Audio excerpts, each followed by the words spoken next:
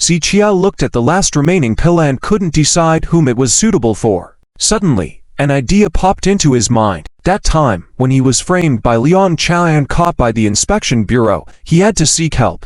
Originally, he didn't plan to seek out that person, but the situation demanded it. The person's identity was unique in Tianhai City. Otherwise, a mere subordinate wouldn't have been able to pressure Zhao Yongjun into submission. Regardless of the circumstances, Zichia truly owed that person a favor. This time, he could hand over this pill as a gesture of goodwill, expressing his gratitude. With this thought in mind, Zichia reached for his phone to check the contact list. Just then, however, his phone rang, displaying Wang Tonhai's name. Zichia paused, then answered the call. "Mr. Z, it's me. Is it convenient to talk right now?" Wang Tonhai's voice came quietly from the other end, deliberately suppressing his tone.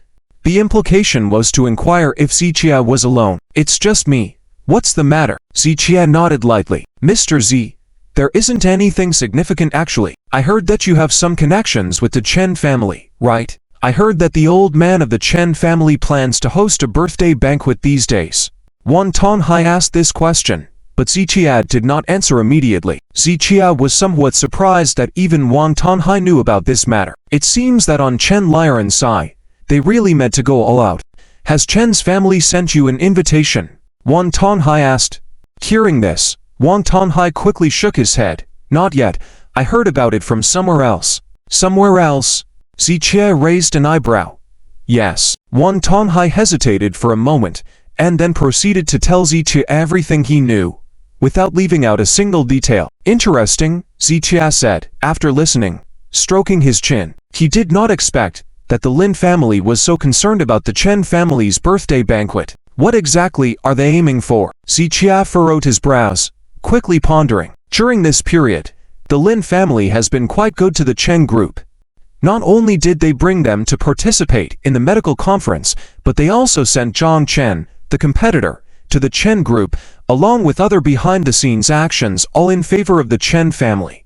Zichia couldn't understand why the Lin family valued the Chen family so much, whether in terms of financial resources or personal connections. The Lin family could easily outshine the Chen family. Without exaggeration, one of the smaller subsidiaries of the Lin family could match the overall strength of the Chen group. In this situation, even with Zichian's intelligence, he couldn't figure out why the Lin family would act this way. Could it be that Lin Yan truly likes Chen Uroxu? The more Zichia thought about it, the more puzzled he became. "Mr. Z," Wang Tonhai saw Zichia silent and gently called out. Go ahead." Zichia finally came to his senses. "Mr. Z, I heard that you also had some connections with the Chen family. So what I mean is, if Mr. Z has any arrangements here, or if you need help from our Wong family, feel free to ask." Wang Tonhai's words were somewhat cryptic, but he knew Zichia would understand. "All right, I'll contact you when the time comes," Zichia replied, and then both hung up the phone. After putting down the phone, Zichia furrowed his brows and fell into contemplation. First of all, a commercial family like the Lin family, who prioritize interests, definitely wouldn't act without a purpose. They wouldn't favor a small company like the Chen group for no reason. Since they did so, it must be for their own gain. What Zichia couldn't understand was the Lin family's intentions towards the Chen family. Zichia had previously discussed this matter with Chen Ruoxu, and her response was that Liang Chao might covet the Chen group, but the Lin family was big and had no ill intentions towards the Chen group. Therefore, Chen Uroxu believed that the Lin family simply saw potential in the Chen group, hence their assistance. Zichia couldn't argue against Chen Uroxu's perspective, but precisely because everyone believed that the Lin family had no ulterior motives towards the Chen family, the situation seemed off. If the Lin family wasn't seeking anything from the Chen family, were they doing charity work then? Based on Zichian's knowledge of the Lin family, they wouldn't make such a foolish move. Therefore, the only reason could possibly be that Lin Yan did have feelings for Chen Uroxu. Though would Lin Yan, the scion of the Lin family, make such sacrifices for a woman? And would the Lin family agree to it? These were things that perhaps Chen Uroxu couldn't see, but Zichia could see through the key points. The Lin family undoubtedly had intentions towards the Chen family. They just hadn't revealed their true thoughts yet. Choosing to be friends with the Lin family, The Chen group was clearly playing with fire. It seems I need to quickly take back the Chen group. Otherwise, Chen Liren and his cronies will sooner or later ruin everything. Zichia shook his head slightly. Since the Lin family hadn't exposed their intentions for now, he couldn't make targeted decisions. But he still held on to the principle that rather than watching the Chen group get destroyed or swallowed up, he should take the initiative and get the company back in his hands. However, before that, he needed to handle the birthday banquet matter. Even though he couldn't figure out the Lin family's intentions yet, if Lin Yang was making moves, Zichia couldn't afford to sit idly by. Even though I don't know what you're planning, I won't let you succeed. The Lin family was his enemy, and Zichia would definitely find ways to thwart their plans. Zichia turned his head slowly, looking at the extra pill on the table, and began to form a plan in his mind. Just as he was thinking of a certain figure, his phone rang, and the caller ID displayed the exact person. After a few seconds, Z picked up the phone. "Mr. Z, how have you been?" The caller's tone carried a hint of a smile. "Not bad," Zichia nodded with a smile. "I've been feeling a bit unwell recently. If Mr. Z is not busy, shall we meet?" The caller got straight to the point with the invitation. "Sure," Zichia agreed. "I happen to have something for you." "That's great. The driver will be arriving shortly. Please wait a moment, Mr. Z." The caller smiled lightly before hanging up the phone. It's hard to refuse such a person with that status. Zichia shook his head with a smile. Just as the call came in, the driver was already almost there, making it impossible to refuse. Of course, Zichia was not surprised at all that the person knew his current address. For someone like Zichia, even his address wasn't a secret, let alone any bigger secrets.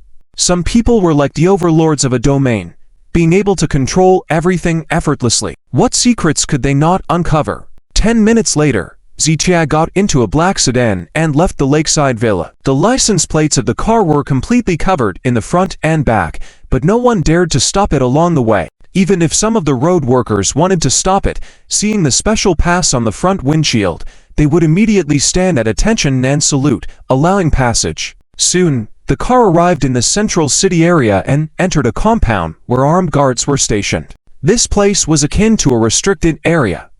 Not to mention ordinary people, even the top families in Tianhai City, including the three giants of Tianhai, did not have the qualifications to enter this place. Only those who were high-ranking and powerful in Tianhai City could come and go here. The driver brought Zichia to the door of a room, knocked gently, then bowed and excused himself. "Mr. Z is here. Please have a seat." The door opened, and a middle-aged man stood up from behind a desk, walking towards Zichia. This person's name was Zhang Dingnan, and with his status, even if you were to meet with Lu Jianlin or Lin Wan, he would have to maintain absolute respect and awe, because in the upper circles of Tianhai City, he, Zhang Dingnan, spoke with authority. After all, the three big shots of Tianhai are just giant crocodiles in the business district.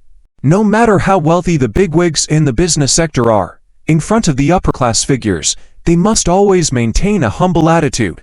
Why? Because these commercial companies rely on the Tianhai platform to make money. Each business district has its own rules, but the people in the upper circle are the ones who control the rules of the whole platform. In essence, those corporate groups rely on the platform to make money, and the existence of Zhang Dingnan, who controls the platform, determines who gets to make money. So, no matter how strong the three giants of Tianhai are, they are not on the same level as Zhang Dingnan. That's why there has always been a saying that the poor do not compete with the rich, and the rich do not fight with officials. However, Zichia can remain calm and composed in front of Zhang Dingnan. That's because half a year ago, he had already established contact with Zhang Dingnan through his medical skills. If Zichia hadn't helped Zhang Dingnan with his health issues, it's hard to say if he could have continued in his position at that time. Zichia rarely uses Zhang Dingnan's connections. Firstly, Zhang Dingnan's status is too sensitive, many things he can't intervene in. Secondly, Zhang Dingnan's city mansion is too deep. Zichia doesn't want to owe him too much. "Mr. Z, please have a seat. I have some rare tea here. Usually I'm reluctant to bring it out."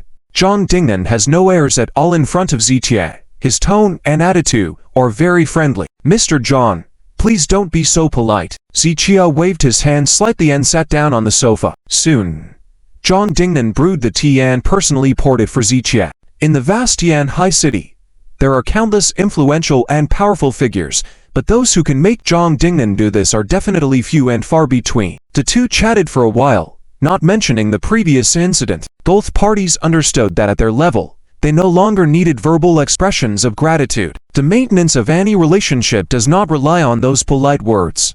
Solid relationships like the one between Ziqie and Zhang Dingnan, including the relationship between Ziqie and the Lu family, are ultimately based on mutual need. At this moment, for someone like Zhang Dingnan, money and power can no longer move him, but Ziqian's supreme medical skills are something he greatly needs. During their chat, Ziqie also checked Zhang Dingnan's pulse and his physical condition. "This is for Mr. Zhang." Ziqie pushed a small box in front of Zhang Dingnan. Zhang Dingnan didn't hesitate and opened the box.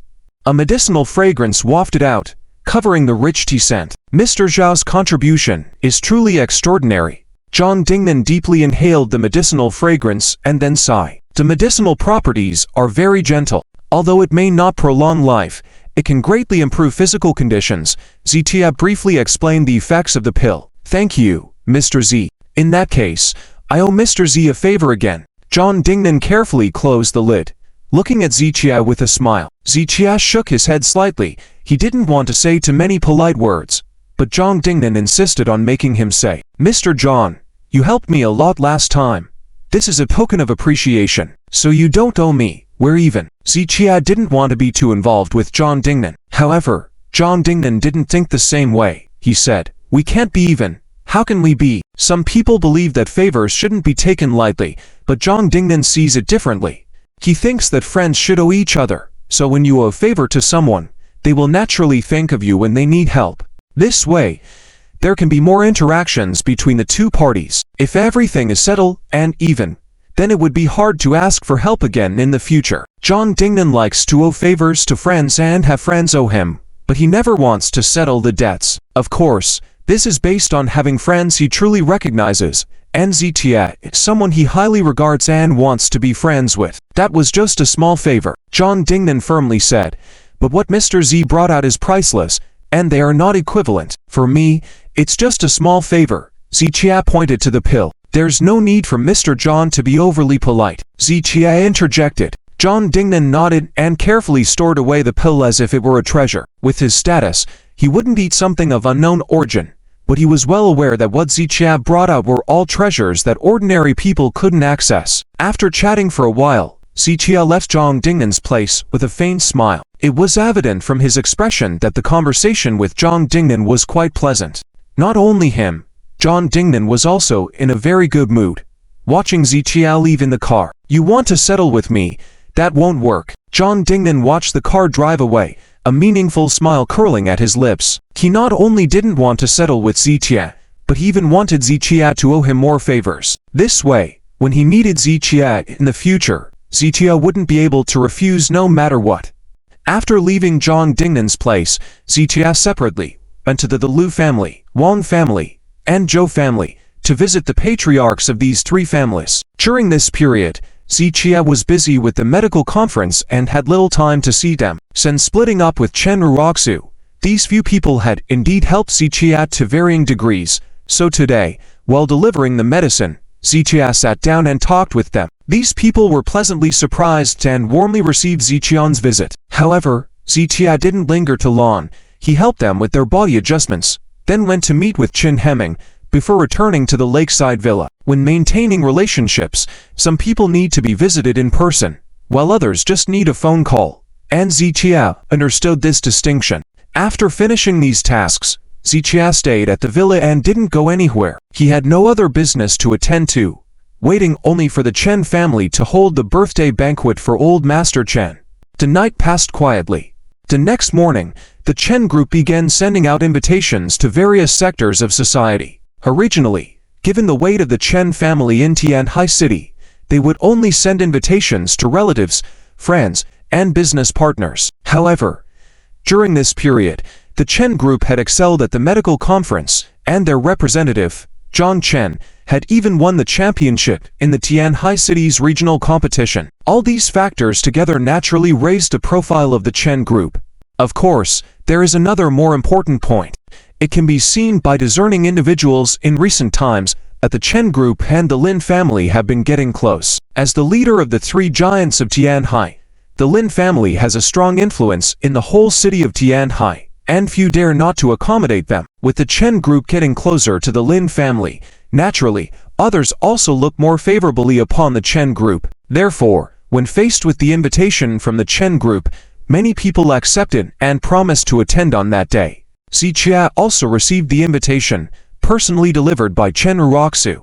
As expected, the two met, exchanged a few words, and immediately began to clash. When their perspectives and thoughts differ, there is no common ground to be found. Zichia, what you are saying has no meaning at all. You don't have to think that just because you have achieved some success, you can show off in front of me. Perhaps on the day of grandfather's birthday banquet, you will see how to write the word gap between us. With these words, Chen Uroxu turned and left, leaving Zichia standing there. Fine. Then I will see how to write the word gap between us. Zichia watched Chen Uroxu leave, then turned and went back to the villa. Over the next 2 days, Chen Liren and his group of people were very busy, hosting dinners and maintaining relationships. Their goal was simple: to showcase the extensive network of connections the Chen family currently has to the elite circles Tianhai City through this birthday banquet. In summary, they were building momentum. Only when they built up enough momentum could they be considered truly entering the upper-class society circle. Some circles have very high entry barriers, and what Chen Liren and his group are doing now is breaking through those barriers. Therefore, the Chen family highly valued this birthday banquet. For the invited guests, during this time, the Chen group indeed showed great potential. Since there was an opportunity to make friends, naturally, no one would refuse, so everyone gave face. Time passed quickly, and before they knew it, it was 2 days later. At 8 o'clock in the evening, Zichia was sitting in the villa talking on the phone. Tomorrow would be grandfather Chen's birthday banquet, so he needed to make some arrangements tonight. 10 minutes later, Zichia hung up the phone, turned his head slowly to look at the distant night view of Chendao Lake. A cold wind blew, clearing his mind a bit. Zichian's character was not fond of seeking fame and fortune. In his eyes, material possessions and power were fleeting, inconsequential things. However, living in the secular world, it was hard not to fall into the mundane. He could truly be content with no desires, but there were people he cared about. If these things could benefit those he cared about, he was willing to sacrifice something to see a smile on their faces and joy in their hearts. Therefore, in the 2 years with the Chen family, he secured nearly 30 collaborations just to see a hint of a smile from Chen Uroxu. He was like guarding a beautiful dream. 2 years worth, more than 700 days and nights, but the dream was shattered in the end. Now, he would not do things he was not interested in for Chen Uroxu anymore. However, grandfather Chen not only saved him 2 years ago, but had treated him like family since then, so he felt obligated to safeguard that bond. He had promised that at grandfather Chen's birthday banquet, he would give a significant gift, and he intended to keep that promise. Grandfather, you will definitely like this gift. Zichia lifted his head slowly, looking at the starry night sky, murmuring softly. The next day, the sun was shining brightly. In the lower jurisdiction of Tianhai City, in Panlong Town, was the Chen family village. Zichia arrived neither early nor late, approaching Chen family village by car. The Chen family village was considered a major village within dozens of square kilometers, with a large area and a population of over 1,500 people. Although many young people worked in the city now, there were still about 1,000 permanent residents in the village. These people were mostly surnamed Chen, many of them from the same lineage with close relationships. With the good economic development in Longguo, even in these rural areas, every household had built 2-story buildings, some of which looked very grand rural villas. Along the main road into the village, every 10 meters on both sides of the cement road stood inflatable arches, festive like a wedding. Looking further into the village, the festive atmosphere grew stronger. People were chatting in groups along the road, and as Zichia arrived at grandfather Chen's old mansion courtyard, countless people had gathered there. It was common in rural areas for everyone to come together to help when someone held an event, and since most of them were Chen relatives, the hospitality was even more pronounced. Zichia parked his car in an empty space and walked towards the mansion without stopping to greet anyone. He had been to the Chen family village before. During the 2 years of his marriage to Chen Uroxu, he had visited a couple of times during the Chinese New Year. However, He had only a superficial connection with the villagers, and his impression of them was not particularly good, so he felt no need to exchange pleasantries. Ignoring the curious glances and murmurs around him, Zitia walked into the mansion without a sideways glance. "Let's go and have a look." These gossiping people exchanged glances and followed suit. Mr. Chen's ancestral residence occupies a spacious area. It is said that it is a combination of 2 or 3 houses, each with a depth of 20 to 30 meters and a width of around 20 meters. At this moment, on both sides of the courtyard, there are tables and chairs arranged with a central aisle left in the middle leading to the main entrance of the hall. Many people were already seated at the tables on both sides, and the Chen family members were busy welcoming guests. At this moment, Chen Liren caught sight of Zitia, but with only a brief glance, he turned his head to continue greeting others. When this scene unfolded, many guests in the courtyard and the villagers from Chen's village exchanged knowing looks and shared unspoken thoughts. Everyone knew that Mr. Chen had a son-in-law from a lower social background, and in the eyes of many, this was considered a disgraceful act, especially in rural areas. If a son-in-law from a lower background married into another village, they would be subject to discrimination. Adding the fact that Zitia had no prestigious family background made him even more looked down upon. It seemed that not only were outsiders looking down on him, but even the Chen family members had disdain for Zitia. "Are you here? Grandpa is inside." Chen Ruoxu walked over and greeted Zitia. Today, Chen Ruoxu was wearing a more formal outfit, highlighting her unique elegance. However, her attitude towards Zitia remained cold as usual, and she continued leading the way without saying more. "Hey, Mr. Chen was really blind to bring in such a son-in-law." "Exactly. The richest young men in town came to propose several times back then." "Well, people sometimes have moments of blindness." Some scattered discussions surrounding Zitia reached his ears. Despite hearing the remarks, Zitia remained unruffled. Instead, a slight smile tugged at the corners of his mouth. Indeed, when Mr. Chen made this decision, initially, both the Chen family and the outsiders were puzzled, questioning Mr. Chen's judgment. Zitia had been ridiculed by the Chen family for 2 years and labeled a waste by many. After seeing Grandpa, "If you have no urgent matters, you should leave." Chen Ruoxu slowed her steps and whispered. Zitia understood that Chen Ruoxu was concerned about potential trouble from Chen Liren and others towards him, prompting her to advise him to avoid any confrontation. However, since Zitia had chosen to attend, he naturally had prepared himself for any situation. Weren't there many who mocked Mr. Chen's decision as an act of blindness? Today, Zitia wasn't only acting for himself, he wanted to defend Mr. Chen's honor. He aimed to show these people whether Mr. Chen was truly a foolish old man with a cloudy mind. "Okay, I won't meddle." Chen Ruoxu shook her head. Since Zitia insisted on bringing disgrace upon himself, she decided not to intervene further. In the main hall, Mr. Chen donned a custom-made festive attire, seated on the grand chair.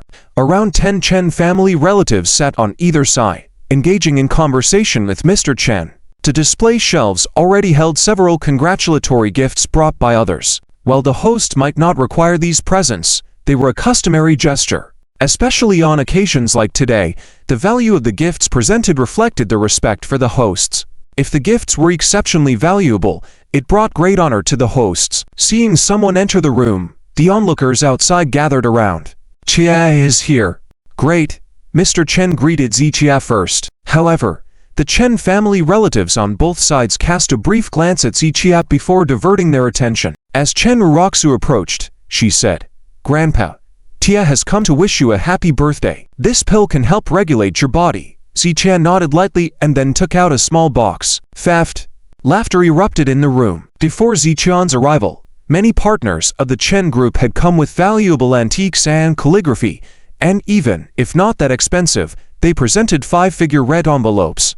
Even the younger generation of the Chen family like Chen Ruoxu brought valuable gifts. Contrastingly, Zitia only brought a single pill, which seemed contrary to the norm.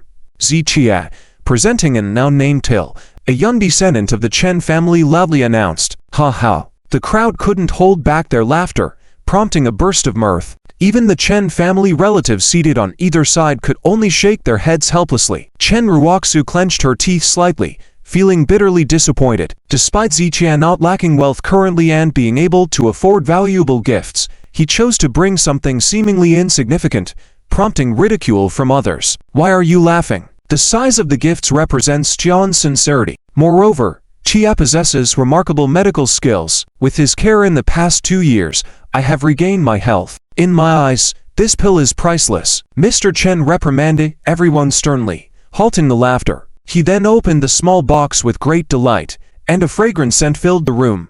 Wow, such a strong medicinal fragrance.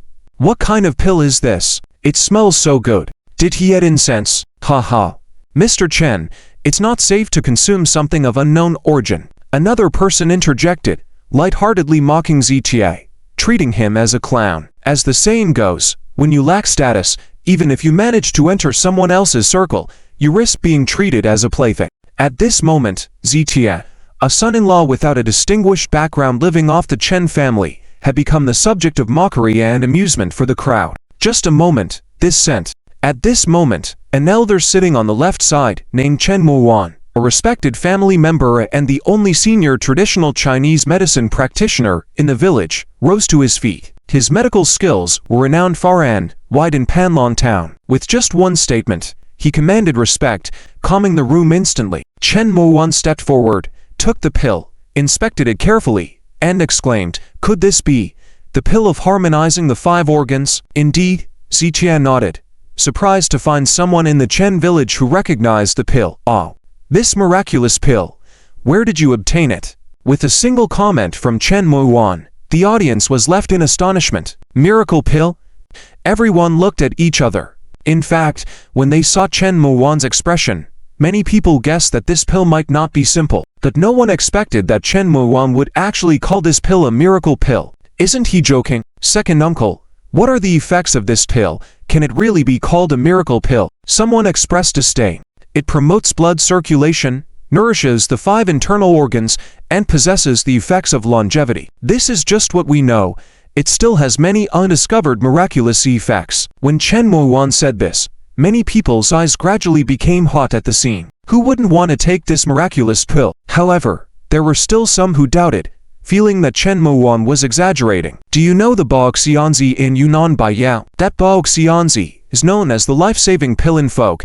It is a secret formula. But as far as I know, the formula of that life-saving pill is actually derived from the Wuzang Guiyu and Dan. When Chen Mowan said this, the whole audience fell into silence instantly. For Chen Mowan, a well-known traditional Chinese medicine doctor, his words naturally carried a lot of authority. They really didn't expect that Zhaoshen, this seemingly ordinary pill, would have such extraordinary effects. Zhaoshen, where did you get this pill? Do you have any more? I'm willing to pay any price for it. Chen Mowan turned his head and looked at Zhaoshen with fiery eyes. This was also the first time he faced Zhaoshen seriously. No. Only this one. Zhaoshen shook his head slightly, fearing that claiming he had concocted it himself would cause countless troubles. Upon hearing Zhaoshen say this, those who originally wanted the pill also dispelled the thought. Well, that's a pity. Old Chen, I envy you. This pill is priceless. Chen Mowan reluctantly returned the pill to his father. Ha. As long as something is given by nature, even if it's just a blade of grass, it is still priceless to me. Chen's father laughed heartily and carefully tucked the box into his arms. Chen Ruoxu also let out a sigh of relief. In any case, the pill Zhaoshen gave was not embarrassing. After all, the people in the village did not know about her divorce from Zhaoshen. They all thought Zhaoshen was Chen Ruoxu's husband. So if Zhaoshen embarrassed himself in front of everyone, it would naturally be equivalent to embarrassing Chen Ruoxu. Fortunately, with Chen Mowan, this well-known senior TCM doctor, recognizing the value of the pill, some face was saved. But Chen Ruoxu still felt a bit uncomfortable. Why did Zhaoshen have to give the pill today? Today's birthday banquet is all about face. Even if you brought an antique vase instead, it would be more respectable than this pill. But now, it was too late to say anything. Please take your seats, guests. The person singing the gifts outside shouted again. So everyone dispersed, and Zhaoshen prepared to sit in the courtyard. He still had some things to take care of and couldn't leave just yet. Tian Huilin family, young Master Lynn, come to celebrate. At that moment, a singing voice suddenly came from outside. Oh, the Lynn family is here too. What Lynn family?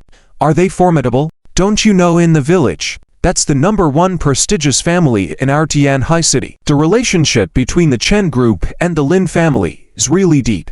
The fact that young Master Lin personally came to wish Elder Chen a happy birthday. Suddenly, both inside and outside the courtyard were filled with discussions. The business partners of the Chen group were companies in Tianhai city, so naturally, they knew how formidable the Lin family was.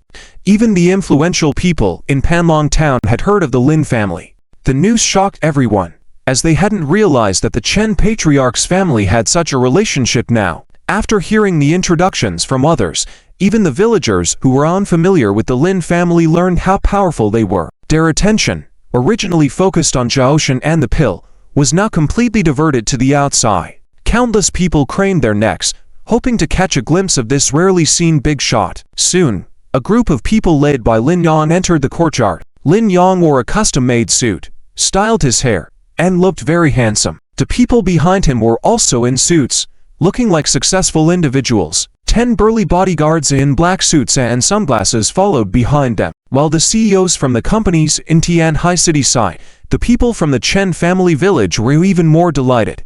Such scenes were rare for them. Young Master Lin and Chairman Yu Li from Elite Company, Chairman Li Heng from Hengyuan Construction Company, and General Manager John from Paid Pharmaceutical have come to wish Elder Chen a happy birthday. Lin Yang's assistant shouted loudly. This time, Lin Yang had brought nearly 10 CEOs from various companies. All of them were well-known large corporations in Tianhai city, each with a net worth exceeding $1 billion. This group greatly elevated the grandeur of the event. Welcome, young Master Lin. Welcome, Chairman. Chen Liren and the other Chen family members, including Chen Ruoxu, came forward to greet them warmly. Their enthusiasm towards Lin Yang was a stark contrast to the cold treatment they had given Zhaoshan earlier. However, at this moment, nobody paid any attention to Zhaoshan. Whether it was the hosts like Chen Liren, the guests, or even the curious villagers from the Chen family, everyone's focus was now on Lin Yang. In fact, some individuals even pushed Zhaoshan aside. Accompanied by Chen Liren and others, Lin Yang and his group also entered the house. Chen Liren and the rest were all smiles, as having Lin Yang personally come to wish Elder Chen a happy birthday undoubtedly shone a spotlight on the entire Chen family. Furthermore, Lin Yang did not come alone. He had brought over a dozen business tycoons from Tianhai city, further boosting the prestige of the Chen family. The way Lin Yang handled this event was indeed impressive, and even Chen Ruoxu couldn't help but feel delighted. Elder Chen, Yu Li, the head of Elite Company, and Lin Young Master have come to wish Elder Chen a happy birthday. As the others finished presenting their gifts, Lin Yang's assistant personally presented an antique purple spotted vase made of June porcelain. Oh, June porcelain? Gold is valuable, but June is priceless. Young Master Lin is really generous. Wow, the Lin family is indeed rich and generous. This June porcelain vase can easily fetch a high price of at least 3 million. When Lin Yang's gift was presented, there were waves of astonished gasps from the audience. From the beginning until now, Lin Yang's gift was undoubtedly the most precious, and it was foreseeable that the value of the other gifts that followed would not compare to Lin Yang's. The Lin family's actions are not ordinary. A family lineage worth millions is not as good as a piece of June porcelain. This saying is not just an empty rumor. With so many people present, expressions of amazement did not cease. Just now, when Zitia took out the elixir, it was identified by the old Chinese medicine doctor Chen Muwan, making everyone feel that Ziqian's actions were not simple. But compared to the gifts brought by Lin Yang and his group at the moment, what Zitia presented seemed insignificant. Why? Because the effects of those medicine pills are just talk. No one can see their miraculous effects, unable to truly demonstrate their value. But the antiques and jade wares brought by Lin Yang and the others are different. These are genuine treasures, their value is clear at a glance. Comparing the two, there is naturally no comparison. Thank you, Mr. Lin. Thank you to all the company chairmen.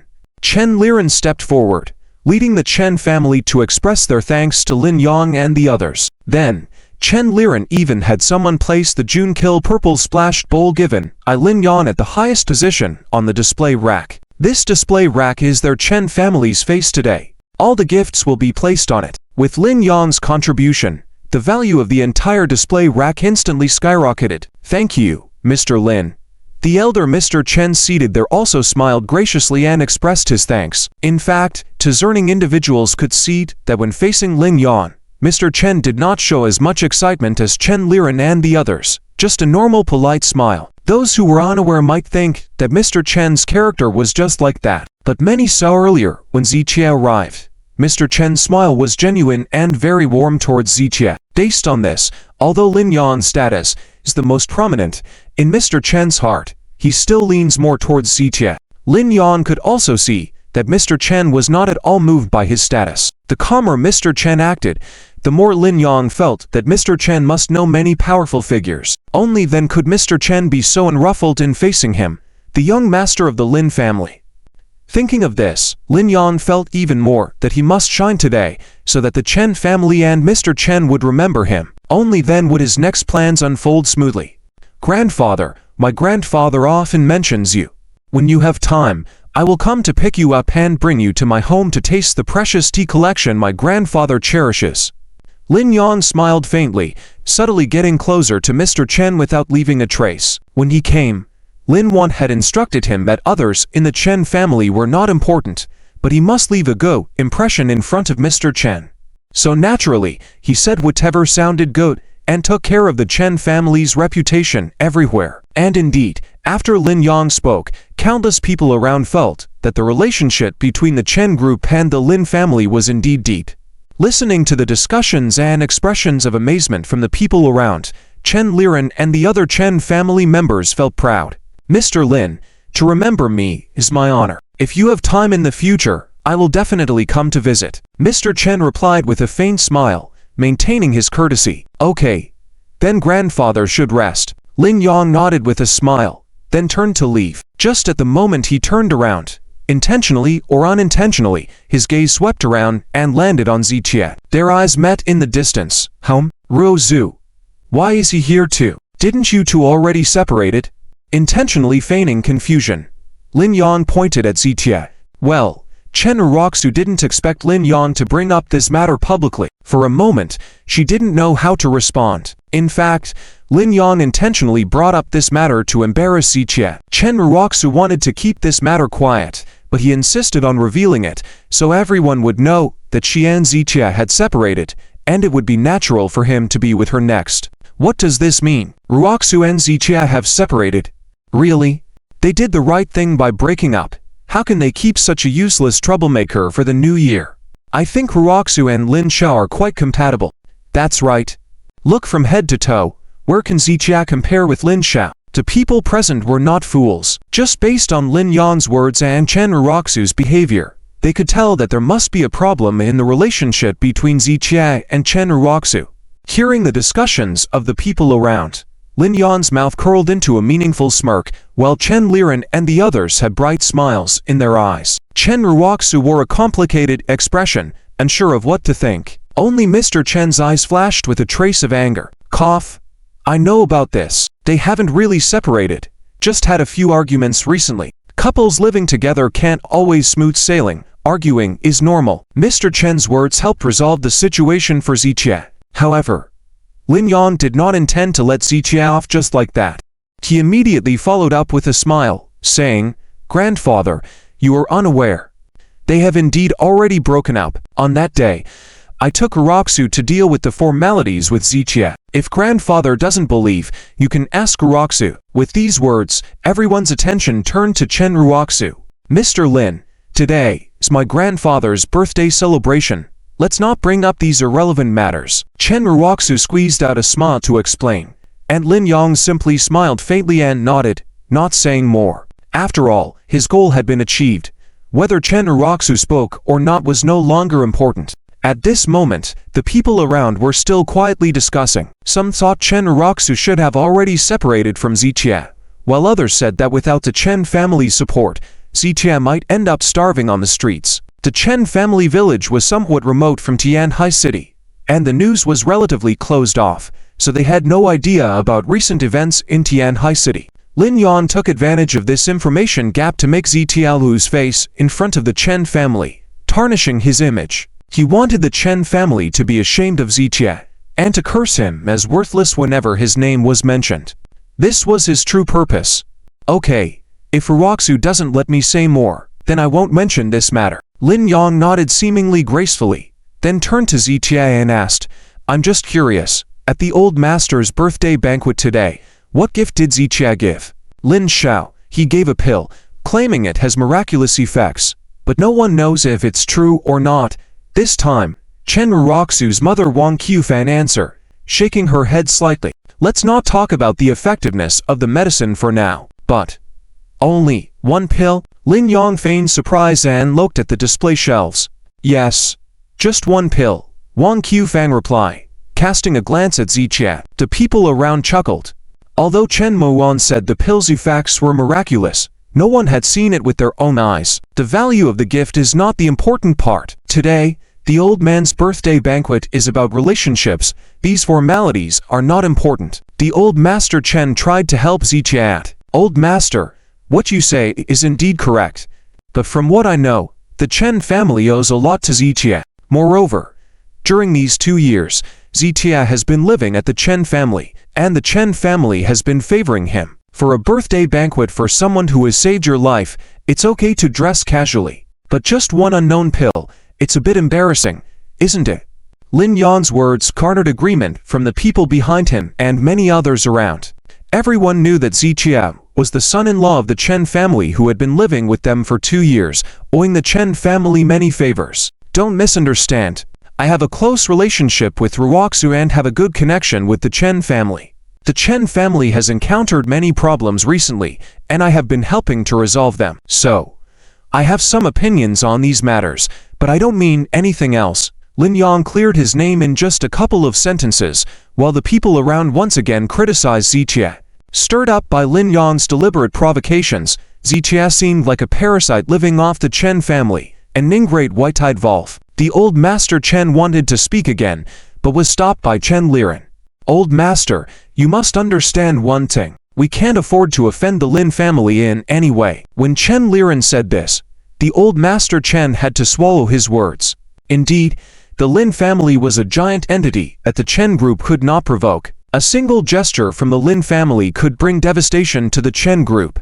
The old master Chen sighed. In the face of the powerful Lin family, he had to yield. However, looking at Zitia standing alone in the crowd, being mocked and ridiculed by everyone, the old master Chen felt a pang of regret and discomfort. Perhaps if he hadn't brought Zitia to the Chen family 2 years ago, things wouldn't have turned out this way. Zitia wouldn't have endured the cold glares of the Chen family for 2 years, and he wouldn't have been insulted as a blind old man for 2 years. However, in the face of the Chen family's doubts and the insults from others, he never doubted his decision. But at this moment, seeing Zitia standing alone like a homeless child, being pointed at by everyone, he couldn't help but question his initial decision. The old master Chen sighed deeply, closed his eyes slowly, realizing that he could scold the Chen family for protecting Zitia, but he couldn't confront Lin Yang. This made him feel deeply powerless. Chen Mowan furrowed his brow. He knew the value of June porcelain, but he also knew that the 5 organs return pill that Zitia had brought out was a priceless treasure. However, given the current situation, he understood that he couldn't speak up and had to remain silent. Why isn't Zitia speaking? Is he naturally quiet? Lin Yang's assistant's words prompted laughter from the crowd. At this moment, Zitia seemed like a clown entertaining everyone, and Chen Liren and others felt even more justified in their decision to expel him from the Chen family. Otherwise, this embarrassing individual would bring shame not just to himself, but to the entire Chen family. Suddenly, the silent Zitia let out a cold laugh, silencing the crowd. Originally, I wanted to give something to the old master today to save face. But some things are simply shameless. Ziqian's words made Lin Yang squint slightly, and others' expressions darkened. He was clearly implying that Lin Yang was shameless. Ziqia, you. Lin Yang wanted to speak, but was interrupted by Ziqia raising his hand. From the moment I entered, you've been speaking non-stop. You have so much confidence in that piece of junk June porcelain. Ziqia pointed to the June Kill purple spotted cup pinned to stay. Ziqia, what nonsense are you talking about? Junk June porcelain? It is poverty that restricts imagination. Do you even know what it means for gold to have value and June porcelain to be priceless? This disgraceful thing that makes a spectacle of oneself. Shut up. Chen Liren frowned and scolded. while others smirked. Zichia, can you stop talking? Chen Ruoxu frowned as she approached, lowering her voice. Do you want to embarrass yourself more? She could see that Lin Yang was deliberately targeting Zichia, and in the face of that deliberate provocation, Zichia could only endure in silence. If it came to medical skills, Lin Yang was indeed inferior to Zichia, but beyond that, Lin Yang outshined Zichia in every other aspect. Today's event wasn't a medical skills competition, and Zichian's meager medical skills were insignificant in the face of Lin Yang's financial and social power. Therefore, Chen Ruoxu thought that Zichia, if he was smart, should silently endure. Resisting would only bring more embarrassment upon himself. Do you also think that the piece of Zhongjun porcelain is precious? Zichia glanced at Chen Ruoxu and then picked up his phone absent-mindedly. Chen Ruoxu bit her lip. At least, today it proves its value better than your pill. Zichia, stop droning on. Wang Qufang stepped forward, scolding with her hand on her hip.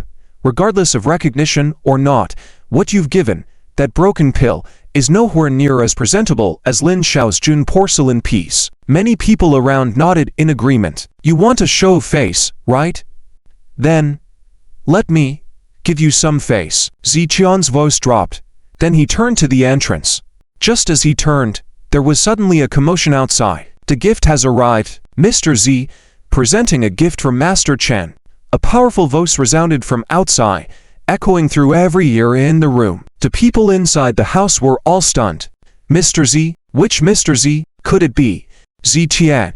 Everyone was getting more and more confused. Ziqian's congratulatory gift. Didn't Ziqia just give Elder Chen a pill as a gift earlier? Why was there another gift now? Could it be that Ziqia felt that his gift was not good enough, so he had someone send something else over? What did he mean by saving face? Is it true? At this moment, everyone also remembered what Zichia had said to Wang Qufang just now. Could it be that Zichia really prepared another gift? What's going on? Chen Ruoxu asked with a slight frown. If you still have gifts to give, why didn't you bring them out together earlier? There were too many. I couldn't carry them all. Zichian's words left Chen Ruoxu speechless, shaking her head in disbelief. What kind of gift could be too much to carry? Even if Zichia were to send a cow, he wouldn't need to make a separate trip, right? Oh, there really is another gift. All right. Let me see how much face you have. After Wang Qufang realized, she crossed her arms with a cold smile and waited. Inside the house, Lin Yang and Chen Liren and others also had a look of anticipation for the show. They wanted to see what kind of grand gesture Zichia would make. Oh my, this is incredible. Who is this Mr. Z with such generosity?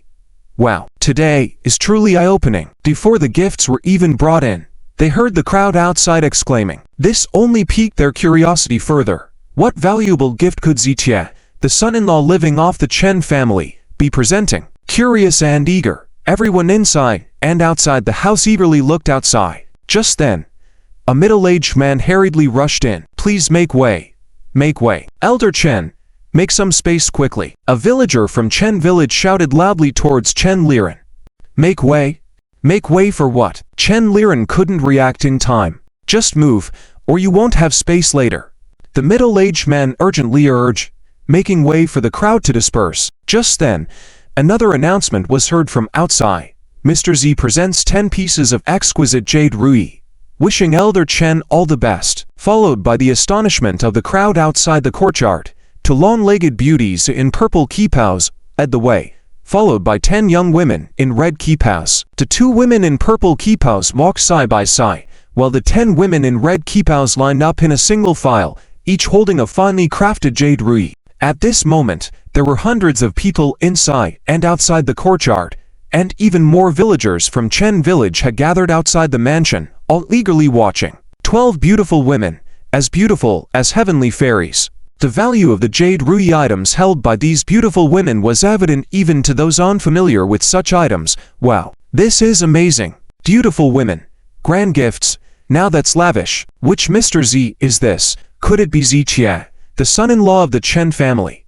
At this moment, even Lin Yang, who had come from the coastal city, couldn't remain calm, while the villagers of Chen village were completely stirred up. As the 10 pieces of exquisite jade ruby were presented under the gaze of the crowd, Chen Liren and others furrowed their brows, and Lin Yan's expression grew more somber. Wang Qufang, who had initially appeared disdainful, had now put away her disdainful expression. Elder Chen, who had been feeling low just now, finally felt some relief. He didn't care much about these material possessions, but one couldn't deny that these things often brought respect from others. Seeing the changing attitudes towards Zichia, he felt quite pleased in his heart. Chen Ruoxu glanced at Zichia, wanting to say something but hesitating. Only Zichia remained calm and composed, as if waiting for something. Mr. Z knows that Elder Chen loves wine. As a special gift, 10 casks of 80-year-old Miyamoto liquor, a treasure of the cellar. Mr. Zhao's gift, 10 pieces of century-old wild ginseng. Following everyone's astounded gaze, the kipao-clad women brought in more gifts. Only those truly knowledgeable in the field would understand that these 2 items were priceless beyond measure. While gold and jade were valuable, both were material possessions that could be quantified. But these 2 items, once used, would diminish in quantity, and obtaining them was not simply a matter of wealth. So, when Zichia presented these 2 items, it was truly considered extravagant. As the crowd marveled, the 10 barrels of aged liquor were placed on either side of the main hall outside.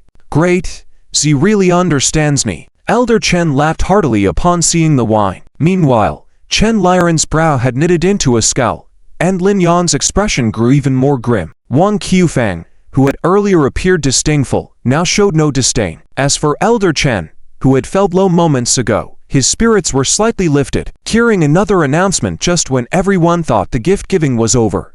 10 pieces of official Kiljun porcelain, wishing Elder Chen longevity like the southern mountain, eternal blessings.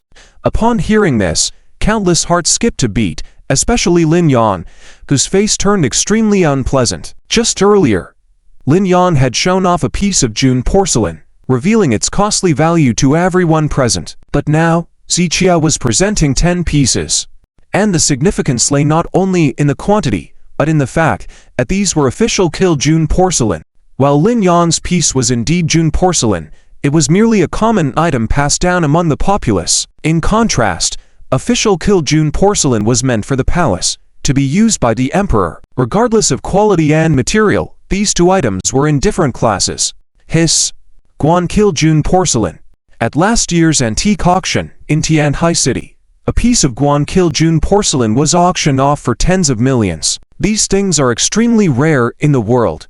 Maybe only a few hundred pieces exist, naturally making them extremely expensive. The wealthy elites in Tianhai City couldn't help but exclaim in amazement. When Zichia sent out those things earlier, those big bosses who considered themselves knowledgeable didn't pay much attention. But at this moment, every single one of them, whether they were villagers from Chen village or wealthy businessmen from Tianhai City, were all overwhelmingly shocked. Lin Yan's face turned dark and he didn't say a word. He sent 1 piece of June porcelain, Zichia received 10, and they were still the extremely rare Guan Kiljun porcelain. Wasn't this a blatant slap in the face to him while he was alive? Little did he know that Zichia was indeed here today to slap his face. Elder, heaven knows you love raising flowers and plants, so I specifically chose these 10 pieces of June porcelain for you to plant some flowers and plants. Feel free to use them. If it's not enough, heaven still has more. When Zichia said this, Lin Yang's already dark face turned ashen. Zichia was simply giving these precious porcelain pieces to old Master Chen for gardening. This wasn't a generous gesture. It was clearly a big slap to Lin Yang's face. Lin Yang felt a fiery pain on his face and a burning rage in his heart. However, at this moment, hardly anyone paid attention to him because everyone's focus was on the gifts and Zichia. People who were originally downcast were now smiling brightly. Those who were sarcastic and mocking remained silent with flushed faces. More people were whispering to each other in astonishment. Zichia was still the same Zichia. Just 10 minutes ago, he was mocked while wearing casual clothes. But now, Zichia's image in everyone's minds had become unfathomable. Even though Zichia didn't say much, even though he stood quietly, the impression he gave off was completely different. He didn't need to say much because these valuable gifts alone spoke volumes for him. These items were enough to showcase Zichia's wealth and power. I still can't believe it. Where did Zichia, this son-in-law brought in through the back door, get these gifts from? I'm also curious, could it be that old Master Chen prepared them in advance to save his face? No. It's impossible. These things are not easily purchasable even with money. The pure gold ornaments are one thing, but other items are hard to come by. Not even the Chen family could procure them. I can't wrap my head around it, it's really beyond my comprehension. As discussions and astonishment filled the air, curiosity about ZTI intensified among the onlookers. The Chen family members, including Chen Liren, remained silent and contemplative, each lost in their own thoughts. But suddenly, someone recalled when Zichia was kicked out of the Chen household and had mentioned giving a great gift to old Master Chen. At that time, everyone had scoffed at the idea, doubting if Zichia could even survive once he left the Chen family, let alone bring a significant gift. But witnessing everything unfold now, they were completely convinced, because such grand gestures, even the Chen family couldn't match. I remember someone mentioned something about grandeur. Zichia spoke, while slowly turning to look at Wang Qufang. Are you satisfied with this grandeur? Wang Qufang blushed and turned her head away, unable to make eye contact with Zichia. She hadn't imagined that Zichuan's wealth had reached such terrifying heights. The mention of grandeur also invoked memories of what Wang Qufang had said earlier. She had claimed that the June porcelain from Lin Yang was more respectable than Zichuan's mysterious pill. But now, looking at the June porcelain placed at the highest shelf by Chen Liren, it seemed absurd. Lin Yang glanced up at it. The porcelain seemed to be mocking him, making him feel embarrassed. Well, it made sense for Chen Liren to display it prominently earlier. Now with Zichuan's 10 pieces of Guankil June porcelain next to it, Lin Yang's piece appeared insignificant. As all 10 pieces of Guankil June porcelain were displayed below, the ordinary June porcelain on the top shelf looked comical and ironic. Zichia gave Lin Yang a glance, then prepared to move outside to avoid disrupting other guests coming to offer gifts. Wait a minute. At that moment, a middle-aged man behind Lin Yang suddenly spoke up. The more I look at these June porcelains, the more they seem like fakes rather than genuine pieces. As soon as this man spoke, the whole room fell silent. Fakes? If these gifts turned out to be fakes, wouldn't it be embarrassing to offer them as gifts? The more I look, the more they seem like fakes. Could the other items also be fakes? And that 80-year-old wine, is it really 80 years old? After the man made his statement, others behind Lin Yang echoed his sentiment. They were all loyal followers of the Lin family, always prioritizing the family's interests. Seeing Lin Yang overshadowed by Zitia, they felt disgruntled and decided to target Zitia. Whether these items were genuine or not was not the point. Their goal was to muddy the waters. Since there were no antique appraisal experts present, Zitia couldn't prove the authenticity of these items before them.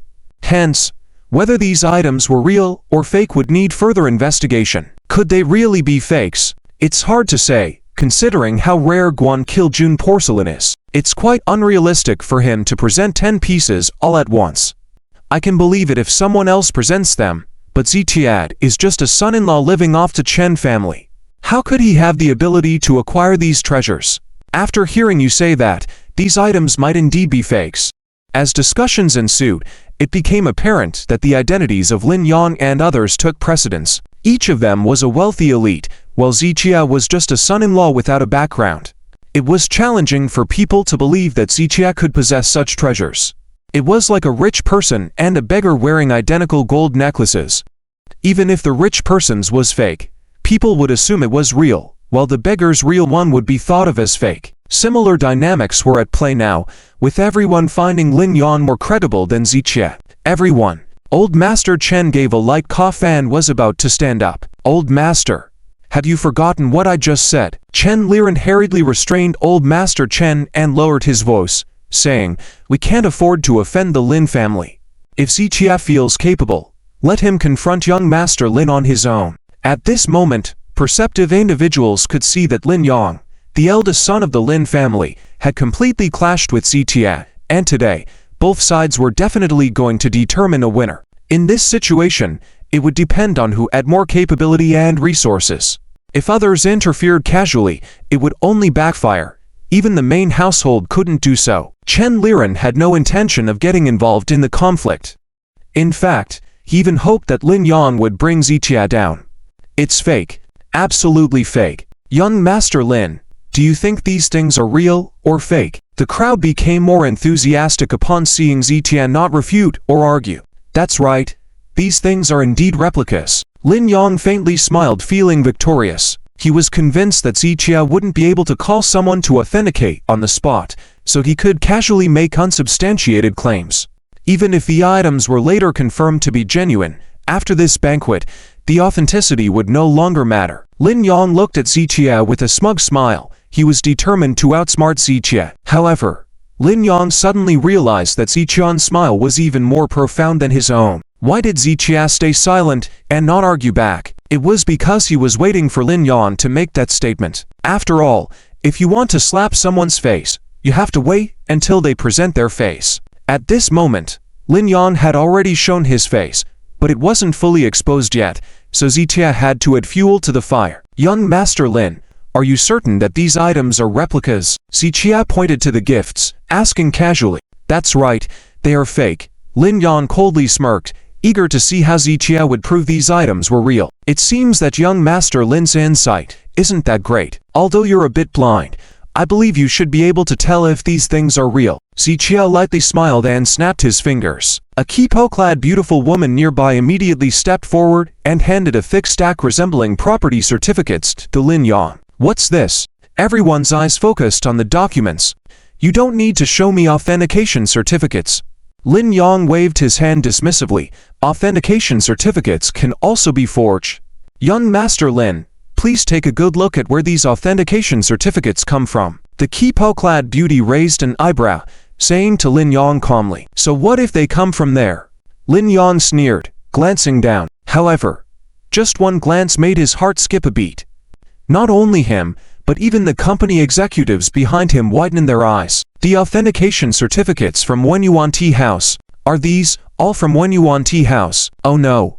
I misspoke earlier. If Mr. Zhou knew I called his items fake, I wouldn't be able to apologize enough even if I knelt down. Suddenly, the wealthy guests from Tianhai City were visibly shocked.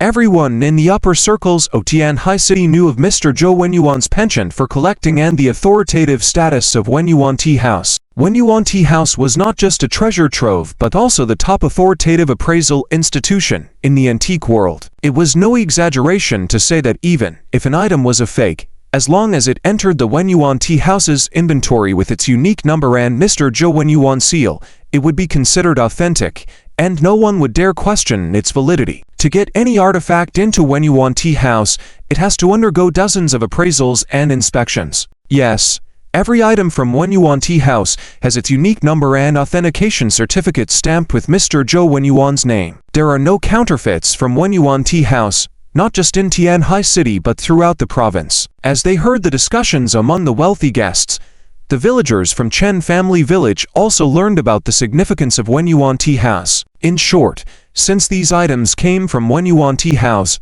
there was no need for further authentication. It was certain they were genuine. At this moment, Lin Yang's expression changed, as he realized that all these items originating from Wenyuan Tea House was incredibly shocking. It seems Zichia has a close relationship with Mr. Zhou. You're right, Wenyuan Tea House's items are never for sale outside, and Mr. Zhou is not short of money. But from what I know, Mr. Zhou cherishes his collections dearly. How does Zichia have such a strong connection with Mr. Zhou to present so many treasures at once? The more they thought, the more confusing it became. Meanwhile, Chen Uroxu, who had been silent, suddenly remembered something. Before Li Yue left, she once took Li Yue to see Mr. Zhou Wenyuan and coincidentally met Zichia there. There was some unpleasantness that day, and Mr. Zhou Wenyuan himself mentioned that Zichia was the new owner of Wenyuan Tea House. At that time, Chen Uroxu didn't believe it at all, but now, she had no choice but to accept it. If Zichia wasn't the owner, there was no way he could have presented so many valuable treasures. Even if he wasn't the owner, Mr. Zhou Wenyuan allowing him to bring out so many treasures was enough to prove Zichia had a deep relationship with him. As she realized this, Chen Uroxu took a deep breath, finding herself increasingly unable to understand Zichia. When she went to deliver the invitation to Zichia, she mentioned that at the banquet, she would make Zichia realize the gap between him and Lin Yang. However, now, whether Zichia acknowledged that gap was uncertain. But Chen Uroxu first realized the distance between herself and Zichia, because she knew that even though their Chen family group was now supported by the Lin family, they didn't have the qualifications to interact with Mr. Zhou Wenyuan. Zichia, are you sure these items are from Wenyuan Tea House? Lin Yang, with a hint of reluctance, asked Zichia. I am a staff member at Wenyuan Tea House. If anyone has doubts, feel free to bring the items to our Wenyuan Tea House for verification. With just one sentence from the Kipao-clad beauty, Lin Yang had to remain silent, and the others were left speechless. Every item in Wenyuan Tea House was meticulously acquired by Mr. Zhou Wenyuan and regarded as treasures. Anyone who dared to call his collection fake would most likely face dire consequences. Therefore, after confirming that these items came from Wenyuan Tea House, everyone obediently kept quiet and bowed their heads. With the confirmation of this incident, the people on the scene, including the Chen family village relatives, once again held Ziqian in high regard. After all, the ability to bring out so many valuable treasures testified to Ziqian's wealth. Furthermore, being able to retrieve these items from Wenyuan Tea House proved that Ziqian not only had financial resources, but also wielded certain connections. Cough. Well. Chen Liren cleared his throat and took a step forward, saying, "Actually, the importance of gifts doesn't matter much. It's the thought that counts. Regardless of the value of the gifts, my Chen family appreciates everyone's presence here." Yes, that's right. Big brother is right. Members of the Chen family nodded in agreement. Hearing this, Ziqia shook his head and sneered. When Ziqia presented that pill earlier, many people made sarcastic remarks. And when Lin Yang brought out that porcelain ornament, they even compared the two, showing their disdain for Ziqia. But now, when Ziqian's gift completely overshadowed Lin Yang's, Chen Liren and the others changed their attitude. What is double standards? This is called double standards. However, Ziqia couldn't be bothered with their opinions. After all, today was Chen's father's birthday banquet, and he didn't want to ruin the event. Ziqia, then I'll thank you on behalf of the Chen family. Chen Liren turned to Ziqia and thanked him lightly. You don't need to thank on behalf of the Chen family. These things are for the old master, not for the Chen family, Ziqia replied bluntly, making Chen Liren blush, then snort and say no more. Tan, the general manager of Jianhua Real Estate Company, has come with a gift. Just then, the sound of greetings from outside broke the somewhat quiet atmosphere. Go welcome the guests, Chen Liren signaled, leading the Chen family members out. Ziqia followed the crowd, preparing to vacate the space inside. Ziqia, you need to understand one thing.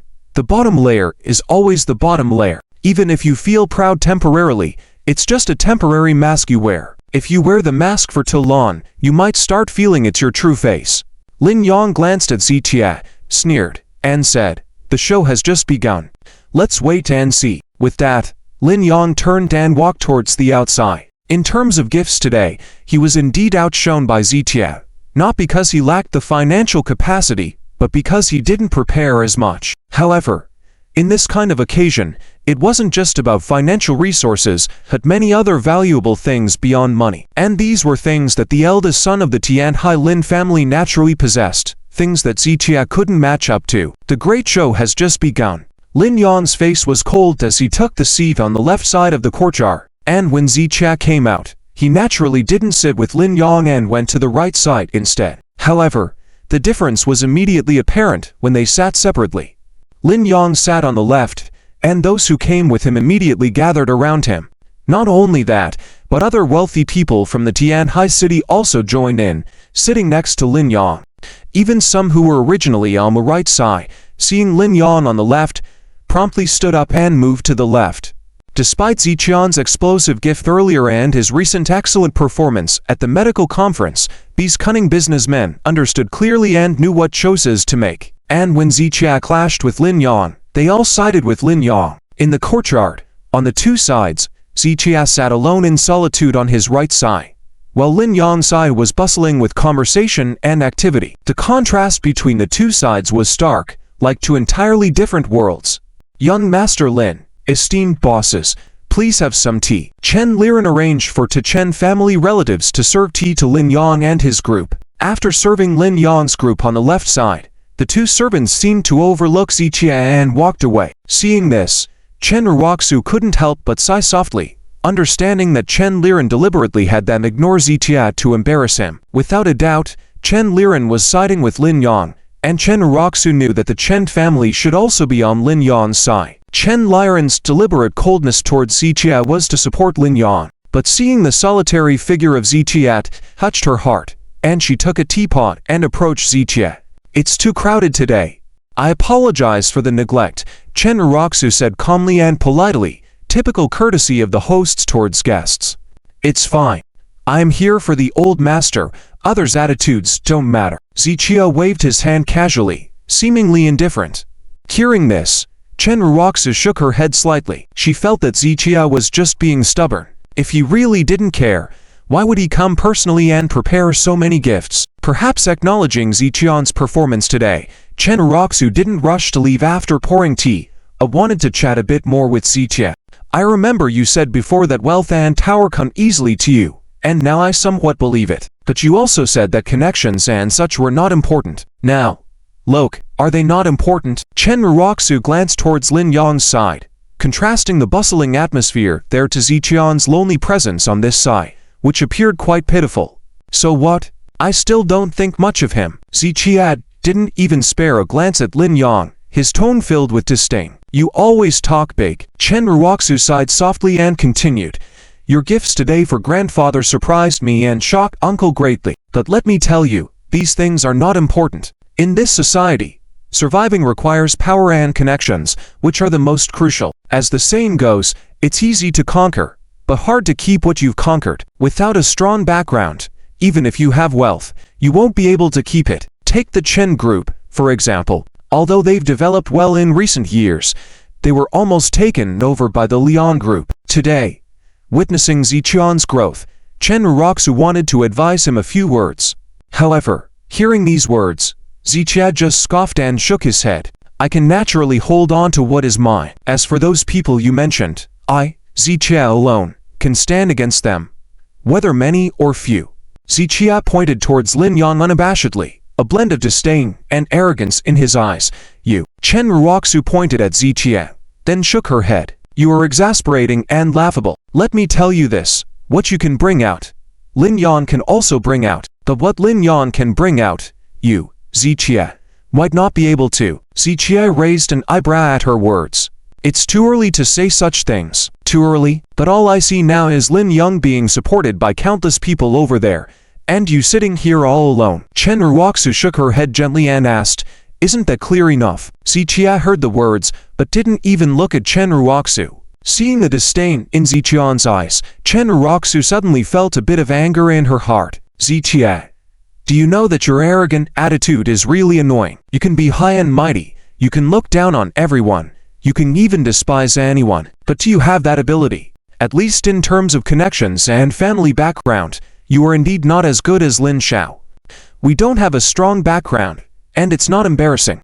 But pretending to be superior when you clearly don't have much of a background is what's truly embarrassing. Chen Uroxu gritted her teeth slightly, her tone filled with resentment. You always act like you are indifferent to fame and fortune, like you are noble, but you forget where you live. You are not in some remote forest, you live in the secular world. In the secular world, you should follow the customs and survive according to its rules. Chen Uroxu pointed again at Lin Yang over there, speaking coldly. At least, in everyone's eyes, the support Lin Xiao receives from the people around him is respectable, while being alone and ignored like you just invites ridicule. Chen Uroxu didn't know what came over her. She had already separated from Zichia and didn't need to care about anything he did. But now, she couldn't control her inner feelings and wanted to say these words. Whether or not people laugh at me is none of my business. Or do you think I care about these things? Zichian's tone remained calm and indifferent. Those things that Chen Uroxu valued greatly were the things he cared about the least. It was precisely because their beliefs were at odds that they had reached the point of separation. Fine. It's up to you. I can't be bothered with you either. But didn't you say that you would prove it to me one day? Didn't you say that at your grandfather's birthday banquet, those cooperations with the Chen group were due to your influence? Come on. Show me. Chen Uroxu couldn't control her anger, coldly asking, don't rush, it'll be soon. Zichia gently lifted his teacup, and glanced at the time. Okay. I'll wait. Chen Uroxu turned and left. Just now, when she saw Zichia present that stunning gift, Chen Uroxu felt that the current Zichia was indeed different from before. At least, in the past when facing the Chen family, Zichia was mocked and ridiculed, completely being a pushover. But today, for the first time, He slapped the faces of the Chen family in a shocking way, which truly brought a bit of delight to Chen Ruoxu's heart. Because of this, she had some expectations for Zitia in her heart and wanted to chat with him a bit more. However, after the conversation, all those hopes that had arisen in Chen Ruoxu's heart were shattered. Zitia was still as arrogant and self-righteous as before, thinking he was noble and above all. Perhaps uncle is right. Such arrogant people, even if they temporarily achieve some success, won't change that lowly mentality. Chen Ruoxu shook her head and busied herself with entertaining the guests. In the left section of the area where Lin Yang and the others were, the atmosphere was lively. Everyone was talking to Lin Yang, who was steadily enjoying the attention. Initially, Lin Yang wasn't planning on staying long here, but seeing everyone flocking to him while Zitia sat alone, this stark contrast gave him a sense of superiority and the gratifying feeling of putting Zitia beneath his feet. Hey, Lin Yang glanced at Zitia, a cold smile playing at the corner of his mouth. No matter how valuable Zitian's gift was, or how it might overshadow Lin Yang's gifts, in today's society, money was indeed important, but there were more critical things such as power and background. Everyone could see this clearly, so they chose to sit around Lin Yang. As long as the background of the Tianhai Lin family was in place, Lin Yang could always keep Zitia under his foot. For Zitia to surpass Lin Yang, he would need to bring out a much stronger background than Tianhai Lin families. But was that possible? As the leader of the Tianhai trio, the Lin family headed the list, and Zitia was just lucky enough to come into contact with the Lu family. It was nothing worth mentioning. Lin shouted, "If I were him, I would have left long ago. The longer he stays, the more embarrassing he is." Someone next to Lin Yang indulged in the moment, gesturing towards Zitia and sneering. "He doesn't even mind being embarrassed, so why should we?" Lin Yang's words elicited a chorus of laughter from the crowd. A clown is still a clown. Even if they momentarily shine with external things, in the end, they will always return to their clown role. Lin Yang shook his head with a cold smile. Today, he wanted to show Zitia that in society, connections and background always trump money. Amidst the laughter and chatter of Lin Yang and his group, the wealthy tycoons of Tianhai City who had received invitations also arrived at the Chen family village one after another. Luxurious cars poured in from all directions, converging towards the ancestral home of the Chen patriarch, much to the astonishment of the villagers. The convoy of luxury cars arrived on the scene with splendid grandeur. Today, the Chen patriarch's entire family truly took the spotlight in the eyes of the villagers. Inside the main courtyard, Lin Yang was also attracting attention. As the eldest son of the Tianhai Lin family, almost everyone with status in Tianhai City knew him. Therefore, as these people bearing gifts entered the courtyard, they would first greet Lin Yang and the senior executives around him. Some of these individuals also noticed Zitia, even though they didn't know him before. His face had been memorable since the medical congress. However, everyone knew that Zitia was just a contestant of the Lu family, and his status naturally paled in comparison to Lin Yang. These savvy individuals immediately understood the situation when they saw the two sitting separately, choosing to ignore Zitia. Only a very few nodded slightly at Zitia before swiftly moving inside. This made the villagers of the Chen family even more amazed, showing that Lin Xiao indeed had power and influence. Consequently, even the villagers gathered around Lin Yang to chat and have tea. After the wealthy tycoons of Tianhai City finished wishing the Chen patriarch a happy birthday, they emerged from the main hall and didn't hesitate to sit by Lin Yang's side. The area around Lin Yang became increasingly crowded, almost overflowing with guests, while Zitia remained by himself, with a few children running around his seat. Seeing this scene when she had a moment to spare, Chen Ruoxu couldn't help but shake her head. Without a comparison, there would be no harm. Anyone seeing this would think Zitia wasn't well liked, which was why no one wanted to play with him. Li Wanchen, general manager of Wanyu Company, came to wish the Chen patriarch a happy birthday. At that moment, a shout came from outside. Chen Ruoxu first felt a moment of surprise upon hearing this name, then quickly headed towards the outside. "Is General Li here?" Chen Liren also heard the voice and came out. Li Wanchen's Wanyu Company, in the commercial district of Tianhai City, is not considered a top company. However, for the Chen Group, the Wanyu Company holds a very special significance, so even someone as status-conscious as Chen Liren personally went to greet him. Soon, Chen Ruoxu and others welcomed Li Wanchen into the courtyard. As soon as he entered the courtyard, Li Wanchen saw the crowd gathering on the left. As expected, to no one's surprise, Li Wanchen also greeted Lin Yang and the people behind him. However, just when everyone thought that Li Wanchen would do the same as the others, finish the greetings and go inside first, Li Wanchen stopped in his tracks. "Mr. Z, you came early. I will go deliver the gift first, and I'll come find you later." Li Wanchen slightly bowed, showing respect in his tone. "All right." After Ziqian nodded, Li Wanchen then turned and went inside. "Who is this?" Everyone around was puzzled. Li Wanchen just greeted Lin Yan, but surprisingly, he was so polite to Ziqian. What is Li Wanchen up to? Trying to seek trouble? He can't differentiate friend from foe. Even a fool can see the situation here. Lin Yan's followers frowned and sneered, while a hint of darkness flashed in Lin Yan's eyes. He deliberately sat at the forefront of the crowd, hoping to show everyone, including the Chen family, the disparity between Ziqia and himself. Unexpectedly, Li Wanchen's attitude towards Ziqia was even more courteous than towards Lin Yang. How could he endure this? However, this was not Tianhai City, and he couldn't deal with Li Wanchen at Chen's patriarch's birthday banquet, so he had to hold back for now and deal with it later. What is this? Chen Liren also felt bewildered. Being close, he clearly heard Li Wanchen address Ziqia with "just now." This word is not casually used. It's either used between younger and older generations or subordinates and superiors. In terms of peers, is never used. Firstly, Li Wanchen definitely isn't Ziqian Sr., so could he be his subordinate? The director of Wanyu Company, Mr. Li, presents a pure gold ornament. Upon hearing the ceremonial voice inside, Chen Liren didn't have time to think and hurried inside. Chen Ruoxu also frowned and glanced at Ziqia.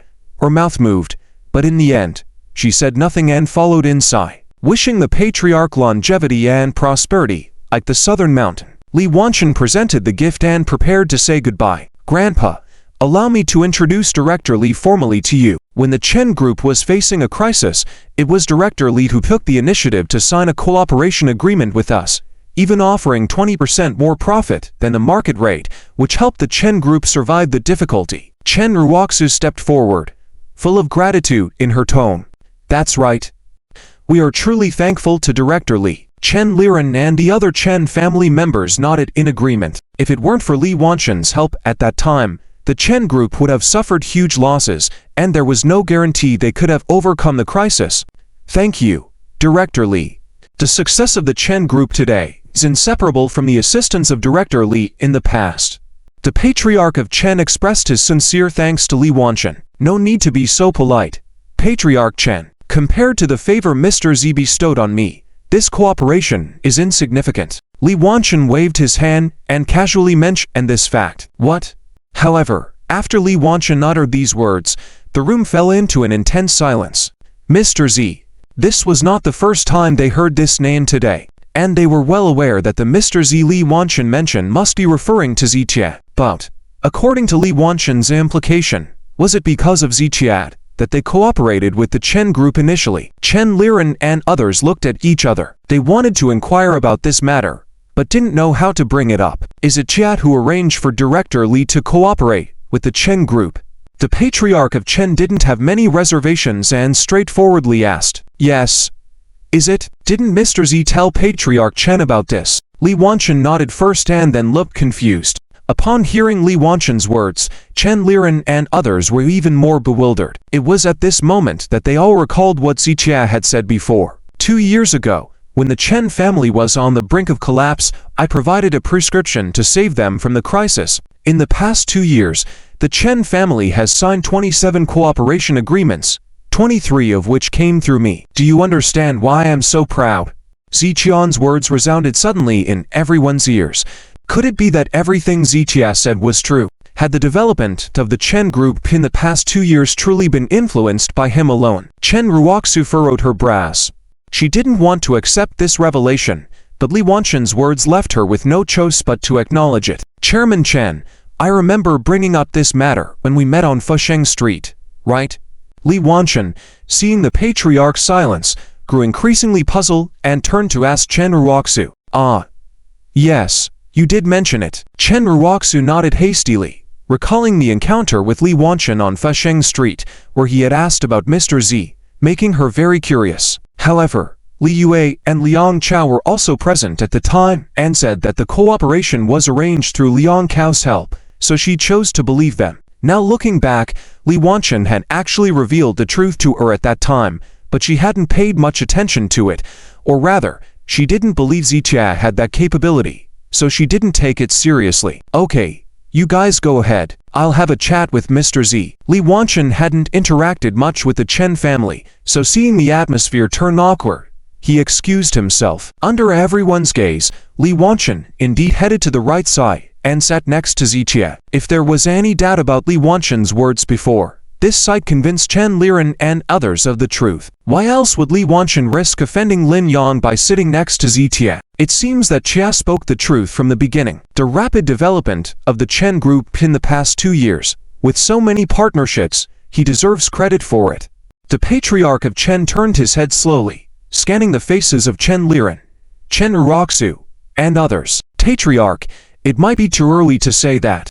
While Director Li may have had some connection with Zitia, the development of our Chen group isn't solely dependent on the cooperation with one new company. Chen Liren shook his head, implying that even if Li Wanchen had initially cooperated with the Chen group due to Zitia, it could not be said that the group's development was solely due to Zitia. In other words, only Li Wanchen's opinion mattered on this matter. Just as Chen Liren finished speaking, there was commotion outside again. Chairman of Listen Pharmaceutical, President Sunadji Real Estate, General Yan of Aya Skincare. As each name was called out, the members of the Chen family were familiar with these companies. These were all large companies that had signed cooperation agreements with the Chen group in the past 2 years.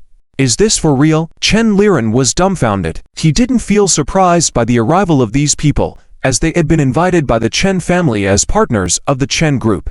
However, the fact that they had come as a group caught Chen Liren very much off guard. Chen Uroxu furrowed her brow in thought for a few seconds and then slowly turned to look at the courtyard, where Zitia was conversing with Li Wanchen. Zitia remained calm in the midst of it all. Could it be that he is really going to follow through with it? Chen Uroxu thought, feeling her heart rate gradually increasing. This matter did not have a clear answer yet, and now, that answer was about to be revealed.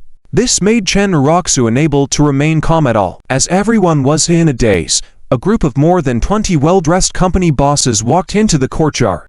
Mr. Z, you're here so early. Mr. Z, it's been a long time since we last met. When one of them first saw Zitia, everyone eagerly walked toward him, warmly greeting him. These people were unaware of the conflict between Zitia and Lin Yang, but each had their own priorities, so they were the first to speak to Zitia. As for Lin Yang and the people behind him, most of the 23 people just nodded and smiled in greeting. At that moment, Chen Uroxu, Chen Liren, and the others witnessed this scene with their own eyes. This group of people, along with Li Wanchen, amounted to exactly 23 individuals, and no one would believe they had not intentionally come as a group. Furthermore, this number once again confirmed the things that Zitia had previously mentioned. Chen Liren and the others frowned, while Chen Uroxu's eyes showed a complex expression, clearly lost in thought. In fact, when they saw this scene, they no longer needed to seek confirmation face to face.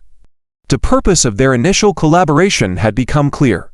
Seeing how these people treated Zitia was enough to prove many things. If they had to ask, it would be pointless. Quickly, after greeting Zitia, the group of people entered the house one by one to present gifts to Mr. Chen. Chen Liren and the other Chen family members quickly put on smiles to receive them. By this time, they already had their answer in mind, and were not interested in asking any more questions about the collaboration. However, they didn't want to ask, but Mr. Chen was very eager to do so. He knew that Chen Liren and the others were trying to evade the truth, but he was determined to confront them with the facts. It is with your help that the Chen group has been able to develop. I am here, thanking all of you. Mr. Chen slowly rose, ready to express his gratitude. Oh, Mr. Chen, you really shouldn't. Absolutely cannot accept. You are Mr. Xiao's elder. How can we accept your gratitude? Mr. Chen, rest assured, with Mr. Z here, our cooperation with the Chen group is sure to last a long time. Everyone quickly interjected, mentioning Zitia along the way. In fact, Mr. Chen was expecting them to say these things. Indeed, when they heard those words, Chen Liren, Chen Uroxu, and the others fell into silence once again, especially the last sentence, stating that as long as Zichia was present, the collaboration would continue, made their emotions incredibly complex. It turned out that these more than 20 collaborations were indeed brought about by Zichia. It was Zichia who had quietly supported the Chen group from behind, using these numerous collaborations to turn the Chen group from a small company into a conglomerate. Initially, they did not believe it, even when Zichia himself spoke about these matters. But now, everything was laid bare. Mr. Chen, there are other guests to attend to, so we won't disturb you any longer. The group bid their farewells and left the hall. Inside, Chen Liren and the others remained silent. As for the Chen family relatives sitting on either side of Mr. Chen, they whispered among themselves. Initially, these people only collaborated with the Chen family because of Zichian's influence.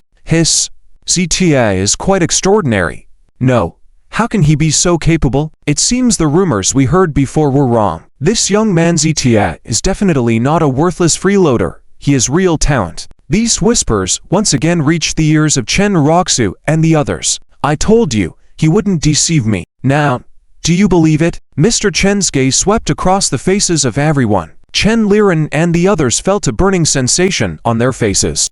Even though you treated him that way, he never complained and never did anything to harm the Chen family. Otherwise, with just a word, do you think these people would still be cooperating with the Chen family? Mr. Chen's words woke everyone up. Chen Ruoxu's eyes widened suddenly. Exactly. Initially, all of these people collaborated with the Chen group solely because of Zichian's influence. And if Zichia wanted to target the Chen family, he only needed to say a word, and these people would undoubtedly cancel their collaborations with the Chen group. However, Zichia did not do that. Even when the Chen family treated him so harshly, he did not retaliate. He could have destroyed the Chen group. Chen Ruoxu slowly turned her head to look at Zichia sitting in the courtyard, her emotions reaching their peak. At the same time, a deep sense of guilt enveloped her.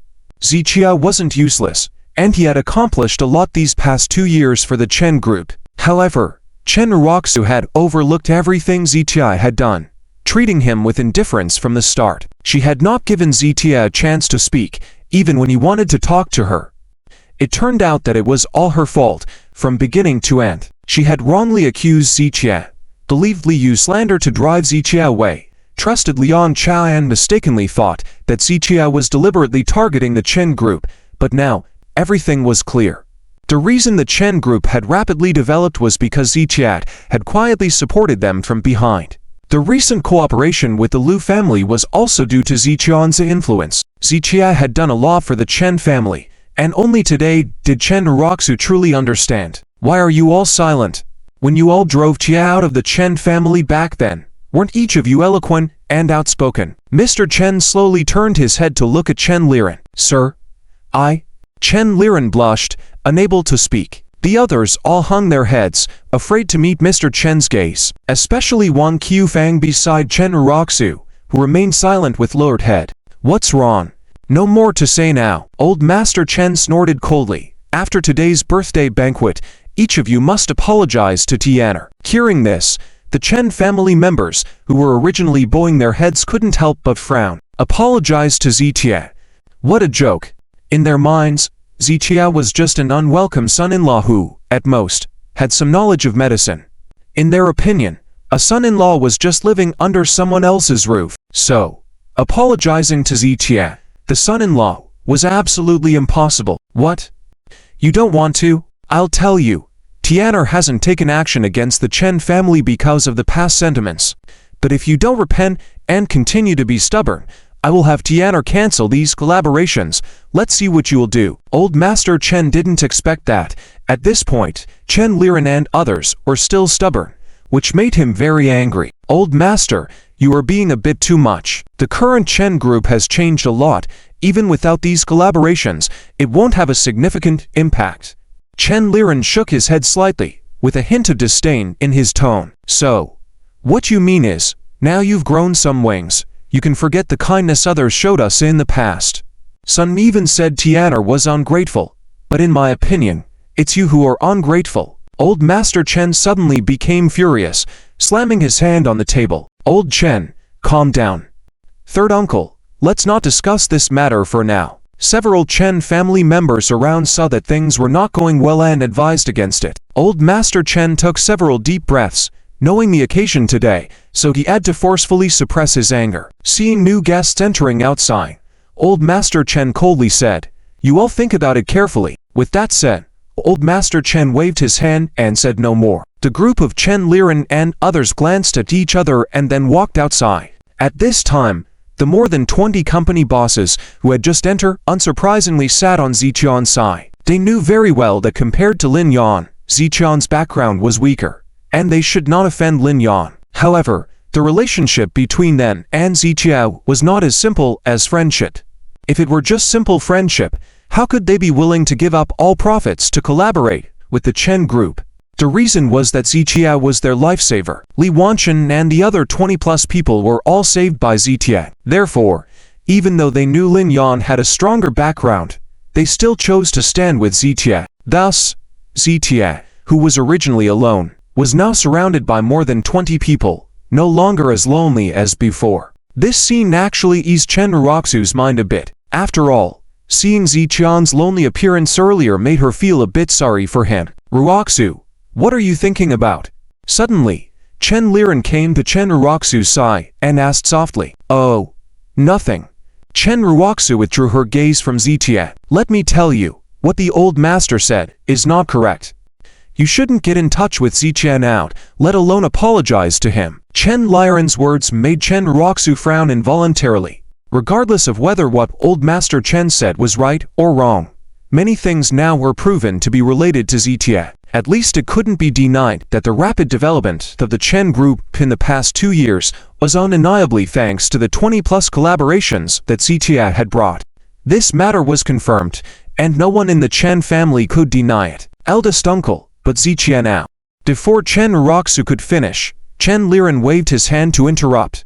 "I know, Ziqiao is indeed outstanding now, but you must understand that the Chen group is not as it was a year ago. Do you understand what I mean?" Chen Liren turned his head slowly to look at Chen Ruoxu. The two stared at each other, and Chen Ruoxu detected great ambition in Chen Liren's eyes. She used to think that Chen Liren and his people were not very smart and ambitious, but today, Chen Ruoxu suddenly realized many things. She found that Chen Liren was not as simple as she thought. Perhaps her previous beliefs were too simplistic. The Chen group has changed a lot. The previous collaborations that were crucial to us are now dispensable, just like these people. Chen Liren pointed to Li Wanchen and the others besides Ziqiao, saying coldly, "A year ago, if they terminated the collaboration, the Chen group would have collapsed immediately, but not anymore. In short, they are no longer important to the Chen group. Now, the Lin family, especially Lin Shao, is the most valued resource for the Chen group." Chen Liren's words were indeed very rational and reasonable, but Chen Ruoxu felt very uncomfortable hearing them. "But if we do this, wouldn't it be ungrateful?" Chen Ruoxu said softly. "Ungrateful?" Chen Liren shook his head. "Do you want to be someone who repays kindness, or do you want to make the Chen family glorious?" "I want to make the Chen family glorious." Chen Ruoxu made her choice without hesitation. "That shows you're not stupid. Therefore, even if people call me ungrateful, I want to make the Chen family glorious. And to achieve this goal, we must firmly tie ourselves to the Lin family." Chen Liren lit a cigarette and said lightly, "People need to accept reality." "What is reality?" "Reality is that even though Ziqiao has made some connections and resources, he still can't compare to Lin Shao. Look at the people around him, more than 20 people combined, are not as good as one person next to Lin Shao. Now, who do you think, between Ziqiao and Lin Shao, can lead the Chen family to glory?" After listening to these words, Chen Ruoxu silently nodded once again. She indeed had to admit that even though Ziqiao had proven himself, it was not enough. Because everything Ziqiao had now was not enough to lead the Chen family to glory. Only Lin Yang could achieve that. "You have indeed proved yourself. It's just that this proof came a bit late. So, sorry." Chen Ruoxu looked at Ziqiao, murmuring to herself. In fact, just a moment ago, she felt an impulse to reconcile with Ziqiao. The root cause of their broken relationship was her feeling that Ziqiao was not diligent and couldn't provide her with much help. But today, when she learned that the Chen group's rapid development in the past 2 years was due to Ziqiao's help, she realized her mistake and felt that she should apologize to Ziqiao, even consider getting back together with him. However, Chen Liren's words made her regain her clarity. Zichia now is indeed very outstanding. At least compared to the Zichia that used to be in Chen Uroxu's heart, Jian Shou has excelled to the extreme. However, the current Chen group is no longer the small company it used to be. They have taken on a lot of collaborations and even established a partnership with the Tianhuilin family. As long as they hold on to the Lin family's support, future success is just around the corner. In this situation, if Chen Uroxu were to give up the partnership with the Lin family and turn back to reconciling with Zichia, it would completely ruin the Chen family. At that point, Chen Uroxu, would be the one who destroyed the Chen family with her own hands. She doesn't care about being seen as a criminal, but she cannot bear to be the one who ruins the Chen family. So ultimately, it is because Ziqian's influence cannot compare to Lin Yan's. If you had Lin Yan's family background, such powerful connections, perhaps we would have had a better outcome between us. But for now, I can only say sorry. Chen Uroxu took a deep breath, withdrew her gaze, and went to entertain the guests with Chen Liren at Lin Yan's side. When the Chen family members came to their side to entertain, Lin Yang and those behind him smiled knowingly. Especially Lin Yang looked at Zichia with a triumphant gaze. Only then did Zichia slowly raise his eyes, glanced at Chen Uroxu, then shook his head slightly.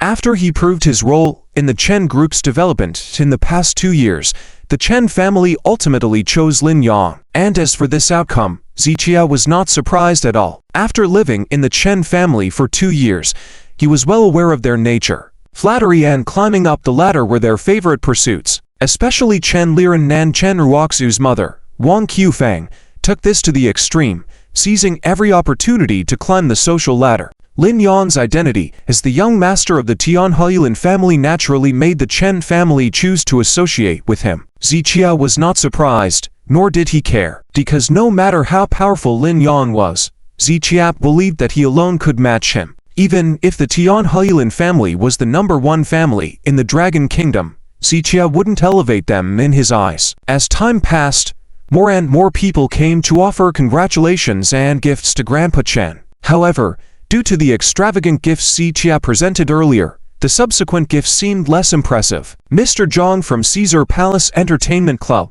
is here to offer congratulations. Just then, another group of people walked in. The courtyard fell quiet as these people had a commanding presence. Especially those who had experienced countless battles on the streets exuded a fierce aura with every move. And undoubtedly, Zhang Kai from Caesar Palace was such a person. Despite his successful businessman appearance, he couldn't hide the air of a gangster around him. And with a dozen hefty men behind him, his aura was exceptionally powerful. The villagers of the Chen family, both inside and outside the courtyard, greeted guests cheerfully.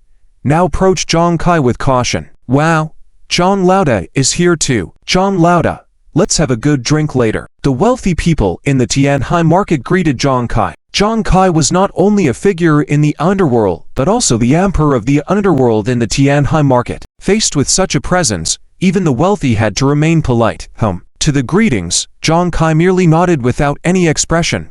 But no one took offense. Why? Because Zhang Kai was not part of their business circle, so their tactics did not affect him. However, Zhang Kai's influence indeed threatened those in the business circle. Therefore, while Zhang Kai might not have as much money as those company CEOs, in terms of social status, he stood above them. Mr. Z, I heard your family is hosting a celebration, so I came over specifically.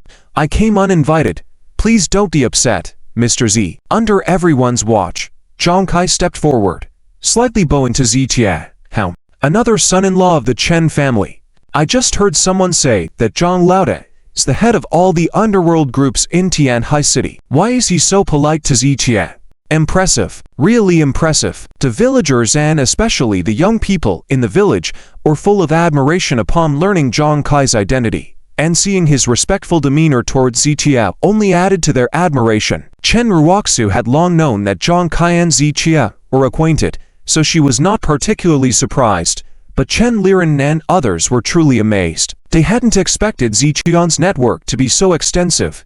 Even the underworld emperor Zhang Kai treated Zichia with such respect and politeness. Seeing Zhang Kai entering with gifts, Lin Yan's eyebrows furrowed slightly. He suddenly realized Had Ziqia chosen to confront him, seeing more people on Ziqian's side? Did he deliberately call for help to outnumber him? With these thoughts in mind, Lin Yan slowly took out his phone. Mr. Z, do you also know Mr. John? Li Wanchen and others on Ziqian's side curiously asked. I happen to have a problem that's hard to solve, so I'm asking Mr. Z to help me find Mr. John. Li Wanchen and others were also surprised by Ziqian's connection and started to talk. Soon, after Zhang Kai finished offering congratulations, he and his dozen men sat down on Ziqian's side. With Zhang Kai and his group, the number of people on Ziqian's side had reached nearly 50, occupying most of the seats.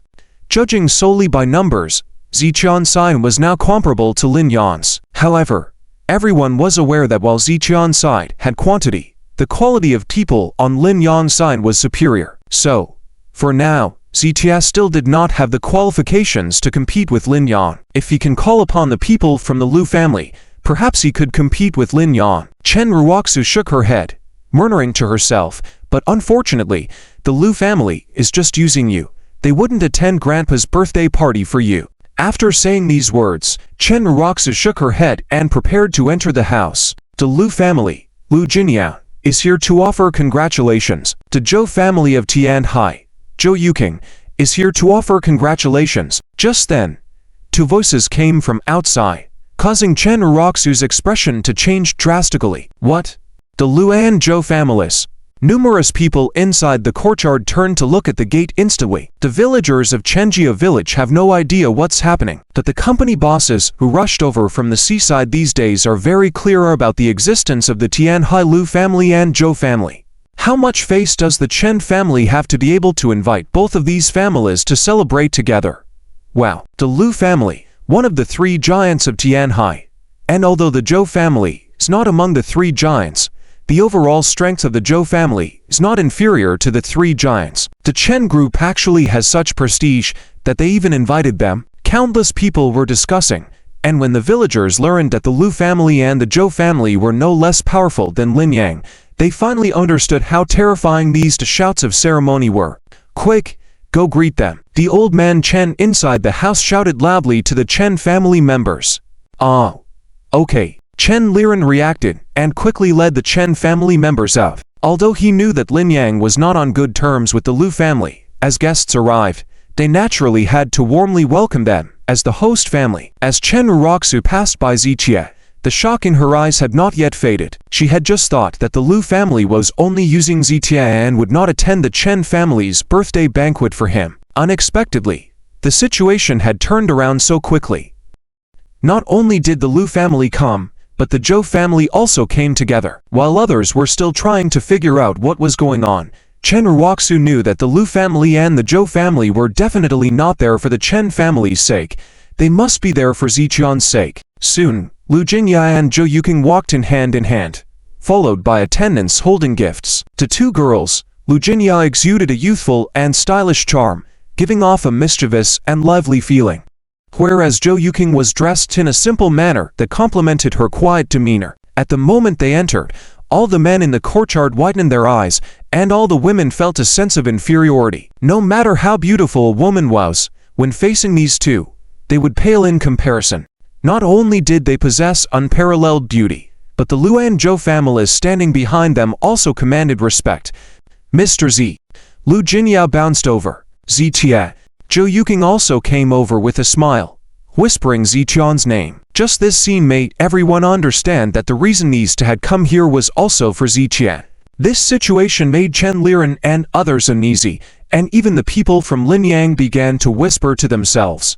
After wishing the birthday wishes to the old man Chen, the two girls came and sat on either side of Ziqia. This scene irritated countless men, and even though Chen Liren and the others wanted to say something, the words stuck in their throats. They realized that they were gradually losing control of the birthday banquet today. Just like they had never thought that Ziqia could bring both the Luan Zhou family's young ladies together. Chen Ruoxu's eyes became more complex. She had just been thinking that Ziqian's resources were no match for Lin Yang, but now the people on Ziqian's side were beginning to match up with those on Lin Yang's side. Not only did she think so, but many of the business magnates behind Lin Yang were also thinking the same. Previously, when they had to choose between Ziqia and Lin Yang, They naturally chose Lin Yang with its prominent family background. But now, with the support of Lu Jinya and Zhou Yuqing, Ziqian's side seemed to have surpassed Lin Yang. Lu Jia alone was already impressive, but to think that Zhou Yuqing, the heiress of the Zhou family, was also on Ziqian's side, was making many people reconsider. As a result, a moment later, many people from Lin Yang's side also came over to Ziqia. Mr. Z, Miss Lu, Miss Zhou, I am. These people came over to Ziqia, introducing themselves shamelessly before sitting behind him. Ziqia just nodded slightly, showing indifference towards these opportunistic fence-sitters. However, in Lin Yang's eyes, he could not help but feel anger bubbling up inside. Those who were originally on his side had now switched to Ziqian's side, which felt like a betrayal and a slap to his face. This just proves that Ziqian's social network resources are superior to his Lin Yang's, right? Don't be too proud too soon. The show isn't over yet, Lin Yang said coldly, looking at Ziqia with a malicious smile. In the midst of this complex atmosphere, another half-hour passed. Chen Liren saw that it was about time, and prepared to invite everyone to the table. Tianhai Lin family, Mr. Lin Wan, the current head of the Lin family, is here to celebrate. Just then, an announcement of congratulations exploded throughout the venue. What? The head of the Lin family. He came in person. Wow. What day is it today? What kind of magic does the Chen group have? Tst. Haven't you figured it out yet? This Lin guy is in conflict with Ziqia. Let's see who will come out on top. Amidst the exclamation of the crowd, Lin Wan, the current head of the Tianhai Lin family, walked in with steady and powerful steps. Oh, Mr. Lin, your presence makes our Chen family shine. Chen Liren and others were extremely excited and went forward to greet him. This was a big shot. In Lin Yan's eyes, a smug look appeared. When he saw Zhang Kai coming over, he had already informed Lin Wan and finally caught up. In the midst of the event, Lin Wan greeted Chen Laoyi under the protection of Chen Liren.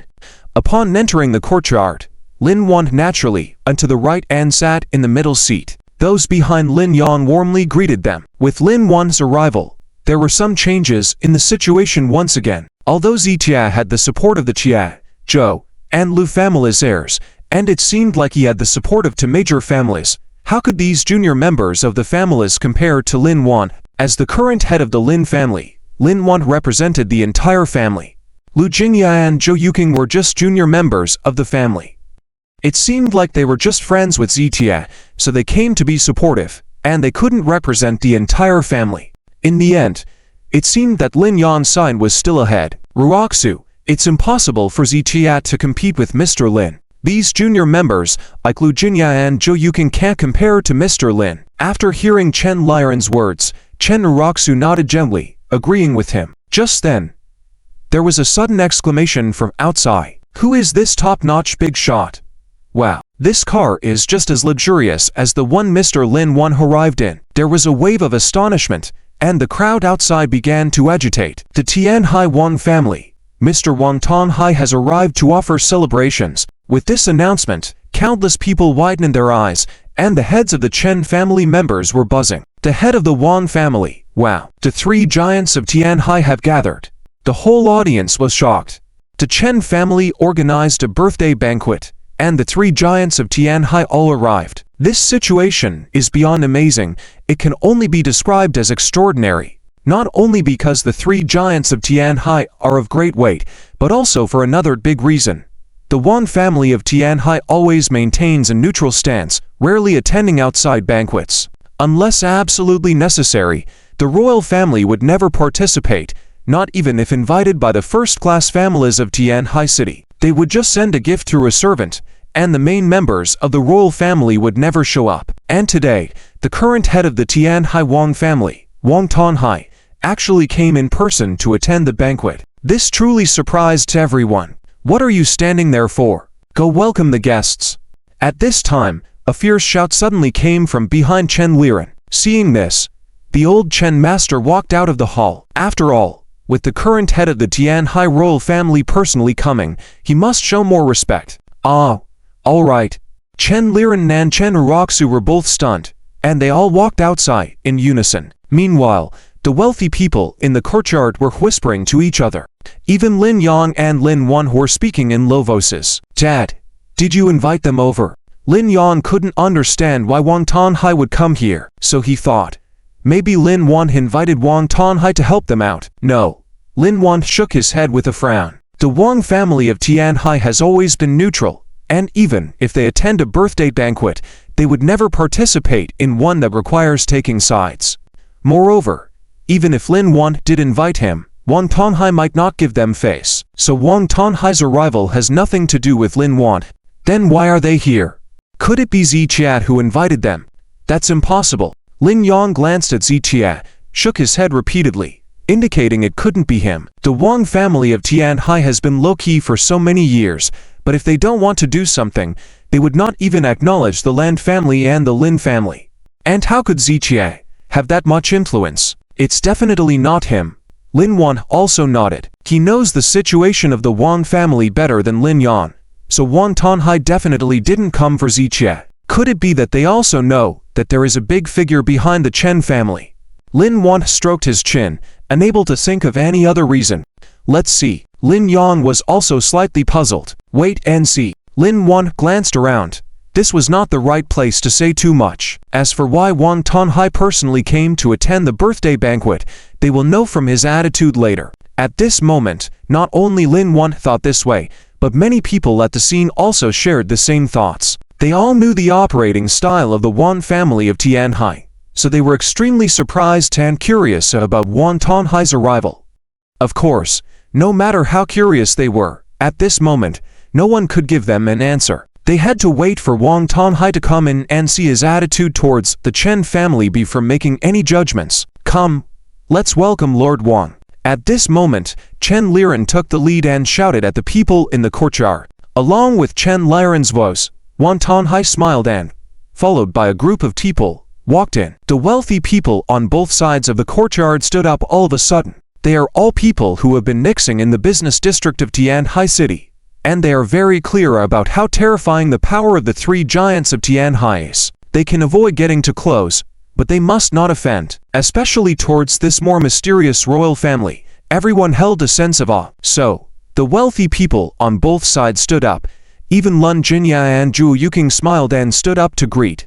Although the Land family and the Zhou family were not weaker than the Wang family, they were still juniors, so facing Wang Tanhai, the elder, they naturally had to get up to welcome him. As everyone stood up, in the end, among the many people in the room, only Lin Wan and Lin Yan, as well as Zitia, did not stand up. Seeing this scene, many people frowned. Lin Wan conversing with Wang Tanhai as peers not standing up was reasonable. Lin Yan, as the eldest son of the Lin family, didn't want to get up, and no one would say much about that. But what about Zitia? Isn't he just a son-in-law of the Chen family? Despite having many people supporting him, he couldn't change his original status. In terms of family background, he had none. In terms of age, Wang Tanhai could be his uncle, so why shouldn't he stand up? Especially Chen Ruoxu, seeing Ziqia sitting calmly there, furrowed her brows even tighter. In the past, she would have scolded Ziqia loudly and made him stand up to greet Wang Tanhai. But now, since she had completely separated from Ziqia and had no authority to control him, she had to swallow those words back. Welcome, Master Wang. Mr. Wang. Long time no see. Everyone greeted warmly. Good, good. Wang Tanhai maintained a light smile, glanced around, and gave a response. When he saw Lin Wan, the two looked at each other and nodded in greeting. However, the shock continued for the crowd when Wang Tanhai walked towards Ziqia. Mr. Z. Just addressing him as Mr. Z surprised many. What's going on? Chen's son-in-law here knows Wang Tanhai, and looking at Wang Tanhai's attitude towards Ziqia, their relationship seemed extraordinary. But what surprised everyone even more was what happened next. After Ziqia nodded in response, Wang Tanhai slightly bowed and sat down next to Ziqia. The whole room fell silent instantly as everyone realized Wang Tanhai came not just to represent the elder Wang but also specifically for Ziqia. This. Chen Liren's eyes widened. What's going on? Others were even more astonished, especially the villagers from the Chen family who had been mocking Ziqia. Today, their emotions were getting more and more shocked, each wave more stunning than the last. And all this shock and awe was brought about by Ziqia. They were starting to realize that they had underestimated the son-in-law from the Chen family. This Ziqia was indeed not simple. At this moment, The scene was filled with people with different expressions and emotions. Upon seeing this, Chen suddenly remembered something. When she went to the lakeside villa to find Ziqia, she had a chance encounter with Wang Tonghai there. Wang Tonghai's polite attitude towards Ziqia at that time had surprised Chen Ruoxu.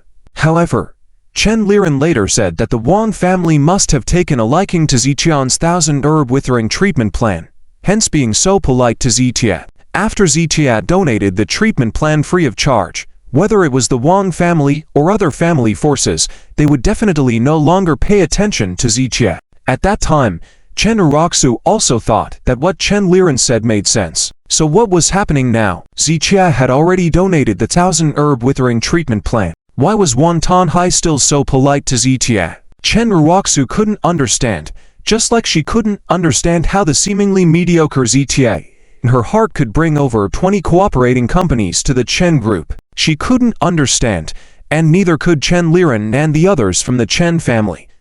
Even the wealthy individuals in Tianhai City and the villagers from the Chen family were puzzled. For the residents of the Chen family village, they only knew that Wang Tonghai was a very influential person, and this important figure was a friend of Ziqian's. As for the wealthy individuals in Tianhai City, they were puzzled as to why the Wang family, who had always remained neutral, chose to stand by Ziqia today. Could it be that with Wang Tonghai's intelligence, he couldn't see the situation? Master Wang, would you like to sit here? After Lin Wan and a few other business leaders behind him exchanged glances, they got up and greeted Wang Tonghai with a smile. No. Here is fine. Wang Tonghai politely declined. Mr. Wang, you. Seeing the other person still wanting to speak, Wang Tonghai frowned. I'm here to see Mr. Z. What's the matter with going over there? With these words, the others suddenly fell silent, and even those who had been whispering were speechless. Just now, everyone was speculating whether Ziqia and Wang Tonghai were really friends. But now, Wang Tonghai's words had made the relationship clear, as well as his stance. He had come for Ziqia. Master Wang, what do you mean by this? Lin Wan asked with a slight squint, smiling but not smiling. What do you think my meaning is? Wang Tonghai smiled faintly, loosening his tie and asking. I remember that the Wang family has always remained neutral, right? Lin Wan cut to the chase, exposing the matter directly. Master Lin has a good memory, but Mr. Z is a close friend of the Wang family, a very close friend.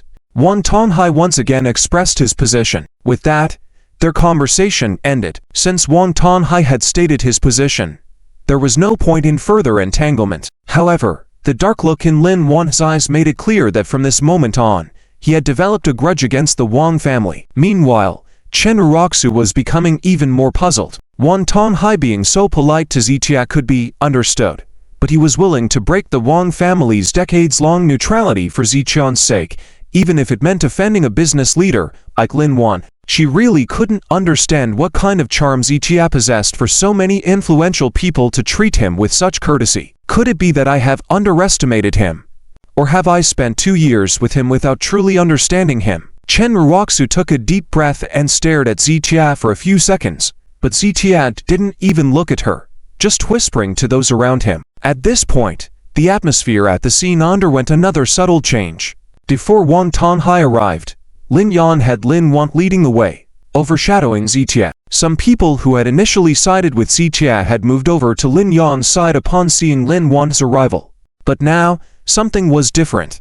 If the influence of Lu Jinya and Zhou Yuking wasn't enough, what about adding Wang Tonghai to the equation?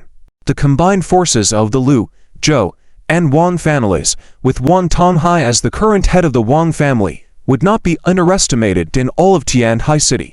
Even though the Lin family was the leader of the 3 giants in Tianhai, they had to bow slightly in this situation with so many people on Ziqian's side. As a result, the bystanders looked at each other, and many of them got up and moved to Ziqian's side. Mr. Z, Master Wang. These people greeted them cheekily and sat down at the back very self-consciously. In no time, the number on Lin Yan's side had decreased by 1/3, with all of them migrating to Ziqian's side.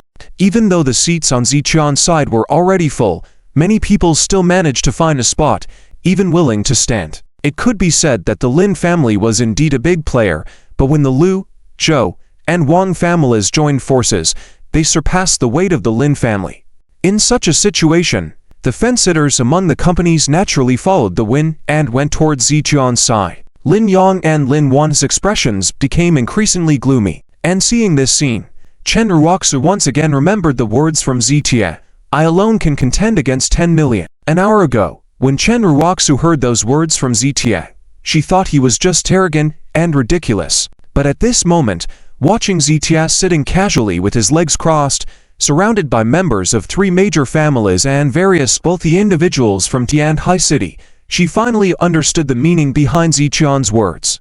In the business world, among the top families, and even in the underground world, Ziqian's network had quietly expanded to each of these circles. She didn't need to know how Zitia achieved this, but she now understood that someone who could reach this level was definitely not ordinary. Zitia was the extraordinary figure at this moment. Thank you all for coming. I, Chen Liren, am truly grateful. Please wait a moment, I have prepared a small banquet today, so please enjoy. Seeing that the atmosphere was not right, Chen Liren quickly stepped forward to liven things up with a smile. Everyone cooperated, smiling and nodding in response, easing the slightly awkward atmosphere at the scene. However, the crowd at Ziqian's side was lively, with cheerful voices and laughter filling the air. On the other hand, the atmosphere on Lin Yang's side was somewhat subdued, and Lin Wan and his son had dark expressions on their faces. Particularly Lin Yang.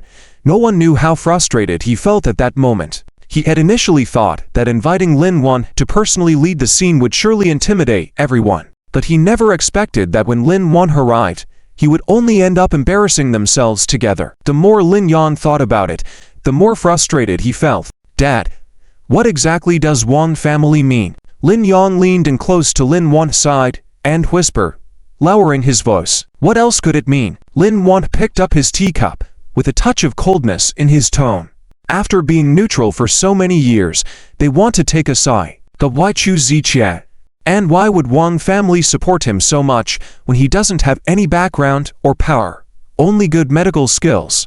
Lin Yang had started to pay some attention to Ziqia recently, but it was mainly his medical skills that he valued. He knew that besides his medical skills, Ziqia didn't have anything else to offer, be it family background or financial power. So, why would Wong family give up their neutral stance and risk offending the Lin family for him?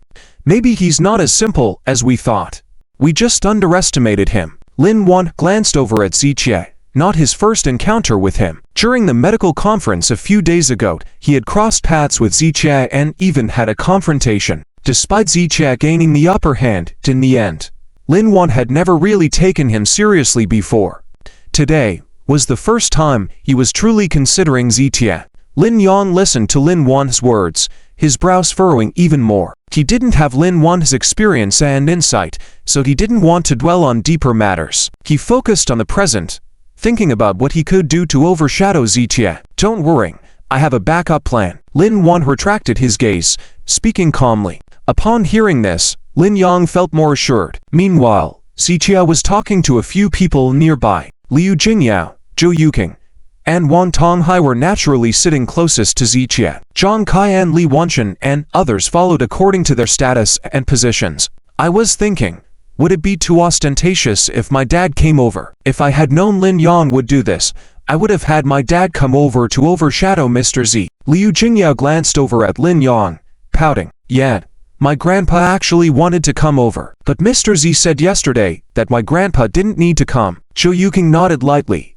smiling. Hearing the conversation between the two girls, even Wang Tonghai couldn't help but feel a bit nervous. When he saw Liu Jinya and Zhou Yuking earlier, he didn't think Ziqia had enough weight to make the elders of the Liu and Zhou families come over. Now he realized it wasn't that Ziqia couldn't influence them, but rather that Ziqia didn't want them to come. Understanding this, Wang Tonghai once again regarded Ziqia with a higher opinion. Perhaps what the old man from the Wang family said was true. As long as the Wang family maintained a good relationship with Ziqia, it would bring endless benefits in the future. Whether they come or not doesn't matter. Ziqia shook his head slightly. He hadn't specifically asked Liu Jingyao, Zhou Yuking, or Wang Tonghai to come. Of course, not specifically asking didn't mean he didn't invite them. Ziqia had taken the time to visit each of them and even offered them pills he had prepared. It wasn't just a simple gift. Anyone with sense would understand what they should do. And whether it was the Liu family, Zhou family, or Wong family, none of them were fools. Otherwise, they wouldn't be rare figures in the top circles of Tianhai City. Ziqian's actions weren't meant to prove anything but simply to fulfill his promise to Grandpa Chen. This gift included not just money and items, but also the face he gave Grandpa Chen. He wanted those people to see if Grandpa Chen had made a mistake when he allowed Ziqia to marry into the Chen family. With this in mind, Ziqia turned his head slowly to look at Grandpa Chen standing at the door of the main hall. At that moment, Grandpa Chen was smiling at Ziqia. Their eyes met, and even without speaking, it was as if they understood each other's intentions. Grandpa Chen nodded gently, his eyes filled with deep contentment. In a lifetime, one couldn't escape from fame, power, and wealth.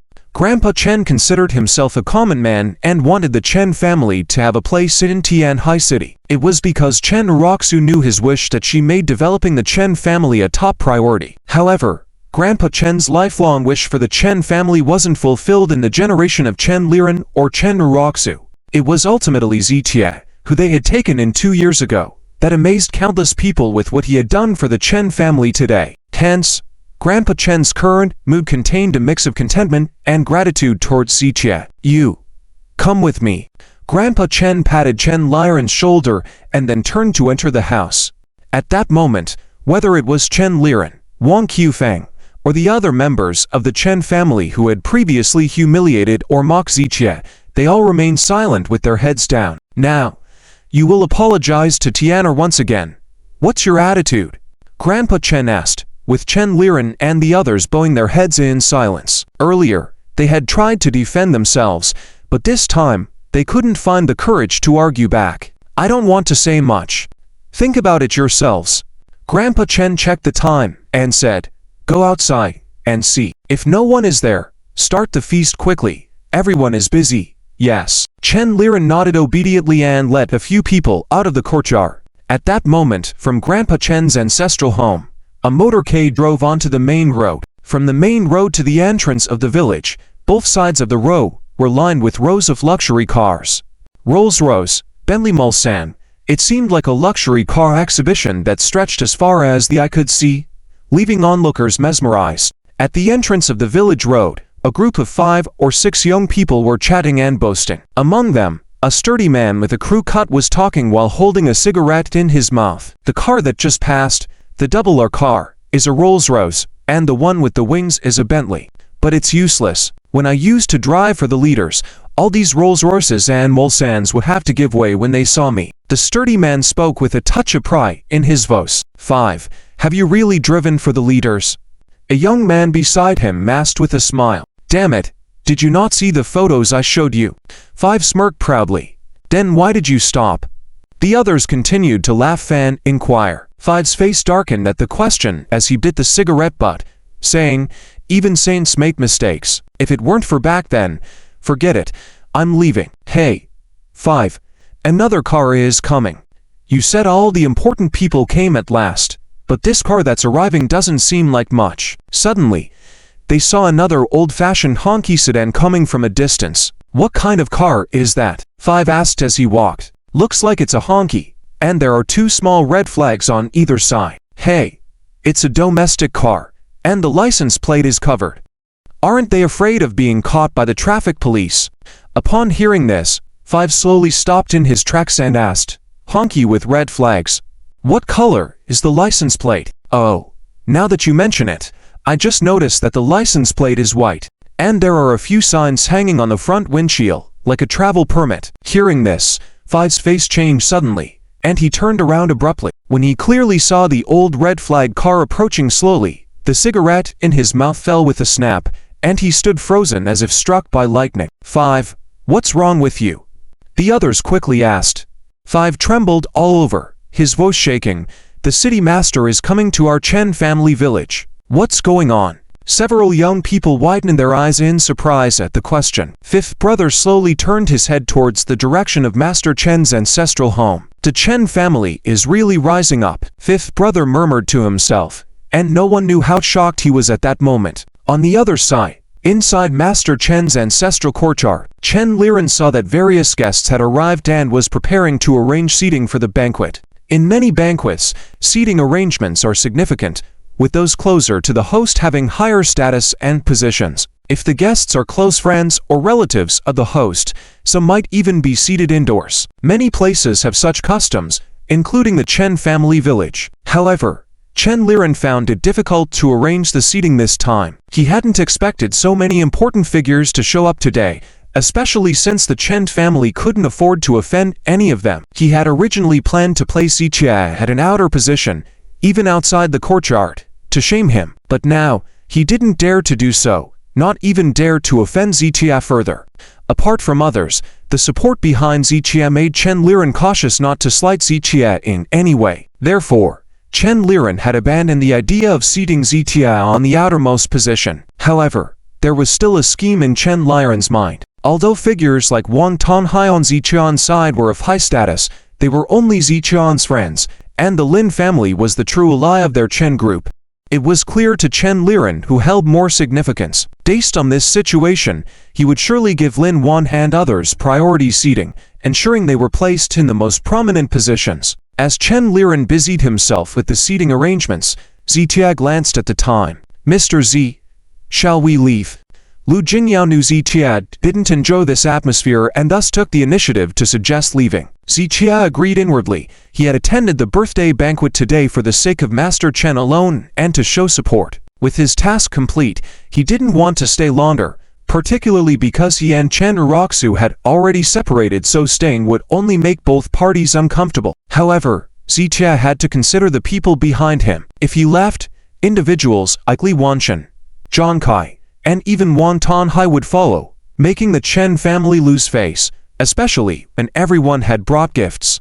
Not serving them a meal would be inappropriate. Tense, Zitia hesitated. "Sister Jinyao, let's have a meal before we leave." Zhou Yuking, perceptive, noticed Zichian's indecision. "Are you sure you want to eat here?" Lu Jinyao raised her eyebrows slightly. Being accustomed to high-class banquets, she wasn't fond of rural feasts. "I have never experienced such a banquet before," Zhou Yuking replied casually, showing her curiosity towards the rural feast. Lu Jinyao nodded lightly and didn't say more, then turned to Zitia, waiting for his decision. After assessing the situation with Wang Tonghai and Li Wanchen, Zitia ultimately decided to stay. The meal wasn't crucial. The significant aspect was connecting with new acquaintances and expanding their network. If Zitia left at that moment, he would disturb this opportunity, leaving everyone unsettled. "Then let's stay and have a simple meal together," Zitia spoke in the tone of the host, and Wang Tonghai and others nodded in agreement. They naturally followed Zichian's lead. As Chen Liren began arranging seats, everyone stood up. During this process, Lin Yan's gaze was fixed tightly on Zitia, with a coldness in his eyes growing deeper. The previous medical consultation event had already caused the Lin family to lose face, especially in front of Chen Ruoxu. They had hoped to redeem themselves through this birthday banquet, but Zichian's presence not only prevented them from saving face but also made the situation worse. Lin Wan and Lin Yang felt deeply frustrated. While Lin Wan managed to control his temper, Lin Yang struggled to contain his anger. Hearing the admiration from the Chen village residents towards Zichia only fueled his resentment. Finally, as Lin Yang brushed past Zichia, overcome by emotions, he deliberately bumped into Zichia. Sout, caught off guard, Zichia stumbled from the bump. With a smug smile on his face, Lin Yang stood arrogantly. "Stop," Zichia spoke calmly. "What's wrong?" Lin Yang turned around fearlessly, knowing Zichia was strong but doubting he would act here. "What's wrong? Don't you know how to apologize after bumping into someone?" Lu Jinya interjected with a cold sneer, adding, "Hasn't Uncle Lin taught you this basic courtesy?" The sarcasm in her words only fueled Lin Yang's rising anger. "Lu Jinyao, this is none of your business. Stay out of it." Anyone could see that Lin Yang was creating trouble out of steam, unable to gain an upper hand in the social circle. He deliberately provoked Zichia since he couldn't control him in resources, trying to challenge him. In essence, he was playing a dangerous game. Still, Lin Yang didn't care about others' perceptions. He simply aimed to humiliate Zichia. Confident in his scheme, Lin Yang understood that even if he caused trouble, the Chen group would still try to placate them. However, If Zichia caused trouble, it would only worsen their relationship with the Chen family. With this mindset, Lin Yan felt emboldened to provoke Zichia intentionally. "Lin Yan, what do you want?" Lu Jingya's voice was icy. "What do I want? This Zichia has lived for over 20 years. Doesn't he understand the principle of not blocking the way of the good dog? Or perhaps," Lin Yan turned to Zichia slowly, sneering, "or is it that since your birth till now, no one has taught you this lesson?" This statement left Chen Ruoxu momentarily stunned, glancing at Zichia quickly. The entire Chen family knew Zichia was an orphan, and the most sensitive topic for orphans was their parents. But now, Lin Yan had touched upon Zichia's deepest wound. How would Zichia react? Sure enough, a coldness appeared in Zichia's eyes. "What?" Feeling brave, locking eyes for 2 seconds, Lin Yan suddenly stepped in front of Zichia, lowering his face towards Zichia's ear. Leaning in, he said softly, "I know you're angry, but you must learn to endure and compromise, because you're just a pleb, and those struggling at the bottom like you lack the authority to act. People are divided into 3, 6, 9 categories, and you are the lowest category. Even though you have gained some connections through your medical skills, you still cannot change your lowly commoner status." Lin Yan smiled and patted Zichia's shoulder. If those who did not know the inside story saw them, they would have thought that the two were good friends. But only Zichia heard Lin Yan's contemptuous words standing at the pinnacle of power, looking down on commoners.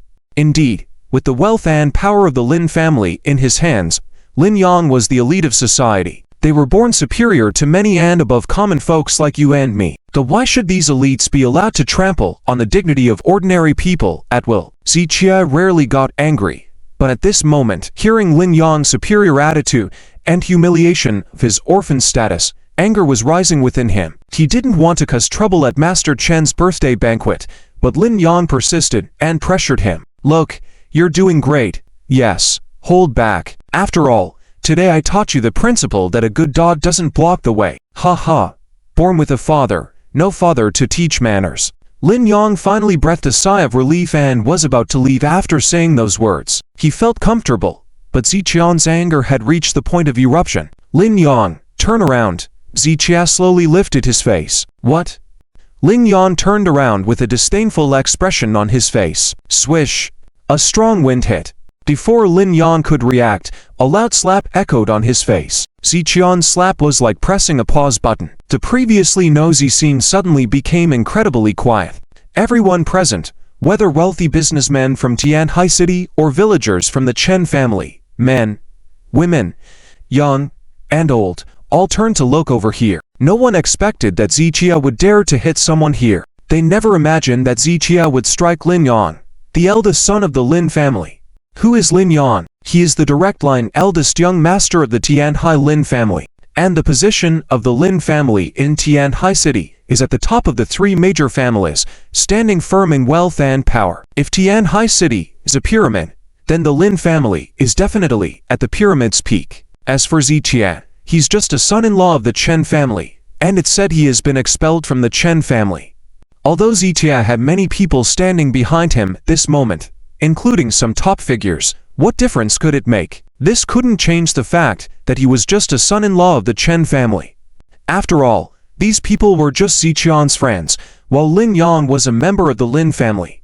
They were not on the same level at all. If Lin Yan had hit Zichia, everyone would find it normal, but Zichia hitting Lin Yan was insane. Everyone thought that Zichia must have gone mad to do such a thing. "How dare you hit me?" Lin Yan was stunned for almost half a minute before reacting. He knew that Zichia's actions were unpredictable, and he had been hit by him before. But he never expected Zichia to strike him here. Regardless of the circumstances, this was the birthday banquet of the Chen family. As a distinguished guest of the Chen family, hitting him was like causing a scene at the banquet. Lin Yan thought Zichia wouldn't dare cause a disturbance here, but Zichia's actions clearly demonstrated otherwise. "What did you say?" Zichia raised his eyes slightly. "I said, how dare you hit me?" Anger rose in Lin Yan as he shouted loudly. "What about hitting you?" Zichia said as his arm lifted once again, then struck down forcefully. Smack! Another loud slap hit Lin Yan, causing him to stumble and fall backward uncontrollably. Dang! He crashed into Lin Wan's body before finally steadying himself. Lin Wan helped Lin Yan out, and the look on his face turned extremely grim. As the saying goes, you also have to consider the owner when dealing with a dog. What's more, Lin Yang was his son. If Zitia had publicly assaulted Lin Yang, it would be like hitting Lin Wan's face, damaging the reputation of the entire Lin family. Lin Wan was able to suppress his anger because of his deep understanding of the situation. He managed to restrain his fury and prevented his bodyguards from attacking Zitia. After all, the Chen family was the host, and how they handled this incident would determine the outcome. If Lin Wan had ordered his men to act, a confrontation would have disrupted the banquet. Although even if the Chen family's celebration was ruined, the Lin family was formidable enough to handle it. But they might not be able to provoke the mysterious figure standing behind the Chen family. So, Lin Wan had to subdue his anger and look towards Chen Liren. Chen Liren wanted to evade the situation, but he couldn't. In the past, he would have stood without hesitation beside the Lin family and reprimanded Zitia loudly. But now things were different, and just the group of people standing behind Zitia was not someone the Chen family could easily offend. If Chen Liren took Lin Wan's side, he would simultaneously antagonize the individual standing behind Zitia. However, if he attempted to play down the matter, it was impossible. With Zitia having assaulted Lin Yang, the situation had escalated, and Lin Wan would not let it go easily. Chen Liren had numerous thoughts racing through his mind. The current situation forced him to make a choice. After a short contemplation, he made his decision to stand with the Lin family. Like he had said before, the Chen Corporation could only thrive by embracing the Lin family's support. Concerning Zitia, despite the influential figures backing him, in Chen Liren's mind, he still didn't measure up to Lin Wan's standing. So, after a few seconds of thinking, he sided with the Lin family. Zitia, what are you doing? What do you mean, causing a scene at the old man's birthday party? Chen Liren stood in front of Zitia, his tone reprimanding. His attitude made it clear to everyone whose side Chen Liren was on. Am I causing a scene, or is he causing a scene? Zitia calmly replied. You have attacked someone, and you say it's Lin's fault. Chen Liren frowned. Zitia shook his head, sneering as he asked persistently. When he insulted someone's parents and called people from a lower class, why didn't you say something? You. Chen Liren was speechless on the spot. Did I say something wrong? You are the one from the lower class. Lin Yang was furious and pointed at Zitia, cursing loudly. I may be from the lower class, but I don't see myself as despicable. Lower class? I have never eaten your rice or drunk your water, so where do you get the authority to humiliate the lower class? Yes, you Lin Dasha is indeed lofty and superior. But what qualifications do you have to trample on others' dignity, even humiliating others' parents? When Zitia said these words, the surrounding people fell silent one after another. Even many people standing behind Lin Wan felt that Zitian's words made sense. Especially for the villagers of Chen family village, they were all considered the lowest social class in Lin Yan's eyes. However, regardless, Lin Yan had no right or power to trample on and humiliate them. So Zitian's words received the agreement of countless people. Even Chen Liren had nothing to say. At this moment, only Lu Jinya and Zhou Yuqing understood that Zitia was already very restrained and patient. Mainly out of respect for Mr. Chen's face, Zitia did not want to ruin the celebration, otherwise, he wouldn't have wasted so many words with Chen Liren and Lin Yan. However, sometimes tolerance only invites further aggression from the other party. The current situation was like this. Zitia wanted to quickly resolve the conflict and let the celebration proceed smoothly. But Lin Yan was not giving in, and since Chen Liren stood on the side of the Lin family, naturally he supported all of Lin Yan's ideas. Zitia, spare me your words for now. Right now, give a bow and apologize to young Master Lin. Chen Liren frowned, his tone full of reprimand. In the face of Chen Liren's decision, the expressions of the many people present varied. Some felt that Chen Liren was currying favor and yielding to the powerful, forcing Zitia to apologize without distinguishing right from wrong. Some felt that since there was such a huge gap in status between Zitia and Lin Yan, if he hit Lin Yan, he should bow and apologize for his fault. But in the end, whether or not to forgive Zitia would depend on what the Lin family had to say. So this bow and apology were just the beginning. Zitia, what are you standing there for? Quickly apologize to young Master Lin. Seeing Zitia remain silent, Wang Qiufeng and others also furrowed their brows and spoke up. 90% of the people from the Chen family were now on Lin Yang's side.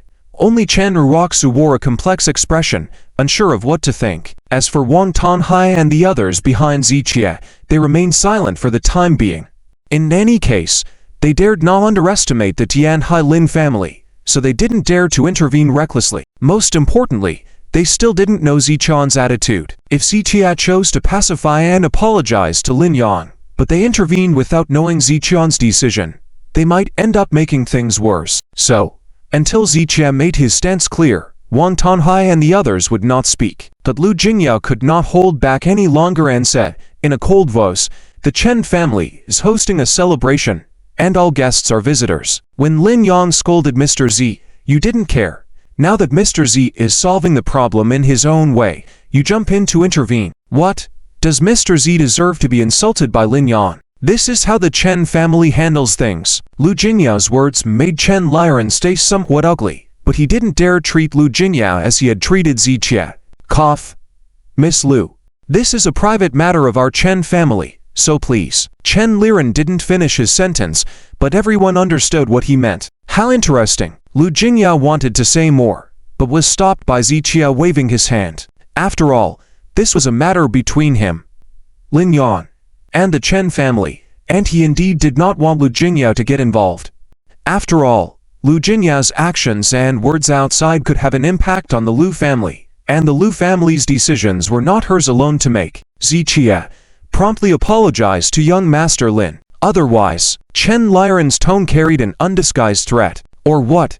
Ziqie asked back lightly. Before Chen Liren could speak, Ziqie turned to Lin Yang and sneered, "He deserves an apology from me." "Ziqie, what nonsense are you talking about?" Chen Liren reprimanded loudly again. Lin Yang was the descendant of the Tianhai Lin family. How could he not deserve an apology from Ziqie? Some people wouldn't think they're powerful just because they know some impressive figures, right? Miss Lu from the Lu family, Miss Zhou Yuking, including the head of the Wong family, everyone acknowledges their strength, but you only know them, you are not them. At this moment, the people behind Lin Wan and Wang Qiufang began to speak with a cold humph. They indeed thought Ziqian's words were too absurd. Not to mention that Ziqie had no powerful background himself.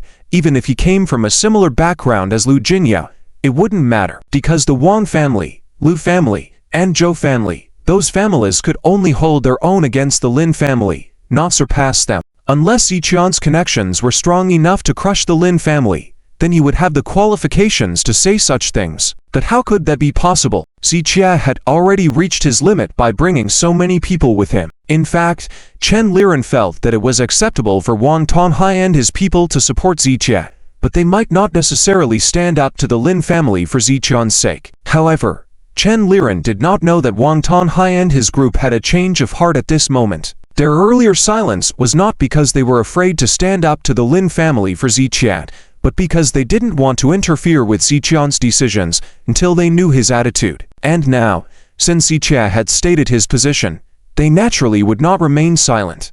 "If you want Mr. Z to apologize, you have to ask us whether we agree." Wang Tanhai stepped forward, taking the lead in stating his position. Without a word, Lu Jingyao and Zhou Yuking also stepped forward, standing on either side of Ziqie. Following them, Zhang Kai, Li Wanchen, and others also stepped forward together. Although they did not speak, their actions and expressions at that moment conveyed their attitude. Regardless of whether Ziqie was right or wrong, they were going to support him. This scene once again shocked Chen Liren and his group. They thought those people were just Ziqian's ordinary friends, but they were now willing to stand by Ziqian's side, even at the risk of offending the powerful Lin family. Chen Liren couldn't understand what magic Ziqie possessed, but at that moment he dared not say a word. Otherwise, he would not only offend Ziqie, but all the bigwigs behind him. Good.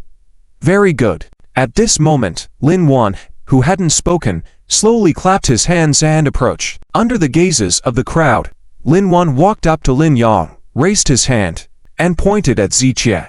"Ziqie, let me tell you today, even if all of you are tied together, I, Lin Wan, still do not see you. If you want to play, then I'll play with you all. I want to see who is the boss in Tianhai City." With these words, Lin Wan declared. The hearts of countless people in the scene were startled. This meant that the Lin family was going to confront Ziqie head-on. This Many people had furrowed brows. Lin Wan had already pushed the situation to this point. Would Wang Tanhai and the others dare to stand their ground? Would they really completely break off relations with the Lin family for Ziqia? As everyone's thoughts raced, Wang Tanhai stepped forward again. All right, I can't control others, but my Wang family will see this through. With these words from Wang Tanhai, everyone was even more shocked. It was hard for them to imagine just how highly Ziqia was regarded by Wang Tanhai to warrant him taking such action for him. And Wang Tanhai didn't need others to understand. The Wang family was definitely not foolish. They had their own thoughts and considerations for making this decision. I'm willing to see it through, followed Lu Jinya and Zhou Yuking. This time, they not only stood by Ziqian's side but even reached out their hands to hold onto Ziqian's arms. Hiss!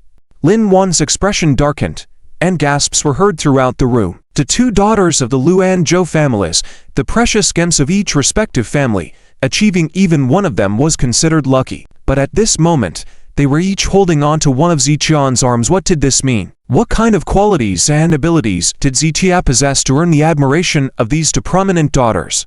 It seemed like Ziqia had fed them some kind of hypnotic potion. Everyone couldn't understand, especially Lin Wan, who was gritting his teeth in anger. Mr. Z, I may not have many skills, but if you need my help, Zhang Kai is at your service. Without hesitation, Zhang Kai spoke up in a deep voice, expressing his stance as well. Anyone else? Lin Wan's voice turned cold. It had to be said that Lin Wan's threatening words earlier had a significant impact.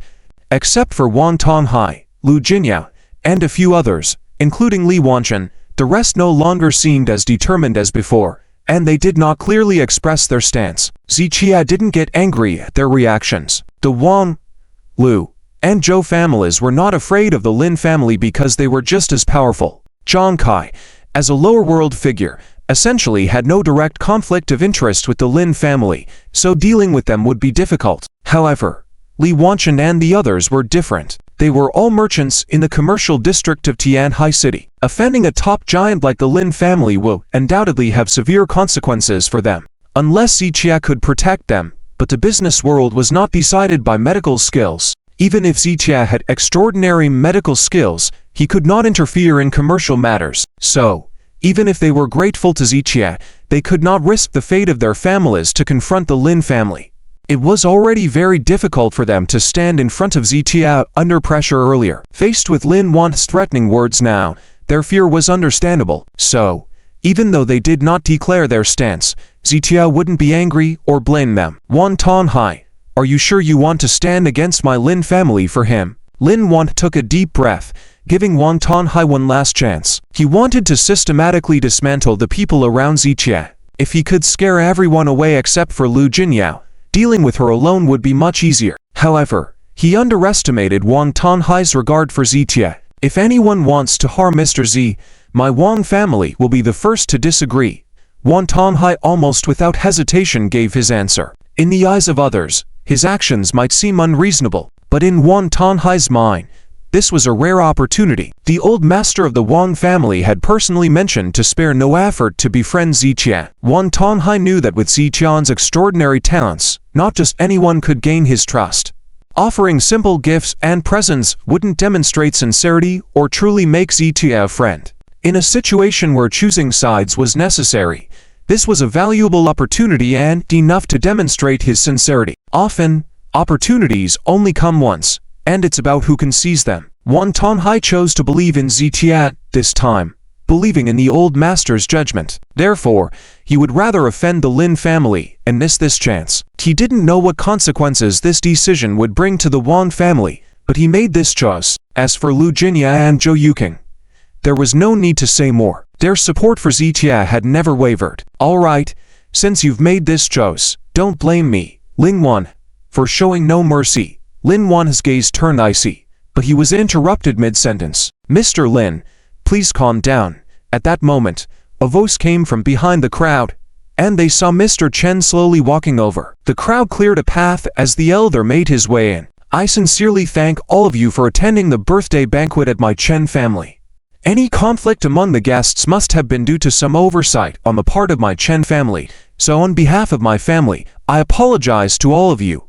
Mr. Chen apologized with a bow, and the people present waved off his apology. In fact, with so many people present, many were more interested in seeing Mr. Chen's stance on the matter. Would he, like Chen Liren, make Zichia apologize to Lin Yang for the sake of the Chen family's future, or would he choose to stand by Ziqian's side and protect him? The crowd speculated. After Mr. Chen finished apologizing, he took a few more steps and stood between Zichia and Lin Wan. Mr. Chen first looked at Zichia, then slowly turned to face Lin Wan. Mr. Lin, my grandson, is ignorant and offended your young master. On his behalf, I apologize to you and the Lin family. I hope Mr. Lin can give me face on behalf of Chen's family. With these words from Mr. Chen, both Chen Liren and the other guests understood his stance. In the end, he stood by Ziqian's side. Ziqian's emotions at this moment became even more complicated. Mr. Chen knew he had a strong personality and wouldn't apologize to Lin Yang. But if there was no apology, the situation wouldn't end today, and it would only escalate. That's why Mr. Chen took the effort at his old age to personally step in and apologize to the Lin family on behalf of Zichia. It was not easy for this elderly gentleman of over 50 to take such a step for Zichia, his grandson-in-law. Grandfather, Zichia frowned and began to speak. Don't say anything. Mr. Chen raised his hand to stop him. He could see things clearly. Even though Zichia had achieved much and had many connections, he still couldn't afford to provoke the Lin family, a giant in Tianhai City. Chen Laoyezi lived for most of his life. He was very clear about one thing, that in this world, there are no eternal friends. If the Lin family really wanted to clash with Zichia, perhaps the Wong family and the Lu family and other such families might not necessarily stand by Zichia till the end. Ultimately, in Chen Laoyezi's mind, Zichia couldn't compete with the Lin family, so he had to step in to resolve this matter. Chen Laoyezi, my Lin family is not unreasonable, nor will we bully others, but there is a cause and an owner to every grievance. If Zichia hit someone, he must apologize to our Lin family. Not only should he apologize, but however he struck Lin Yang should hit him back with even greater force. Lin Wan narrowed his eyes slightly, pondered for a few seconds before giving a response. In the past, if Chen Laoyezi had come to plead for Zichia, he would have definitely turned a deaf ear. But now, considering Chen Laoyezi's connections, he had to say a few more words. Of course, for minor matters, he was willing to give Chen Laoyezi face. However, this matter today was different.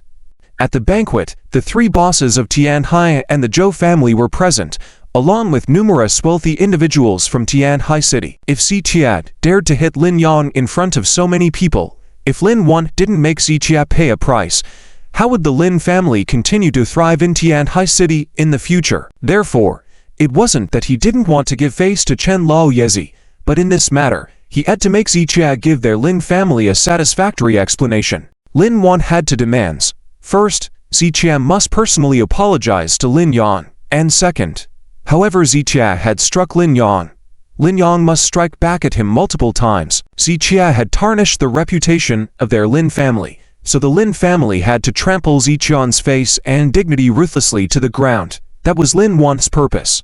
Upon hearing Lin Wan's two conditions, Chen Laoyezi fell into silence. He knew Zichia very well and understood that Zichia wouldn't agree to any of these conditions. Lin Wan, Wang Tanhai also wanted to speak, but was stopped by Chen Laoyezi. Le Jingya and Zhou Yuking moved their mouths slightly, but ultimately chose to remain silent. The more people intervened, the more chaotic the situation would become. They weren't afraid of chaos, but this was ultimately Chen Laoyezi's birthday celebration, and unless necessary, they didn't want to escalate things. Mr. Lin, I am not trying to protect anyone, but I understand my grandson. He would not provoke others recklessly. So, Chen Laoyezi's words were cut short by a wealthy businessman standing behind Lin Wan. What do you mean by that? Chen Laoyezi, are you saying that Lin young master provoked Zichia first? The middle-aged man smiled faintly and shook his head. I'll be frank, there are differences between people in society. Even if the Lin young master provoked him, he still cannot touch a hair on the Lin young master's head. Like attracts like, these words indeed held true. The people around Lin Wan all thought highly of themselves. Lin Wan was cautious of the mysterious figure behind the Chen family, so he didn't speak too harshly, but those behind him were unaware and naturally didn't hold the Chen family in high regard. Though the words of the middle-aged man were unpleasant, In this realistic society, it was indeed the truth. Those with power and influence could easily bully ordinary folks without consequences. Enough. Stop talking. Chen Laoyezi is elderly. We must respect our elders. Lin Wan self-righteously reprimanded the man before turning to Chen Laoyezi. Chen Laoyezi, I respect you as an elder, but please don't overly protect Ziqie. He must bear the consequences of his mistakes. Hearing Lin Wan's words, Chen Laoyezi sighed internally. He knew that Lin Wan and others were deliberately targeting Ziqie. How could he allow Ziqie to face them? All Chen Laoyezi wanted now was to handle this crisis for Ziqie. Mr. Lin, no need for more words. I apologize to you and the Lin family. In the future, I will personally come to apologize. Chen Laoyezi could only steel himself and try to defuse the situation in this manner. Elderly sir.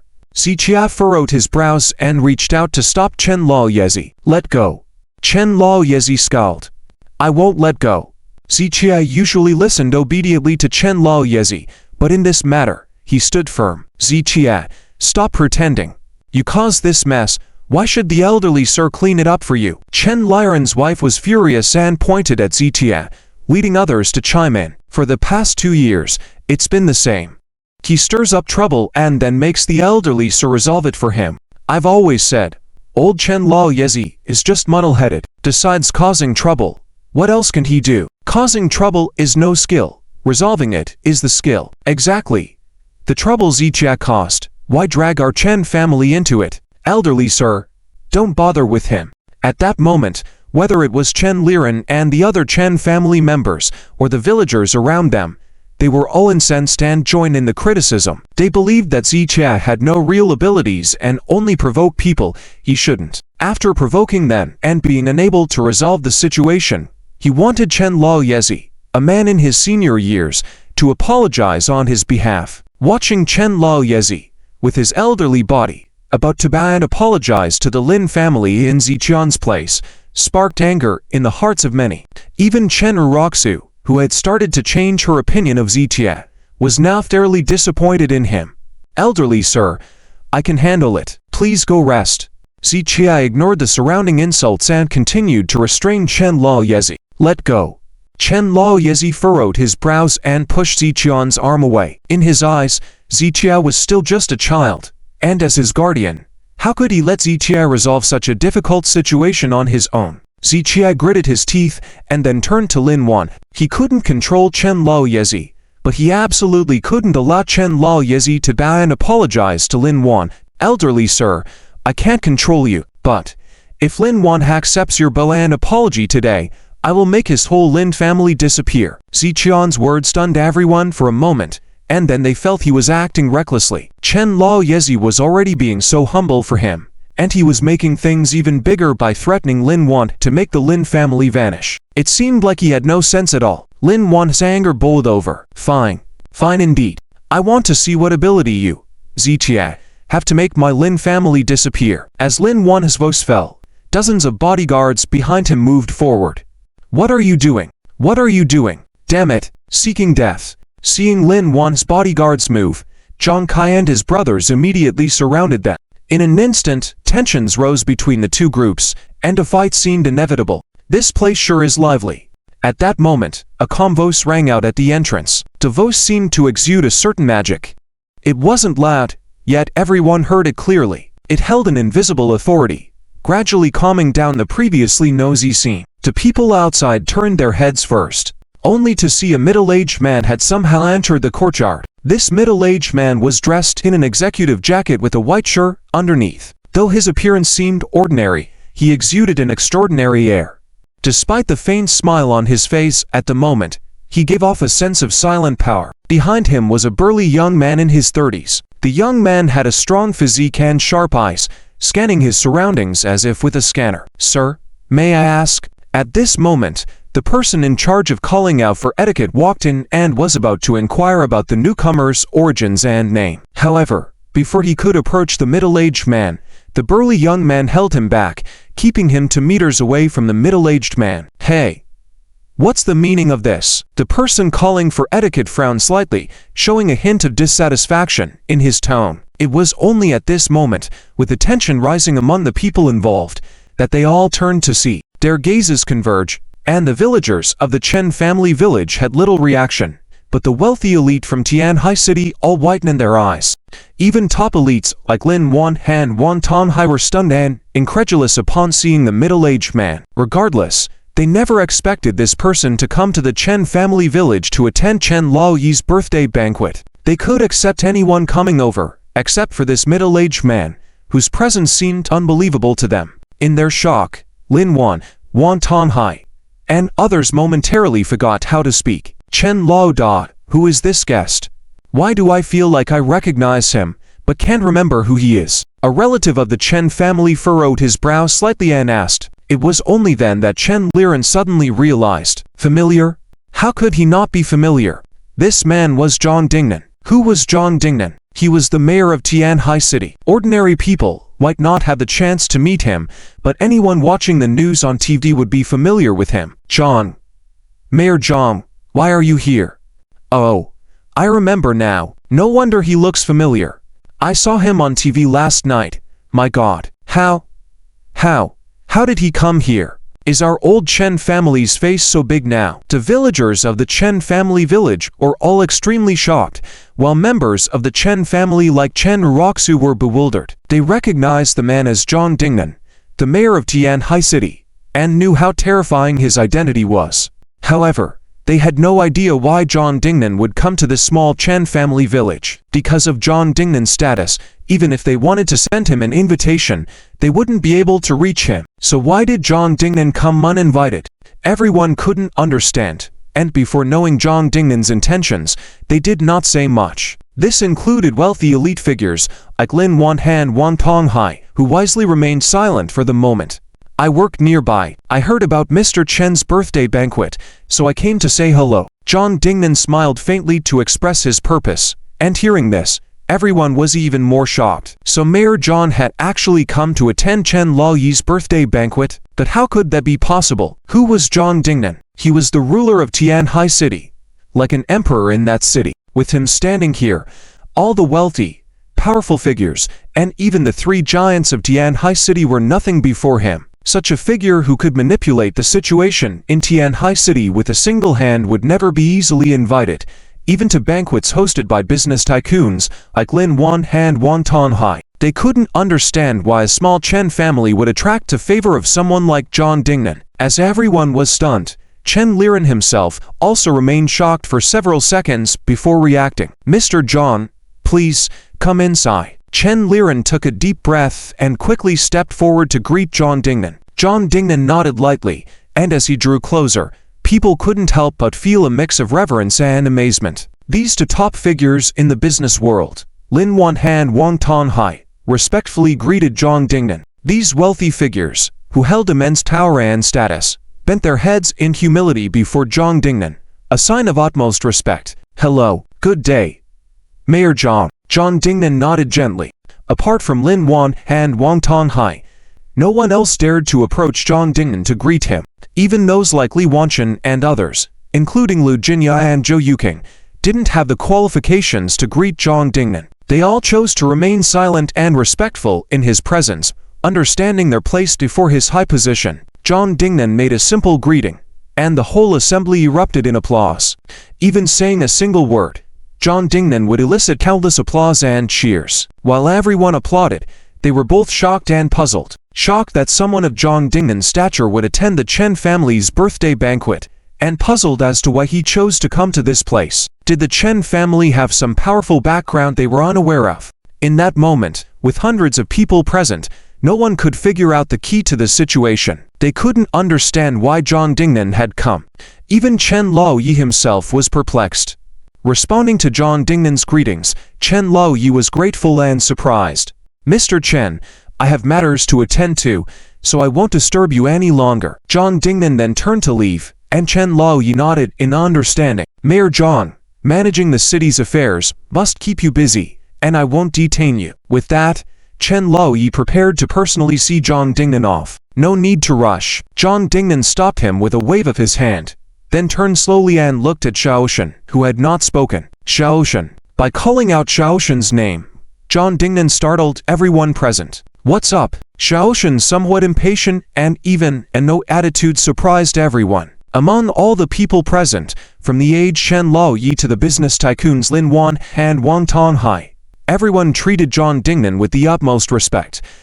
However, Xiaoshan's attitude of impatience and discomfort towards John Dingnan left everyone shocked. Did he not realize what consequences offending John Dingnan might have? Surprisingly, John Dingnan remained unfazed and seemingly accustomed to Xiaoshan's demeanor. "Free, come to my place and have tea." John Dingnan smiled faintly and extended an invitation to Xiaoshan, causing even more shock among the onlookers. The scene fell into a stunned silence. Chen Ruoxu covered her mouth with her hand. The answer to the question that had perplexed her just moments ago was about to be revealed. Chen Liren, Wang Qufan, and the other members of the Chen family, including the elderly Master Chen, all widened their eyes. Looking at Lin Wan, Wang Tonghai, and the wealthy figures from Tianhai City, including the villagers of Chen family village, everyone was astonished and speechless. The unexpected closeness between Zijia and John Dingnan sparked questions. How could their relationship be so intimate? Even to the point where John Dingnan personally invited Zijia for tea. It was well known that John Dingnan's status was such that even top figures like Lin Wan did not have the privilege of inviting him for tea. Yet, John Dingnan was actively extending this invitation to Zijia. What did this mean? It meant that not only did Zijia and John Dingnan know each other, but their relationship was also quite good. This scene before them, even the most naive person could infer something from it. Obviously, the Chen family did not have the qualifications to personally invite John Dingnan to their birthday banquet. So earlier, numerous people had doubts in their minds. However, through the conversation between John Dingnan and Zijia, their questions were answered. John Dingnan's presence here was not for the Chen family or any particular member of their family, but for Zijia. In short, John Dingnan, the leader of the city, was here to support Zijia. As everyone understood this, they were struck by shock and fell into silence once again. Facing this situation, they had even forgotten their prior discussions. At this point, when John Dingnan and Zijia made eye contact, John even winked slightly with his right eye. Seeing this gesture, Zijia felt even more helpless. From the start, he had tried to avoid too much interaction with John Dingnan, but John Dingnan had taken an interest in him. Zijia understood John Dingnan's intentions. Despite giving John Dingnan a medicinal pill as a gift before, John Dingnan clearly did not want to settle things so easily. By personally attending the Chen family's birthday banquet and his actions there, Zijia now owed him a favor once again. Realizing John Dingnan's intentions, Zijia had shown some impatience and frustration while speaking with him earlier. "I'll make sure to visit," Zijia replied helplessly while shaking his head. "Good." John Dingnan nodded and smiled. He knew that Zijian's response indicated his acceptance of the favor. Then, John Dingnan turned and walked outside without waiting for the elderly master of the Chen family to say anything. Ignoring the Chen family's master's attempt to stop him, John Dingnan quickly departed, and the sound of his car starting and accelerating filled the air. A minute passed after John Dingnan left, and there was still silence inside and outside the courtyard. Before John Dingnan's arrival, tensions were high, and it seemed like a conflict was about to break out between the two parties. However, John Dingnan's presence only led to a brief greeting with the elderly master of the Chen family and Zijia, and he did not involve himself in any other matters, instantly calming the imminent battle. Even though John Dingnan did not scold anyone or take sides, his personal appearance represented a lot. As everyone understood this, their attitudes and thoughts began to change. If previously, Zijia was supported by Wang Tonghai and others, signifying his influence in Tianhai City. With John Dingnan now present, Zijia was no longer just a significant figure in Tianhai City. He had become someone who could dominate there without anyone daring to challenge him. At this moment, all eyes at the scene were fixed on Zijia, including the members of the Chen family, the villagers of Chen family village, and the wealthy figures of Tianhai City. They had to accept one fact: they had underestimated Zijia. Even Lu Jinyao, who thought she knew Zijia well, now realized how ignorant she had been. Similarly, both Lu Jinyao and Wang Tonghai now understood the words of their family's elderly master. Previously, the elder had said that Zijia was like a hidden dragon in the abyss, but when he soared, he would break through the sky. At that time, Wang Tanhai did not believe it. He thought Ziqian was skilled in medicine, but did not deserve such praise from the family elder. Now, he had to admit that the elder was right. Just considering Ziqian's close relationship with Zhang Dingnan was enough to show that Ziqia could walk freely in Tianhai City, with no one daring to oppose him. Chen Liren, Wang Qufang, Chen Roxu, and others from the Chen family were feeling a mix of emotions, astonishment, and complexity. They wanted to say something, but when it came to speaking, they didn't know what to say. Lin Wan, who was previously full of momentum, claiming he would seek justice for Lin Yang, had even threatened to make Zitia apologize first and then have Lin Yang retaliate doubly. However, at this moment, he did not dare to entertain such ideas. Ziqia was Zhang Dingnan's friend. In the entirety of Tianhai City, which wealthy and powerful figure would dare to harm Zhang Dingnan's friend? Hence, Lin Wan no longer displayed the same aggressive attitude as before. Instead, he simply remained silent, bowing his head slightly. He could not be certain of Ziqian's relationship with Zhang Dingnan yet, and until he clarified it, he would not make any rash moves. The atmosphere at the scene, at this moment, was eerily quiet and awkward, filled with tension. Everyone present was waiting for Zitia to speak and break the silence and discomfort. However, Zitia did not rush to speak, as if he was enjoying the awkward atmosphere. After all, he owed Zhang Dingnan a favor, and he intended to make the most of it. Among the crowd, only Zhou Yuking's expression remained relatively natural. She had already declared her feelings for Ziqia. Regardless of Ziqian's status or how others judged him, she still liked him. To Ziqia, who was humiliated by the Lin family just now, she liked him. And now, the Ziqia who had suppressed the Lin family, she still liked him. Her feelings did not change with Ziqian's status. However, in this society, people like Zhou Yuking, who possessed such a pure mindset, were rare. Most people tended to seek power and feared retribution. Therefore, after witnessing Ziqian's vast network and influence, the crowd fell into silence. Ziqian's gaze scanned slowly across the room, and no one dared to meet his eyes for more than a second. The person who was mocked by them and bullied by the Lin family earlier had now become an individual they could not help but look up to with admiration. From Chen Liren to Wang Qufang, from Lin Wan to Lin Yang, and so on. Those who used to belittle Ziqia were now looking up to him, but dared not express any dissatisfaction. Silence. Anyone caught by Ziqian's gaze, regardless of status or age, would lower their heads in silence. Except for Chen Roxu. She didn't lower her head, but instead looked at Ziqiangxi with a complex expression in her eyes. However, her feelings at this moment were even more complicated than her expression. Today's birthday banquet. After Ziqia arrived, Li Wanchen and others came, and she wasn't surprised. Even when Zhang Kaian Lu Jinyao, along with Zhou Yuking, arrived later, she also didn't show much surprise. And even when Wang Tanhai came to support Ziqia in person, she only felt slightly surprised because she knew about the relationship between Netan and Ziqia. However, when Zhang Dingnan, the city leader, arrived at the scene, she was no longer surprised but rather overwhelmingly shocked. She never knew that Ziqia knew Zhang Dingnan, and she never imagined that Ziqia could have contact with such a powerful figure standing at the top of the pyramid. If Ziqia only knew people like Wang Tanhai, she wouldn't have been concerned. Because now, with the backing of the Lin family, Chen's group was no longer the same as before. As long as the Lin family was willing to support the Chen family, she could completely ignore Ziqia and his group. However, when the group behind Ziqia added someone like Zhang Dingnan, the situation instantly changed. Not to mention the Chen's group, even the Tianhai Lin family wouldn't dare to challenge Zhang Dingnan. In short, 5 minutes ago, she could ignore Ziqia, but after these 5 minutes, she no longer dared to look down on Ziqia in the slightest. Facing this Ziqia, although Chen Roxu maintained eye contact, she was already clear in her heart that the gap between herself and Ziqia was expanding infinitely. Ziqian's gaze stayed on Chen Roxu's face for less than a second before turning to look at others, especially the wealthy elites behind Lin Wan. They were like afraid of being remembered by Ziqia, all obediently keeping their heads down and staying silent. They who were previously boastful were now meek, even humble. They were afraid of being remembered by Ziqie and having him come back to deal with them.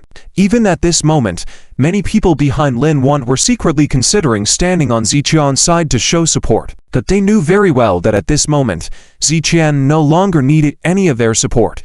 If they did so, they wouldn't gain Ziqian's favor but rather increase Lin Wan's resentment towards them. That would be a real loss. In short, although they had the chance to approach Ziqie earlier, they missed the opportunity, even pushing it away with their own hands. The only ones who seized the opportunity are Wang Tonghai, Zhang Kai, and others. Tian'er. You. In the end, it was Elder Chen who broke the silence at the scene. But just as Elder Chen was about to speak, he swallowed his words back.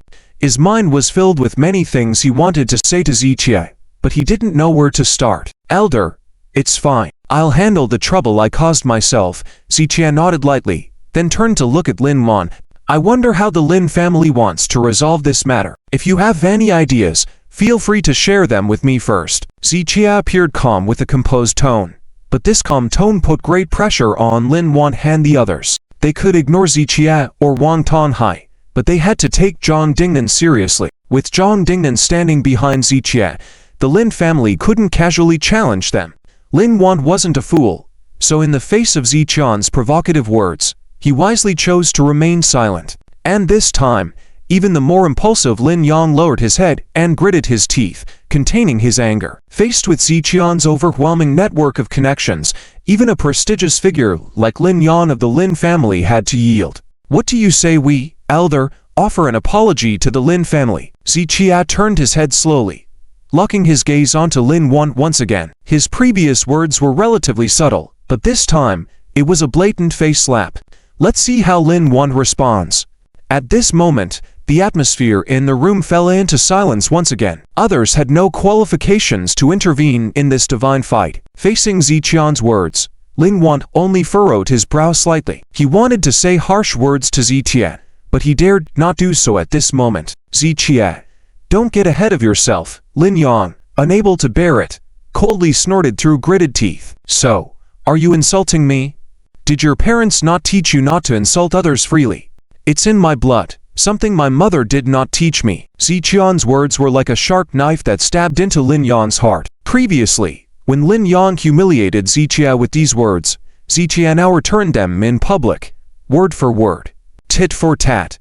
Ziqie, you. Enraged, Lin Yang's temper flared up, and he was about to curse at Ziqie. Shut up.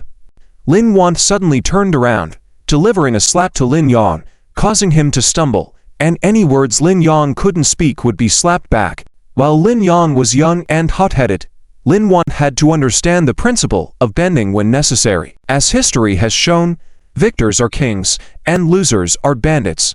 In the birthday banquet setting, Ziqie was obviously the biggest winner. Therefore, he had the right to humiliate the Lin family in their current state. If they continued to challenge him, it would only bring more humiliation upon themselves. So Lin Wan understood that it was best for them to stay silent at this moment, but they also couldn't do nothing.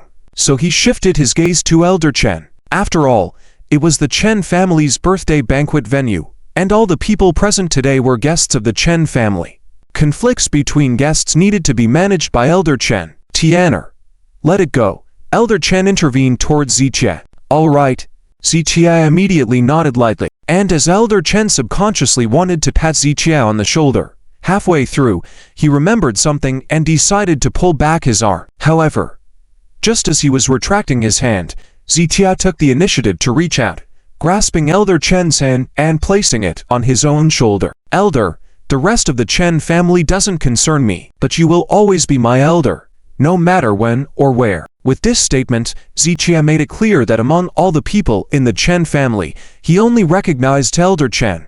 Although Chen Liren and the others had a slightly red complexion, they dared not express any discontent. Cough. Well then, everyone please have a seat. Chen Liren chuckled, breaking the awkward atmosphere and gesturing for everyone to sit down. However, after Chen Liren finished speaking, with so many people present, not a single person sat down. It was obvious that everyone present wasn't deaf and must have heard Chen Liren's words.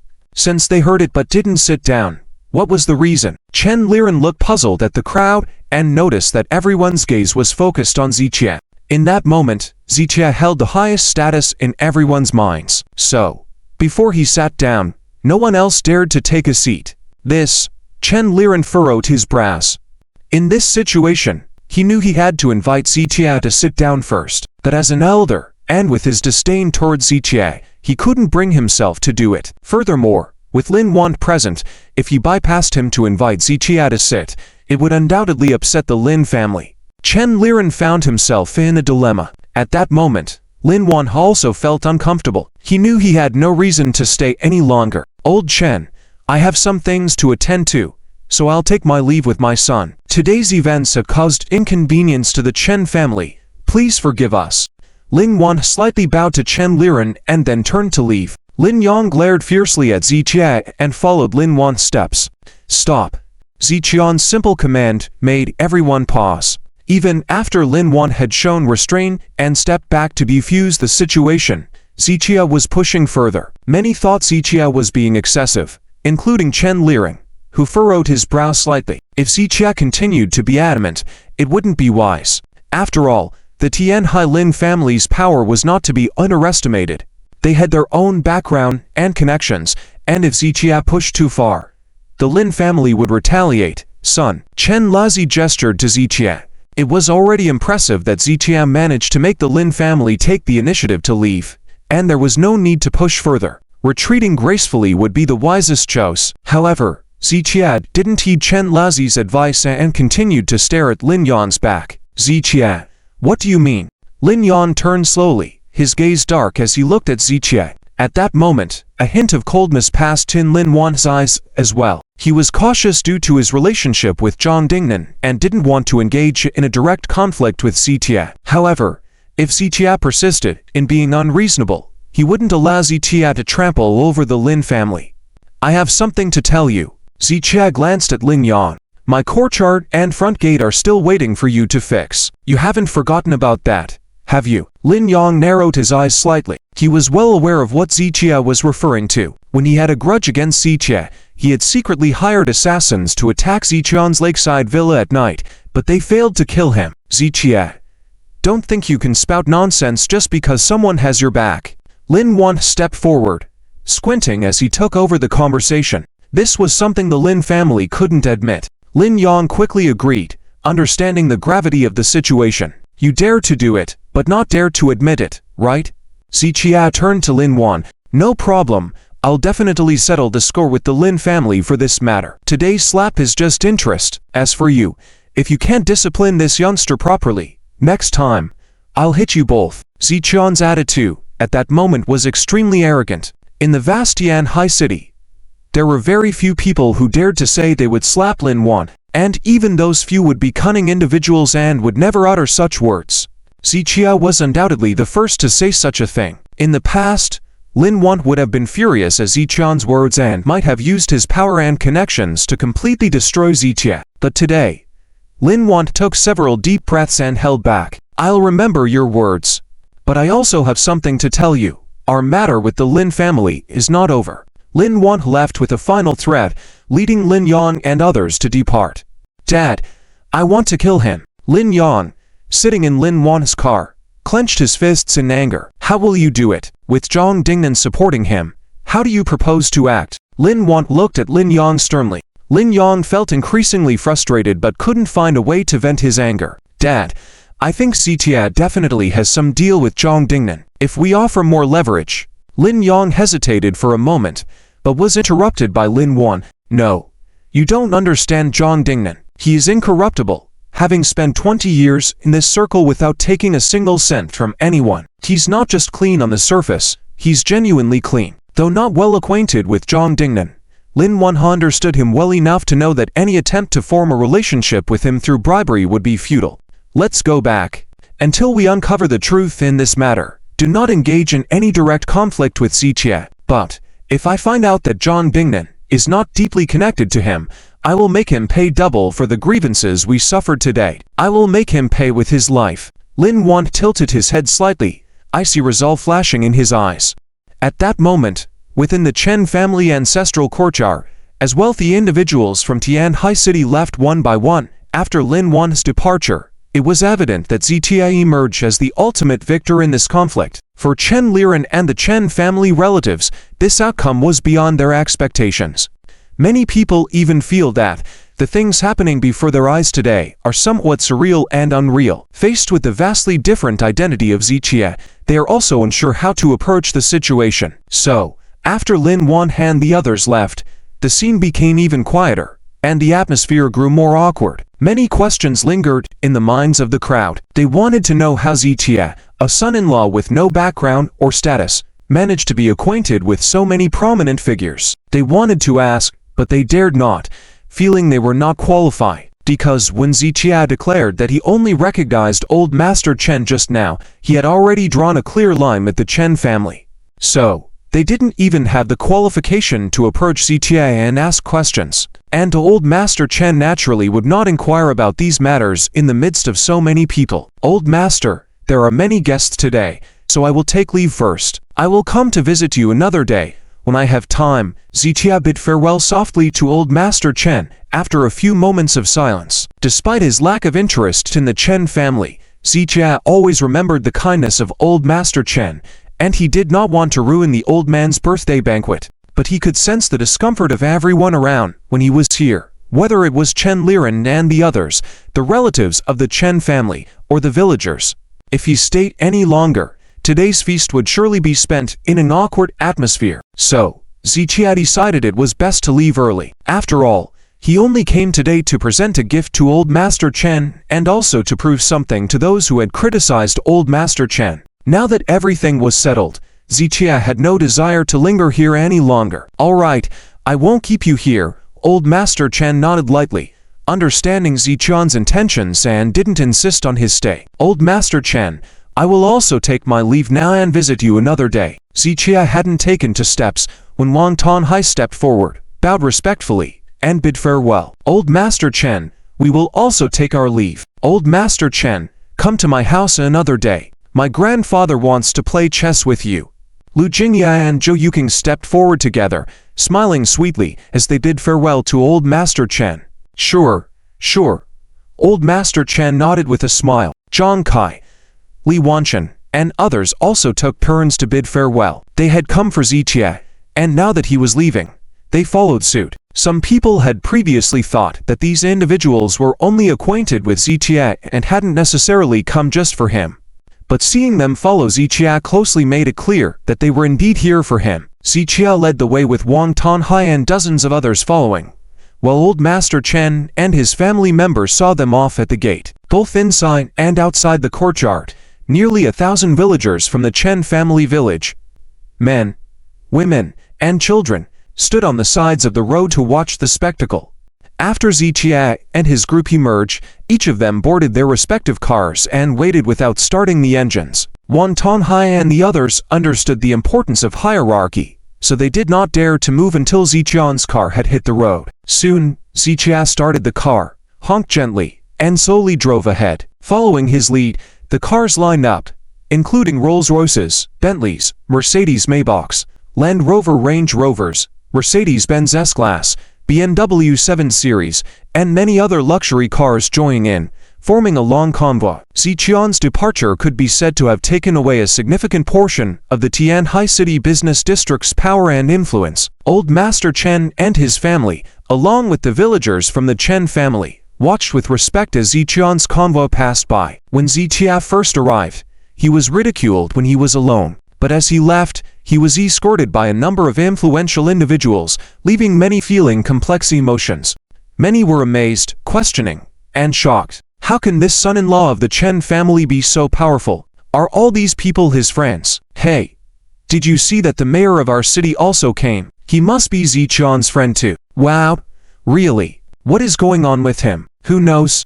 I remember just last year during the Lunar New Year, when he returned with old Master Chen, he was nothing special back then. As people around discussed and wondered, recalling how Zta, initially mocked for marrying into the Chen family, had wed Chen Uroxu, a dream girl for many. The son-in-law status had been a subject of ridicule, especially with Zcha's lack of a prestigious background, being perceived as an orphan. The villagers of the Chen family had always looked down on him when they visited, treating him with disdain during family gatherings. But now, they wouldn't even have the privilege of offering him tea if they wanted to. The sightings of the past, when Zitia was belittled, contrasted with the present reality, where he had outstripped their expectations. Amidst the discussions and amazement from the people around, the emotions of Chen Uroxu, Chen Liren, and other Chen family members were particularly complex. While the villagers and relatives were just observers, they were the ones directly involved and had witnessed Ziqian's progression from a nobody to his current height. Previously viewed as a burden to the Chen family, Ziqia was now beyond their reach and recognition. So, the surrounding sighs and discussions never ceased. As they listened to the conversations, Chen Uroxu, Chen Liren, and others felt a mix of regret. Though they might not acknowledge it, they now held a tinge of remorse for their past treatment of Ziqian. Perhaps if they hadn't given him a hard time previously, the Chen family might have been in an even better position now. Old master, what's the story behind Ziqian? Yeah, I heard he was useless. So what's going on today? The questions from the villagers brought Chen Liren and the others back to reality. They were indeed curious, and since old master Chen had a good relationship with Ziqian, maybe he knew something about it all. Ha. This child Tia isn't useless at all. It's just that all of you underestimated him before. My judgment back then was not wrong. I'm not blind. My eyes are clear. Old Master Chen joked, but the room fell silent, and many lowered their heads with flushed faces, indicating that perhaps they had misjudged Ziqia all along. Why are they blushing? Because it was they who initially said that Ziqia was a waste, and that the old man Chen was confused and blind to let such a waste become a son-in-law. And now, Ziqia used one fact after another to fiercely slap their faces. Those priceless treasures, he gifted 10 of them one by one to the old man Chen as gifts. He even used the extremely rare official Kiljun porcelain to let the old man Chen grow flowers. And these can only represent Ziqian's financial strength.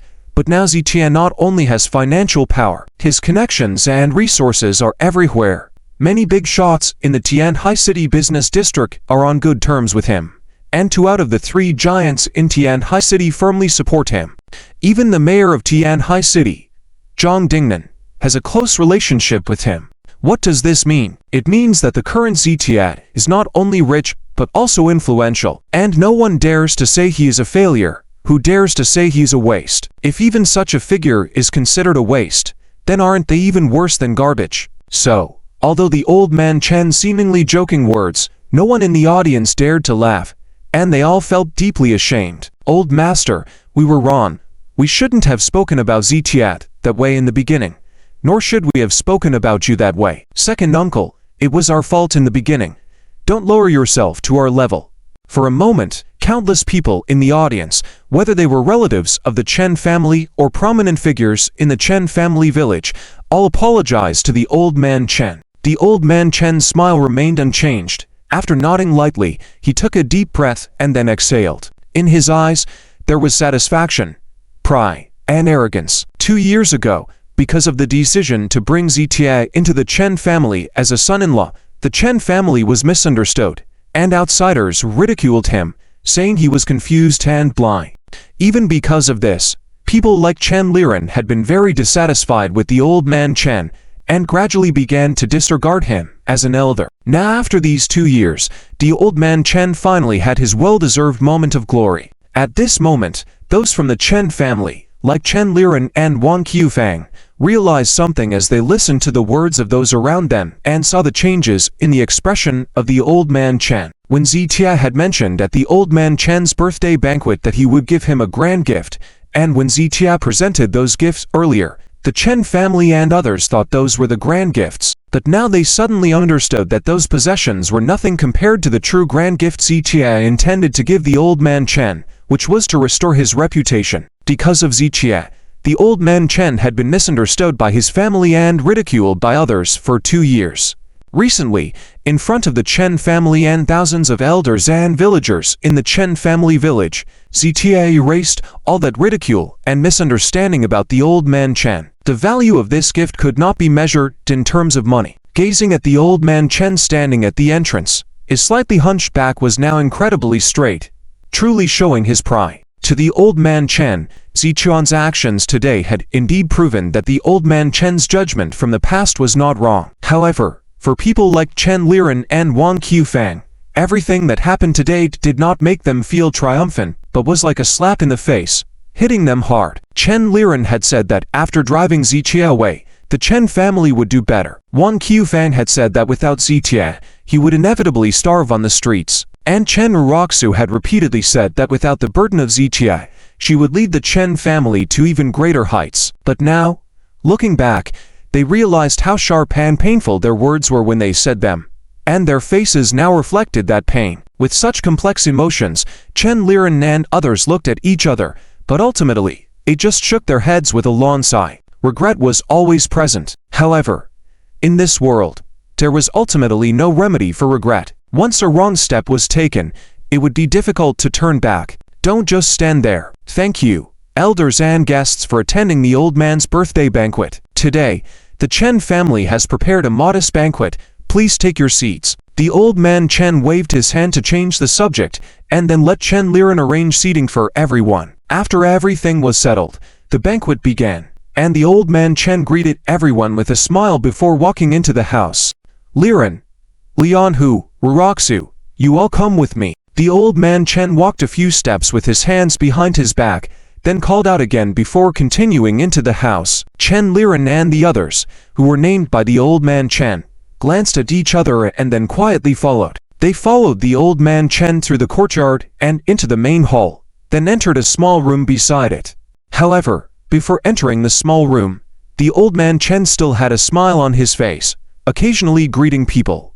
But as soon as Chen Liren and the others entered the room and the door closed, the smile on the old man Chen's face instantly disappeared. Without waiting for Chen Liren to speak, the old man Chen suddenly turned around and slapped him across the face. Asterisk smack, asterisk. The slap hit Chen Liren's face, making him stumble. Old master, what's gotten into you? Chen Liren asked, hand on his face. Ignoring Chen Liren, the old man Chen turned to another member of the Chen family and slapped them as well. Asterisk smack, asterisk, asterisk smack, asterisk, asterisk smack, asterisk. Several consecutive slaps landed on several people, all of whom were descendants of the Chen family who had insulted Ziqie in front of the old man Chen. Before, they thought their previous words had turned into slaps for them, but now they felt the real sting of punishment.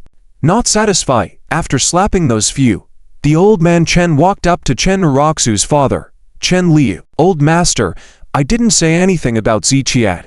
Chen Liu, who had a weak character, quickly explained, bowing his head. Seeing Chen Liu like this, the old man Chen couldn't hold back his anger and gave him a slap. You didn't say anything, but your wife said plenty. A grown man like you can't even control your own wife. I'm not trying to promote gender inequality, but that foolish woman with long hair and short sight, can't you discipline her? The more the old man Chen spoke, the angrier he got, and he struck Chen Liu with a fierce slap. Asterisk smack, asterisk. The slap pushed Chen Liu back several steps, holding his face in pain. At this point, only Chen Uroxu was left unscathed, and as the old man Chen raised his arm, he eventually lowered it again. Grandfather, Chen Uroxu wanted to speak, but she swallowed her words. The old man Chen just waved his hand, not wanting to say anything to Chen Uroxu, and returned to Chen Liren. Old master, if you have something to say it properly.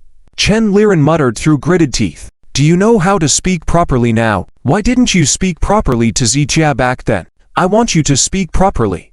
I want you to stop being foolish. The old man Chen became even angrier at the words, and then slapped Chen Liren twice. This time, Chen Liren completely lost his voice. If it were in the past, he would have angrily left when the old man Chen slapped him for the first time. At that time, he felt he had grown wings and the old man Chen was no longer useful, so he didn't listen to him or show any respect.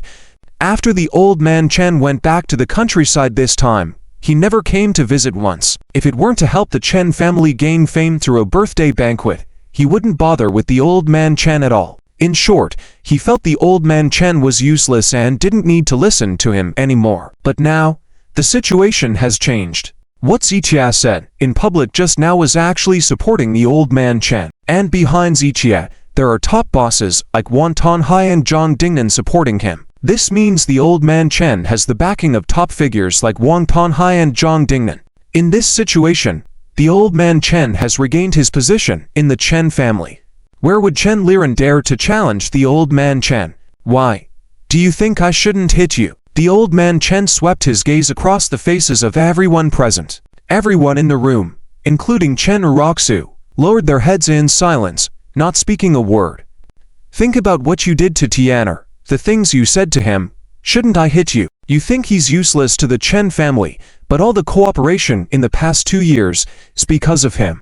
You look down on him in every way, but look at the height he has reached now. Who among you can compare? Faced with the old man Chen's loud questioning, everyone fell even more silent, unable to find a single word to refute. Hit you. I'm telling you, hitting you is the least of it. Do you think with Tian'er's current strength, can the Chen group compete with him? If he seeks revenge against you now, who can stop him? The old man Chen's words were like a heavy hammer, hitting hard in the hearts of the crowd. Whether it was Chen Liren or Chen Uroxu, neither dared to argue back, because they knew that what the old man Chen said was all true. With Zichan's current ability, if he wanted to target the Chen group, even the Lin family wouldn't be able to protect the Chen family. But Tian'er didn't do that. He knows how to repay kindness. He values loyalty. He remembers the favor from 2 years ago. That's why he is lenient towards the Chen family. But let me tell you, even the greatest favor has a time to be repaid. If you continue to be ungrateful and stubborn, pushing him to act against the Chen family, you won't even have a chance to regret it. At that time, I won't say a word, let alone interfere. The old man Chen pointed his finger at Chen Liren and the others, shouting out these words. He remembered the words Zitia had said to him when he asked for help from Zitia the day before the charity event between the Lin family and the Chen family went wrong. Therefore, today, the old man Chen was taking this opportunity to give Chen Liren and the others an ultimatum, issuing a final warning. His words were not just directed at Chen Liren and the others, but also at himself. Old man, don't get agitated. Pay attention to your health. Chen Liren tried to speak, but he was interrupted by the old man Chen before he could finish. I'll tell you again. Don't think I'm just talking in anger. It's true that our Chen family owes Tian'er a debt of gratitude, but that was 2 years ago. 2 years ago, I brought him, who had nothing, to the Chen family, which indeed exposed me to criticism and ridicule. But in these 2 years, how much has he contributed to the Chen family? You have all seen today. The company developing into a group owes much to him. During this time, he has helped the Chen group several times, which is enough to repay the previous favor. If you are still not satisfied, then after he presents this great gift today, he will no longer owe the Chen family anything. The old man Chen took a deep breath, his tone and demeanor extremely serious. If there are any debts, it is the Chen family that owes him. So starting today, I will never again seek his help for the Chen family even once. If you think you have the ability, then make the Chen family grow and prosper. If you are incompetent and ignorant, let the Chen group perish on its own. If I go against these words and seek Tian'er's help again, let me die a miserable death. The old man Chen faced the crowd and made a solemn oath. Old man, grandpa, don't talk nonsense. Chen Liren, Chen Uroxu, and others all tried to persuade the old man, but the old man Chen's gaze and expression were firm. I am not talking nonsense. I am just telling you, I will not intervene in the Chen group from now on. You should have an idea of which way to go, and don't even think about seeking help from Tian'er through me. You have no shame, but this old man still has some dignity. After speaking, the old man Chen did not give the others a chance to talk. He pushed open the door and walked out. I'll go check on the old man. Although Chen Lianghu was weak, he was the most filial, so he quickly followed the old man Chen out. You go take care of the guests. Chen Liren turned to dismiss the other Chen family members, leaving only Chen Uroxu behind. The current Chen group can do without anyone else, except they cannot do without Chen Liren and Chen Uroxu. So when there is an issue, it naturally falls on these two to discuss. Uroxu, what should we do? Do you think there is any possibility of reconciliation between you and Zitia? Chen Liren gritted his teeth slightly, but still brought up this matter. He didn't want to admit it but had no choice. Now, Zitia had indeed grown to a point where everyone in the Chen family had to look up to him. The words of the old man Chen had sobered him up a lot, prompting some changes in his thoughts. There is no chance. Chen Uroxu shook her head helplessly. If it were in the past, perhaps there might have been a chance for reconciliation. At that time, she and Zitia had only discussed divorce, but they hadn't obtained the divorce certificate. At least in a legal sense, they were still husband and wife and could remarry at any time. However, after she initiated and processed the divorce certificate with Zitia, they had truly drifted apart, and there was no longer any possibility. If, following what Grandpa said, we apologize to him first, wait until his mood softens a bit, and then bring up this matter in passing. A day as a couple leads to 100 days of grace.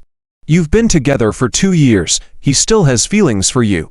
After some thought, Chen Liren made this suggestion again. In the past, he was the one in the Chen family who looked down on Zitia the most. But now, he had to figure out a way to reconcile with Zitia. Chen Liren didn't want to do this. He had been stepping on Zitia for 2 years. He used to think that Zitia would never be successful in his life, so he would always be stepped on by him. But now, he had to voluntarily lower his head to the person he once stepped on, which probably no one could accept. However, the current situation, including the words Chen Lao Yezi said just now, forced him to grit his teeth and make this decision. Uncle, that won't work. I already tested his attitude during the Kiankaku incident. Chen Ruoxu shook her head again. She understood Ziqian's personality better than Chen Liren. The relationship between the Chen family and Ziqia was almost impossible to ease. Maybe our sincerity was not enough last time. How about this time? I go with you. And we apologized to him as Grandpa said. After thinking for a few seconds, Chen Liren actively proposed this matter. Although he knew that what he was doing was embarrassing and would make him lose face in front of Ziqia, Ziqia might take the opportunity to return all the insults Chen Liren had given him before. But, in comparison to the fate of the Chen family, Chen Liren's personal dignity and face didn't matter much. Uncle, it's not a matter of sincerity. You don't understand Ziqian's character. And he's not a fool. If we go to see him at this time, even a fool can see that we have a purpose.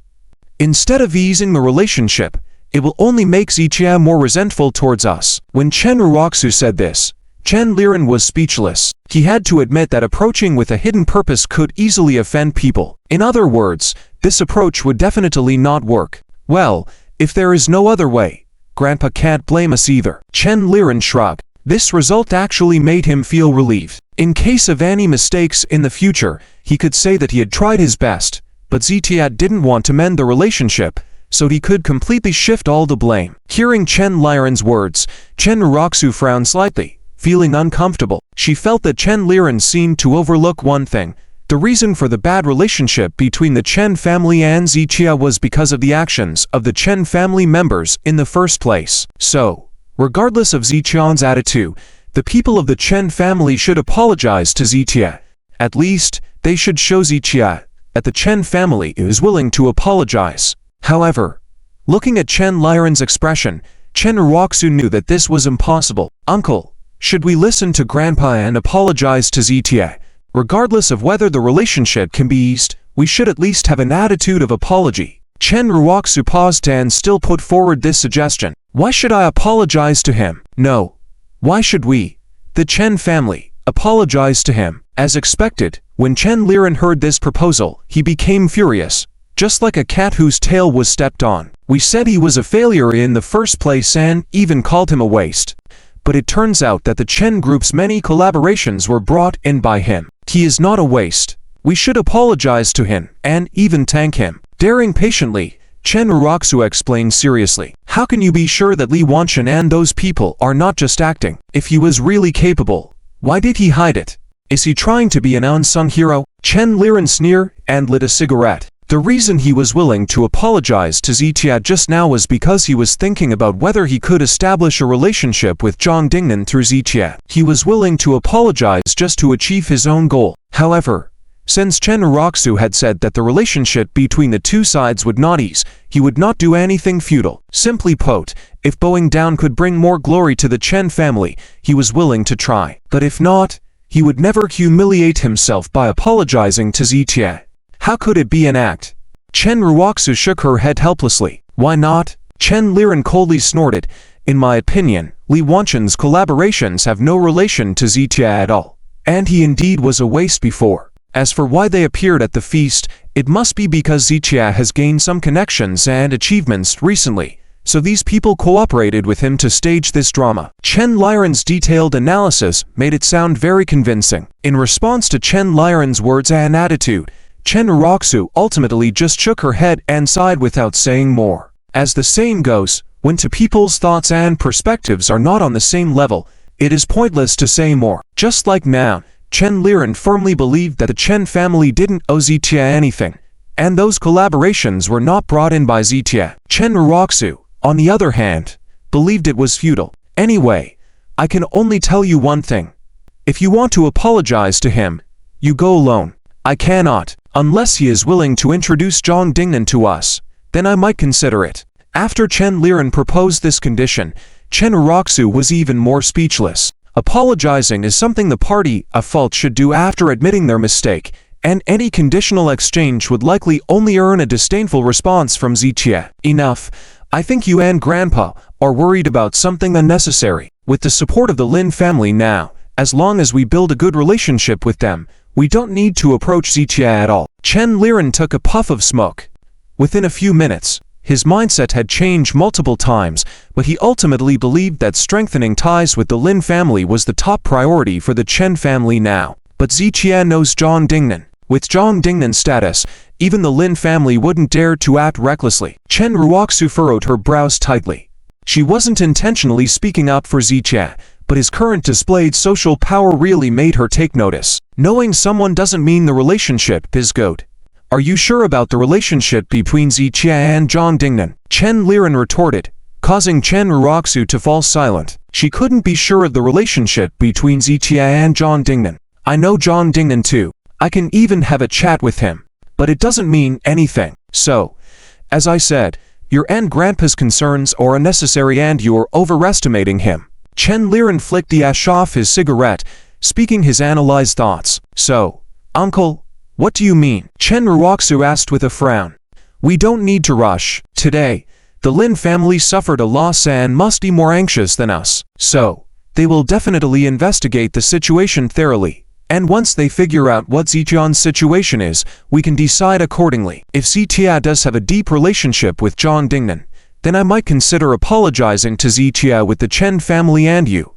Chen Liren slowly turned his head and ultimately made this decision. In short, whether Chen Liren is willing to apologize to Zitia depends on Zitian's current capabilities and whether it is worth it for him to do so. People like Wan Tanhai and Lu Jinyao are naturally not enough to make Chen Liren make this decision, so ultimately, it depends on the depth of the relationship between Zitia and Zhang Dingnan. If Zitia and Zhang Dingnan have a close relationship, and even if Zhang Dingnan is willing to help Zitia with some things, then Chen Liren wouldn't dare say a word and would honestly apologize, which would be the wisest choice. However, if Zitia and Zhang Dingnan only have a superficial relationship, then relying solely on people like Wan Tanhai and Lu Jinyao behind Zitia wouldn't be enough to make Chen Liren truly consider the situation, let alone worth it for him to try to improve his relationship with Zitia. After all, the Chen family now is not the same as it was 2 years ago.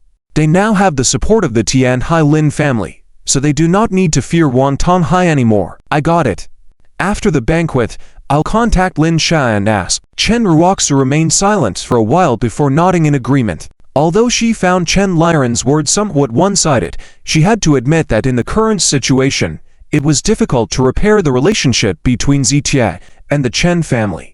The events of today had further exacerbated the irreconcilable enmity between the Tianhai Lin family and Zitia. If the Chen family were to try to reconcile with Zitia at this moment, they would surely offend the Lin family.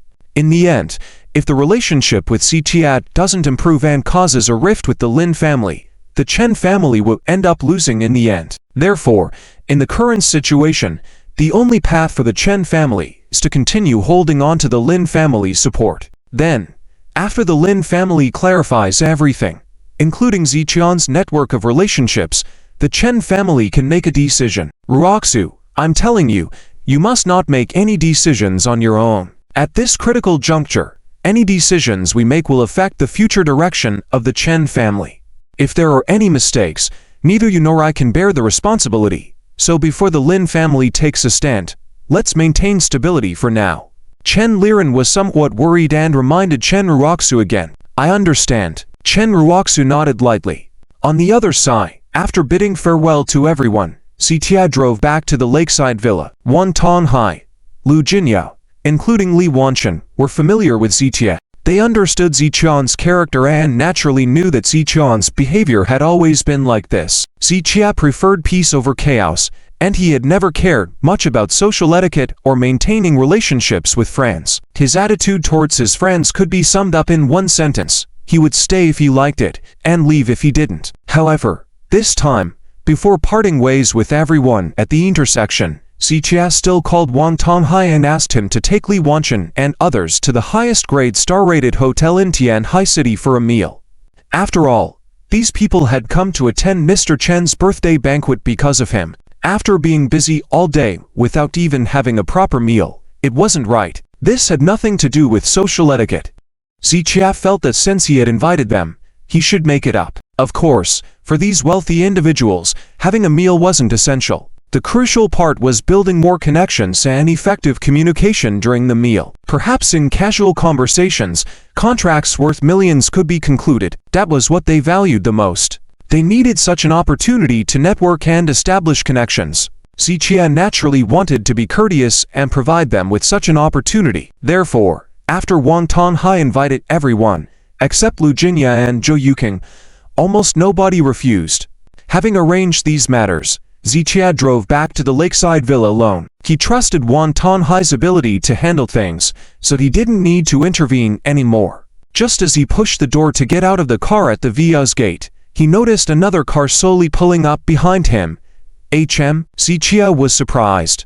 He had been engrossed in his thoughts and hadn't noticed the car following him. The car wasn't unfamiliar to Zitia. He remembered it as the one Zhou Yuqing had used before. As expected, after the car stopped, Li Bo, who often accompanied Zhou Yuqing, got out of the car first. But before he could open the car door for Zhou Yuqing, she had already stepped out herself. Zitia. Zhou Yuqing smiled and approached him. "Didn't you go for dinner? Where's Jinyao?" Zitia had thought that Zhou Yuqing and Lu Jinyao had gone for dinner as well. "I didn't go. I wanted to stay with you." Zhou Yuqing shook her head gently. In the busy scene at the birthday banquet, she hadn't had a chance to talk to Zitia. "Is there something you need? Why do you have to be with me today?" Zitia shook his head and smiled. "You seem busy," Zhou Yuqing replied softly. Normally, when Zitia was busy, she didn't dare to disturb him. Today, she finally found an opportunity to meet him and wanted to spend more time with him. "All right."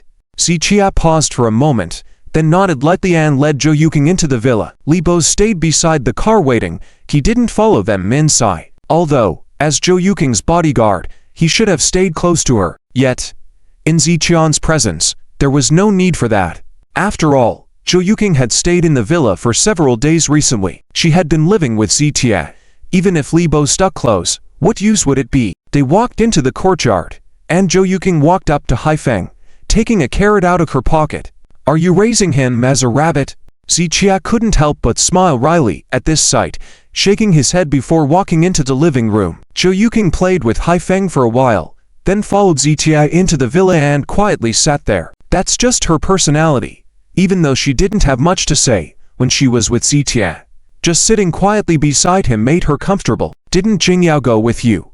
Did she go back home?" Zitia poured a glass of water for Zhou Yuqing and casually asked. "Jinyao's sister went back home." Zhou Yuqing nodded gently. Lu Jinyao had told Zhou Yuqing on the way back to go home quickly and inform Mr. Zhou about today's events. Actually, Zhou Yuqing wasn't stupid. She understood Lu Jinyao's intentions. Lu Kaoyao wanted to report the matter of Xiaoshen meeting Zhang Dingnan to the Luca family as soon as possible. Of course, this was not a bad thing. When the Luca family found out about this, they would definitely value Xiaoshen even more. However, Zhou Yuqing was not in a hurry, because she didn't care about what Zhou Wenyuan, or even the entire Zhou family, thought of Xiaoshen. What she liked was Xiaoshen as a person. Whether he was good or bad, capable or not, she liked him. So she didn't feel the need to rush to tell the Zhou family how amazing and outstanding Xiaoshen was, because their opinions of Xiaoshen didn't affect her feelings. Chen Ruoxu wanted a successful, ambitious Xiaoshen who could help her. Lu Kaoyao wanted a Xiaoshen who could grow with her and protect the Luca family. As for Zhou Yuqing, she just wanted Xiaoshen. Regardless of how Xiaoshen was, she liked him. The two to her personality, Zhou Yuking would not express her feelings to Zhao Shen directly. She would just express her affection in her own way. Like now, she just wanted to quietly accompany Zhao Shen. If there is nothing else, you should go back first. Zhao Shen felt the atmosphere was a bit awkward, so he brought up the topic himself. Zhao Shen, you're not truly happy. Zhou Yuking's words made Zhao Shen smile slightly stiffen, unsure of how to respond. People think the things you did today would make you feel triumphant, make you happy after successfully getting back at those people, that you're not truly happy. Hearing Zhou Yuking's words, Zhao Shen's brow slowly furrowed. He didn't like the feeling of being seen through, but he didn't know how to respond to Zhou Yuking. Many people think you have a cold personality, but you are the most loyal and righteous person. The result today is not what you wanted, right? Zhou Yuking's words made Zhao Shen feel a bit uneasy, even fearful. Let's not talk about it. Zhao Shen knew Zhou Yuking was perceptive, but he didn't expect her to understand him to this extent, being able to see through his inner feelings effortlessly. In fact, the outcome today was not what Zhao Shen wanted. He didn't want to seek revenge on anyone. If there had to be an answer, perhaps Zhao Shen just wanted to be sincere to others and receive the same sincerity in return. He simply wanted to quietly live as an ordinary person, rather than being in the spotlight and becoming a target of attention. However, many things he faced, including everyone around him, urged him to keep moving forward, leaving him no room to pause. You don't have to tire yourself so much. Hearing Zhou Yuking's words, Zhao Shen shook his head slightly, a hint of bitterness crossing his lips. He indeed didn't like getting involved in too many things, but he felt that he was trapped and couldn't help it. At times, he even understood some of Chen Uroxu's helplessness. When things progressed to a certain point, he couldn't just stop as he wished. Even if he didn't care about material gains, he had to live up to the expectations of those hopeful gazes. For example, the Luca family had gone all out to pave the way for Zhao Shen at the medical conference, even falling out with the Lynn family and betting everything on Zhao Shen. How could Zhao Shen let them down? Actually, you don't need to burden yourself so much. Hearing Zhou Yuking's words, Zhao Shen lightly shook his head, and a touch of bitterness flickered on his lips. He truly had no interest in being a hero who saves people from suffering. He just simply didn't want to disappoint those around him. If his sincerity towards others ended up being taken advantage of, how would he be any different from those ungrateful people from the Chen family? I understand what you're saying, but now is not the time to retire after success. Zhao Shen joked half seriously, then added softly after a pause, "Don't worry, I'm fine." Whether it was Chen Uroxu, who had lived with Zhao Shen for 2 years, or Lu Kaoyao, who treated Zhao Shen sincerely, including Chen's old man, none of them had truly understood Zhao Shen's innermost feelings, and Zhao Shen had never revealed his feelings to them. But today, this little girl Zhou Yuking effortlessly opened Zhao Shen's heart, leaving Zhao Shen somewhat helpless. Okay, Zhou Yuking nodded gently, being mature enough not to dwell further on the topic. After today, will the Chen family regret it? At this question, Zhao Shen shook his head with a smile. Perhaps they will, but it won't last long. Why? Zhou Yuking was puzzled. Everything Zhao Shen had shown at the birthday banquet will undoubtedly make the Chen family, especially Chen Uroxu, deeply regretful. But why did Zhao Shen say that their regret wouldn't last long? Because they are arrogant and foolish, Zhao Shen said, causing Zhou Yuking to chuckle. For her reserved personality, such a hearty laugh was rare. And at that moment, Zhou Yuking's laughing face made Zhao Shen somewhat captivated. Zhao Shen, your description of them is indeed very apt. Zhou Yuking nodded lightly after laughing. She always believed that Zhao Shen was right, no matter what he said. However, you have offended the Lin family today, and they won't let you off easily. I need to go back and tell my grandfather about this. Zhou Yuking glanced at her watch, preparing to leave. The Lin family and their subsidiary companies dominated half of Tianhai City's business district. So, without exaggeration, Zhao Shen was a big trouble for the commercial district of the city. In order to deal with this trouble, the Lin family might resort to some cunning methods. Therefore, Zhou Yuking wanted to hurry back and inform Zhou Wenyuan of this matter. But just as Zhou Yuking took a few steps, she slowed down, turned back to look at Zhao Shen.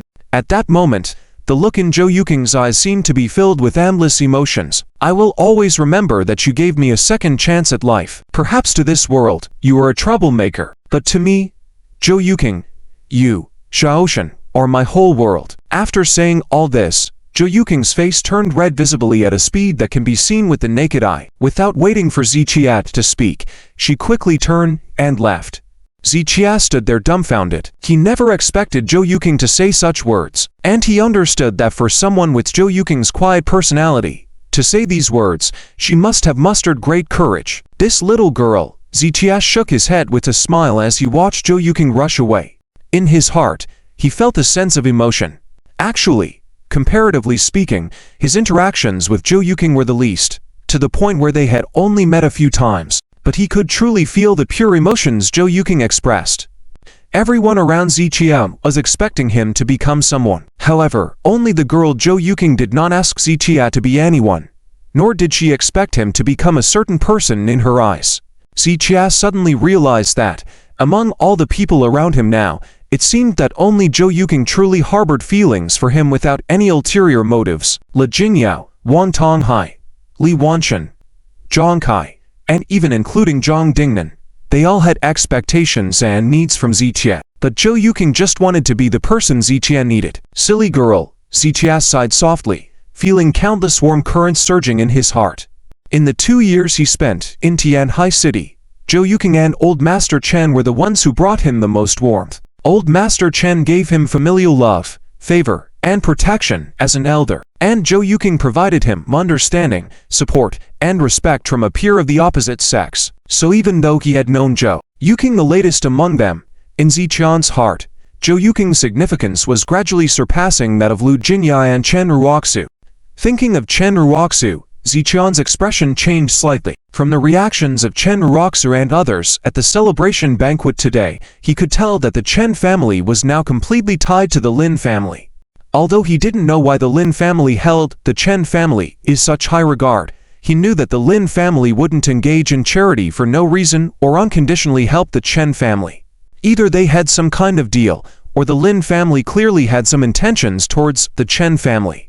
But these matters were no longer important to Ziqiat. He had said what needed to be said, and he had given all the necessary warnings, including the final reminder he gave Old Master Chen over the phone the day before yesterday. As for how the Chen family would proceed from now on, or what the final outcome would be, that was up to them. Ziqiat now only wanted to focus all his thoughts on the upcoming final round of the medical skills competition. Once the final round was successfully completed, he would consider his obligation to the Lu family fulfilled. When the final round is over, it will be time for me to leave. Ziqiat turned slowly, looking towards the distant Thousand Island Lake, his eyes revealing some complex emotions. By then, it would be better if my memory is fully restored. If it still hasn't returned, I will have Chen Hemming take me to find those people from before to help me recover my memory, Ziqiat said softly, looking towards the distant Thousand Island Lake. After nearly a minute, Ziqiat slowly withdrew his gaze. He looked down on the way the Chen family burned bridges after crossing them, and he certainly didn't want to become such a person himself. So before leaving Tianhai City, he wanted to make sure he had done everything he needed to do. However, before he left, he needed to settle matters with the Lin family. Time passed minute by minute. Near dusk, in the study of the Lin family's mansion, Lin Wan and Lin Yan had just returned from an afternoon investigation, but they hadn't found any useful information, because this time they were investigating the relationship between Ziqiat and Zhang Dingnan. Who was Zhang Dingnan? He was an eminent figure standing at the pinnacle of Tianhai City. For such a figure, his whereabouts and schedules, especially his private life interactions, were all confidential. No one dared to pry into them. Even if someone did know, they wouldn't dare to gossip. So after the investigation, Lin Wan and Lin Yan came up empty-handed. However, despite not finding accurate information, based on some clues and recent events, Lin Wan had some speculations in his mind, and he attached great importance to the relationship between Zhang Dingnan and Ziqiat.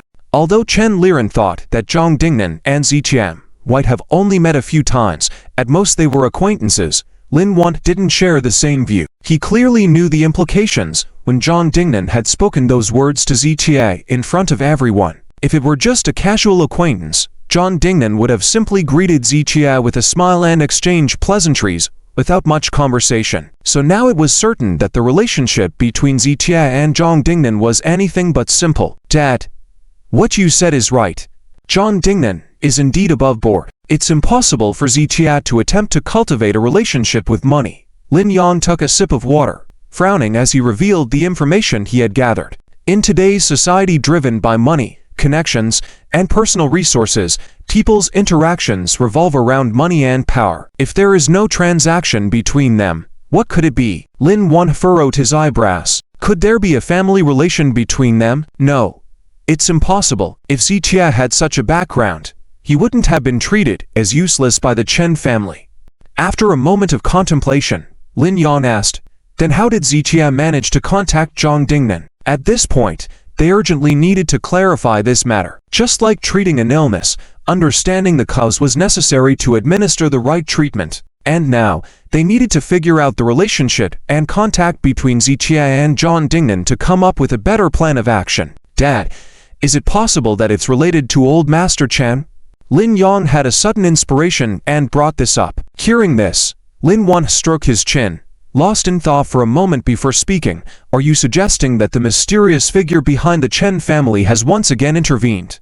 Exactly. Think about it, Dad. This person was able to have someone taken away forcibly by the supervisory department and then destroy the Liang family without bearing any responsibility. This person's status and position are definitely higher than Zhang Dingnan's. If he gave the word, it would make sense for Zhang Dingnan to attend the celebration banquet at the Chen family. The more Lin Yang spoke, the more convinced he was of his analysis. What you said indeed makes sense. Lin Wan nodded first, then changed the topic, asking, but have you considered why Zhang Dingnan would be so close to Ziqiat if he attended the Chen family celebration on behalf of that influential figure? Could it be that Ziqiat and the figure behind the Chen family have a deep connection? The two of them felt a jolt in their hearts at the same time.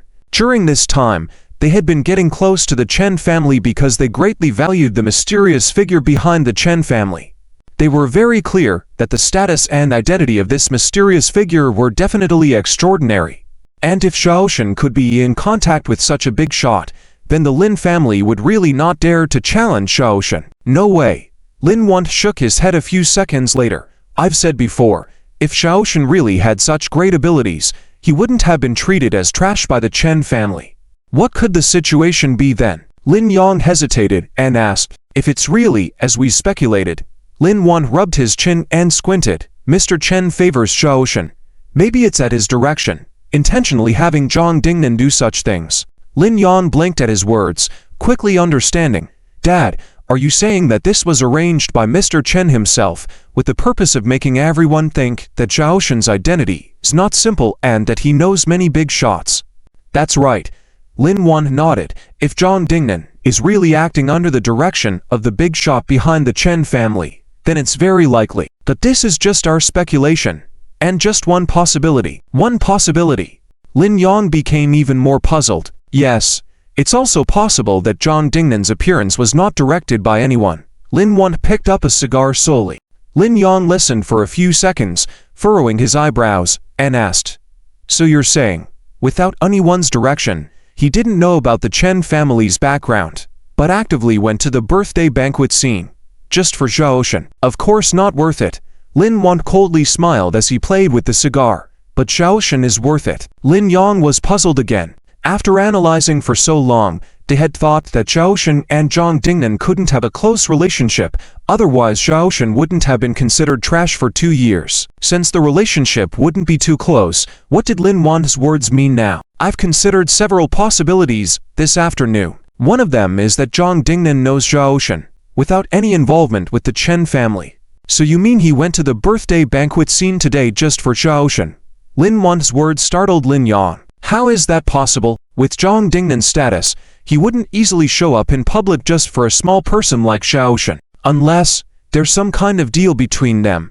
But didn't you say Zhang Dingnan is clean and never accepts any money? Lin Yang scratched his head, feeling trapped in his thoughts. Who told you that only money can facilitate a deal? Think about what's most valuable on Shaoshan. Lin Wan's cryptic remark instantly reminded Lin Yang. Dad, I see. Lin Yang nodded. You mean Shaoshan's medical skills? Exactly. After thinking it over, Shaoshan's only way to impress Zhang Dingnan is through his medical skills. So I think Shaoshan probably used the 1000 Gras Switzerland treatment or some other medical knowledge to pique Zhang Dingnan's interest. Not just Zhang Dingnan, including Wang Tonghai and everyone behind Xiaoshan. They must have aligned with Xiaoshan based on this reason. Lin Wan lit his cigar and took a puff before slowly sharing his analysis. Today, when he had people investigate outside, he also considered many possibilities. In the end, this speculation was closest to the truth. It seems that's the case indeed.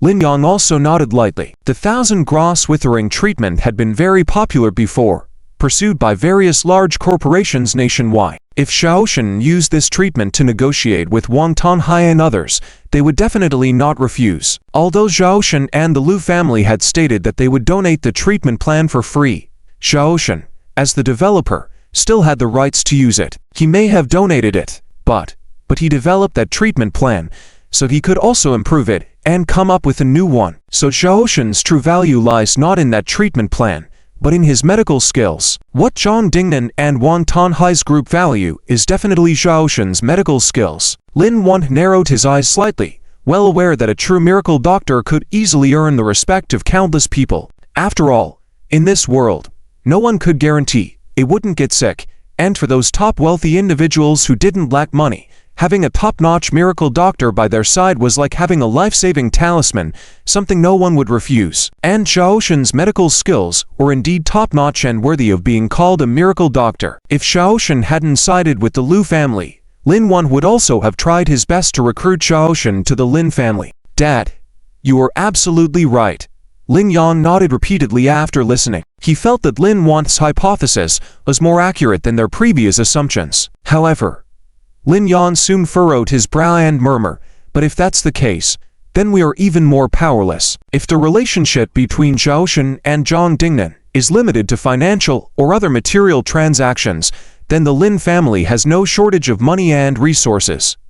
But if it's about medical skills, what can we compete with? Whether Lin Yan wanted to admit it or not, Xiaoshan's performance at the medical competition had already proven his accomplishments in traditional Chinese medicine. Even though Chen ultimately won the championship in the Tianhai City sub-district after Xiaoshan treated the girl poisoned by 1,000 gross withering on site, everyone understood that Xiaoshan's medical skills far surpassed Chen's. If it came down to wealth, power, and family background, Lin Yang could easily surpass Xiaoshan by miles. But when it came to medical skills, not even Chen was Xiaoshan's match, so what could the Lin family do? I never expected that Xiaoshan's medical skills would even impress Zhang Dingnan. This shows that in Zhang Dingnan's view, Xiaoshan's medical skills are superior to Chen's. That the strongest person on our side now is Chen, Lin Wan said, then couldn't help but feel a headache. His initial idea was to first understand the relationship between Xiaoshan and Zhang Dingnan, or rather, to figure out what Xiaoshan had given Zhang Dingnan, so that the Lin family could double or even tenfold their efforts to pull Zhang Dingnan to their side. Perhaps they didn't even need to bring Zhang Dingnan over. Just during the struggle between the Lin family and Xiaoshan, as long as Zhang Dingnan didn't intervene, the remaining Wang Tonghai and others wouldn't be a cause for concern. That the problem now was that they were willing to pay the price, but when it came to medical skills, they couldn't even see Xiaoshan's back. This made Lin Wan dilemma. Yes, Lin Yang was also very helpless. The Lin family could easily trample Ziqie in terms of money, power, and in any other aspect. But when it came to medical skills, even with so many renowned Chinese medicine masters in the Lin family, they found it difficult to compete with Ziqie. Therefore, their attempt to disrupt Ziqian's relationship with Zhang Dingnan was surely futile, at least for the time being. Actually, there is a way. Lin Wan took a puff of his cigar, exhaled a cloud of smoke, and then came up with a new idea. What way? Lin Yang quickly asked. Zhang Dingnan values his medical skills. If we can find someone with superior medical skills, we can attract Zhang Dingnan. Upon hearing Lin Wan's proposal, Lin Yang felt somewhat enlightened. Currently, in the Chinese medicine circle of Tianhai City, there was indeed no match for Ziqian's medical skills. But if they looked at the entire Chinese medicine industry of the Dragon Kingdom, Ziqian's skills might not be as outstanding as they seemed. Dad, I understand. I will research the champions of other cities later, and then we can make contact. Lin Yan understood Lin Wan's intention and promptly made a decision. There's no need to rush. Next, we should focus on the final match. Lin Yuan continued. Regardless of whether Zhang Chen can win the championship, we must ensure that Ziqia does not become the champion. When discussing this matter, a fierce look flashed in Lin Yuan's eyes. He was well aware of how prestigious and rewarding winning the championship at the Heavenly Doctors Cup medical competition could be. With Zhang Dingnan's favor towards Ziqia, winning the championship could further elevate Ziqian's status, which Lin Yuan was determined to prevent. Dad, you're worrying too much. I don't believe Ziqia will win the final match. You've said it yourself, the Chinese medicine industry in the Dragon Kingdom is full of hidden talents, and Ziqia is nothing special. Lin Yuan smirked, acknowledging that while Ziqia was one of the top Chinese medicine practitioners in Tianhai City, there were many other formidable competitors nationwide. It's always better to be prepared for any eventuality. So, we still need to plan ahead, Lin Yuan scolded, to which Lin Yuan quickly nodded understandingly. Dad, I get it. I'll make the arrangements soon. Lin Yuan checked the time and prepared to leave. No need to hurry. The final match is still a few days away. For now, your priority should be to stabilize Chen Ruoxu. Lin Yuan stood up slowly and walked to the window pane, looking outside. Stabilize the Chen family. Lin Yuan hesitated for a moment before responding. Yes. What was our original goal in getting close to the Chen family? Lin Yuan reminded him. Our goal was to have me pursue Chen Ruoxu, get acquainted with their mysterious figure via the Chen family. Lin Yuan recalled. As long as you remember that, Lin Yuan nodded. But think about it. After today's incident, how do you think Chen Ruoxu and her family will react? After thinking for a few seconds, Lin Yuan understood the implications of Lin Yuan's question. They will probably view Ziqia as formidable, maybe even regret driving him out of the Chen family, and their potential change in attitude conflicts with our plan. Lin Yuan squinted, realizing that his plan to leverage Chen Ruoxu to access the Chen family's powerful connections might be jeopardized if they favored Ziqia instead. Dad, I get it. I know what needs to be done. After contemplating all this, Lin Yuan nodded decisively. As Lin Yuan had mentioned earlier, their contestant Zhang Chen might not win the championship, but it was imperative that Ziqia did not win either. And regarding Chen Ruoxu, he might not succeed in winning her over, but he couldn't let her reconcile with Ziqia either. Lin Yuan had already formed a plan on how to proceed. At 8 o'clock at night, Gena's Western restaurant. Lin, young master, why did you ask me to come here so late? Chen Ruoxu hurried over and looked around before asking, what's the matter in a place like this? In Chen Ruoxu's mind, a Western-style restaurant was meant for couples, and her relationship with Lin Yuan hadn't reached that stage yet. It's closer from here. Please, have a seat. Lin Yuan gestured. It wasn't a random choice of location, it was selected deliberately. Ultimately, it was to use the ambience of the place to strengthen his relationship with Chen Ruoxu. Growing concerns about Ziqian's rapid growth and influence had prompted Lin Yuan to take action. So, he had to find a way to expedite his plans. Lin, young master, I'm sorry about today. My grandfather wanted me to apologize on his behalf. Once seated, Chen Ruoxu began apologizing to Lin Yuan. Regardless of the circumstances, Lin Yuan had gone to the Chen family's birthday celebration. But instead of enjoying the feast, he ended up being slapped by Ziqia. Well, it wasn't the Chen family's doing. As the hosts, they bore some responsibility for the incident. Most importantly, since Ziqia had once been considered part of the Chen family, they owed Lin Yuan an apology. Ruoxu, you don't need to apologize. I don't care about a brute like Ziqia with a simple mind and physical strength. Lin Yuan waved it off, as if Ziqia wasn't worth his attention. Chen Ruoxu wanted to say something, but in the end, she simply nodded silently. The contradiction between Lin Yuan and Ziqia runs deep. The Wong family, Lu family, and Zhou family can all intervene in this conflict because they have enough confidence. Compared to them, the Chen family is like a small company that can't even get on the table, only gaining some reputation in Tianhai City recently with the help of the Lin family. Therefore, in the matter between Lin family and Ziqia, Chen Ruoxu and the entire Chen family have no say.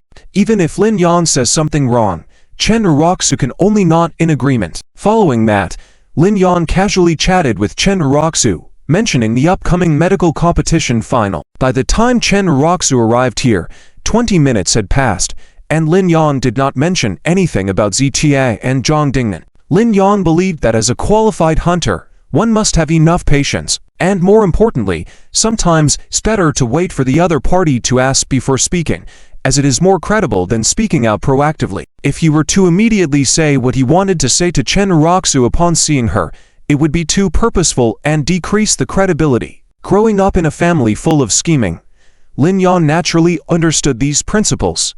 And indeed, Lin Yan's idea was correct, as during the chat, Chen Uroxu occasionally seemed uncomfortable, fidgeting and hesitating to speak. In fact, she came here for two reasons: to apologize to Lin Yan and to learn some information about Zitia from him, because there were some things that the Chen family's resources were not enough to uncover, but the Lin family surely could. It was precisely because of these two reasons that she still came here for the appointment even though it was late. However, seeing that Lin Yang completely avoided mentioning Zitia, she became restless. Lin, why is Zitia so friendly with those people? Chen Uroxu found an opportune moment to ask. Who are you referring to? Lin Yang pretended to be puzzled and asked, are you talking about Wong Tanhai and the others? Chen Uroxu nodded lightly. You don't know about this. I thought you already knew, said Lin Yan, shaking his head slightly. Ziqian's 1,000 gross, with her treatment plan he presented recently, was very popular, so many people wanted to get involved and naturally got closer to him. Hearing this, Chen Uroxu was surprised and asked, but didn't he already donate that treatment plan for free? Uroxu, you're too naive. Well, it's true he donated it. It doesn't mean that his memory regarding the treatment plan was erased. Lin Yan shook his head slightly, taking a sip of red wine. Lin, are you saying that Ziqian donated the treatment plan, but is now using it as leverage to get closer to Wang Tanhai and others? But doing so could easily backfire. Chen Uroxu's eyes widened. If Zitia really did that, he would undoubtedly end up in a disastrous situation and face strict sanctions from higher authorities. I didn't say that, it's just my speculation. Lin Yan intentionally waved his hand, and the more he spoke this way, the more convinced Chen Uroxu became that Zitia was indeed using the treatment plan to gain favor from Wang Tanhai and others. After all, she had witnessed the popularity of the 1,000 gross with her treatment plan. It seems that Mr. Zhang Dingnan also made contact with him because of this. Chen Uroxu murmured, and upon hearing this, Lin Yan knew his goal had been achieved, and there was no need to say more. His goal was to make Chen Uroxu understand that everything Zitia currently had was temporary and obtained through deceit, and he would have to pay for it sooner or later. This would make Chen Uroxu look down on Zitia even more, achieving Lin Yan's purpose. On the other hand, due to the various favors the Lin family had shown towards the Chen group lately, Chen Uroxu did not doubt Lin Yan's words at all. And since Lin Yan had not clearly explained the situation but only made some speculations, it further convinced Chen Uroxu. Uroxu, don't overthink, these are just our speculations.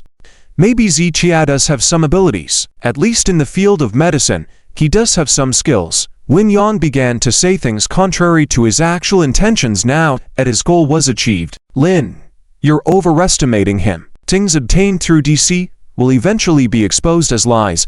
Chen Uroxu clenched her fist.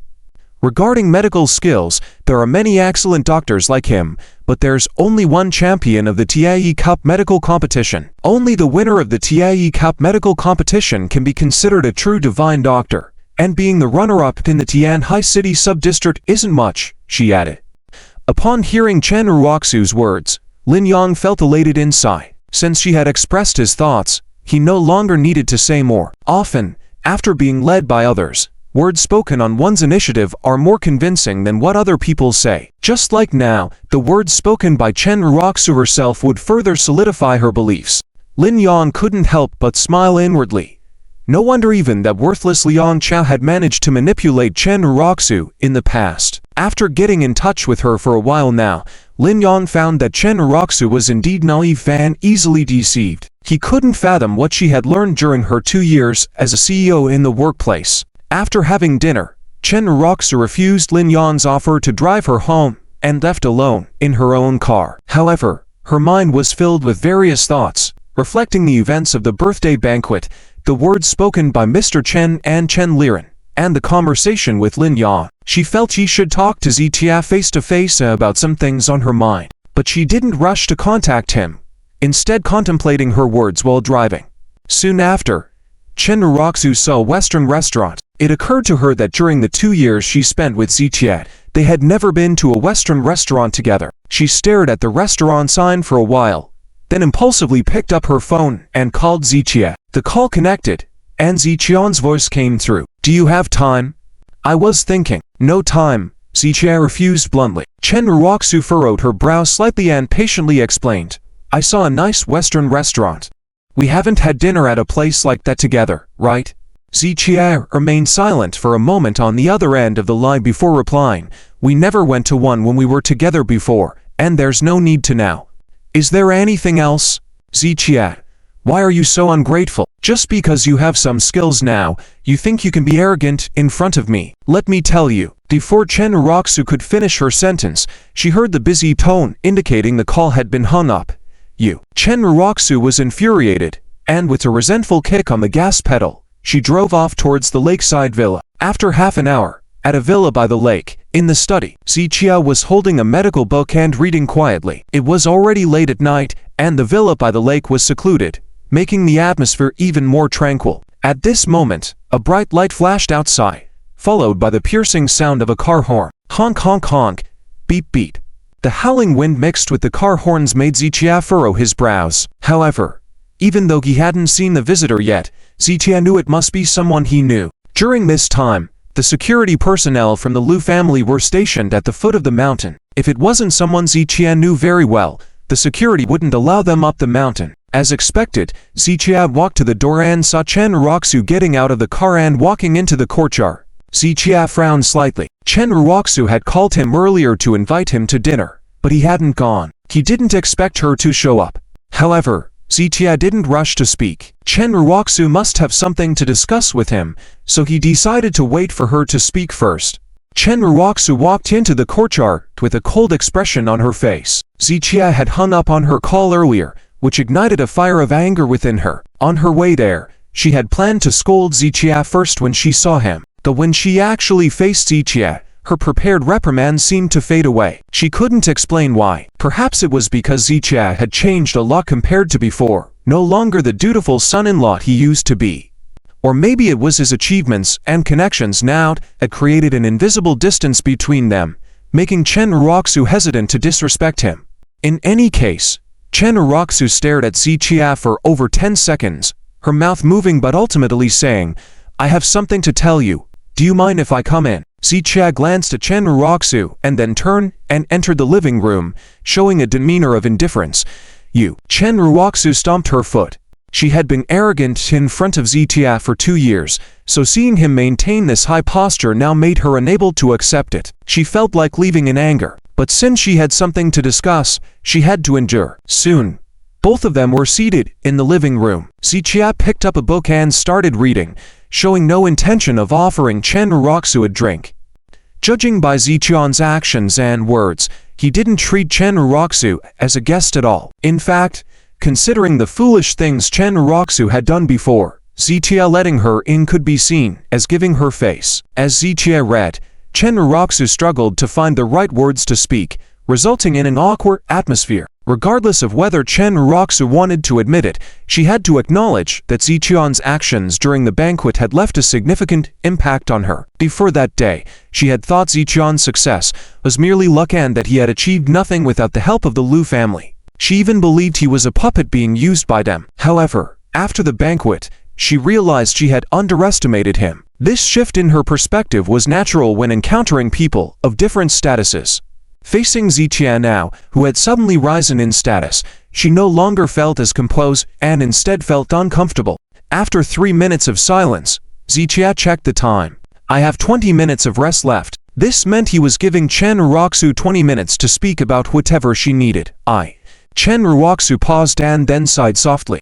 "I want to say thank you. Thank you for the past 2 years, for the cooperation you've brought to the Chen group and all the help you've silently provided." Although Lin Yan had told Chen Ruoxu that Wang Tonghai and others had been deceived by Zichia's 1,000 gross withering treatment, she believed Li Wanchen and others were truly cooperating with Zichia. These collaborations had helped the Chen group overcome difficulties and open up many opportunities for development. Hearing Chen Ruoxu's gratitude, Zichia's hand paused slightly as he turned the page of the book. "I also want to apologize. I misunderstood you before. You are not a failure nor have you failed to help me. As Chen Uroxu spoke, Ziqian's hand paused again, and then he softly acknowledged her words. Ziqia was not interested in fame and fortune, so he had never wanted his deeds to be known by all or seek recognition. However, like anyone, he didn't want to be misunderstood as a person who only ate and did nothing.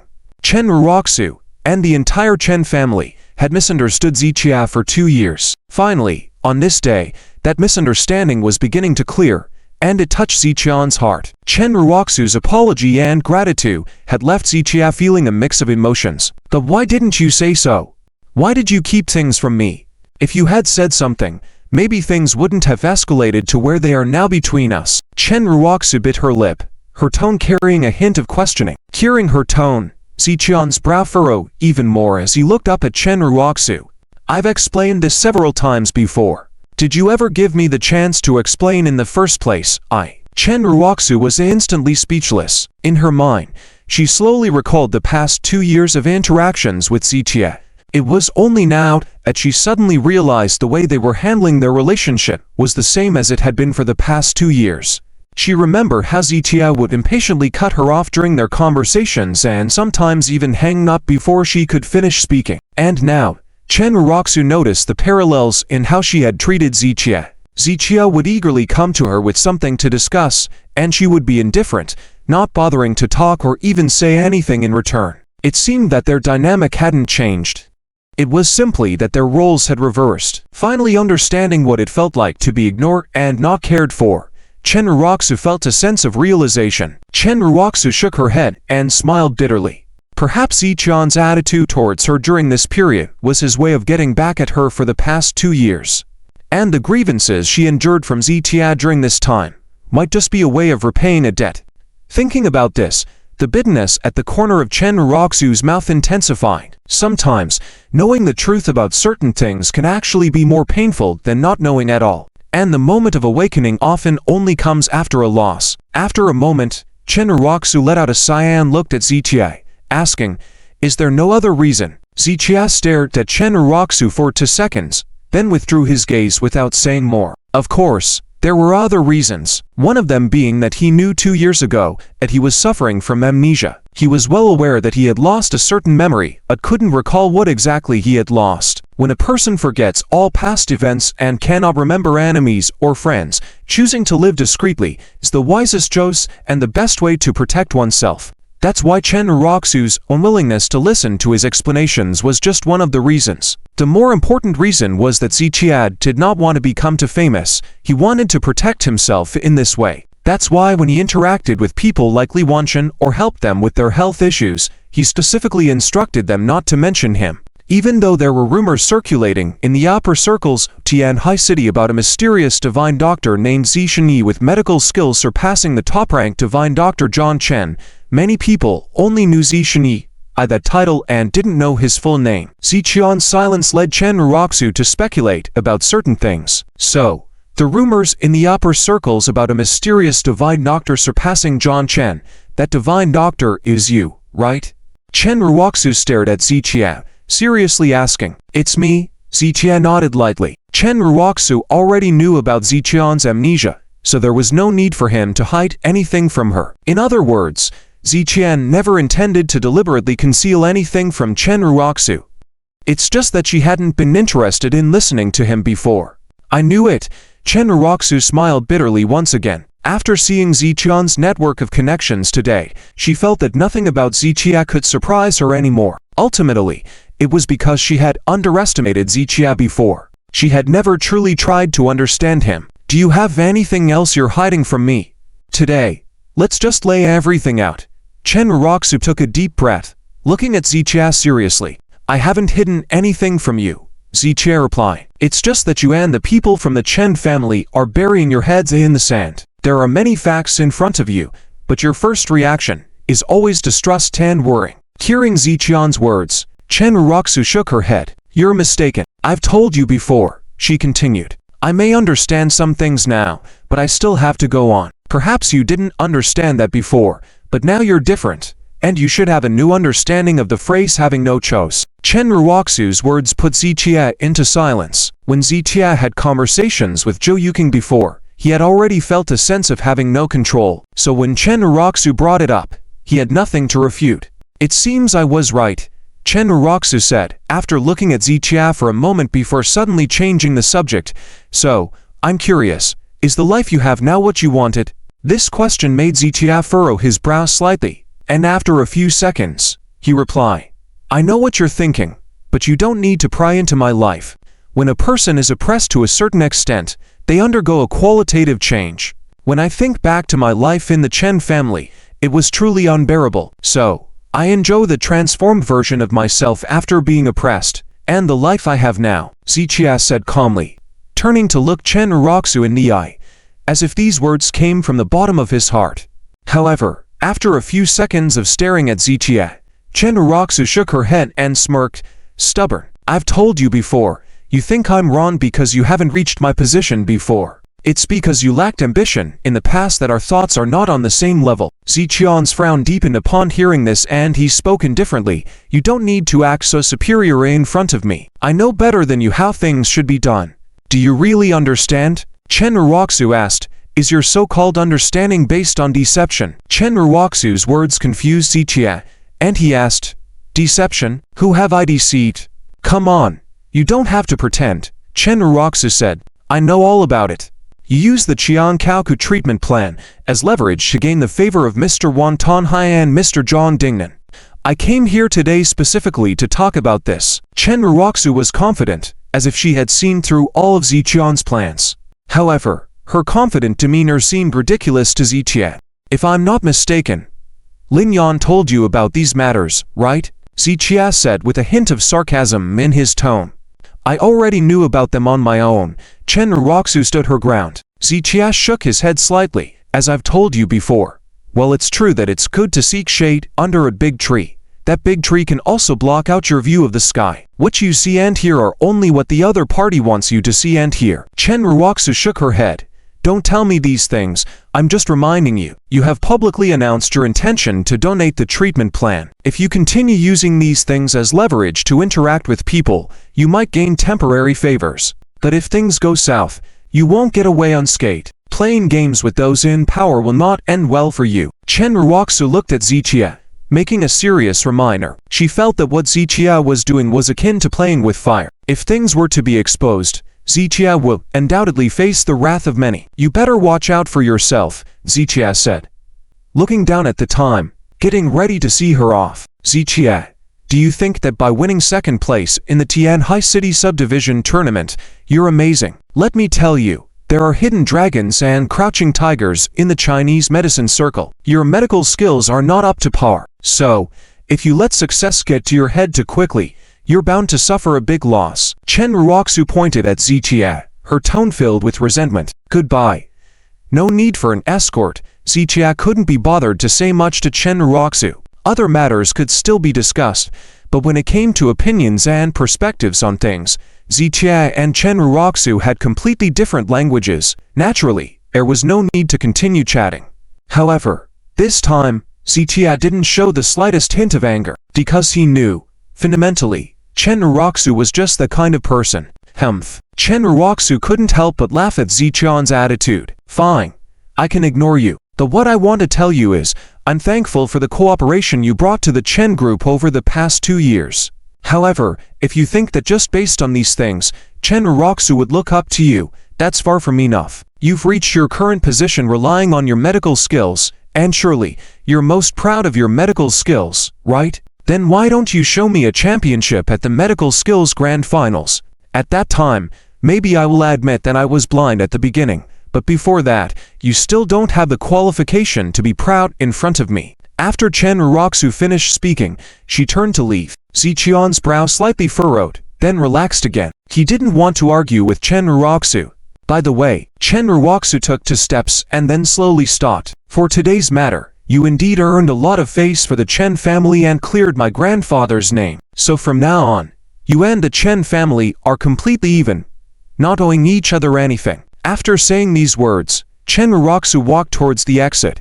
Not completely even. However, Zichia spoke out. What do you mean? Chen Ruoxu furrowed her brows and turned around. I owe it to Grandpa's kindness, and I pay it back with my affection. But in these 2 years, how the people from the Chen family treated me, I remember it always. Zichia squinted slightly. He was always clear about gratitude and grievances. Chen's grandfather had shown him kindness, and he would forever remember that. However, one person couldn't represent the entire Chen family. So, his good relationship with Chen's grandfather didn't mean he wouldn't hold the Chen family accountable. What do you mean? Chen Ruoxu said coldly.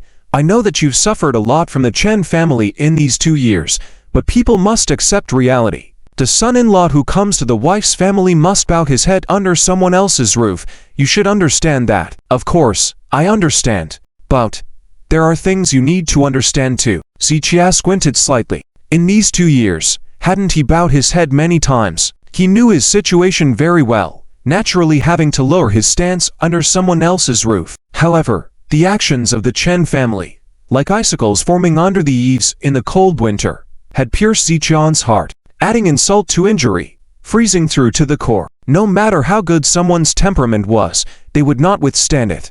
And Zichia was also a living person. He naturally remembered those unforgettable actions of the Chen family towards him. The concept of repaying both kindness and grievances was clear to him. Repay kindness, of course, but how to repay kindness? So, Zichia eventually would settle this score with them. As you wish. You have indeed achieved some success, but the Chen family is also not what it used to be. At least, until you win the championship at the Medical Skills Grand Finals, you cannot compete with the Lynn family, and you do not have the qualification to challenge the Chen family.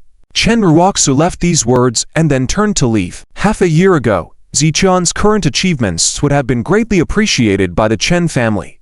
However, now, even though Zichia knew so many important people, he still couldn't catch Chen Ruoxu's eye.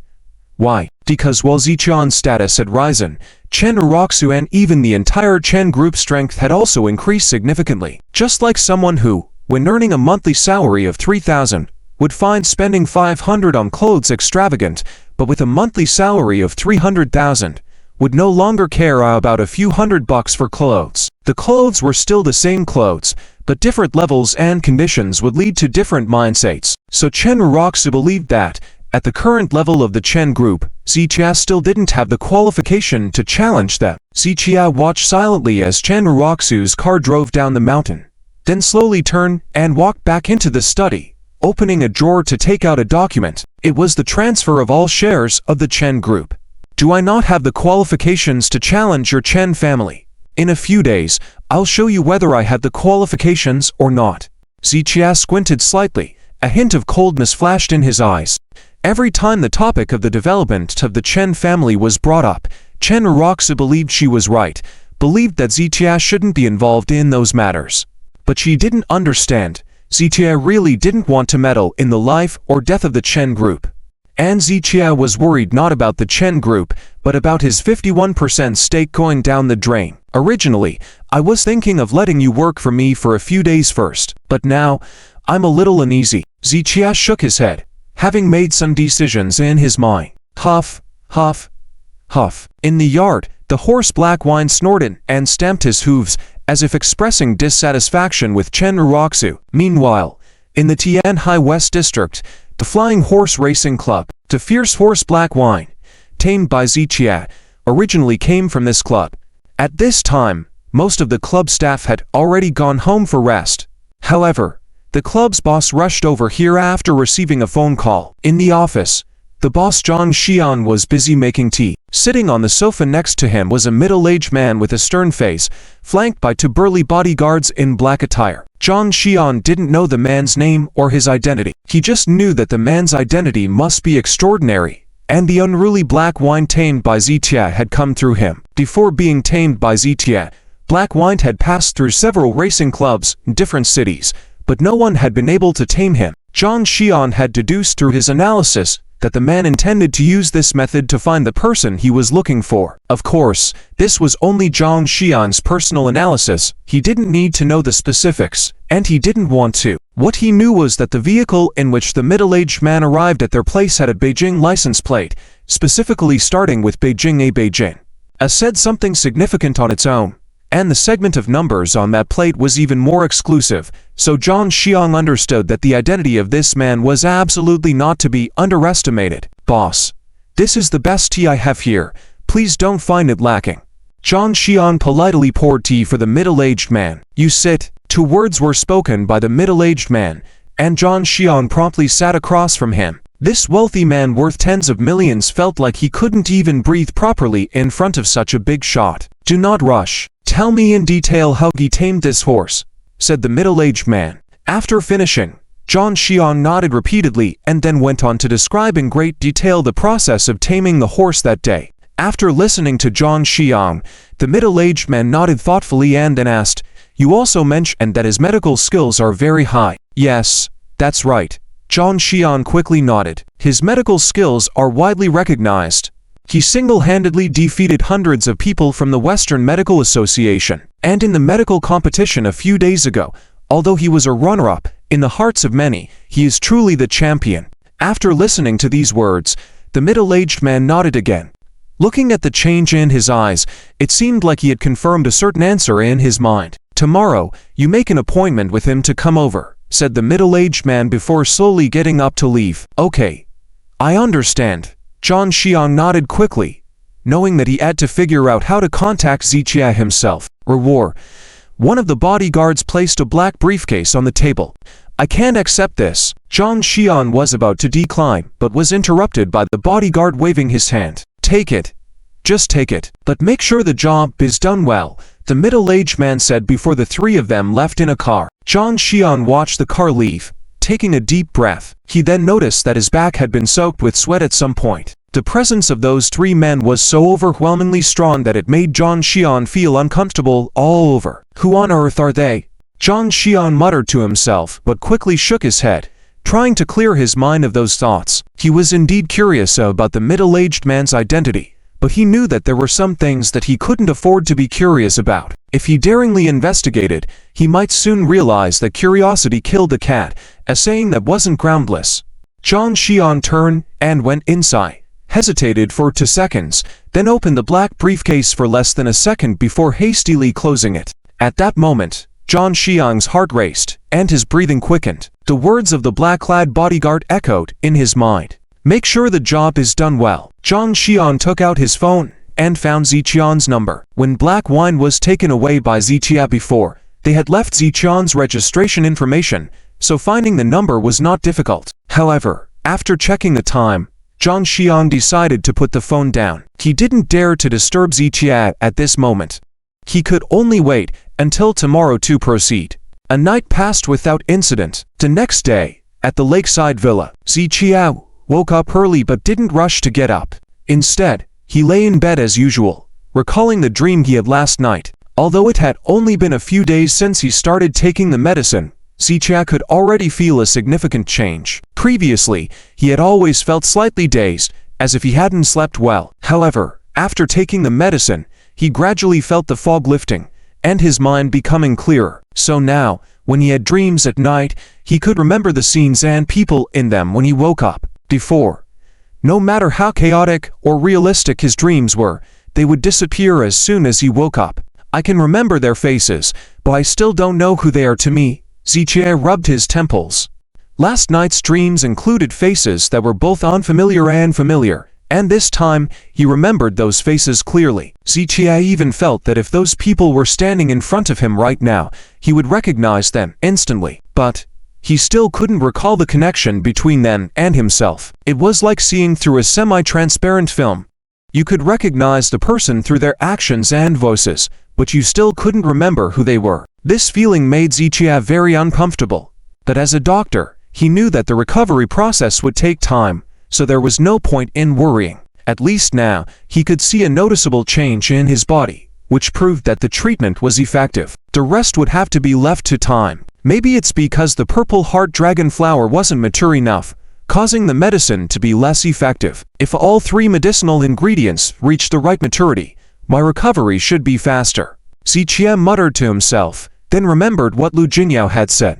According to Lu Jinyao, the top 3 contestants in the final round of the medical competition would have the opportunity to choose medicinal ingredients from the Yi family's medicinal ingredients storage. The collections in the Yi family's storage were undoubtedly more extensive than those in the Zhou Wenyuan medicinal ingredients storage. While Zhou Wenyuan collected out of hobby, the Yi family, as an established medical family, undoubtedly had a wide variety of medicinal ingredients. Not exaggerating, if a medicinal ingredient couldn't be found in the Yi family's storage, it would likely be difficult to find anywhere else in the country. So, if Zichia had the chance to enter there, he could definitely find all the medicinal ingredients he needed. If I fully recover before the final round, that would be even better. But if not, I must obtain this qualification no matter what. Zichia narrowed his eyes.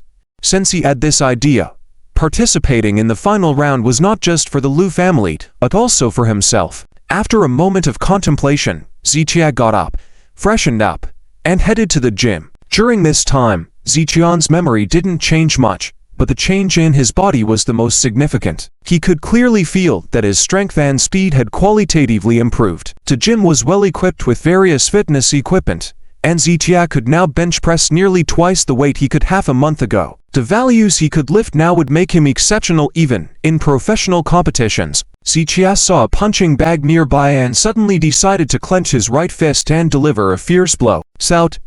With a dull impact, the solid sandbag hanging in the air was burst open by Zichian's fist. Crash! The contents of the sandbag scattered on the floor like rain. Zichia slowly lowered his head to look at his right hand. He could sense the change in his strength during this period, so he was mentally prepared before delivering that punch. But now, looking at it, he realized that he had still underestimated his strength. This solid sandbag is extremely sturdy.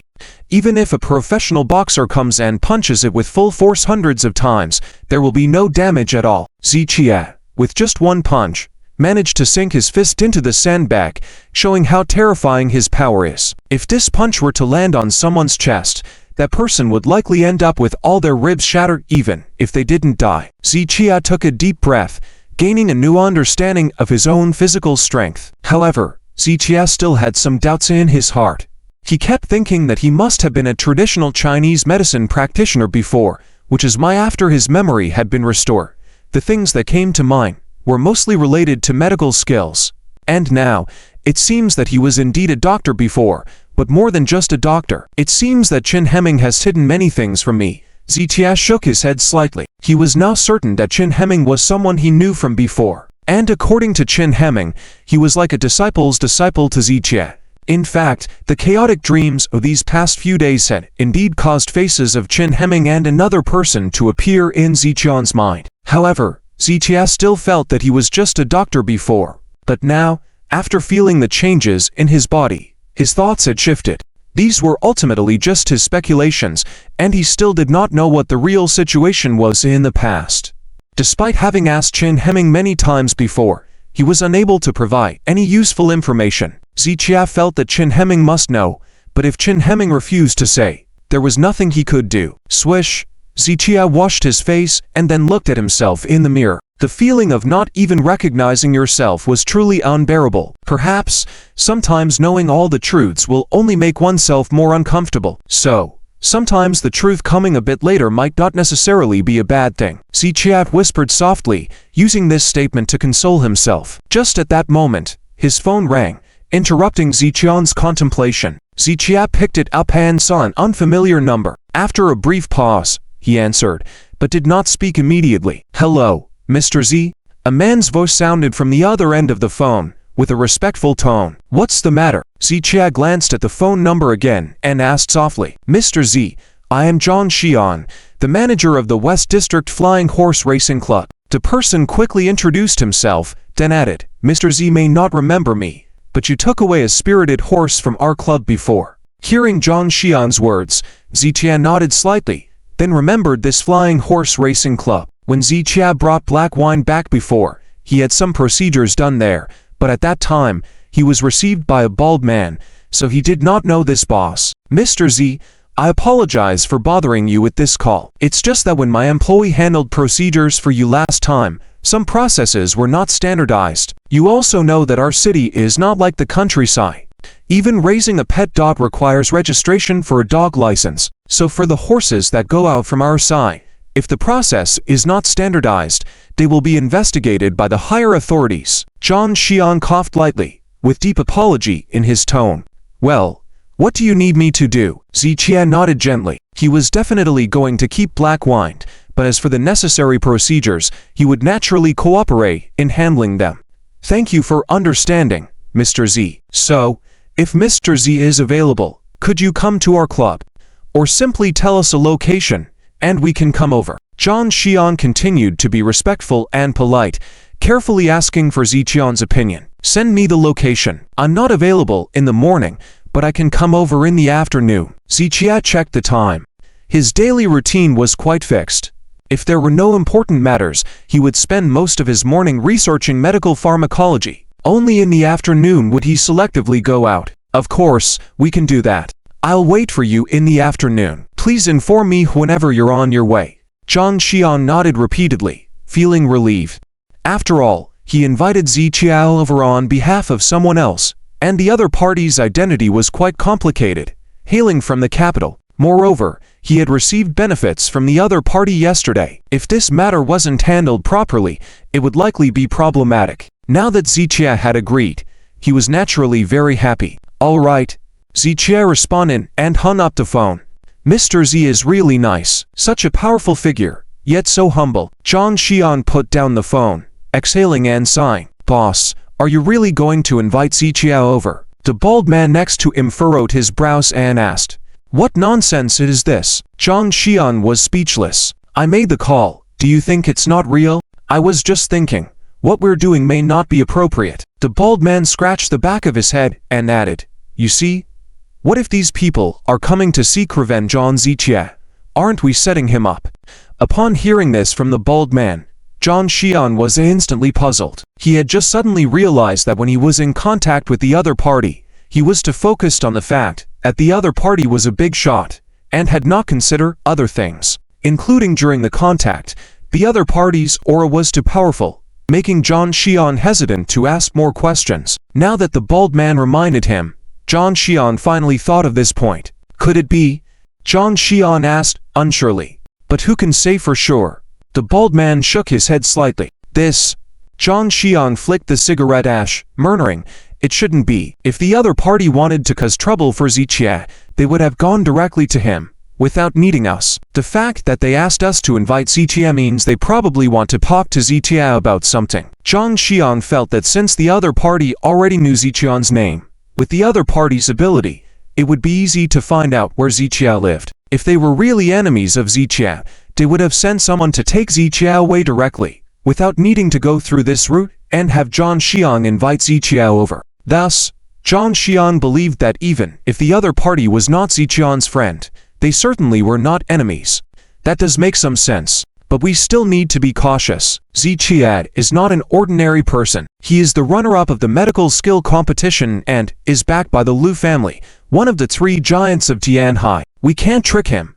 Hearing the bald man's words, Zhang Xian also nodded. Not afraid of 10,000, just afraid of one mishap. If the other party is here to seek revenge on Ziqia, and something happens to Ziqia at that time, others can easily trace it back to Zhang Xian. Since it was Zhang Xian who invited Ziqia over, then this matter is now related to Zhang Xian and his responsibility. So he definitely needs to make some arrangements to avoid getting involved. I always say, it's not easy to take money from these big shots. Zhang Xian shook his head, then picked up his phone. He was preparing to make a call to inform the other party that Ziqia agreed to meet in the afternoon, and also subtly inquire about their intentions. If the other party is really planning to target Ziqia, Zhang Xian must absolutely stay out of this mess. Time passed second by second. In the blink of an eye, it was already 1:30 in the afternoon. Ziqia glanced at the time, preparing to head to the Flying Horse Racing Club now. Black Wine. Ziqia picked up the car keys and walked into the yard.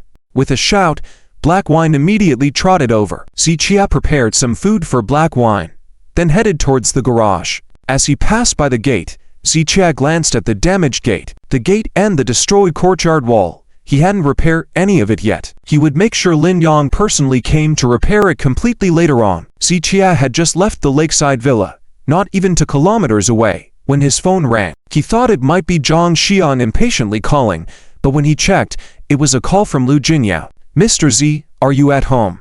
The call connected, and Lu Jinyao's voice came through. "I'm not home. What's up?" Zichia shook his head slightly in response. "This matter, it might not be clear over the phone." Lu Jinyao's tone sounded hesitant, as if she found it hard to speak. "Do you need help?" Zichia felt that this was not like Lu Jinyao's usual character. They had known each other for so long, and Lu Jinyao knew that Zichia didn't like beating around the bush, so if she had a request, she would usually tell Zichia directly. "There's a bit of a situation, but, well, I'll come to you instead. Where are you?" Lu Jinyao was saying, when she decided to speak to Zichia in person. "Where are you?" Zichia casually asked. "I'm at my grandfather's place." Lu Jinyao quickly replied. Zichia looked at the driving route and realized he would pass by Lu's mansion on his way to the flying club. "Wait for me then. I'll be there in about 20 minutes. After saying this, Zichia hung up the call and headed towards the Lu family's mansion. It didn't matter much to go to the flying club now, he had some time. 20 minutes later, Lu's mansion, the residence of Lu's old master. Upon hearing that Zichia was coming, Lu's old master took out some precious tea leaves he usually cherished and brewed them in advance. The entire yard was filled with the fragrance of tea, refreshing the heart and soul. Lu Jinyao once again acted as a tea server, pouring tea and water busily by the side. As Zichia and Lu's old master chatted leisurely, Lu Jinyao remained quiet and sensible. After the two finished their chat, Lu Jinyao sat next to Zichia and whispered, "Grandfather, I have something to discuss with Mr. Z. Go ahead, speak." Lu's old master nodded with a smile. Zichia felt that what Lu Jinyao wanted to talk about might be related to Lu's old master, but the old master might find it difficult to bring up. Nonetheless, since he was there, Zichia decided to listen first. "Say it. I have something to attend to later." Zichia nodded. "Mr. Z, there's a question I've been wanting to ask for a while now, but never got the chance. I wanted to know, why didn't you want to treat that person from Dongjing at the medical conference?" After a pause of 2 seconds, Lu Jinyao asked this question first. "What reason do I need not to treat someone from Dongjing?" Zichia shook his head. "It's like how a street rat is hit by everyone. No reason needed." Hearing Zichian's response, Lu Jinyao hesitated, as she had witnessed Zichian's firm attitude that day. He was reluctant to treat the person from Dongjing, even willing to give up the championship title. It was precisely because of Zichian's unwavering stance that Lu Jinyao wanted to talk to him face to face. She didn't dare to be direct, instead trying to ask questions indirectly first. "Mr. Z, you really despise people from Dongjing, right?" Lu Jinyao asked in a low voice. "You're mistaken." Zichia shook his head. "Any spirited person of the Dragon Kingdom would profoundly detest Dongjing people from the bottom of their hearts. I'm talking about Dongjing, naturally including the descendants of that place. If you don't understand why I loathe them, I suggest you reread history." Zichian's words were harsh, and Lu Jinyao felt that Zichian's thoughts on this matter were too extreme. Different environments and education could shape people differently, especially young people like Lu Jinyao, who had studied abroad. They tended to have more open minds and greater acceptance of other nations. But Zichia had his own thoughts and attitudes, regardless of others. "Mr. Z, in fact, Dongjing." Before Lu Jinyao finished her sentence, Zichia waved his hand to interrupt her. "I won't talk to you about history, but I can provide you with some data in the medical field. Do you know how many drugs are researched? They are results obtained from countless Dragon Kingdom people being experimented on. Live dissections, burn experiments, freezing experiments, all this data were gained from the lives of countless Dragon Kingdom people. The human body, 78% water content. Do you know how this data was obtained? By blowing hot air on us Dragon Kingdom people, making us sweat profusely until we become dehydrated and die, until the water in our bodies completely evaporates, turning a living person into a dry corpse weighing only 22% of their pre-death weight. The above are all atrocities committed by Dongjing people against the Dragon Kingdom people, and what I mentioned is just the tip of the iceberg. So you ask me why I hate Dongjing? That's the reason." Zichian's tone was heavy, while Lu's old master remained silent throughout, and Lu Jinyao slowly widened her eyes, covering her mouth with her hand. Lu Jinyao was not a medical professional, so she didn't know about these human-related data before. She was unaware that this data was obtained through such measures. Therefore, she was truly stunned, but also had a different perspective. Mr. Z, I've also researched and learned a lot about history. Dongjing did indeed cause a lot of harm to the Dragon Kingdom back then, but some say that the actions of Dongjing's ancestors have nothing to do with their descendants, and we shouldn't live only in the hatred of the past. When Lu Jingya said this, Zitia shook his head and sneered. It doesn't matter. A debt must be repaid. It's only natural. No matter what you think, said Zitia, his tone already carrying a hint of coldness. In my eyes, the descendants of the defeated are still defeated. We can forget hatred, but we must never forget history. We do not have the right to forgive those defeated ones from East Edo for the countless debts owed to the Dragon Country's ancestors.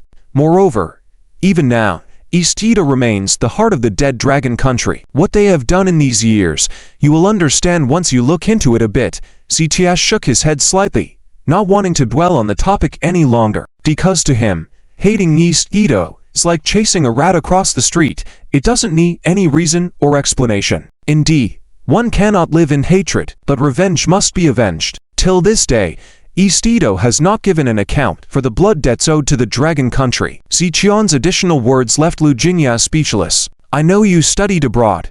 You have seen the world outside the Dragon Country. Perhaps you have interacted with many people from East Edo and found them to be nice. But here, to me, the whole land of East Edo is a country of defeated ones. Zichion's emotions were evidently stirred, leaving Lu Jingya somewhat at a loss. After a few seconds, Lu Jingya looked towards Grandpa Lu, her eyes showing a hint of seeking help.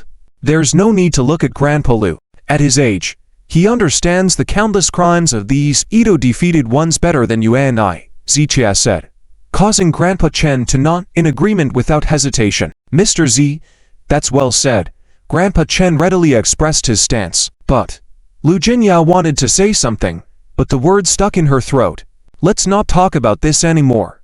Tell me about your matter now. Zitia looked at the clock and urged Lu Jingya. Mr. Z, I think I won't mention it.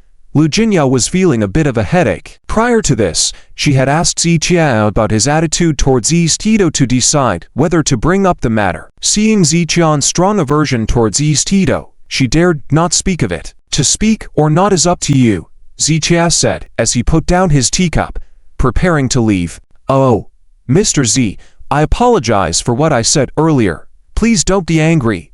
Lu Jingya reached out and grabbed Zichion's arm, wearing a pitiful expression. I'm not angry. Zichia waved his hand, regarding Lu Jingya as merely a business partner, indifferent to her thoughts. Just as some people dislike cilantro, all others find it repulsive, Zichia hates East Edo, but he doesn't expect others to do the same. In short, differing values should be respected. Mr. Z, I really wasn't speaking in defense of them. It was Mr. Mickey who, seeing your medical skills, approached our Lu family to seek your help in treating his illness. Lu Jingya decided to be open about the issue. Hearing this, Zichia raised an eyebrow slightly, recalling the harsh words exchanged with that Edo person at the medical conference who had challenged him. And now they were seeking his help through intermediaries. It was laughable indeed. However, even if it were the Lu family asking him, Zitia would refuse without hesitation, as there are some things that compromise one's principles. And for Zitia, one such principle was never using Dragon Country's traditional Chinese medicine to aid the defeated ones from East Edo. Other matters can be discussed, but not this. I won't intervene, Zitia decisively stated. Lu Jingya nodded gently in response. She might have attempted to plead for Zichion's help earlier, but after learning of his stance towards East Edo, she had discarded the thought. I'm not adamant on helping him either, Lu Jingya continued. It's just that Mr. Mickey, through his Mickey Group, though not among the top conglomerates, holds considerable power. When he first invested in Tianhai City, besides his group, he also holds investments in many companies, exerting influence in the city's commercial circle. The previously annihilated Black Tiger Society had his shadow behind it. He stays low profile, but his power is significant. So, I worry that after our refusal, he might retaliate against you. Lu Jingya shared her concerns and thoughts. Zichia slightly raised his eyebrows upon hearing about the Black Tiger Society, as he had no idea that Mickey Ichiro had links to them. This indicated that he had indirectly cooperated with the Mickey Group in the past, without realizing it. Yes, The Black Tiger Society was actually a group they supported. Ichiro probably couldn't handle that it was dismantled. Recently, he went to the US for treatment, probably couldn't spare time to deal with the matter. Otherwise Zhang Kai might be having a hard time. Lu Jinya's narrative made Ziqian nod in understanding. It wasn't surprising that the clandestine activities of the Black Tiger Society, backed by EO people, had led to its demise. Mr. Z, I'm not speaking up for them. I'm just concerned about their potential actions against you. I know you have connections in the political circle, but they do too. In recent years, there has been significant foreign investment, and the Mickey Group's presence has been notable. Their influence in both political and business circles is rising. Lu Jinya explained her genuine intentions. Realizing Lu Jinya's true concerns, Ziqian's earlier bad mood gradually dissipated. After all, he considered Lu Jinya a friend, and wouldn't want his friend to be seen as a traitor who worships foreigners. Don't worry. Nothing will happen. There won't be any waves stirred up. Ziqia shook his head slightly. If Ichiro resorted to threats to force him into treating him, it would be a mere delusion. It's not the same era as before. The Edo people cannot flaunt their power in the Dragon Country, Ziqia said, leading Lu Jinya and Grandpa Lu to exchange a glance before nodding in agreement. In that case, Mr. Z, I will reject them, but please be cautious in the near future. I fear they might do something unfavorable to you. After all, it's better to be safe than sorry. Lu Jinya earnestly advised Ziqia. All right, Ziqia nodded lightly in acknowledgement. 10 minutes later, Ziqia left the Lu family mansion and headed to the Flying Horse Club. As they neared the destination, Ziqia called Zhang Xian. When Zhang Xian received the call, he immediately went outside the gate with a group of people to welcome them. When Ziqian's car arrived, Zhang Xian, accompanied by the bald man he had previously met with Ziqia, as well as over a dozen employees, were already waiting outside. Seeing Ziqian's car approaching, Zhang Xian hurriedly approached with a big smile on his face and opened the car door for Ziqia. Mr. Z, I'm really sorry to disturb you while you're so busy. Zhang Xian carefully opened the car door and kept apologizing to Ziqia. It's okay. Ziqia waved his hand slightly and walked towards the house. Welcome, Mr. Z. At this moment, over a dozen employees standing on both sides of the door clapped and welcomed him. Mr. Z, our employees all admire you, and when we heard you were coming, we came out to welcome you specially. Zhang Xian quickly explained on the side, expertly flattering without leaving a trace, making anyone feel pleased. Ziqia nodded to the crowd. After participating in the medical conference, he had gained some fame in Tianhai City, so the actions of these people were not surprising. However, as Ziqia was about to enter the house, his peripheral vision caught sight of a black Audi A6. The car itself was nothing special, but the license plate hanging on it belonged to a special segment starting with a segment used exclusively by high-ranking officials. Ziqia had met many people in political circles before, and he remembered that John Dingnan's official car had a similar license plate. The key was that John Dingnan was only a local official in Tianhai City, which was dwarfed by the significance of officials from the capital city. Ziqia was surprised that Zhang Xian's club had such important figures coming over. Mr. Z, do you know this car? Zhang Xian's heart skipped a beat, and he quickly asked. He had been wondering whether or not the person was acquainted with Ziqia. If they were friends, it would naturally be a joyous situation for everyone. I don't know. Ziqia shook his head and continued walking into the house. Zhang Xian nodded quickly and signaled to the bald man beside him, then led Ziqia to a nearby meeting room. Mr. Z, please have a seat for a moment. I will go get the documents. Zhang Xian brought Ziqia to the meeting room and arranged for a young woman to make tea for Ziqia before leaving. Mr. Z, would you like some tea? The woman, around 27 or 28, was dressed in a professional small suit with a black pencil skirt, paired with black stockings, showcasing her well-proportioned figure. In terms of body and looks, this woman was undoubtedly exceptional, and if she walked down the street, she would surely attract a lot of attention. However, at this moment, she appeared shy and her face turned slightly red in front of Ziqia. Ziqia noticed something was amiss with her, but he didn't pay much attention, took the teacup, and had a sip. Mr. Z, your medical skills are amazing. I wanted to be bold and ask you to help my family. The woman hesitated before she started speaking, but she stopped mid-sentence. Zichia understood that he had experienced many situations like this in the past few days, where people had gone to great lengths to track his contact information and request his help. While it was common for promising medical professionals to go through such situations after making a mark at a medical conference, Zichia found it somewhat frustrating. Despite his exceptional medical skills, there were countless patients in the world, and even if he worked non-stop for 24 hours a day, he wouldn't be able to save everyone. Seeing that Zichia remained silent, the woman appeared anxious. Zichia was Zhang Xian's esteemed guest, and there was a reason for his visit that day. She took advantage of the few minutes Zhang Xian spent preparing documents to quietly seek Zichia's help. If Zhang Xian returned and caught her in the act, she would likely be dismissed on the spot. "Mr. Z, please." The woman was about to kneel down, but Zichia stopped her with a raised hand. "Don't play the moral card with me." With this simple statement, the woman's spirits plummeted. "I'm sorry, Mr. Z, The woman wanted to say more, but Zichia interrupted her with a wave of his hand. "There is an Oriental medicine clinic in the West District called Ru Hall, which is where the renowned physician Chen Hemming practices. You can take your family member there and try to meet Chen Hemming." Zichia didn't ignore the situation but rather shifted the responsibility to Chen Hemming. "Thank you, Mr. Z." The woman nodded slightly, "But we've been there, and the wait to see Master Chen is already in the thousands. If you mention my name, Chen Hemming will see you. He can treat most complex conditions," Zichia assured the woman, who nodded eagerly, feeling grateful and respectful towards Zichia and trembling with excitement as she poured the tea. A simple gesture by Zichia or Chen Hemming, renowned physicians like them, might be an ordinary affair, but for the patients, it could mean life or death, even saving an entire family. The woman couldn't contain her excitement. "Mr. Z, thank you for waiting. I'm really sorry." At this moment, Zhang Xian walked in with a bundle of documents in hand. "Li, you go on. I need to speak with Mr. Z." Zhang Xian waved the woman away, and she left, bowing in gratitude to Zichia before exiting. "Mr. Z, please take a look at these documents. Actually, it's nothing important. I just need your signature. My staff forgot to include these two documents last time during the paperwork process." Zhang Xian placed the documents in front of Zichia and explained in great detail.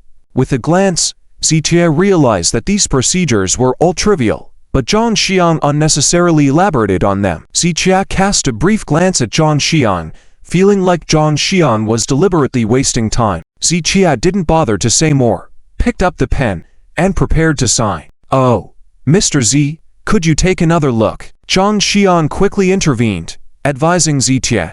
"These things are not important, and I understand them," Zichia said, causing Zhang Xian to fall into an awkward silence. Soon, Zichia finished signing, without even reading the contract contents. He wasn't concerned about any issues with the contract.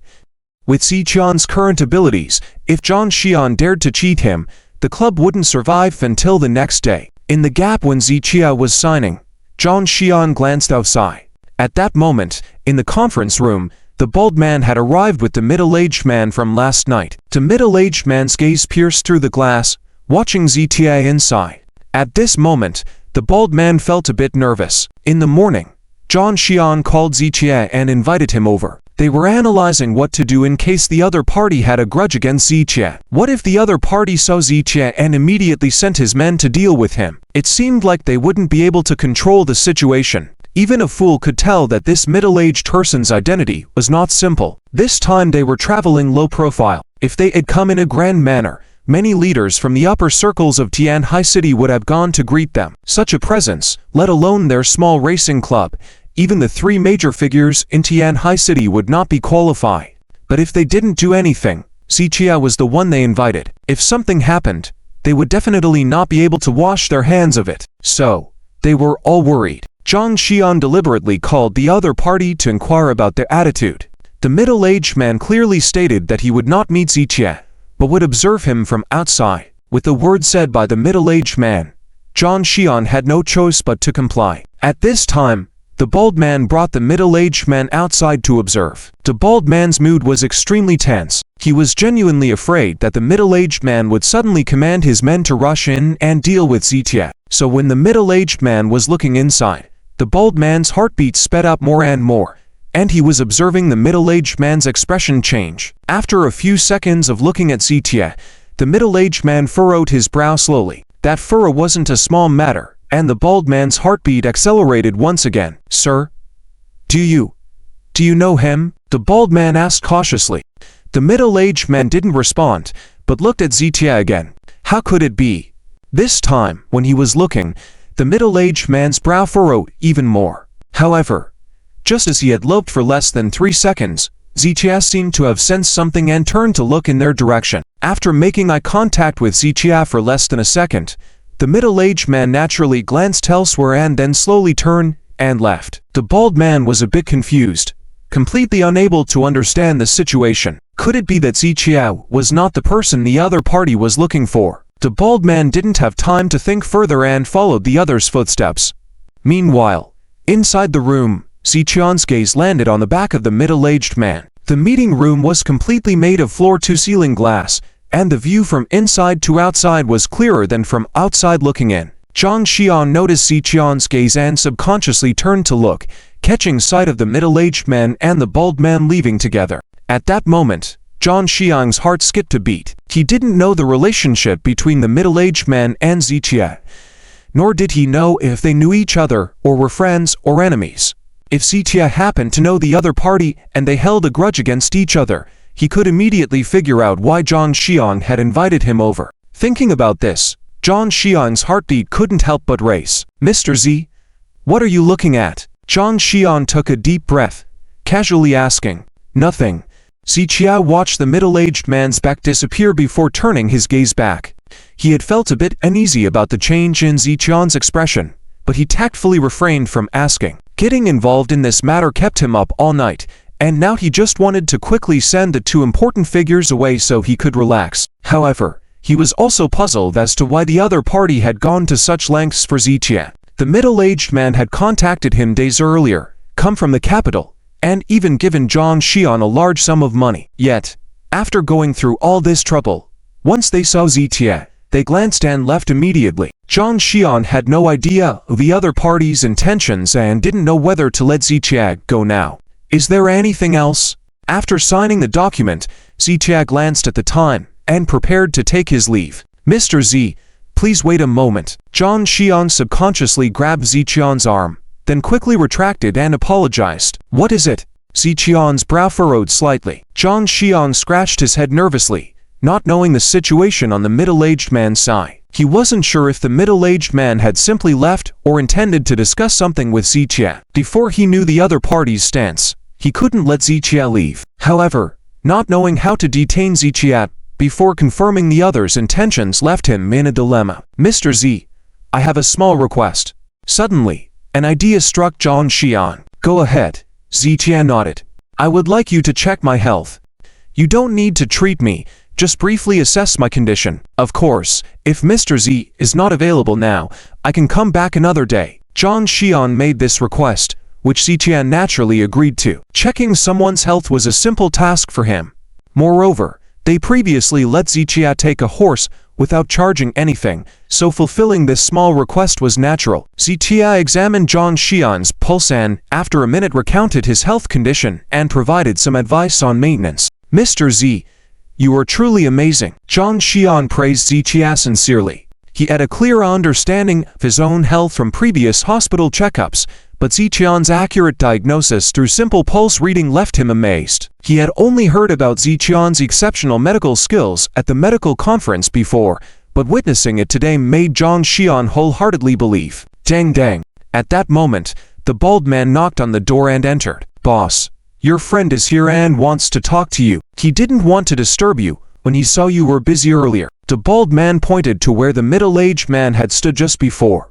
"Ah, okay." Zhang Xian nodded quickly.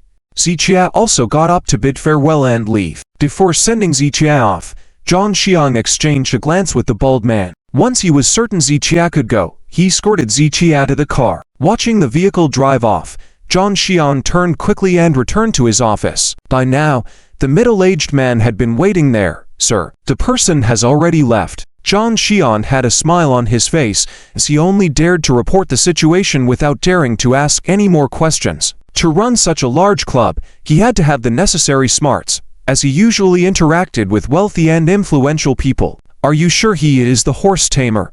The middle-aged man slowly raised his head, his calm gaze imposing immense pressure on Zhang Xian. The horse racing club opened by Zhang Xian attracted the wealthy and leisurely, so he had truly interacted with many important figures, but all the people he had previously met combined did not compare to the presence of this middle-aged man.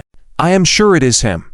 Oh, on that day, our staff also took a video. Let me show you. Zhang Xian suddenly remembered this and quickly opened the previous video for the middle-aged man to watch. After watching for about 10 seconds, the middle-aged man withdrew his gaze, nodded slightly, and then fell into contemplation. After a while, the middle-aged man slowly got up and walked towards the exit. I'll see you out. Although Zhang Xian was full of question marks in his mind, he didn't dare to ask a single word. No need. Two burly young men brought by the middle-aged man stopped Zhang Xian in his tracks.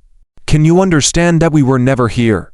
One of the young men glanced at Zhang Xian and asked indifferently. Yes, absolutely. Zhang Xian nodded repeatedly. The young man then looked at the bald man. I don't know you. The bald man immediately lowered his head very respectfully. Some things should not be curious, nor should they be asked. Just keep them to yourself. If a word leaks out, I will come back for you. Leaving behind these words, the young man turned and left. Phew. It was only when the door was closed that Zhang Xian breathed out a sigh of relief, his back once again drenched in cold sweat. When the two young men had stared at him just now, he felt like he was being targeted by a ferocious flood, making it difficult for him to breathe. Boss, the bald man called out. Support me for a moment. With the help of the bald man, Zhang Xian sat down in a chair, smoked two cigarettes in a row, and only then did his mood slightly calm down.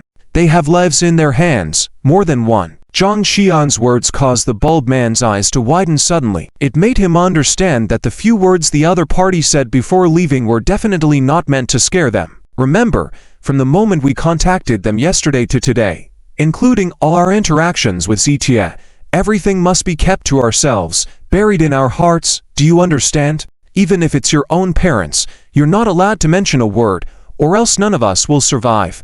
And maybe even your family won't survive. Zhang Xian looked at the bald man, solemnly instructing him. Yes, I understand. The bald man nodded repeatedly, cutting off all curiosity about the identity of the middle-aged man. By the way, boss, Zitia should not be the person they are looking for. What about the horse from earlier? The bald man asked softly. Don't worry about it. Don't ask, don't get involved in anything. Especially how to deal with Zitia and what to do with the horse. We shouldn't get involved. If something needs to be done, they will do it, and what we need to do is forget all about this. Zhang Xian waved his hand repeatedly, now truly afraid to even mention this matter. Yes, yes. The bald man nodded repeatedly as well. On the other side, inside a black Audi car, the car had already driven 2 kilometers by now, and the middle-aged man sat in the backseat with a slight frown, silent as he looked out of the window. Leader, where are we going now? The driver's question brought the middle-aged man out of his contemplation. How could it not match? The middle-aged man withdrew his gaze and spoke softly. Leader, isn't this the person we are looking for? The burly man beside him also asked. His surname is Z. Knowledgeable in medicine, able to tame the spirited horse, all these traits match, but his appearance does not match. The middle-aged man shook his head slightly, pinching the bridge of his nose. Could it be a coincidence? The young man paused and asked, is it a coincidence that this person is actually a horse-taming expert? Perhaps. Despite answering like this, the middle-aged man felt that with several coincidences coming together, it might not be just a coincidence. Where are we going then? The young man asked softly again. The middle-aged man picked up his phone and saw all the missed calls and dozens of messages. After a few seconds, the middle-aged man expressionlessly turned off his phone. Back to Beijing. Staying out for too long can attract the attention of those people. After the middle-aged man's words, the young man and the young man responsible for driving immediately nodded. They knew how sensitive this middle-aged man's identity was, and they knew what they were here in Tianhai City to do, and they were equally aware that the person they were looking for, as well as many others, were watching them. So, before figuring out this matter, they absolutely could not attract those people's attention to this side. Doing so was also a way to protect the person they were looking for. The middle-aged man slowly turned his head to look out of the window, a hint of an incomprehensible emotion flashing in his eyes. This visit was rushed. Next time, I'll have a good talk with you again. The car quickly sped away, heading towards the direction of Beijing. On the other side, Zichia returned to the lakeside villa. On the way, Ziqian's phone had been ringing constantly. Due to being lost in thought, he did not answer any calls. By the time he returned home, there were already 5 missed calls on his phone. Ziqian knew the owners of these missed calls, all people from Li Wanchen's group. At that moment, the phone rang again. This time, the caller ID displayed it was Li Wanchen. "Mr. Z, are you busy now?" Li Wanchen politely inquired after the call connected. "What is it?" Ziqian nodded. "Mr. Z, do you know about the Sanmu group?" Li Wanchen's words made Ziqia slightly furrow his brow. "Go on." Ziqia already had some guesses in his mind at this moment. "Mr. Z, the chairman of this Sanmu group is named Sanm Ichiro. At the medical conference before, the Japanese man who was rejected for treatment by you was Sanm Ichiro." Li Wanchen paused for 2 seconds before continuing. "He got someone to contact me, wanting me to help get you to treat him." Hearing Li Wanchen's words, Ziqia narrowed his eyes, a cold smile flashing in the depths of his eyes. It seemed that the recent calls he received were also related to this matter, which was quite unexpected for Ziqia.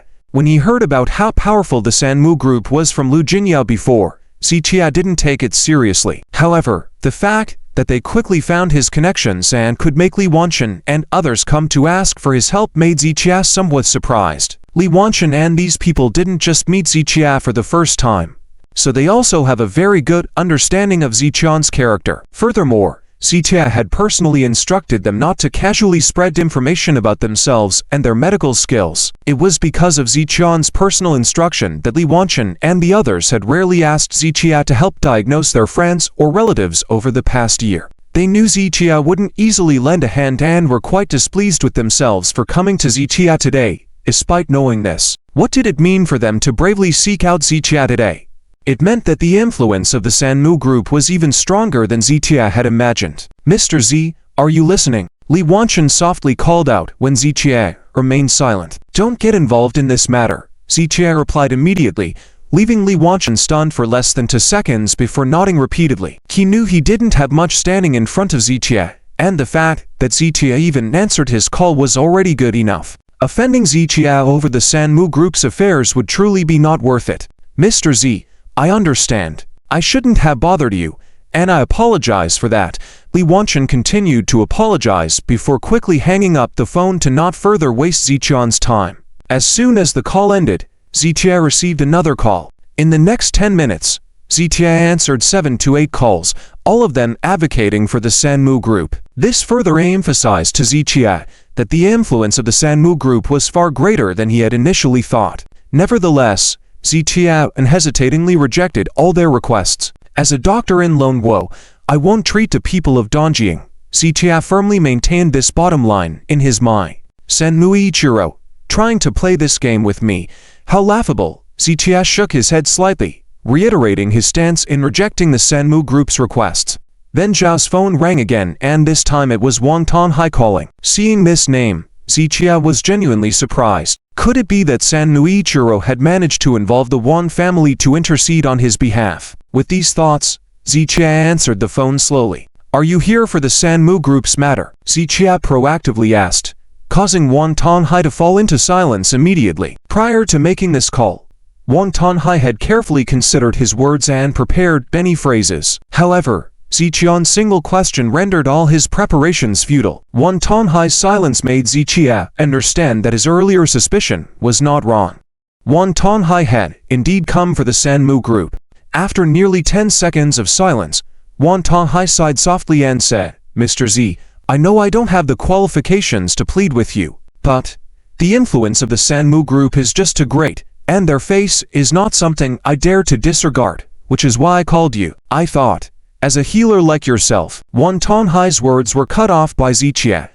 "As a healer, treating the sick and saving lives is a duty. But in my eyes, the people of Dongjing are not even considered humans. If they fall ill, they should accept their fate.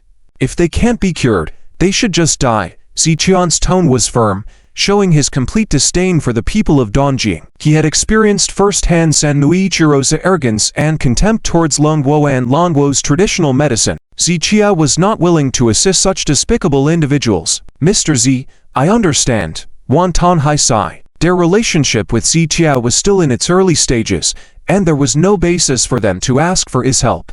Additionally, Zichian's firm attitude made Wan Tanhai reluctant to say another word.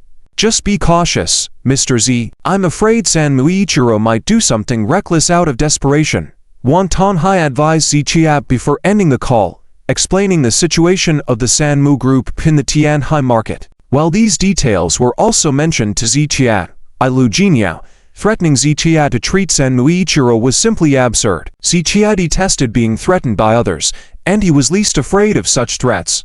What do you think he might do to me? Zichia asked casually. I'm not sure about that. I've had a few encounters with Sanm Ichiro before. He's very arrogant and ruthless. He might resort to any means. However, Wan Tanhai quickly added, but rest assured, Mr. Z, I will keep an eye on their movements. If they make any move, I will inform you immediately. Agreeing with Wang's caution, Zichia nodded. After a few more exchanges, they ended the call. This is getting interesting. Zichia put down his phone and walked to the viewing platform, gazing at the distant Qiandao Lake. He had not anticipated that the Sanmu Ichiro he had encountered at the medical conference was the chairman of the Sanmu group. In the past, Sanmu Ichiro's display of arrogance and rudeness made him look more like a thug, so Zichia had initially underestimated him. But now, Zichia realized he had misjudged him. The Sanmu group was no ordinary small business.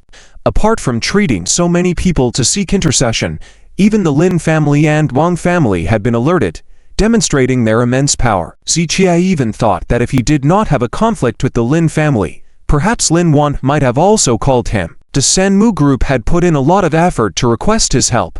Yet, despite their efforts, all they received in the end was Zichian's light rejection, making him wonder how furious they would be. Wan Tanhai and Lu Jingyao had thought of this. Hence their calls to Zichia were more of a reminder than a plea for Sanmu Ichiro. Just that, they could guess that the Sanmu group would definitely target Zichia. However, they couldn't guess when the other party would make a move. But Zichia could, because Sanmu Ichiro's condition was extremely severe. On the day of the medical skills conference, Zichia concluded that Sanmu Ichiro wouldn't live much longer. So, Sanmu Ichiro couldn't wait. In simple terms, Sanmu Ichiro was about to die soon, so he would definitely make a final struggle while he was still alive. This implied that the other party might use some ruthless methods against Zichia in these few days. Otherwise, even if Zichia was willing to help him after Sanmu Ichiro's death, he wouldn't be able to receive it. Initially, I just wanted to focus on participating in the medical skills conference. But if you insist on causing trouble, I don't mind dealing with it before the final showdown. Zichia looked into the distance, a coldness flashing in his eyes. He had originally thought that he only needed to settle things with the Lin family. But if the Sanmu group wanted to interfere, Zichia wouldn't tolerate it. Zichia was never a soft-hearted person. Sometimes, the reason he didn't act was that he didn't think it was necessary. But when it came to the people from Dongjing, he believed that using ruthless methods was appropriate. In silence, Zichian's mind quickly turned, pondering countermeasures. Firstly, he had to admit that the Sanmu group indeed had significant power, especially as a foreign company investing in the country. The upper circles would also favor and protect them. Therefore, if Sanmu Ichiro insisted on confronting Zichia, it would be challenging to deal with. However, as the saying goes, a snake should be hit at 7 inches. No matter how strong they were, they also had weaknesses. And now, Zichia had to find and exploit their weaknesses to suppress them. On the other side, at the Wan family mansion, after making a phone call in the study, Wan Tanhai smoked a cigarette to calm his nerves before heading to the reception room. At this moment, Sanmu Ichiro was already waiting in the reception room. They had just come from the Lu family, and Sanmu Ichiro was clearly emotional due to the unsatisfactory results from the Lu family. In essence, Sanmu Ichiro was now waiting for Wan Tanhai to deliver good news, as the Wong family was his last hope. It was precisely because of this that Wan Tanhai felt a headache. Despite being one of the 3 tycoons in Tianhai City, with abundant financial resources and connections, they could not ignore the Sanmu group in this business circle. The industry relied on various companies of all sizes, Just like the production, the product required many different suppliers of raw materials. Even if the Wong family was financially strong, they couldn't develop all the raw materials themselves.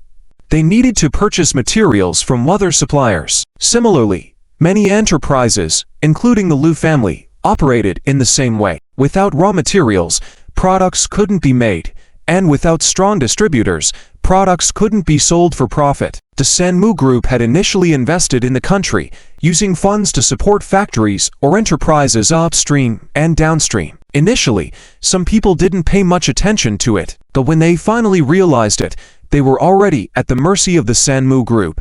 Even though the Sanm group wasn't among the top tycoons and didn't have close cooperation with them, they had means to control the powers of these tycoons. Therefore, even though Wang Tonghai was the current head of the Wong family in Tianhai, he couldn't easily provoke the Sanm group. The cost and losses of such a conflict were too significant. Mr. Sanm, Wang Tonghai greeted as he walked in. Mr. Wang, what's the outcome? Instead of Sanm Ichiro, in the wheelchair responding, the woman beside him asked first. Although arrogant, Sanm Ichiro was slightly restrained in front of Wang Tonghai. He was now looking expectantly at Wang Tonghai. Mr. Sanm, Mr. Z is currently busy and might not be available for some time. Wang Tonghai chose to tactfully decline.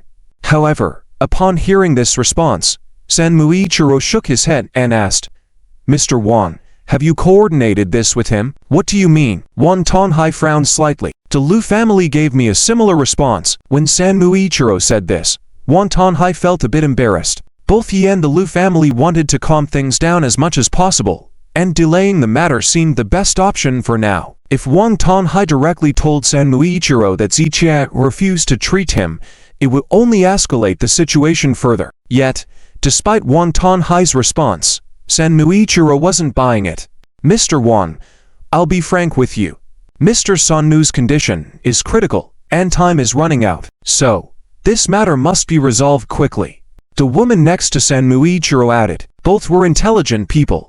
In ordinary circumstances, this polite refusal would have been understood mutually, but with Sanm Ichiro's condition worsening, there was no time to waste. Then, I'll talk to Mr. Z tonight and see if he can spare some time. After contemplating for a few seconds, Wang Tonghai wanted to delay Sanm Ichiro for now to prevent any rash actions against Zichia. There's no need for that. However, Sanm Ichiro waved his hand to refuse. Wang Tonghai remained silent upon hearing this. They were both not foolish, and he understood that Sanm Ichiro must have guessed Zichian's refusal to treat him. Since Zichia declined, even if Wang Tonghai went to talk to him again, it wouldn't have any effect or meaning. Please relay a message for me to Zichia. I'll give him 1 day. Until tomorrow at 6 in the evening, I want to see him come to me voluntarily. Sanm Ichiro paused slightly at this point, perhaps feeling that his approach was somewhat inappropriate, so he changed his tone. Tell him, I want to see him kneeling at the entrance of the Sanm group building. First, he must apologize for his rudeness at the medical skills conference, then treat my body and completely heal me. These 3 things are non-negotiable. If he doesn't show up before 6 o'clock tomorrow, I won't even give him a chance to regret. Mr. Sanm, that's a bit too much.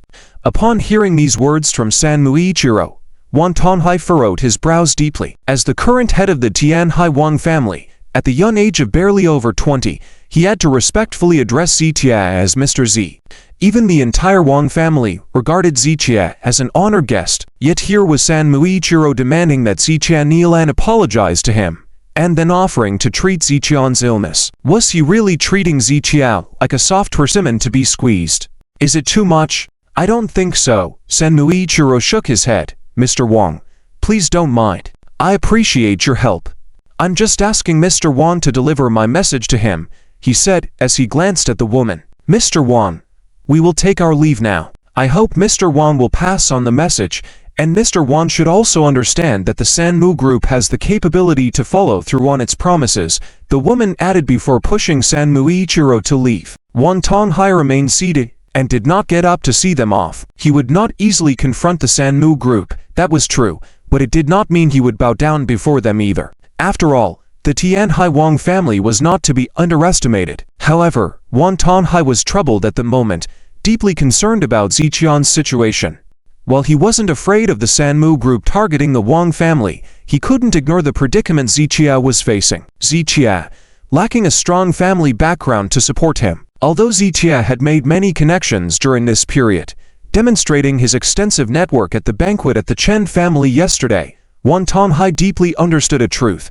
In the business world, interests are paramount. There are no permanent enemies, nor permanent friends. If the Sanm group were to make a move, those people in the business circles, like Li Wanchen, would be the first to suffer. Unable to assist Zichia in any way, Mr. Z is in a difficult situation this time. Wang Tonghai lit a cigarette, slowly stating these words. Indeed, Wang Tonghai's assistant nodded silently. Being Wang Tonghai's personal assistant, his mind was certainly sharp. He could foresee that if the Sanm group were to target Zichia, his connections in the business circles would be of no help. Essentially, due to Zichian's lack of a powerful family background, his current network would not be able to match the strength of the Sanm group. Once Sanm Ichiro makes a move, those people in Li Wanchen's circle wouldn't dare to intervene. Wang Tonghai squinted slightly, his mind racing. But isn't Mr. Z backed by higher authorities? The assistant pondered for a few seconds before pointing to the ceiling. Wang Tonghai understood that the assistant was referring to Zhang Dingnan's connections. It's not as simple as you think. First, we don't know the extent of Mr. Zhao's relationship with Zhang Dingnan. Second, Mr. Zhang's identity is too sensitive. He definitely wouldn't personally come to help Z. Furthermore, the Sanm group is a foreign entity. After years of integration, they are now closely linked to the Tianhai City business scene. It's not something you can easily take down with a single blow. If handled poorly, it might even implicate Mr. Zhang himself. So, the higher connections are probably of no help. Wang Tonghai sighed lightly, understanding Zhang Dingnan's immense influence in Tianhai City. But how could Zhang Dingnan personally step in to help Zichia solve the trouble? Even if he were willing to lend a hand, if the Sanm group were to withdraw their investments from Tianhai City, it would lead to numerous bankruptcies overnight, causing a huge impact on the city's economy. At that point, it would be chaos, and if blame were to be placed, Zhang Dingnan could not bear the responsibility. Mr. Zhang's definitely staying out of this one. In other words, if Sanm Ichiro wants to make a move on Mr. Z, it will solely rely on Mr. Z to solve the problem. Wang Tonghai tapped his cigarette ash, his brows furrowed as he delivered his analysis. He was well aware that Sanm Ichiro was ruthless and crafty. His words earlier were not hollow threats but certain actions to be taken. Relying on Mr. Z himself, I'm afraid in such a vast Tianhai City, any individual alone wouldn't be able to withstand the Sanm group's ruthless tactics. The assistant shook his head, sighing. Not to mention an individual, even in the Tianhai City business circles, aside from the top-tier large conglomerates, the Sanm group could easily take down anyone they wished. Even those well-established companies of over a decade could be crushed with a mere word from the Sanm group. And Zichia, relying solely on himself, what did he have to counter the Sanm group's strength? Yes. Wang Tonghai snuffed out his cigarette with frustration. So, do you want to pass on these words to Mr. Z? The assistant asked softly. Not for now. Wang Tonghai pondered for 2 seconds before standing up. I'll first go and talk to the old man, see how our Wong family should proceed. The conversation between the two ended, and Wang Tonghai headed to the residence of the old man from the Wong family. Time ticked away, passing by second. It was 8:30 p.m. at the lakeside villa. Within this short half-hour, Zichia received several phone calls, all of which were warnings about his current situation. Though both Li Wanchen and Wang Tonghai chose their words delicately, Zichia could tell that Sanm Ichiro must have issued serious threats. Each call indicated that Zichian's situation was now very perilous. I've truly given you all some face, Zichia muttered with a cold tone. If Sanm Ichiro was pressing on so aggressively with great momentum, he would have to take some action. As soon as Zichia picked up his phone, Lu Jingyao's call came in advance. Mr. Z, things are getting complicated.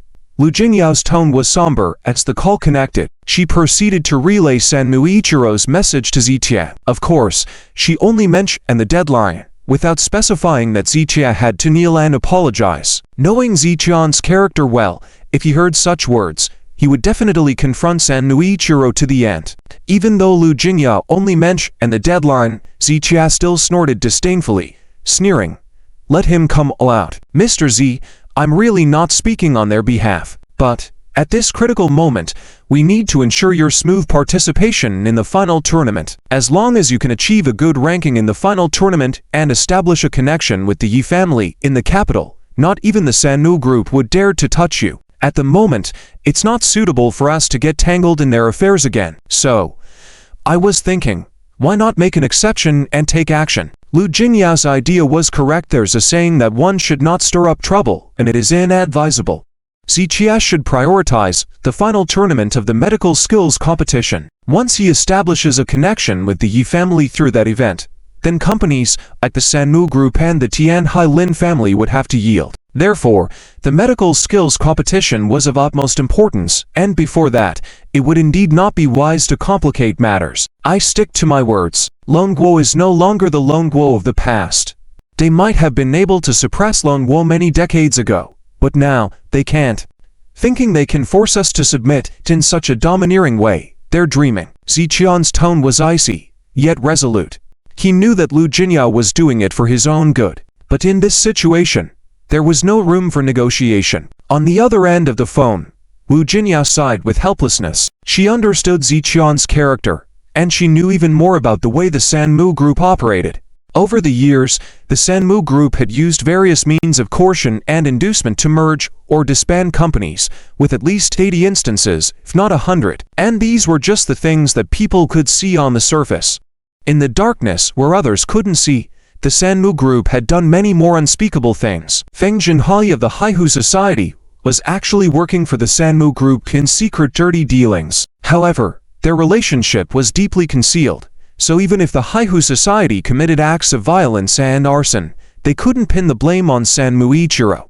Lu Jinyao knew the way the Sanmu group operated, which was why she wanted to persuade Ziqia and tried to calm things down as much as possible. Mr. Z, the Lu family firmly stands by your side. But in the current situation, we have more important things to handle, so we can't afford to be entangled with them. Lu Jingyao's meaning was simple. If Ziqia really wanted to confront the Sanmu group head-on, the Lu family would stand by him. However, the timing was clearly inappropriate because the Sanmu group was doing nothing at the moment except trying to force Ziqia to give in. And if Ziqia and the Lu family are unable to participate in the final of the medical skills grand competition because of this incident, that would be the biggest loss. There is a saying that goes, one should be wary of casting pearls before swine, which perfectly describes the current situation. They were willing to support Ziqia in a fight against the Sanmu group, but only after the medical skills grand competition had concluded. Before the final, it was not suitable to do so.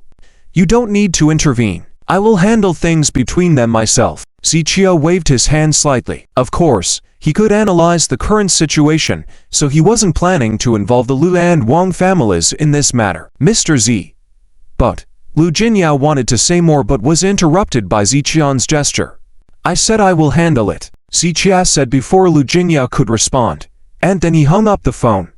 Lu Jinyao was very helpless on her end and could only put down her phone and consult with the elder Lu for a plan. There was still a day left, and Lu Jinyao believed that she would be able to come up with a solution. As for Ziqia, his eyes were filled with even more coldness at this moment. The Sanmu group was no longer just being aggressive. They were now threatening Ziqian's life. However, this was normal. In the eyes of many people in Dongjing, the entire Longwo was seen as weak and easily bullied. Previously, they had used ruthless means to cause countless injuries to Longwo. They were accustomed to behaving this way, which was why they were now trying to force Ziqia to yield using the same methods. The situation had escalated to the point where it was no longer just a personal grudge between Ziqia and Sanmu Ichiro. It was not an exaggeration to say that this time, Ziqia was representing traditional Chinese medicine in Longwo and even the entire Longwo in confronting the Sanmu group. If you were to yield, it would mean that traditional Chinese medicine in Longwo and the entire country would once again be oppressed by the Sanmu group from Dongjing. Ziqia, being a man of integrity, would never do such a thing. It involved the dignity of the country and there was absolutely no room for compromise. Ziqia would not only refuse to compromise, but he would also take the initiative to fight back. His personality was not one to sit back and wait for defeat. He would not stay still and let others trample over him. Thus, the phone rang once again. Ziqia furrowed his brow slightly, already feeling annoyed with all the phone calls he had received that day. If it was another call from Lee Wanchen and his group, he was prepared to hang up immediately. However, upon picking up the phone, he saw that it was a call from Zhang Kai. Zichia contemplated for a moment and then answered the call. "Mr. Z, it's me, Zhang Kai." The call connected, and Zhang Kai greeted Zichia respectfully. "Go ahead." Zichia nodded. "Mr. Z, do you remember the incident from some time ago, when that underground boxer named Zhang Peng and his group caused trouble at Caesars under your name? At that time, we speculated that it might be retaliation from the Haihu Society, but I recently found out that the people behind the Haihu Society are very likely the Sanmu group." Zhang Kai was inevitably slower than the Lu and Wong families in receiving information, but since he had discovered this point, it meant that the Sanmu group had exposed some of their intentions. And the reason they had revealed their intentions was because they were planning some kind of action. "Go on." Zichia nodded again. "Mr. Z, I heard that the Sanmu group has conflicts with you. This time, they are very likely to take action against you upfront." Zhang Kai paused for a moment before sharing his speculation. "I know." Zichia had heard a lot throughout the day about the Sanmu group planning to take action against him. "Mr. Z, I know you are very strong, but you must not be careless. I have heard before that the Haihu Society has connections with a group of martial artists from Dongjing, but I didn't take it seriously. Now it seems that with the backing of the Sanmu group, this matter is indeed possible. The Sanmu group has secretly trained many fighters, as well as many skilled martial artists from Dongjing. That Zhang Peng from last time was nothing compared to them." Zhang Kai knew that Zhang Peng was no match for Zichia, but within the Sanmu group, he was just an insignificant fighter. "I understand what you mean." Zichia nodded lightly after a brief moment of contemplation. Zhang Kai's call had indeed served as a wake-up call for him. Originally, Zichia thought that the Sanmu group would send a group of fighters to assassinate him, similar to what the Lynn family did. However, after hearing Zhang Kai's words, it seemed that Sanm Ichiro might not act this way. Instead of sending a large group, they might send a few skilled professionals to deal with Zichia. With fewer people, they could reduce the risk. In this way, even if the Lu and Wong families were keeping an eye on the Sanmu group's movements, they wouldn't be able to notice their actions in time or inform Zichia promptly. "Mr. Z, is there anything I can do?" Zhang Kai asked proactively. "Wait for my instructions," Zichia said before hanging up the phone. Through the responses of various individuals, Zichia understood that his confrontation with the Sanmu group was inevitable. According to his thoughts, he didn't want to cause any trouble before the end of the final of the medical skills grand competition. However, not provoking others didn't mean others wouldn't bully you. During his 2 years at the Chen family, he had learned this lesson well. However, he had endured it for the sake of Elder Chen's reputation and the Chen family. So what kind of person was Sanm Ichiro? Now that Sanm Ichiro was approaching with great momentum, all Zichia could do was face the challenge head-on. Of course, the relationships within the Tianhai market were complex, and the Lu and Wong families wouldn't be of much help to Zichia. Even John Dingnan wouldn't want to intervene too much. But now, Zichia had more friends than just those people. "Strike the snake, 7 inches from the head," Zichia whispered softly, then picked up his phone and called Chen Hemming. "Where are you?" Zichia answered the phone, speaking casually. "I'm in the next city treating patients." Chen Hemming's reputation had spread to Tianhai City, attracting dignitaries from other cities seeking his treatment. "Come see me tomorrow morning," Zichia said, hanging up without waiting for a response. He didn't care what Chen Hemming was busy with. He needed him urgently. On the other end, after hanging up the call, Chen Hemming immediately prepared to return. Zichia was his master, so when Zichia needed him, he had to return quickly. Chen Hemming knew Zichia's character. If it weren't an emergency, Zichia wouldn't be so urgent in contacting him. Therefore, he couldn't afford any delay. After the call with Chen Hemming, Zichia shut off his phone and prepared to rest.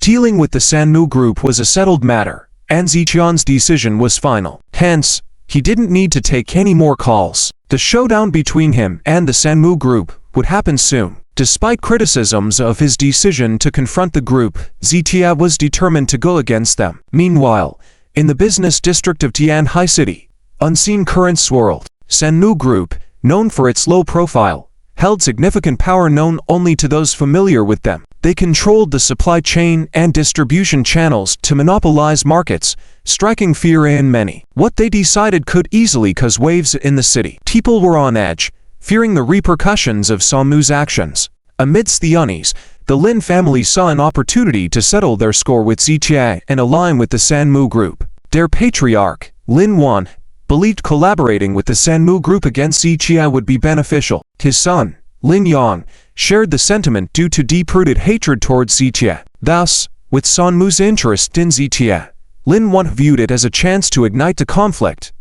Ready to contact Sanmu's leader, Lin Wan hesitated, feeling something amiss. He decided to consult his father to avoid potential mistakes, recalling the consequences of their recent actions. As tension simmered overnight, the next morning at 9 o'clock, Chen Heming arrived at the lakeside villa to meet Zichia. Their relationship, once strategic in secrecy, was now known. Seated in the villa's living room, Chen Heming inquired if Zichia urgently needed him due to the Sanmu group's matter. Chen Heming had returned to Tianhai City and caught wind of the conflict. Zichia confirmed his concern was related to the Sanmu group and sought advice. Despite Chen Heming's medical prowess, this issue was beyond his expertise. Knowing the risks associated with aiding Zichia against the formidable Sanmu group, Chen Heming admitted his inability to help. Nevertheless, Zichia had a plan that required Chen Heming's cooperation. Zichia also knew the difficult situation that Chen Heming was in, so starting from yesterday, he never thought about asking Chen Heming to help him solve his problems. But there were some things that he had to ask Chen Heming for help. "Tell me." Chen Heming immediately nodded seriously. "I need money." Upon hearing Zichian's words, Chen Heming quickly responded without hesitation, "No problem. I can't help with other things, but I do have some funds. How much do you need? Just tell me the amount." Chen Heming casually picked up a teacup, thinking initially that Zichian's request would be challenging, but if it was just a matter of funds, what was so difficult about it? "This amount." Zichia slowly extended two fingers. 200 million. "No problem." Chen Heming immediately nodded. "I'll give you 2 billion. "No. It's not." Zichia shook his head. "Not? Then, is it 2 billion? Chen Heming paused, then reply, "If it's 2 billion, it can also be done. Give me some time." "Not enough." Zichia shook his head again. Upon hearing this, Chen Heming was somewhat stunned. You need 20 billion? Chen Heming's voice was trembling. In the commercial district of Tianhai, apart from the top-tier family groups, there were not many companies with assets exceeding 10 billion. If Zichia was asking for 20 billion, even selling Chen Heming would not be enough. 200 billion, Zichia stated, causing Chen Heming's eyes to widen in shock. Before Chen Heming could respond, Zichia added, "In USD. Dang." This time, the teacup in Chen Heming's hand fell to the ground with a clang. "Mr. Z, please don't joke with me." Chen Heming stood up suddenly, his face turning pale. 200 billion USD, converted to the currency of Longguo, that was over 1 trillion. Apart from the top companies with assets surpassing 1 trillion, even looking across the entire country, there were only a few who could readily come up with such a large sum of liquid assets. "What's the rush? Sit down. I will stick to my request, but you can negotiate." Zichian's words left Chen Heming somewhat helpless. "Mr. Z, I am just a doctor, dealing with astronomical figures at your request, and I can't negotiate." Chen Heming wore a pained expression. It was not that he was being stingy towards Zichia, but 200 billion USD was a sum even the top 3 giants in Tianhai could not readily produce. At least 100 billion. Zichia didn't actually intend to ask for that much but wanted to gauge Chen Heming's capabilities. "Mr. Z, I really can't come up with that amount." Chen Heming shook his head again. "I can't even borrow that much." "I don't care. You must find a way. I may not press on other matters, but what I need you to do, you must help me achieve," Zichia stated firmly. Chen Heming fell silent instantly upon hearing this. He understood the implication of Zichian's words, which essentially meant that while Zichia might not inquire about certain matters or his master, Chen Heming had to assist Zichia regardless. With Zichia being so straightforward, Chen Heming had no choice but to comply. "I'll try to find a solution, but this figure is indeed difficult, and it's useless no matter who I seek help from." Chen Heming sat back down, frowning. "The more, the better. Get as close to that figure as possible." Zichia poured Chen Heming another cup of tea as he spoke. "All right, I will do my best." Chen Heming nodded. Ziqian's trust in Chen Hemming's attitude reaffirmed certain things in his mind. It was clear that Chen Hemming must have some connection with his master, who was also Ziqian's disciple. Why? Because Ziqia was well aware that Chen Hemming couldn't come up with that sum of money no matter how hard he tried, not even a tenth of it. However, after Ziqia mentioned those figures, Chen Hemming said he would do his best to find a solution. What solutions could he be thinking of? Most likely, contacting his master for help. Ziqia didn't bother about it too much. He was a man of his word. Since Chen Hemming agreed to help with the funds, he wouldn't inquire further. Mr. Z, I'm curious. What do you need so much money for? Chen Hemming couldn't fathom why Ziqian needed billions of dollars. Just follow the instructions, Ziqia replied, and Chen Hemming nodded repeatedly, refraining from asking more questions. Soon, Chen Hemming took his leave to attend to the task Ziqia had assigned him. Ziqia, on the other hand, sipped his tea slowly as he walked to the Via's viewing platform. To deal with Ziqia, Sanm Ichiro had only a few options, and Ziqia not only decided on a countermeasure, but was also prepared to strike back against Sanm Ichiro. Ziqia glanced at his phone, briefly browsing through messages from colleagues like Lu Jinyao. Subsequently, Ziqia composed a message and sent it to Lu Jinyao. Meanwhile, Ziqia enjoyed the tranquility alone while the world outside was already stirred up. Sanm Group overtly displayed animosity towards Ziqia, issuing threats openly. If Ziqia didn't treat Sanm Ichiro, they would make sure Ziqia faced consequences. While Sanm Ichiro used to be relatively low-key in his actions and demeanor, the situation had changed now that his health was failing. As he neared his end, he disregarded previous restraint, urgently requiring medical treatment from Ziqia. Thus, he had to resort to tough tactics, even though such actions could bring trouble to the Sanm Group. He had to act this way because if he died, the group would lose all connection to him. Therefore, at this moment, Sanm Ichiro was essentially taking a desperate gamble, burning the bridges behind him. It all depended on how Ziqia would react, and many in Tianhai City were waiting to see the outcome. During this time, in Tianhai City, Ziqia had garnered significant attention. More and more people were becoming familiar with him, seeing him as someone unafraid of power, with great courage. But facing a foreign conglomerate like Sanm Group, would Ziqia succumb to the pressure?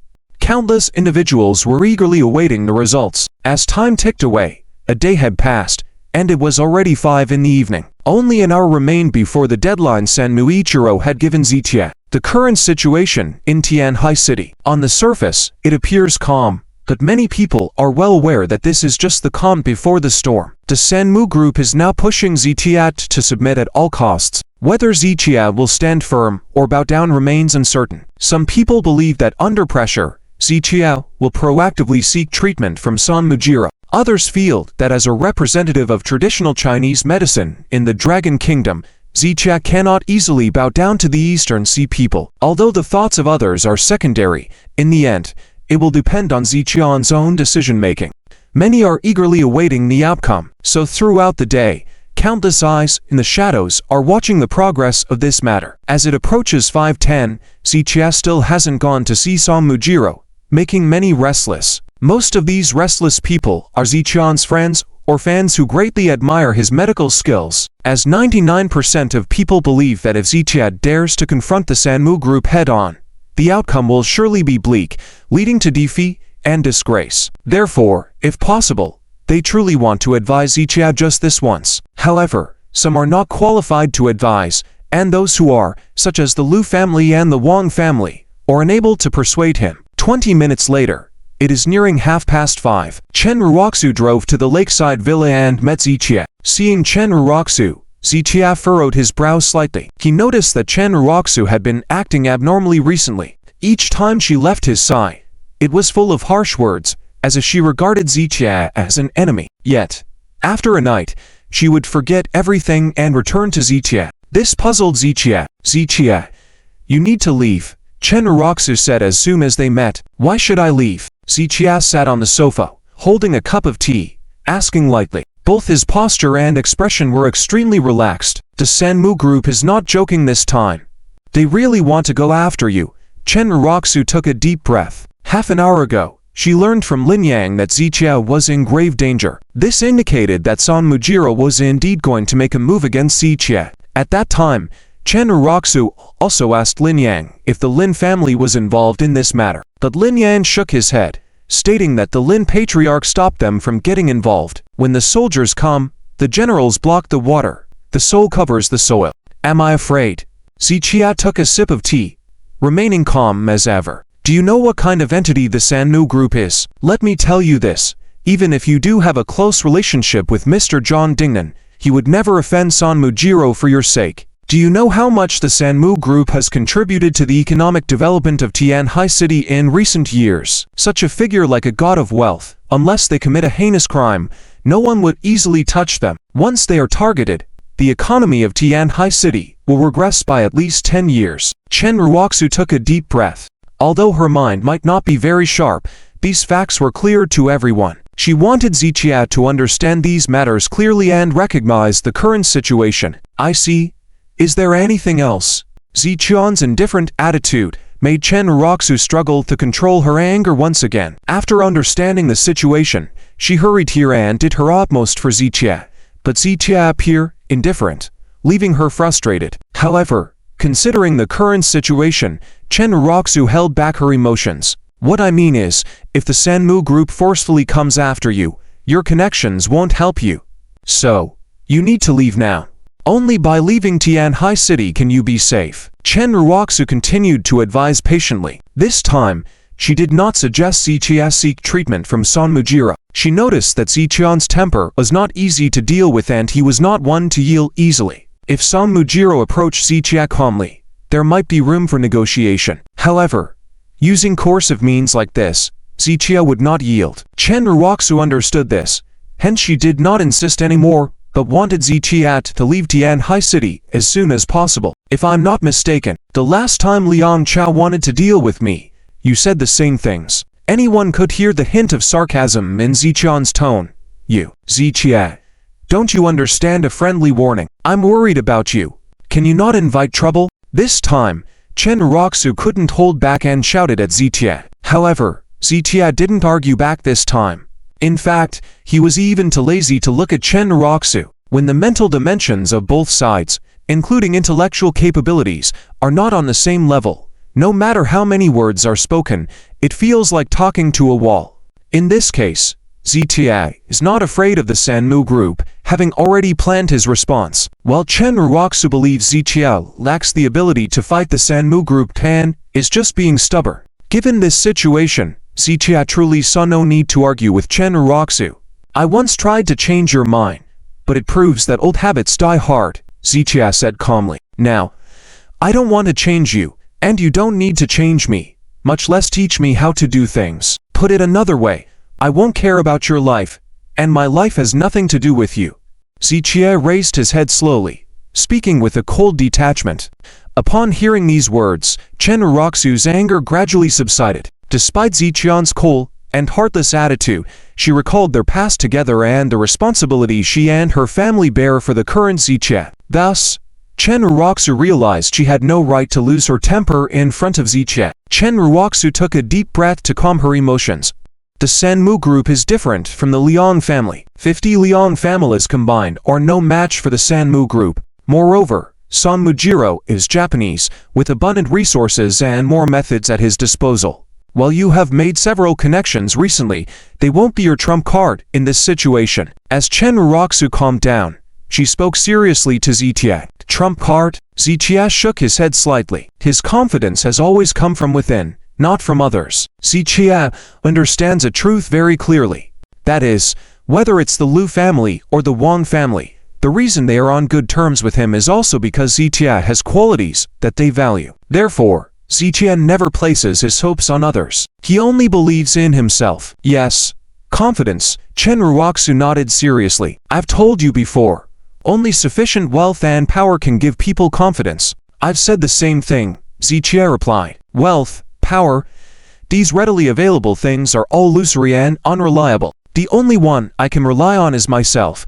I am my own greatest source of confidence. Zichia turned his head slowly, meeting Chen Ruoxu's gaze calmly. At this moment, Chen Ruoxu, who was about to speak, suddenly didn't know how to continue. Zichia did say these words before, when she and Zichia had just signed the divorce agreement and parted ways, When they met by chance on Fusheng Street, Zitia had spoken these words. However, at that time, Chen Uroxu had scoffed at it from the bottom of her heart, even finding Ziqian's self-confidence absurd. But later on, the facts proved that Ziqia was not overestimating himself. He really lived up to his words. The things that had happened during this time were enough to support the arrogant words Ziqia had spoken. So, hearing Ziqia say these words again now, Chen Uroxu dared not scoff at him like she had done before. Okay, I admit that you are indeed very formidable now, and you have earned my respect, she said. But I have to say, you absolutely cannot contend with the Sanmu group, and you don't need to risk your life for the sake of reputation. Chen Uroxu fell silent for more than 10 seconds before slowly raising her head to say these words. Then let me tell you something. Whether it's the Sanmu group or the Lynn family, I do not regard them highly. No one in this world has been born who can defeat me, Ziqia. Ziqia turned his head slowly to look out the window. If Liang Cha provokes me, I will destroy the Liang group, as well as the Sanmu group and the Lin family. Upon hearing Ziqian's words, Chen Uroxu couldn't help but shake her head and smile. You are still pretending even now. The downfall of the Liang group had nothing to do with you. It was the Lin family who destroyed them, Chen Uroxu said, shaking her head. Ziqia just glanced at her without any interest in explaining further. Up to this point, Chen Uroxu was still obstinate. Ziqia could only sigh helplessly. You should go back, Ziqia said before preparing to turn back to the bedroom. Ding ding. Just then, a car horn sounded outside. Ziqia and Chen Uroxu both turned to the entrance. Seeing the Rolls-Royce with a pink car cover, they knew who had arrived. Sure enough, after the car door opened, Li Jinya and Zhou Yuqing got out one after the other. Behind them, Li Bo and another sturdy middle-aged man followed closely. Ziqia knew Li Bo. Every time Zhou Yuqing went out, Li Bo would always accompany her, likely being skilled in martial arts. As for the other middle-aged man, Ziqia was seeing him for the first time. However, judging by his powerful and imposing demeanor, he was evidently a formidable martial artist. Mr. Ziqia. Li Jinya greeted one after the other. Ziqia hadn't reacted much upon seeing the two, but Chen Uroxu felt a bit awkward. Li Jinya and Zhou Yuqing knew that she and Ziqia had already divorced, so seeing her come to find Ziqian would surely give rise to various thoughts. However, this awkwardness lasted less than 2 seconds and gradually faded away. Chen Uroxu felt that she was Ziqian's original spouse after all. Even though she was now his ex-wife, she was still his wife at some point. Li Jinya and Zhou Yuqing were not yet together with Ziqia, and even if they were newcomers in her presence. So why should she feel awkward? Initially, Chen Uroxu had intended to say her goodbyes and leave, but with this thought in mind, she stood her ground with a bit of defiance. You've arrived, Ziqia nodded, inviting the two to sit down. Seeing how she was treated compared to Li Jinya, Chen Uroxu felt extremely uncomfortable. Li Jinya also saw Chen Uroxu, but then seemed to deliberately ignore her, retracting her gaze. Sister Uroxu, Zhou Yuqing greeted softly and then sat down next to Li Jinya. Li Bo remained close behind Zhou Yuqing, while the middle-aged man stood behind Li Jinya, his sharp eyes scanning the surroundings. Mr. Z. Who is this? Li Jinya glanced at Chen Uroxu. I came to remind Ziqia to leave Tianhai City soon as possible. Chen Uroxu interjected before Ziqia could explain. It seemed like she was afraid of being misunderstood by Li Jinya, so she was quick to explain her purpose in coming here. Upon hearing this, Li Jinya shook her head slightly. Leaving Tianhai City is indeed an option, but it wouldn't be very effective, because if Sanm Ichiro is determined to confront Ziqia, they would pursue him no matter where he goes. Therefore, in the current situation, they had to find a solution instead of running away, as Chen Uroxu suggested. Even if they managed to escape momentarily, they would still have to face the consequences in the end. Mr. Z. Let me introduce you. This is Mr. Wu Feng, a genuine martial arts master. Mr. Wu Feng is extremely powerful and has great renown in the martial arts community in Tianhai City. Li Jinya introduced as she stood up. Mr. Wu Feng originally didn't like to get involved in these matters, but my father used a lot of connections to bring him here, hoping he can help you. While introducing Wu Feng, Li Jinya glanced at Chen Uroxu intentionally or unintentionally. The look seemed to say, you, Chen Uroxu, will only make Mr. Z evade, whereas my family will not only stand with him, but also do everything to assist him. In response, Chen Uroxu bit her lip and remained silent. She had indeed heard about this person named Wu Feng, not some taekwondo dojo type thing, but a true practitioner with a martial arts heritage. With medical expertise and martial prowess, Wu Feng was among the best in the martial arts community. However, the Li family had a vast network to be able to invite such a skilled individual for help, a capability that the Chen family lacked. Moreover, even if the Chen family could invite Wu Feng, they wouldn't dare to. This time, it was the Sanmu group targeting Zichia, so whoever supported Zichia would be going against the Sanmu group. As one of the three giants in Tianhai City, the Li family naturally had the confidence, while the Chen family, in front of the Sanmu group, was merely like ants, easily crushed with a single step. That's why Chen Uroxu could only come to remind Zichia and couldn't offer substantial help out of fear. Faced with Li Jinyao's words at this moment, Chen Uroxu was left speechless. Mr. Wu Feng's strength is indeed very strong. Even I'd feel inferior. Behind Zhou Yuking, Mr. Li also nodded in agreement. Zichia is well known in the traditional Chinese medicine circle in Tianhai City, while Wu Feng's reputation in the martial arts circle is also quite outstanding compared to Zichia in the medical community. Hello. Zichia nodded politely and greeted Wu Feng. Whether he needed help or not, this was the helper that the Lu family had gone to great lengths to invite, so he naturally had to maintain politeness. Wu Feng nodded slightly and didn't say much more, as if he didn't want to talk too much with Zichia. Zichia was not bothered by all of this. He believed that one should have pride but also a sense of humility. Most martial artists have strong bones and muscles. They value strength and only respect those with greater strength. Despite Zichian's extraordinary medical skills, in Wu Feng's eyes, he was no different from an ordinary person. Lu Jinya felt that Wu Feng's attitude was somewhat inappropriate and immediately smiled, saying, "Mr. Wu Feng, in fact, Mr. Zhao's strength is also very strong. I have seen it with my own eyes." Having spent a long time with Zichia and experienced many things, Lu Jinya had witnessed Zichia single-handedly facing tens of people, so Lu Jinya was very clear in her mind that Zichia was not just a doctor.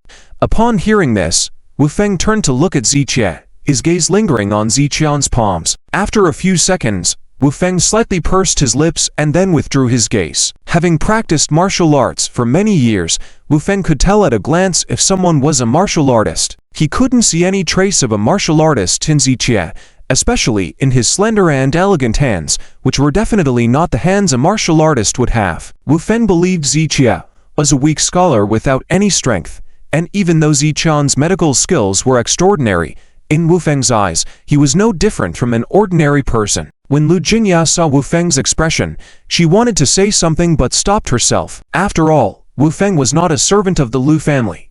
He was personally invited by Lu Jianlin to help, so she couldn't reprimand him. "It's all right." Zichia waved a hand at Lu Jinya, showing that he was not bothered by Wu Feng's attitude. As Zichia and the others talked, Chen Uroxu felt somewhat uncomfortable.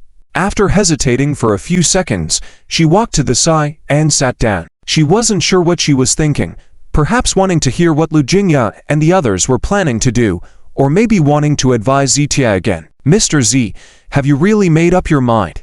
Lu Jinya looked at Zichia and asked this question once again. Although she and Zhou Yuking, along with Mr. Li and Wu Feng, had come to help, they would prefer to de-escalate the situation if possible. Therefore, she wanted to check with Zichia about his intentions once more. "All right. Call Sanm Ichiro." Zichian's words left everyone present stunned. Could it be that Zichia was ultimately going to yield to Sanm Ichiro? The others were surprised. It didn't seem like Zichian's character, and in Wu Feng's eyes, it was downright disdainful. "Okay. I'll call him now." Lu Jinya quickly took out her phone after realizing Zichian's intentions. "Mr. Z, let's just tolerate him for now.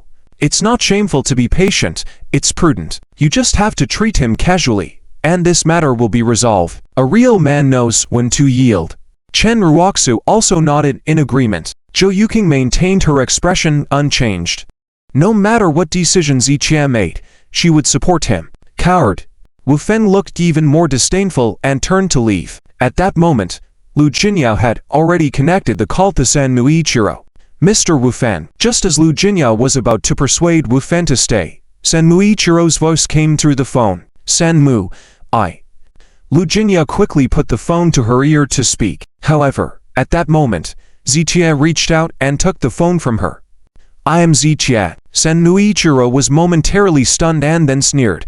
It seems you have made a decision. I will be waiting for you at the Sanmu Group building. Remember to kneel down and apologize first before coming to see me. At that moment, Sanmu Ichiro's inner arrogance swelled to its peak. He felt that Zichia had ultimately been intimidated by him, indicating that the people of Lone Wuo fictional place had once again been humiliated by the people of Danyao another fictional place and their arrogant attitude. You don't need to bark at me. Zichian's words stunned everyone inside the villa.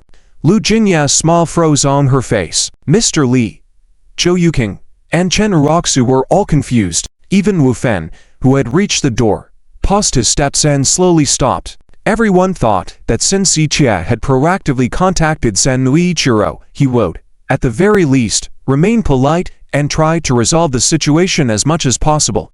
But Zichian's second sentence immediately turned to cursing, leaving everyone stunned. Mr. Z, are you? Lu Jinya reached out to grab the phone but was stopped by Zichia using his other hand. Baka, Zichia, are you seeking death?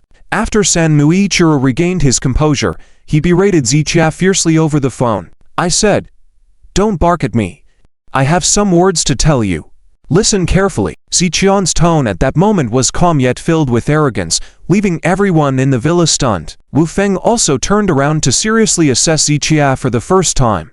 In the eyes of martial artists like them, a fearless and unyielding character was essential. Therefore, for Zichian's current attitude, Wu Feng felt a trace of appreciation. Your illness, no one else can cure except me, but I won't treat you. Furthermore, if you know what's good for you, put away your useless tricks. If you dare to target me in the slightest, I will make you kneel before me. Zichian's words shocked everyone in the villa. On the other end of the phone, Sanmu Ichiro instantly exploded in anger, berating Zichia rapidly in Danyao language. Remember these words. If you don't believe me, you can try it. After saying that, Zichia hung up the phone. Inside the villa, Lu Jinya and the others all stared at Zichia in disbelief. Zichia, have you gone mad? Eventually, it was Chen Uroxu who broke the silence. Mr. Z, you are too impulsive. This time, Lu Jinya stood on Chen Uroxu's side. She had thought Zichian's proactive call to Sanmu Ichiro was for reconciliation, but she didn't expect him to issue such harsh words. This left Lu Jinya feeling both amused and helpless. What can we do now? Lu Jinya covered her face with her hand and let out a long sigh. This matter was already very difficult, and now Zhaoshan had even gone to Sanmu Ichiro and spoken harshly, leaving no room for reconciliation.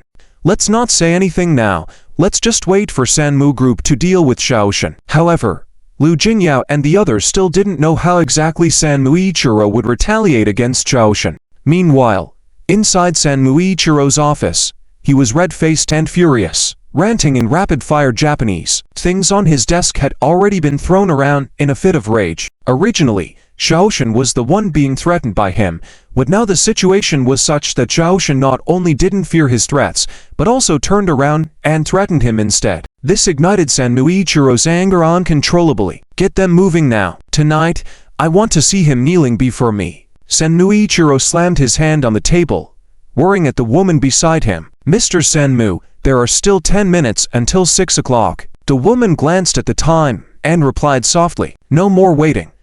Let's leave now.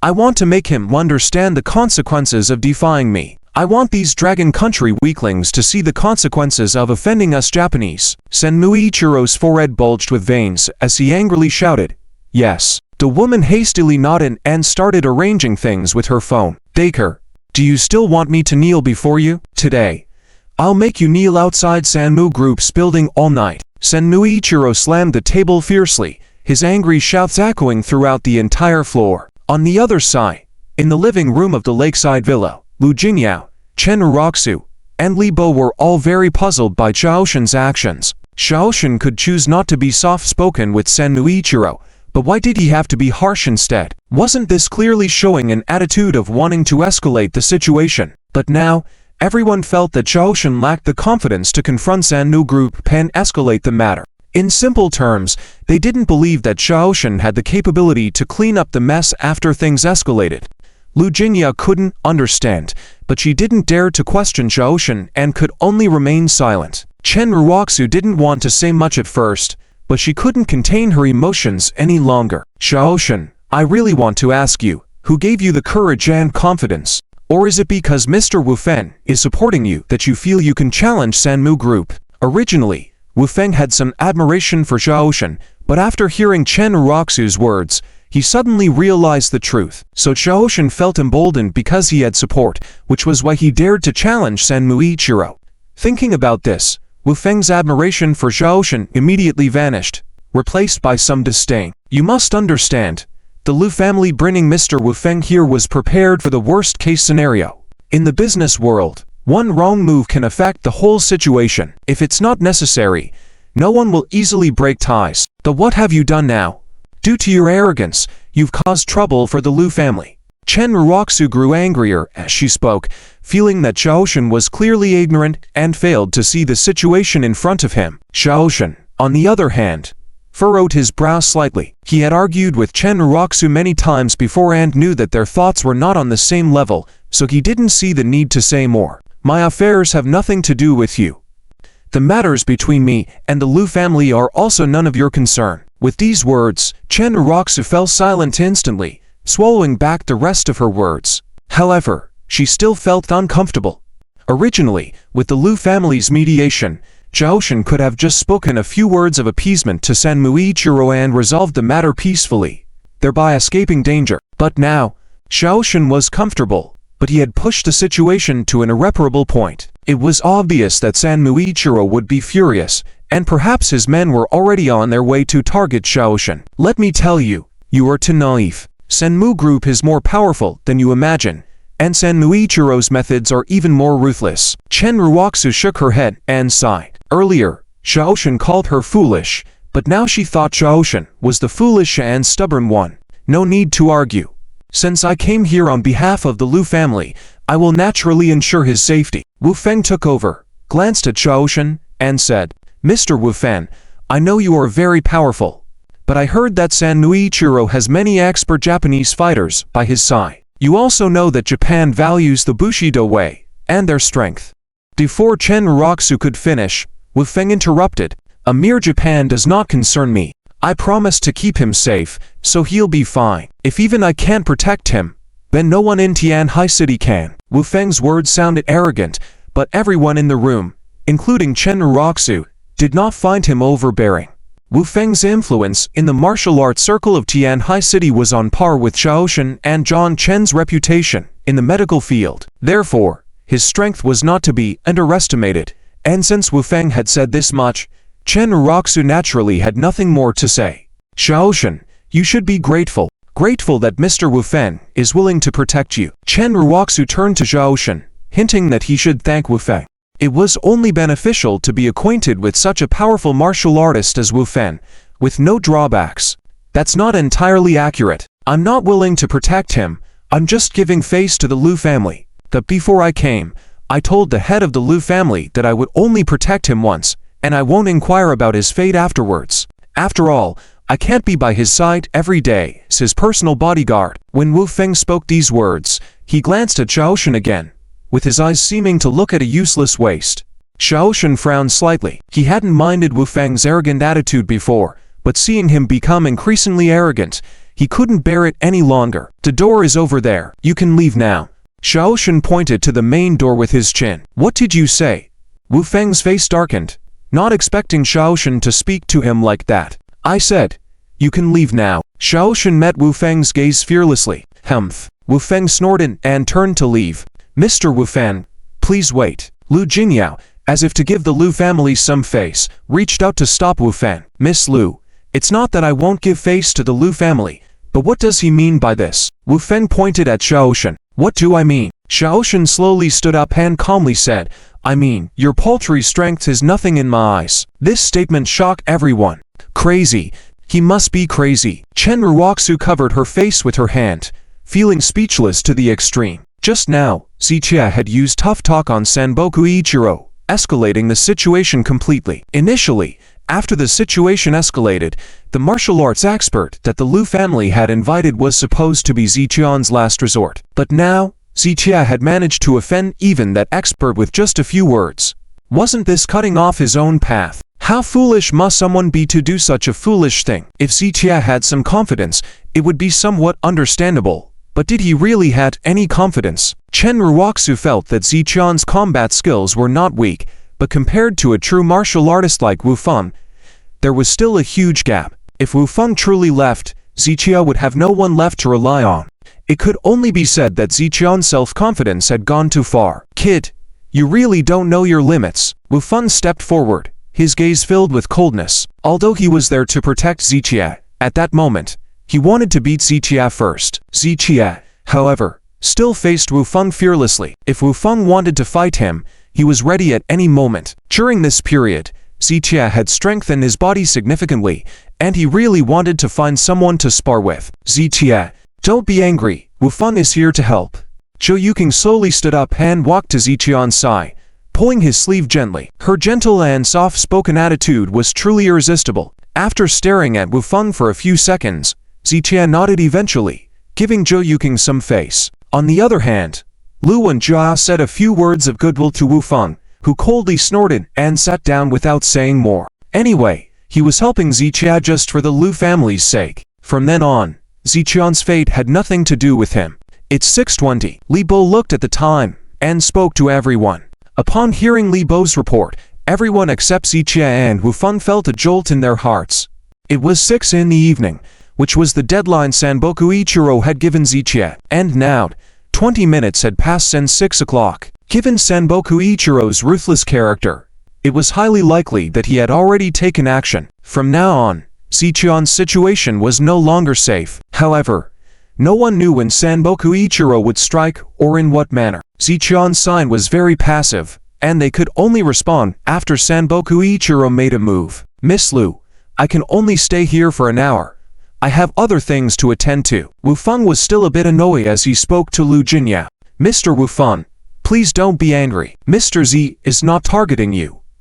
Lu Jinya wanted to explain on Ziqian's behalf, but Wu Feng had no patience to listen. People can have pride, but it depends on whether they have the strength to back it up. In the field of martial arts, achievements in medicine are indeed not low, but in the martial arts world, what matters is fists and strength. Wu Feng looked at Lu Jinya, subtly mocking Ziqia. The implication was that even though Ziqia had a prominent reputation in the medical field, it didn't count for much in the eyes of martial artists like him, because martial artists only respected fists and strength. In the face of Wu Feng's sarcastic words, Ziqia didn't engage in any meaningless argument with him. In fact, Ziqia even hoped that Wu Feng could help him solve his problems, saving him some effort. I want to see if you can withstand the Sanboku group's targeting. Chen Ruoxu crossed her arms in front of her chest, deliberately taking on a posture of expecting a good show. In reality, however, her deep-seated worries could not be completely concealed. At that moment, a muffled impact sound was heard. Upon closer inspection, it was clear that the sound was coming from below the mountain. Sure enough, after that sound, a chorus of curses erupted. Who goes there? Private property, stay away. Attack. Various clamoring voices rang out, causing everyone in the room, except for Ziqia, to sit up abruptly. Subsequently, they all stood up simultaneously and headed outside. Ziqia hesitated for a moment before following the others' footsteps. Ziqia. Zhou Yuqing reached out and grabbed Ziqian's hand, whispering softly, "Why don't you listen to Sister Ruoxu and go out to avoid the limelight for now?" "It's okay." Ziqia patted Zhou Yuqing's head, and then walked to the entrance of the villa. By now, it was already 6:30 in the evening.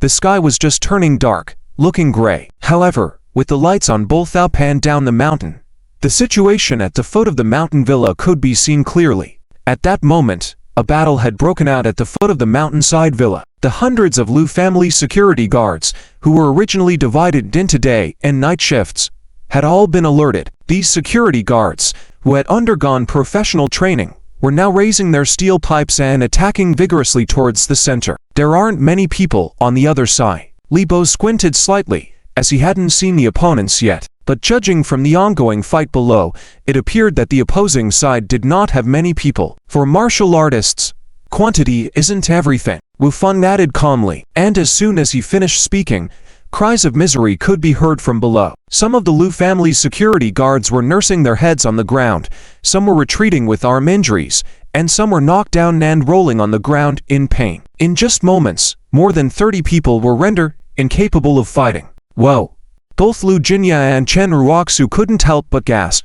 The fact that the opposing side, with so few people, could hold their ground against the hundreds of Liu family fighters demonstrated just how strong they were. It's worth noting that those qualified to be Liu family security guards were not ordinary people. They were either top-level fighters who had undergone professional training or the elite of various security companies, and even included some retired soldiers. Pulling out any one of the 100 people there could easily handle 3 to 5 adult men. However, in the hands of the opponents, they had become vulnerable and powerless, without a chance to demonstrate their strength. After a large portion of the Liu family's security guards were knocked down, the spectators finally saw how many people the opponents had. Just 2 people. Li Bo squinted slightly, his eyes carrying a sense of seriousness. If the opponents had brought 30 to 50 people and knocked over the hundreds of Liu family security guards, he wouldn't have been so concerned. But the opponents hadn't won by sheer numbers.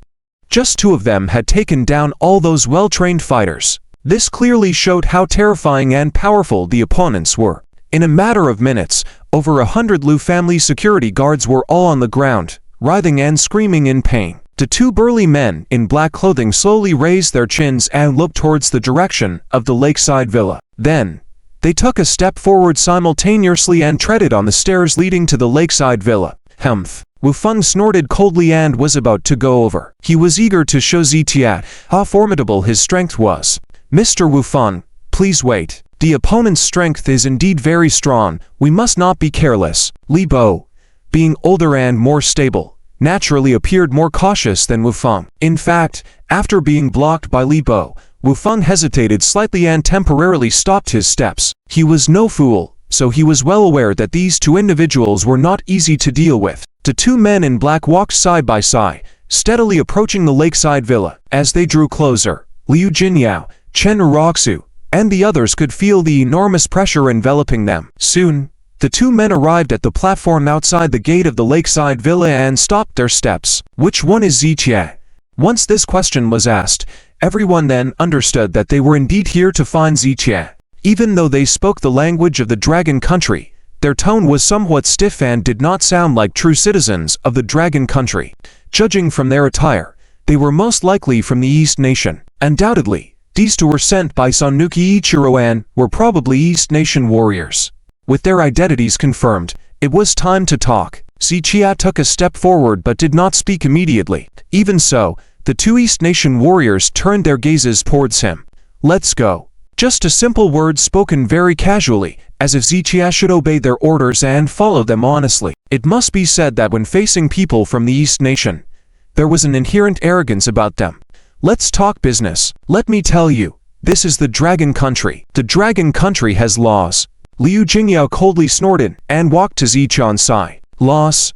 A mere weak country like yours, talking about laws, is truly laughable. To Choses, come with us, or die. The 2 East Nation warriors shook their heads disdainfully, giving Zichiat 2 options. I'll give you 2 choices as well. Either kneel, apologize, and leave, or die. Zichian's expression was cold and his words were icy. Hehe. The 2 East Nation warriors chuckled and then approached Zichiat. Seeing that the other party had no intention of negotiating peacefully, Liu Jinyao quickly turned to Wu Feng. Mr. Wu Feng, please make a move. Wu Feng had remained silent earlier, wanting to see if Zichiao would still be defiant. But since Liu Jinyao had spoken, he had to give face to the Liu family. Stop. If you want to take him away, you have to pass me first. As Wu Feng spoke, he stepped forward to stand between Zichiao and the 2 East Nation warriors. Wu Feng casually twisted his body, and every part of his body emitted crackling noises like beans falling out of a bamboo tube. You're not qualified, one of the East Nation warriors said, then took a sudden step forward. Swish! In the blink of an eye, the East Nation warrior's body left an off-image and instantly arrived by Wu Feng's side.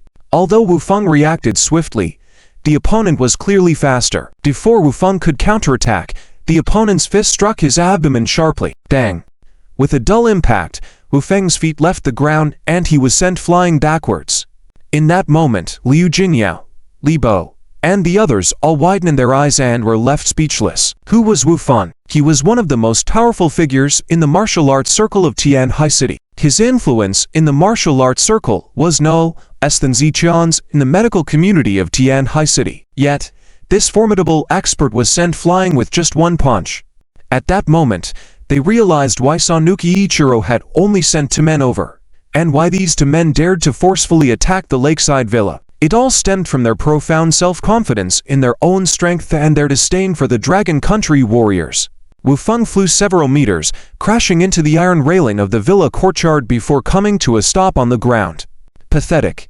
The East Nation warrior who struck him shook his head in disdain. However, Wu Feng was now filled with rage. He had wanted to show Zitiat how formidable he was, but with just one brief encounter, he was thoroughly defeated, causing great embarrassment. Yet, Wu Feng was not willing to admit defeat. He believed he had been careless and let his guard down, allowing the opponent to take advantage. Today, I will kill you. Wu Feng grabbed the railing, stood up, then exerted his strength to pull it down.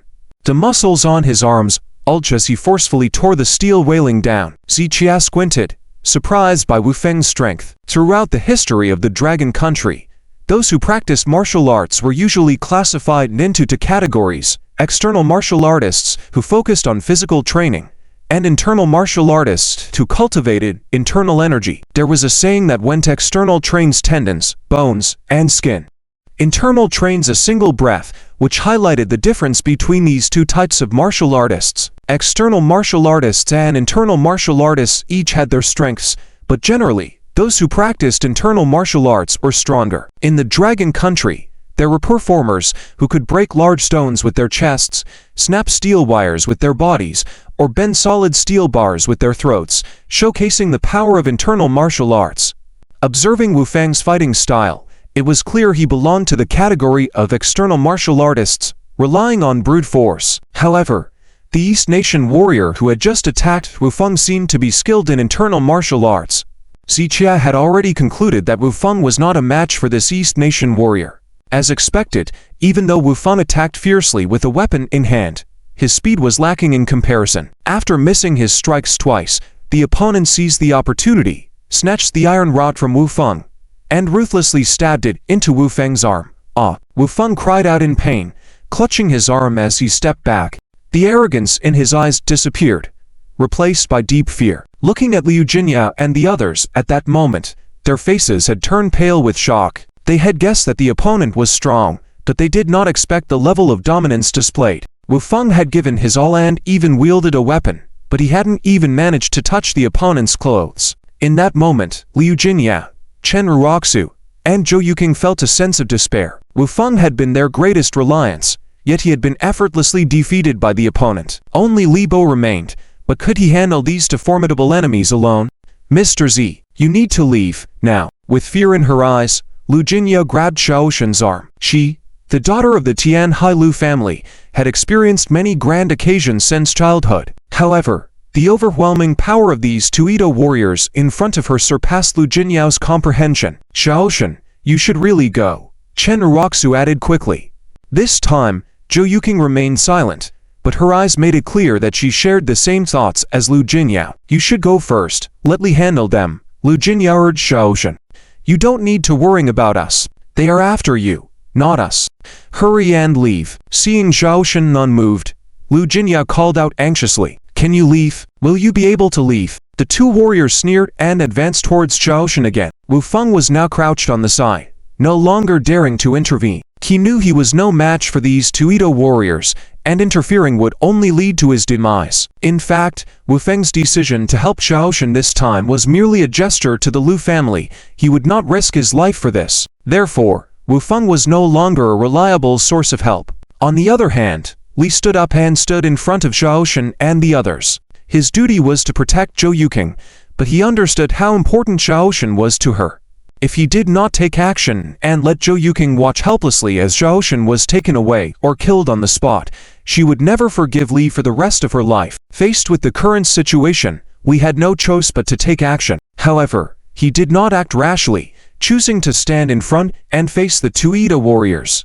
He knew he was no match for them. If he acted now, he would meet the same fate as Wu Feng, so he intended to wait for Lu Jinyao and the others to persuade Zhao Shen to leave, and then act to buy him time to escape. "You old man, step aside." The two Edo warriors frowned and scolded. "Mr. Z, leave." Lu Jinyao pushed Zhao Shen. "You don't need to say anything. I can handle these two." Zhao Shen gestured for everyone to stand behind him. However, when he said this, instead of standing behind him, Lu Jinyao and the others reached out and grabbed Zhao Shen's arm. "Mr. Z, I know you're capable, but this time the opponent is different," Lu Jinyao said. "Zhao Shen, don't be reckless," Lu Jinyao and Chen Ruoxu advised. They had both witnessed Zhao Shen's strength firsthand, but no matter how strong Zhao Shen was, could he surpass Wu Feng, a true martial artist? Even now, with Wu Feng easily defeated by the Edo warriors, they doubted Zhao Shen could withstand them. They simply wanted Zhao Shen to escape quickly. "I'm not being reckless," Zhao Shen said, as he pulled his arm back, preparing to step forward. At that moment, one of the Edo warriors, losing patience, launched an attack on Li. The difference in skill between Li and Wu Feng was evident, and if they were to fight, Li would defeat Wu Feng within 10 moves. However, even with his strength, Li struggled against the Edo warrior, barely holding his ground in each exchange. The opponent clearly wanted a quick battle, so when they saw Li persisting, the other Edo warrior joined in. Together, they quickly pushed Li back with strong blows. Zhao Shen had not intervened when Wu Feng was beaten, mainly because Wu Feng was being arrogant and needed to be humbled.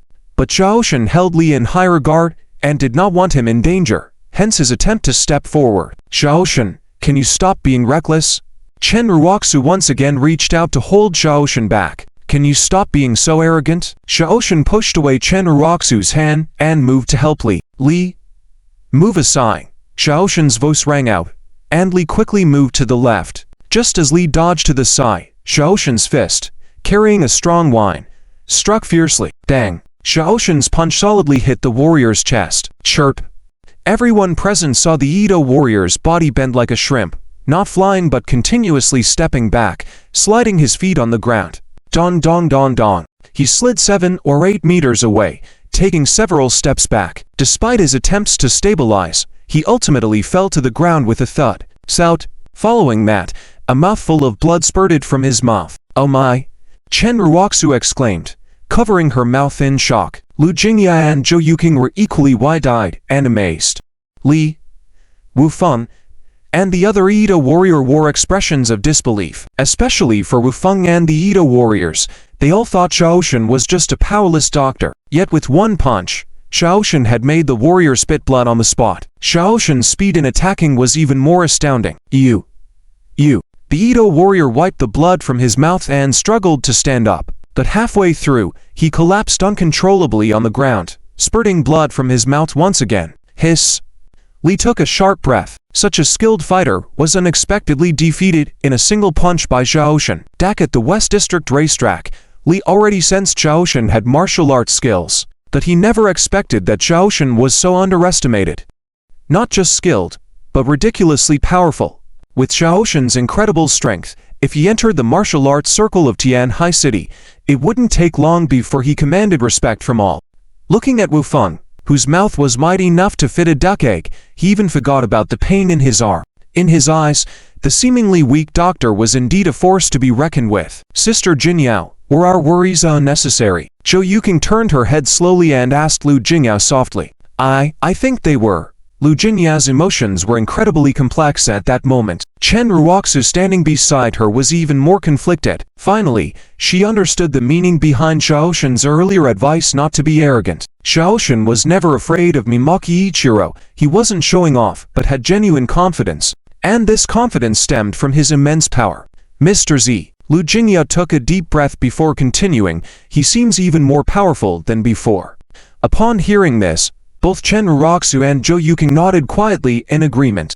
They had all seen Zichia in action before, especially Chen Ruoxu, who had witnessed Zichia fighting more than once. However, the previous Zichia, no matter how strong, was only slightly stronger than an average person. But now, Zichia had become so powerful that even true warriors were being defeated by him with a single punch.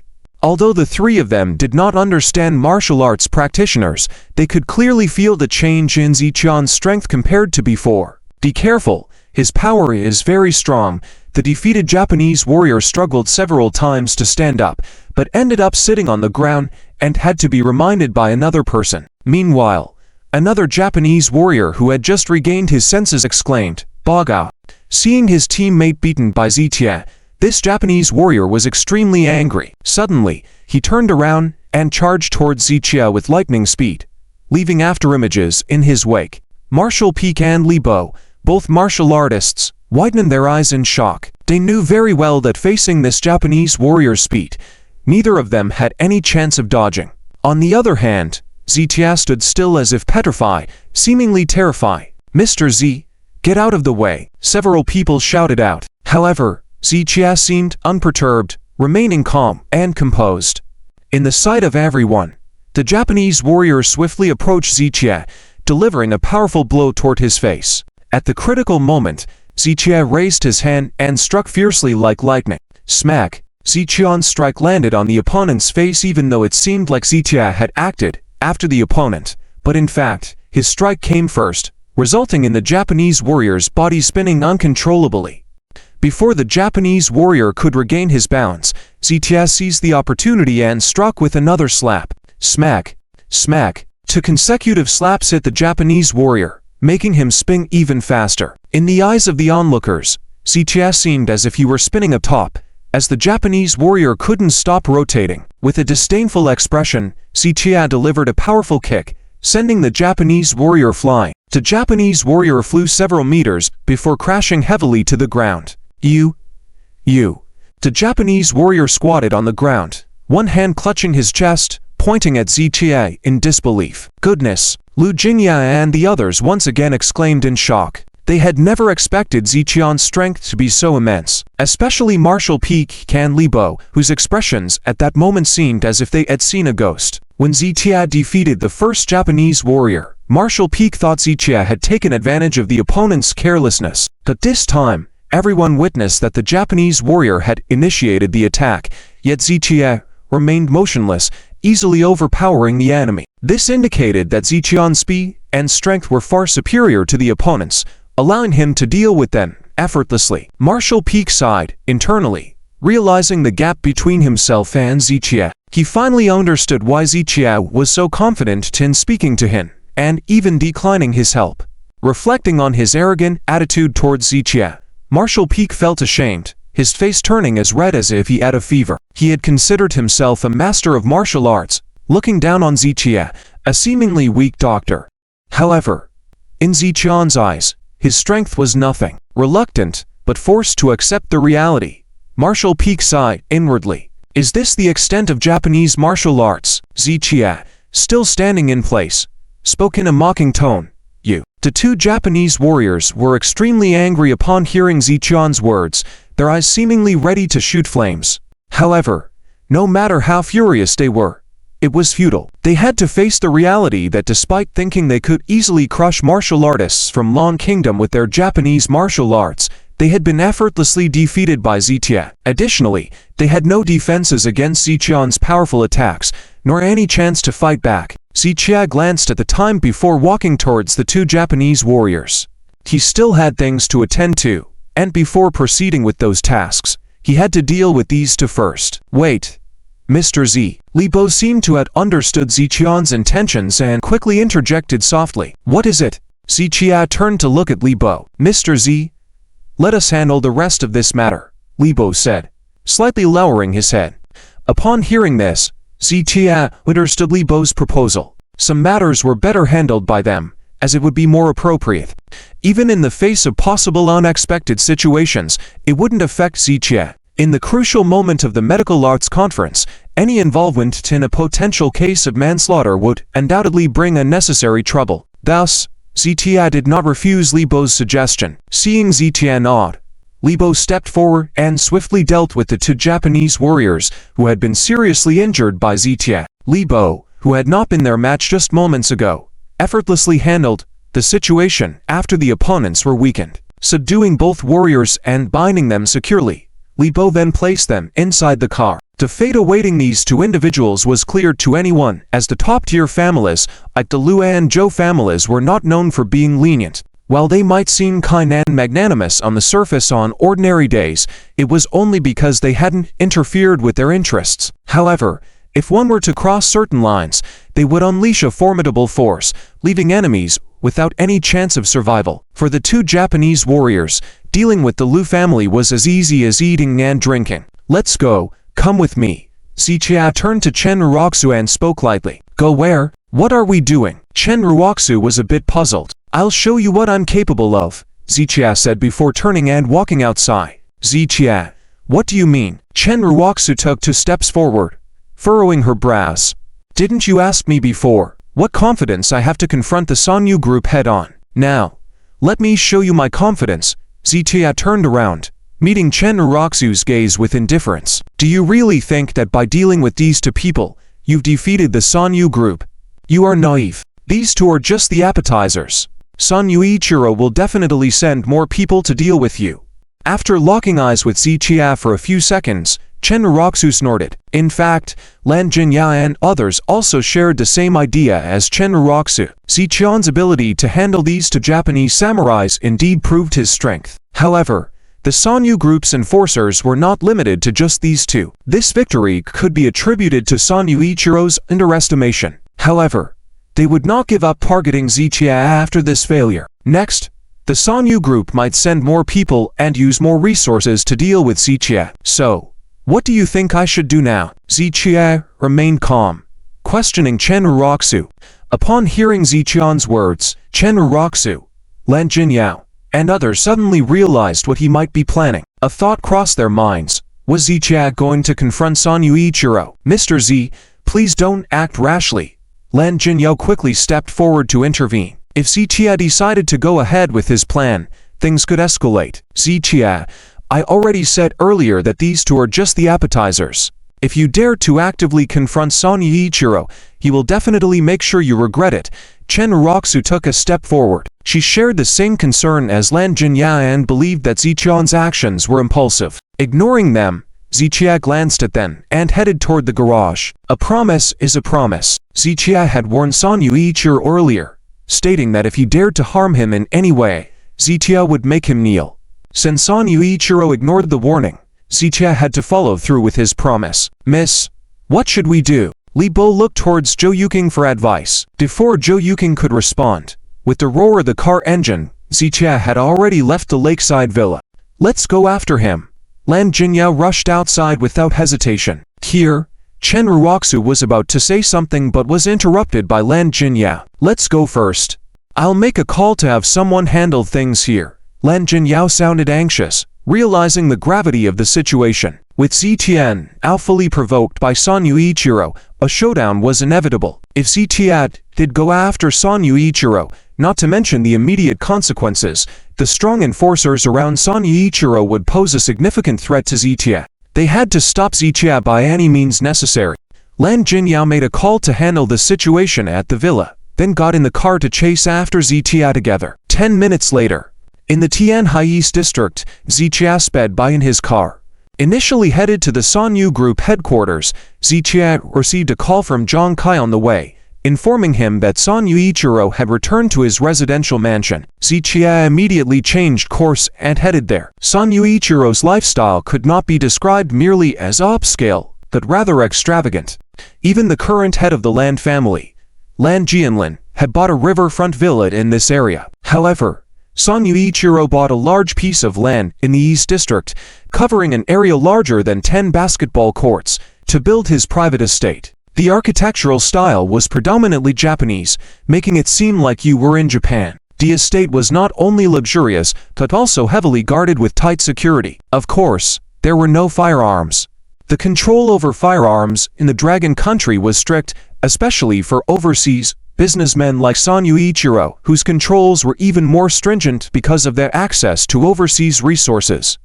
Even if Sanyu Ichiro could access firearms, he wouldn't dare to use them. Firearms were a red line in the Dragon Country, and if violated, no matter how deep someone was rooted in the Tianhai city, they would be uprooted. Knowing this, Zichia dared to confront Sanyu Ichiro alone. As the car raced towards its destination, it quickly approached Sanm Ichiro's mansion. It was already past 8 in the evening, and the sky was completely dark. However, Sanm Ichiro's mansion was brightly lit, almost from all angles.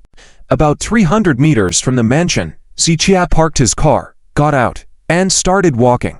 Despite appearing impulsive, Zichia was no reckless. To avoid alerting Sanm Ichiro prematurely, he chose to cover the remaining distance on foot. Bzzz. At that moment, Lan Jinyao's vehicle caught up, with all of them barely managing to keep up with Zichia. Mr. Z, please do not act rashly. Sanm Ichiro's mansion houses many enforcers. Not only security, but also many strong Eastern warriors. Lan Jinyao panicked as she caught up with Chen Uroxu, Zhou Yuking, and Li Bo. However, when Zichia heard the sound of these people trying to stop him, he furrowed his brows slightly, then continued walking towards the mansion gate. Zichia, you once said I was foolish, but this time it's not just me trying to stop you. Everyone is trying to stop you. Are we all foolish? Is nobody else clever except you? Chen Uroxu took 2 steps, grabbing Zichia's arm and admonishing in a low voice. Zichia, listen to Jinya's sister. Isn't there a better way? Zhou Yuking also came over, holding Zichia's arm, whispering softly. She did not want Zichia to put himself in harm's way, so if there was a better solution, Zhou Yuking didn't want Zichia going over there. Upon hearing this, Zichia turned his head slowly to look at Lan Jinyao. Mr. Z, listen to me. We can negotiate with the Sanyu group, as soon as Zichia heard the word negotiate, he lost interest instantly. Negotiating again, when the other party had already resorted to violence, and here they were thinking about negotiations, that was not considering the bigger picture, that was cowardice. And cowardice also had its timeliness. Therefore, without waiting for Lan Jinyao to finish speaking, Zichia continued walking towards the mansion gate. This made Lu Jinya and others pause for a moment. Seeing that it was impossible to stop Zichia, they could only take brisk steps to keep up once again. At the same time, in a villa, in a spacious room, sitting in a wheelchair in the room was Miyuki Ichiro, with 2 tall and slender women on either side serving him. In front of him, there were 2 rows of tall and attractive women. There were at least 30 women in the room, all dressed in bikinis. The beauty of these women, if taken out casually, would be considered models and stars in the outside world. But at this moment in this room, they were all kneeling on the ground as if bowing to an emperor. Even the 2 women serving by Miyuki Ichiro's side maintained a kneeling position. The world of the wealthy is hard for ordinary people to see, and Miyuki Ichiro's extravagant lifestyle is beyond the imagination of ordinary people. Even though his body was already in a severe state due to illness, even though he had to be in a wheelchair all the time, and had no strength to do certain things, it did not hinder him from enjoying this emperor-like treatment. All of you lone woe people are trash. Scum. Miyuki Ichiro held a small whip and ruthlessly whipped the women in front of him. The clear sound of the whip striking echoed, leaving a red mark on the woman's back. However, the woman did not dare to cry out in pain, only obediently bowed her head and knelt on the ground. Merely a sick lone woe man dares to provoke us, the people of Dongjing, such a disgrace. Soon, I will make you lone woe women see with your own eyes how I will mercilessly torture and kill that lone woe man. Zichia. Miyuki Ichiro smirked, waving the small whip in his hand. Along with the crackling sound of the whip, dozens of women were so frightened that they huddled together quivering. Miyuki Ichiro felt extremely delighted seeing this scene. You lone woe women are all my playthings, all bitches, ha ha ha. Miyuki Ichiro burst into loud laughter as if he had gone mad, constantly swinging the whip in his hand. At that moment, a series of urgent alarms suddenly sounded outside. With the sounding of these alarms, red lights lit up in many places within the villa complex. What's going on? Miyuki Ichiro turned to look outside. For his safety, he had spent a considerable amount of money to set up a complete security system in the villa. Any external invasion would trigger an alarm immediately. Even the station guards and patrol security could press alarm buttons at any time. Once one place triggered an alarm, red lights would flash and alarms would sound continuously throughout the villa complex. The alarm, at that moment, indicated that unidentified individuals were invading Miyuki Ichiro's villa. However, Miyuki Ichiro did not pay much attention to it, setting aside whether the alarm was indicating an actual intrusion. Even if someone did come, so what? Miyuki Ichiro spent over 100 million yen each year on security, making it virtually impossible for ordinary enemies, let alone local inspectors, to sneak in. Therefore, he had no fear. "Miyuki-san, the staff below reported that someone is attacking our place." Quickly, the door was pushed open and a man in black entered. "Kill them, then." Miyuki Ichiro waved his hand nonchalantly. As a foreign national, although he often did not dare to act boldly, if someone attacked his residence, it would be like intruding into a private dwelling, and he could use legitimate defense to kill them. "Miyuki-san, the opponent is very strong," the personnel downstairs said. "He looks like Zichie." The man in black hesitated slightly and reported again. "That's impossible." Miyuki Ichiro shook his head.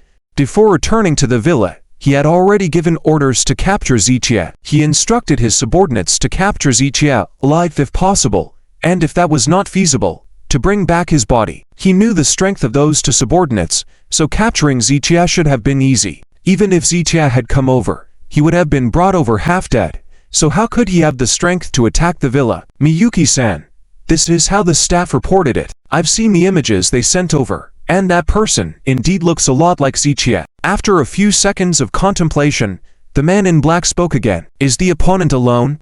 Miyuki Ichiro remained indifferent. "Yes." The man in black nodded. "Then don't worry about who it is. Just bring him over half dead. And don't disturb me until things are resolved. Go out and remember to turn off the alarm." After Miyuki Ichiro finished speaking, the man in black quickly nodded and retreated. It could be said that Miyuki Ichiro was extremely confident in the security defenses of his place. Since the opponent was alone, regardless of whether he was Zichie or some other expert, it would only lead to one result: no one would leave alive. Therefore, Miyuki Ichiro did not take this matter to heart. "Come, kneel down again."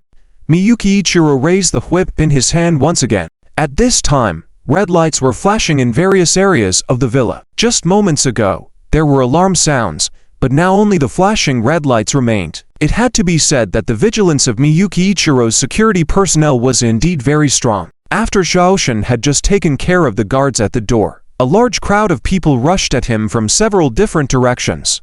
In a blink of an eye, over 100 people stood in front of Shaoshin. These 100 people were all dressed in the same security uniforms, including elite members from the top security company in Tianhai City, as well as members from some prominent security companies from other provinces. Almost 200 security members, all of them muscular and sharp-eyed, were without hesitation ready to draw their batons and charge at Shaoshin. Dang! Crack! With sounds of impact and strikes continuing to sound, Shaoshin overturned 10 people in less than half a minute. These so-called elite security personnel in Shaoshin's hands couldn't even hold on for 3 seconds and were unable to resist Shaoshin's moves. Without waiting for the others to react, Shaoshin struck out again and actively charged towards the remaining 100+ people. Dang! Crack!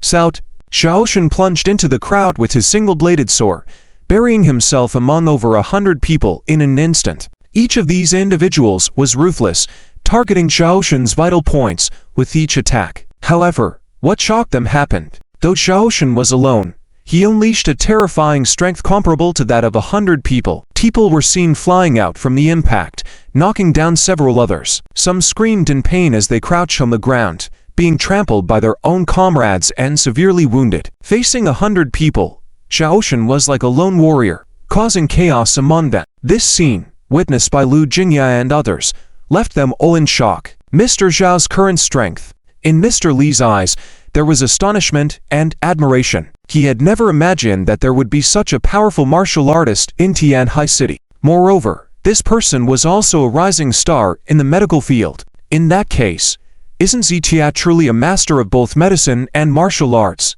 At this moment, Mr. Li suddenly understood why Mr. Zhou Wenyuan never stopped Zhou Yuking from contacting Zichie. Previously, Mr. Li thought that although Zichie was very skilled in medicine, he had no background and was merely a son-in-law kicked out of the Chen family.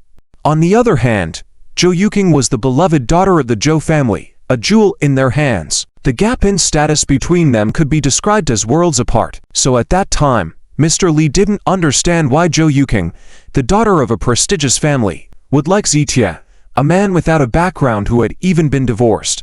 He was even more puzzled as to why Mr. Zhou Wenyuan, the patriarch, never stopped Zhou Yuking from associating with this divorced man. However, Now, through what Zijia had done during this period of time, and his performance tonight, Mr. Li understood some things. Zijia may not have any family background or power, but just based on his formidable skills in medicine and martial arts, he could definitely reach unimaginable heights. While he was not born into a powerful family, given enough time, he could certainly establish a powerful family of his own. Families like the Lius, Wangs, Lins, and even the Zhous were powerful because of generations of accumulation. Strictly speaking, people like Lu Jianlin and Lin Wan were only inheritors. Their families were not powerful from the beginning. There was a founder who gradually brought them to where they were today. The excellence of those self-made founders was incomparable to the inheritors. In Mr. Li's heart, Zijia had the potential to be such a founder. Mr. Li took a deep breath. He really couldn't imagine how far someone as outstanding as Zijia would go in the future. Li Bo, he's excellent, isn't he? Zhou Yuqing approached Mr. Li, smiling softly as she asked. Very excellent. Martial arts establish his foundation. His medical skills make him renowned, and in a short time, he is connected with so many people. Among the young generation in Tianhai City, his level of excellence can be considered the highest. Mr. Li exclaimed sincerely from the bottom of his heart. It was at that moment he suddenly understood why the enmity between the Lin family and Zijia was escalating and seemingly unresolvable. The ambition of the Lin family was too strong. They adopted the self-proclaimed title of the Three Giants and aimed to become the city's recognized leading family. They absolutely would not allow their individuals or families to step on their toes, and they would certainly not allow the emergence of another Z family in Tianhai City. So, when they saw Zijia playing his game like this, potentially even becoming the founder of a new family, they would definitely find a way to stifle him in the cradle. As the saying goes, a tall tree in the forest will be blown down by the wind, which is the reason behind this. Regardless of how Zijia treated the Lin family, conflicts would constantly erupt between them. But you want to stifle him in the cradle. However, you don't realize, someone as excellent as him reaches the peak as soon as they start. How can you possibly stifle him? Mr. Li sighed in his heart, but he did not voice these thoughts. Zhou Yuqing still smiled as she watched Zijia. Although she didn't care whether Zijia was strong or not, seeing how he single-handedly took down over 100 security personnel made her even prouder. Chen Ruoxu and Lu Jinyao, on the other hand, looked shocked. Seeing the security personnel being defeated one by one, they wanted to say something, but couldn't find the words and stayed silent. With a resounding slap, the last security personnel spun in the air and landed on the ground. Despite wanting to get up, he was immobilized when Zijia stepped forward and stomped on his chest. Over 100 security personnel lay scattered on the ground, some letting out cries of pain. Meanwhile, Zijia, after the intense battle, remained calm and composed, not a hint of exhaustion on his face. Where's Sanmu the old dog? With his foot on the security personnel's chest, Zijia coldly asked the question. Hey, you dare come here? You're as good as dead. Do you think this is a place where you can come and go as you please? While the security personnel's mouth was bloody, their demeanor remained cold and resolute. Zijia frowned slightly and said coldly, "You talk too much." With that, he raised his foe and brought it down hard on the security personnel's wrist. The immense force instantly shattered the wrist bones. Ah! A painful scream echoed through the venue, startling the other security personnel who feigned unconsciousness on the ground. Zijia had lost interest in questioning Sanmu's whereabouts. Since he was sure Sanmu was here, he would find him eventually. Li Bo, can we handle this? Chen Ruoxu asked with concern. Lu Jingya and Zhou Yuqing also looked at Mr. Li. I've only heard that Sanmu has recruited many skilled martial artists, some of whom are powerful warriors brought over from Japan. If Mr. Z wants to push through forcefully, he may suffer a great loss. Mr. Li was deeply worried, knowing as a martial artist himself, the terrifying strength of those formidable warriors. Ziqian's strength is indeed very strong, but the principle of many asks can bite an elephant to death is not groundless. In a one-on-one duel, Ziqian's strength can easily rank in the top 10 in the martial arts circles of Tianhai City. However, if many strong warriors surround Zijia, he will definitely be defeated in the end. Therefore, from a warrior's perspective, Li Bo believes that it is wise for Zijia to turn back in time. If he continues forward, it's hard to say whether he will be able to return alive. What should we do? Li Bo quickly stopped Mr. Z, Lu Jinya urged anxiously. She had no hope for Ziqian's solo attack on Miyamoto Kazuo's residence. He always thinks he knows best. It used to be like that, and it's still the same now. Chen Ruoxu bit her lip, feeling frustrated. Lu Jingyao, who originally thought Ziqian's actions were wrong, immediately frowned upon hearing Chen Ruoxu's words. What do you mean by thinking you know best? When has Mr. Z made a wrong decision before? Let me tell you, you are the one who thinks you know best, not Mr. Z. Lu Jinya was not used to Chen Ruoxu's attitude and coldly retorted, what do you mean by that? Even Libo said he shouldn't do this, but he still wants to go. Isn't that blind arrogance, thinking you know best? Chen Ruoxu also felt annoyed and impatient that she rebutted Lu Jinya. How do you know that Mr. Z doesn't have confidence? Let me tell you, the results are not out yet. Don't jump to conclusions so soon. Lu Jinya couldn't stand others speaking ill of Ziqie, and what she detested the most was Chen Ruoxu's criticism of Ziqie. She had always held a strong aversion towards Chen Ruoxu. Initially, she felt that Chen Ruoxu was clueless, but after Chen Ruoxu separated from Ziqie, Lu Jinya felt a sense of unease seeing her lingering around Ziqie. Therefore, Lu Jinya genuinely found Chen Ruoxu unappealing. Well, let me tell you, I know Ziqie better than you do. I can tell you right now, I can make a judgment. As long as Ziqie dares to continue forward, he will definitely come out on top today. Chen Ruoxu was furious, glaring at Lu Jinya while pointing at Ziqian's back. Fine. I'll see who comes out on top in the end. Lu Jinya huffed and followed Ziqian's footsteps. Chen Ruoxu's expression darkened, and she also followed suit. Only Zhou Yuking turned to Libo and said, Libo, if Ziqie is in danger later, you should immediately take him away. I understand, but what about you, miss? Libo nodded first, then frowned, and looked at Zhou Yuking. If they needed to escape, Libo could only take one person with him. Taking two people would significantly slow him down, likely leading to being caught by the opponents soon. Don't worry about me. Their target is Ziqie. They won't do anything to me, rest assured. Zhou Yuking shook her head slightly, and after a few seconds of contemplation, Libo ultimately agreed. Although the Zhou family was not one of the top 3 in Tianhai, their strength was not to be underestimated. Coupled with patriarch Zhou Wenyuan's extensive connections, even the Lynn family wouldn't easily offend the Zhou family. Moreover, Miyamoto Kazuo would not harm Zhou Yuking without reason, avoiding making enemies with the Zhou family. Let's go. Zhou Yuking led Libo and followed suit. Ziqian's pace was steady, while Chen Ruoxu and the others followed behind cautiously. Meanwhile, Miyamoto Kazuo was still indulging in extravagant living in his room. Ziqie observed as he walked, pausing momentarily to glance at the surveillance cameras before nodding thoughtfully. However, Ziqie showed no intention to avoid the cameras, but instead headed towards the lit rooms. At this moment, the elite bodyguards employed by Miyamoto Kazuo sensed trouble and promptly appeared. It's often said that soldiers are trained for 1,000 days for use in a single moment. Miyamoto Kazuo had spared no expense in maintaining these bodyguards, providing them with cars and accommodation, ensuring their loyalty. Now that intruders had entered the mansion, it was their time to shine. Soon, 5 or 6 black-clad individuals stood in Ziqian's path. Experts. As soon as these individuals appeared, Libo behind immediately felt the powerful aura emanating from them. Seeing the seriousness on Libo's face, Chen Ruoxu and the 3 women also felt a sense of foreboding. Before they could speak, they witnessed Ziqie continue walking steadily without hesitation, maintaining his speed. Halt!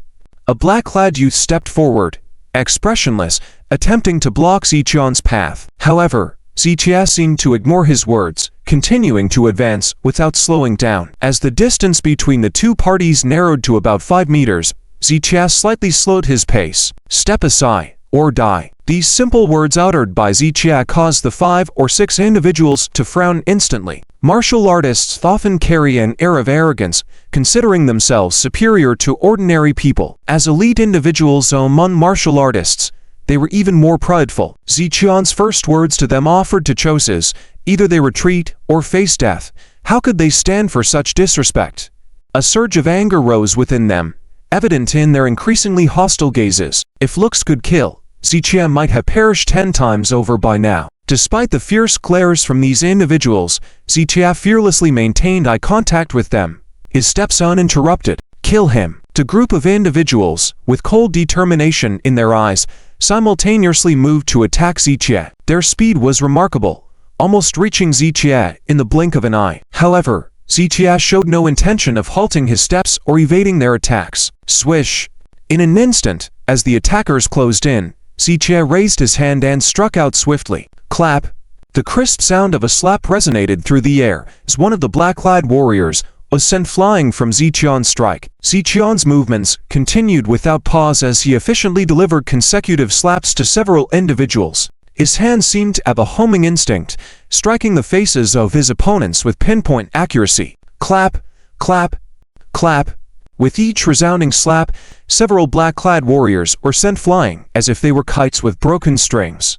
Li Bo's eyes widened in disbelief. Bam! Accompanied by the last black-clad warrior falling to the ground, Mr. Li and the others were left stunned and speechless. They never expected that Zichie would defeat these people in an instant with such ease. It should be noted that these people were different from the security guards earlier. Even though the security guards may be tough, they were still just slightly stronger than ordinary people. These warriors, on the other hand, were trained professionals, proficient in martial arts, and possessed terrifying strength. As a practitioner of martial arts, Mr. Li could clearly feel the immense power emanating from these individuals. Even though this group of skilled warriors was formidable, in Zichion's hands, they were all easily defeated, akin to swatting flies. Were these people weak?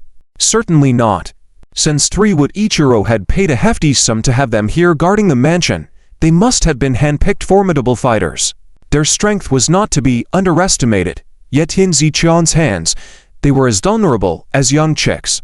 What did this signify? It meant that Zichion's strength surpassed Mr. Li's understanding. It was at that moment when Chen Uroxu suddenly understood the true meaning behind Zichion's confidence spoken of earlier. She also began to grasp the significance of Zichion's statement that only strength is eternal. The display of immense power by Zichie at that moment truly evoked genuine admiration from deep within. Previously, Chen Uroxu thought it was reckless for Zichie to confront the Three-Wood group head-on, thinking it was a foolhardy endeavor. However, witnessing Zichion's retaliatory measures against Three-Wood Ichiro in kind, Chen Uroxu's perspective started to shift. After dealing with these people, Zichie momentarily composed himself before continuing to stride forward. Mr. Li, do you think Mr. Z will be able to walk away unscathed tonight? Lu Jinyao withdrew her gaze and asked Mr. Li. Hard to say. Mr. Li pondered for a few seconds, still unwilling to make a guess. Despite witnessing Zichie effortlessly defeat those warriors, he refrained from coming to any hasty conclusions. Why? Isn't Zichie very strong? Even those warriors were no match for him. Chen Uroxu, with a puzzled expression, furrowed her brows and inquired. Because the warriors under Three-Wood Ichiro are not just limited to these few individuals. Moreover, the ones coming out now are not the strongest. The real experts wouldn't easily reveal themselves unless Zichie poses a direct threat to Three-Wood Ichiro's safety. Then they will not hesitate to emerge from hiding. Mr. Li shook his head slightly, offering his analysis. Everyone who practiced martial arts knew that Three-Wood Ichiro had recruited numerous elite fighters to guard the mansion. The few individuals Zichie dispatched earlier were by no means the cream of the crop. Upon hearing Mr. Li's explanation, Lu Jinyao and the others couldn't help but feel a tinge of worrying. Watching Zichie effortlessly defeat those warriors had initially instilled great confidence in them. However, Mr. Li's insights now gave rise to apprehension once again. Trust Mr. Z. I also want to see how terrifying Mr. Zhao's strength truly is. If he single-handedly overpowers all the guards here, Mr. Zhao's name will echo throughout the martial arts community in Tianhai City. Mr. Li expressed his anticipation and took the lead. Following Zichie, Lu Jinyao and the others exchanged glances and then followed suit. As expected by Mr. Li, as Zichie advanced, several black-clad warriors would appear intermittently. Each subsequent group of warriors that surfaced seemed to be more formidable than the last. Initially, Zichie could easily dispatch them with a flick of his wrist. However, as the group progressed, the fights became more challenging, requiring Zichie to exert himself more. In a particular instance, facing 7 to 8 individuals, Zichie had to engage in a more prolonged confrontation, spending close to 5 minutes to neutralize them. All of Zichion's battles were observed keenly by Chen Uroxu and the others. They transition from initial shock to a numbness as they witness each combat encounter. Through these battles, they gained a fresh understanding of Ziqian's capabilities. Mr. Z is indeed very strong. Lu Jinyao couldn't help but praise him sincerely. Indeed, very strong. Mr. Li also nodded in agreement emphatically.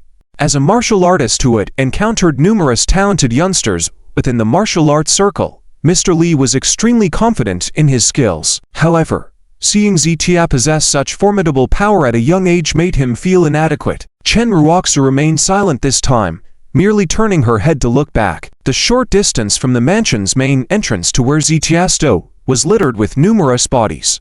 Apart from the initial 100 security guards knocked down by Ziqia, he had subsequently fought and defeated nearly 100 genuine martial artists. Throughout this entire ordeal, Ziqia had single-handedly faced these adversaries. Such formidable strength was truly worthy of admiration. Ichiro Sanuki probably has no idea he has provoked such a monstrous adversary this time.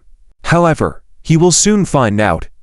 Lu Jinyao slowly raised her head, gazing towards the twinkling lights emanating from a room several tens of meters away. As anticipated, 3 Wood Ichiro should be inside that room at this moment. After knocking down those warriors earlier, Ziqia had learned the whereabouts of 3 Wood Ichiro. Observing Ziqian's current trajectory, it was highly probable he was heading towards that room. Ziqia briefly composed himself before continuing his stride. Crossing a pavilion, he arrived at a stone bridge where 10 black-clad warriors reappeared before him. The strength of these 10 warriors was so profound that even Mr. Li couldn't discern the depths of their abilities. Ziqia raised an eyebrow slightly, continuing his gait towards them without uttering a word. Previously, he would offer choices to his opponents, but now he was inclined not to waste any words. The opponents showed no intentions of speaking either, readying themselves for battle from the get-go. Bam! Immediately, the two sides clashed. Quosh! Bam! Ziqian's speed was extraordinary as he weaved among the 10 black-clad warriors. The sound of fists colliding reverberated, accompanied by the continuous thud of falling warriors. One black-clad warrior attempted a sneak attack, but Ziqia seized the opportunity to deliver a heavy blow to his abdomen. The immense force sent him flying backward, crashing into a nearby pool. With a bone-crushing sound, the last black-clad warrior grimaced in pain as he slumped to the ground.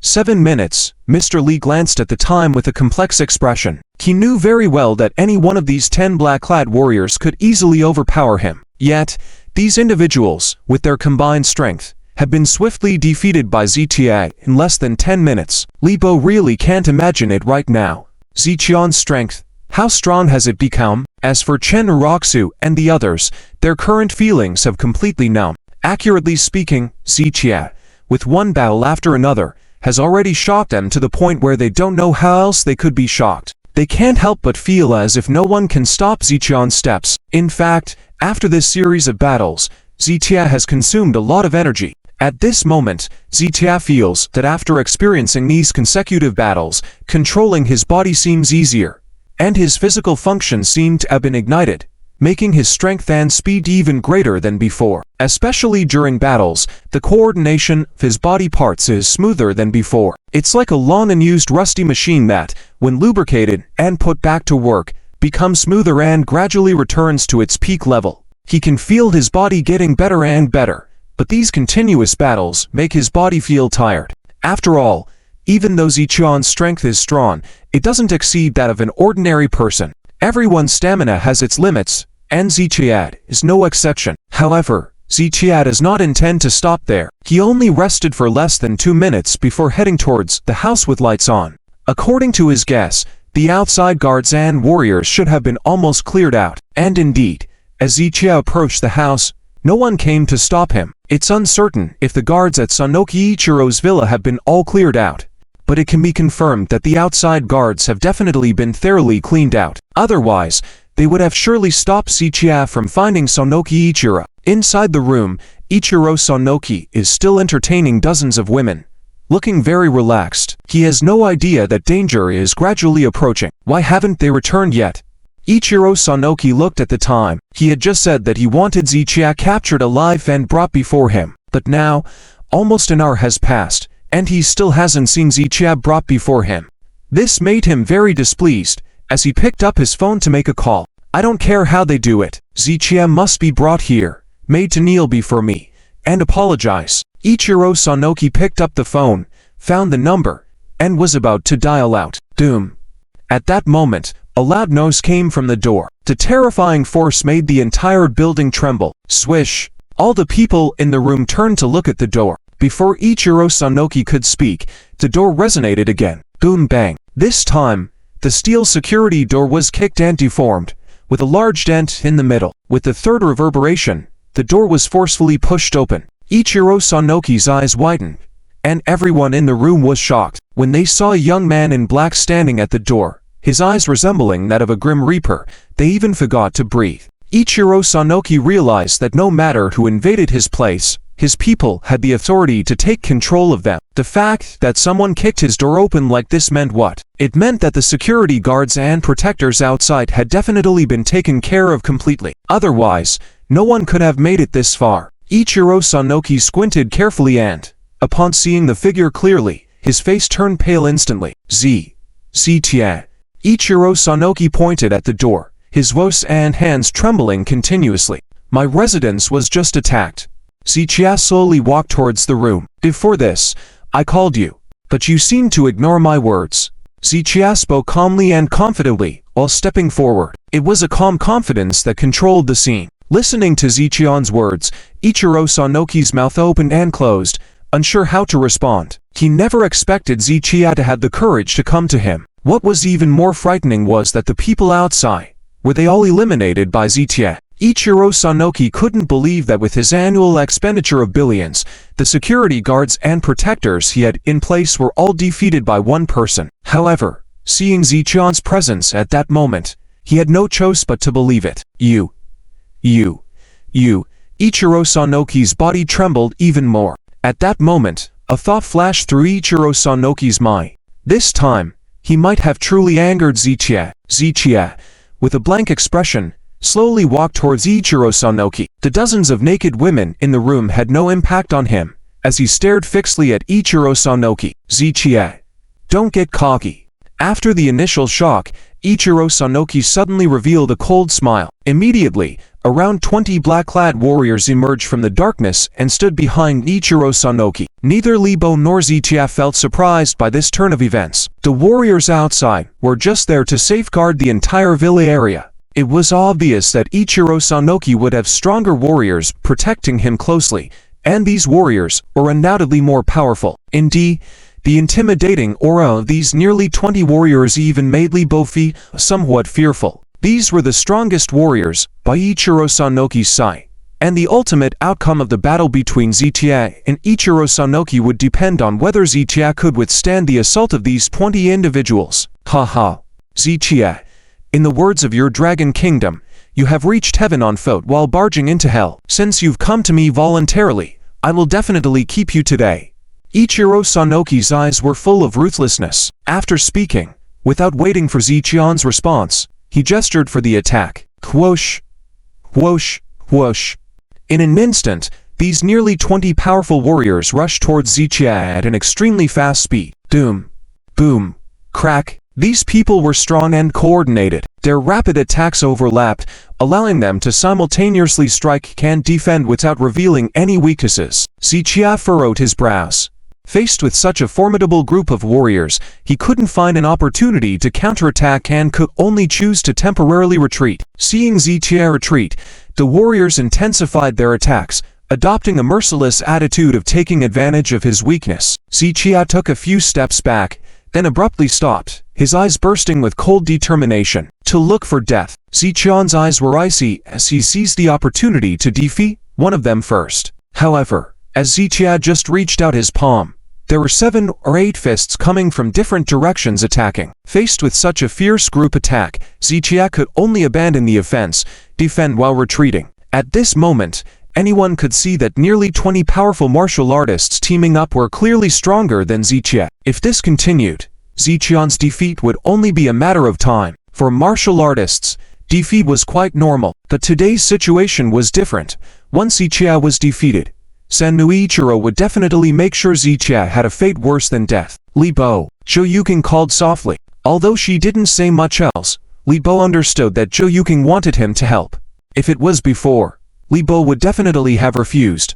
Why? Because at this moment, Zichia was actively attacking Sanm Ichiro's villa. If Li Bo intervened, it was equivalent to dragging the Zhou family into becoming enemies of the Sanmu group. But before this, Zichia was not worth the Zhou family going to such lengths for him. However, after seeing Zichia's strong power today, Li Bo's thoughts had quietly changed. Just as he had thought before, the only thing Zichia lacked was a strong family background. Aside from that, in every aspect, Zichia surpassed others, even overshadowing many others. And an excellent existence like Zichia was destined to become the founder of a powerful family. So Li Bo had already made the judgment that Zichia was worth the Zhou family going all out for him. Mr. Z, I'll help you, Li Bo yelled as he walked towards Zichia. In fact, Li Bo was very clear in his mind that even if he intervened, he wouldn't be able to help Zichia in any way. Among the experts around Sanm Ichiro, any one of them could defeat him within 3 moves. Therefore,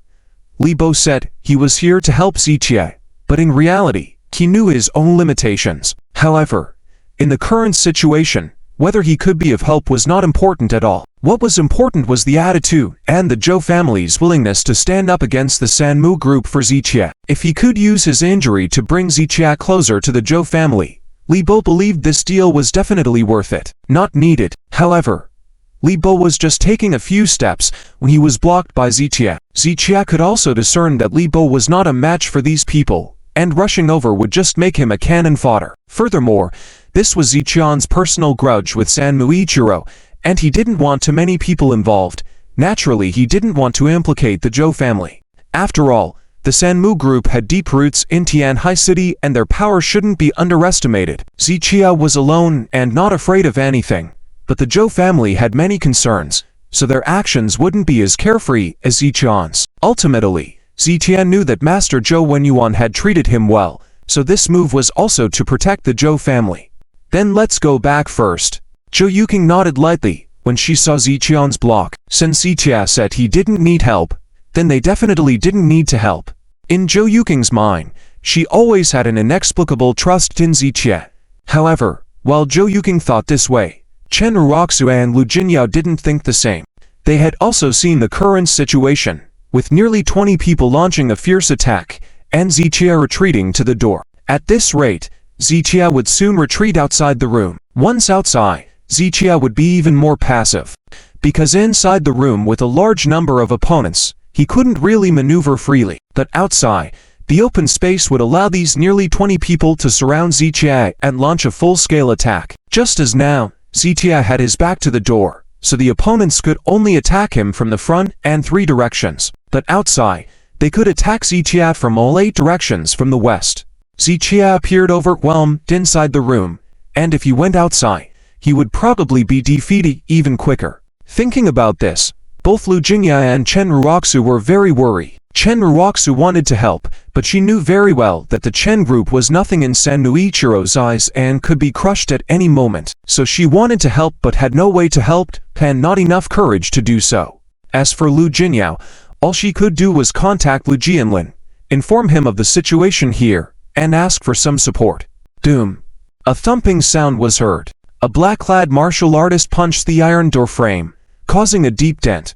Lu Jinyao and the others were once again astonished, not daring to imagine how heavy the force of this fist was, and even more afraid to think about how much damage it would do if it hit a person. Zichia's strength was good. What could he withstand such a strong enemy? Facing just one such strong enemy would be tough enough, but all nearly 20 martial artists had similar levels of strength. They found it hard to imagine how Zichia could resolve the current crisis. At this moment, they couldn't help but want to urge Zichia to leave quickly. But they understood Zichia's character. He would never retreat. When faced with difficulty, he preferred to face challenges head-on. Indeed, facing the overwhelming group of black-clad martial artists, Zichia showed no fear in his eyes, but was fully focused on finding a breakthrough in the battle. Go to hell. At this moment, a martial artist from the other side saw that Zichia had retreated to the door. Just one step away from being pushed out of the room, eager to make a difference, he charged to the front and fiercely kicked out. Bring it on. Zichia sneered, waiting for this opportunity. Whoosh! Zichia shifted sideways, his palm seizing the opponent's ankle. Along with Ziqian's fingers pressing on a certain acupoint, the entire leg of the black-clad martial artist instantly, numb and stiff. Crack! Before the others' attacks arrived, Ziqia first twisted off the small leg of this martial artist, then grabbed the opponent's body and smashed it hard. Following that, Ziqia used practical actions to fully explain the word breakthrough. The opponent's defense, which had been as tight as a drum, was not broken open by Ziqia using that martial artist as a breakthrough point. And once the formation was broken, the strength emanating from this group of people also took a big hit. Dang! The intense battle between the two sides never stopped. However, Ziqia was ultimately not pushed out the door. After defeating the first black-clothed warrior, Ziqia advanced and took advantage of every opportunity to strike. Each strike either severely injured one of the enemies or sent them flying with Ziqian's initial counterattack. As the saying goes, the situation changed rapidly for the group of nearly 20 powerful warriors who, after being carefully selected, qualified to be the personal bodyguards of Sanboku Ichiro. Without exaggeration, these individuals were Sanboku Ichiro's greatest and final reliance. He had thought these people could easily defeat Ziqia, forcing him to kneel before him. Initially, it seemed as he had imagined, with Ziqia being unable to defend himself, but he hadn't anticipated how quickly the tables would turn.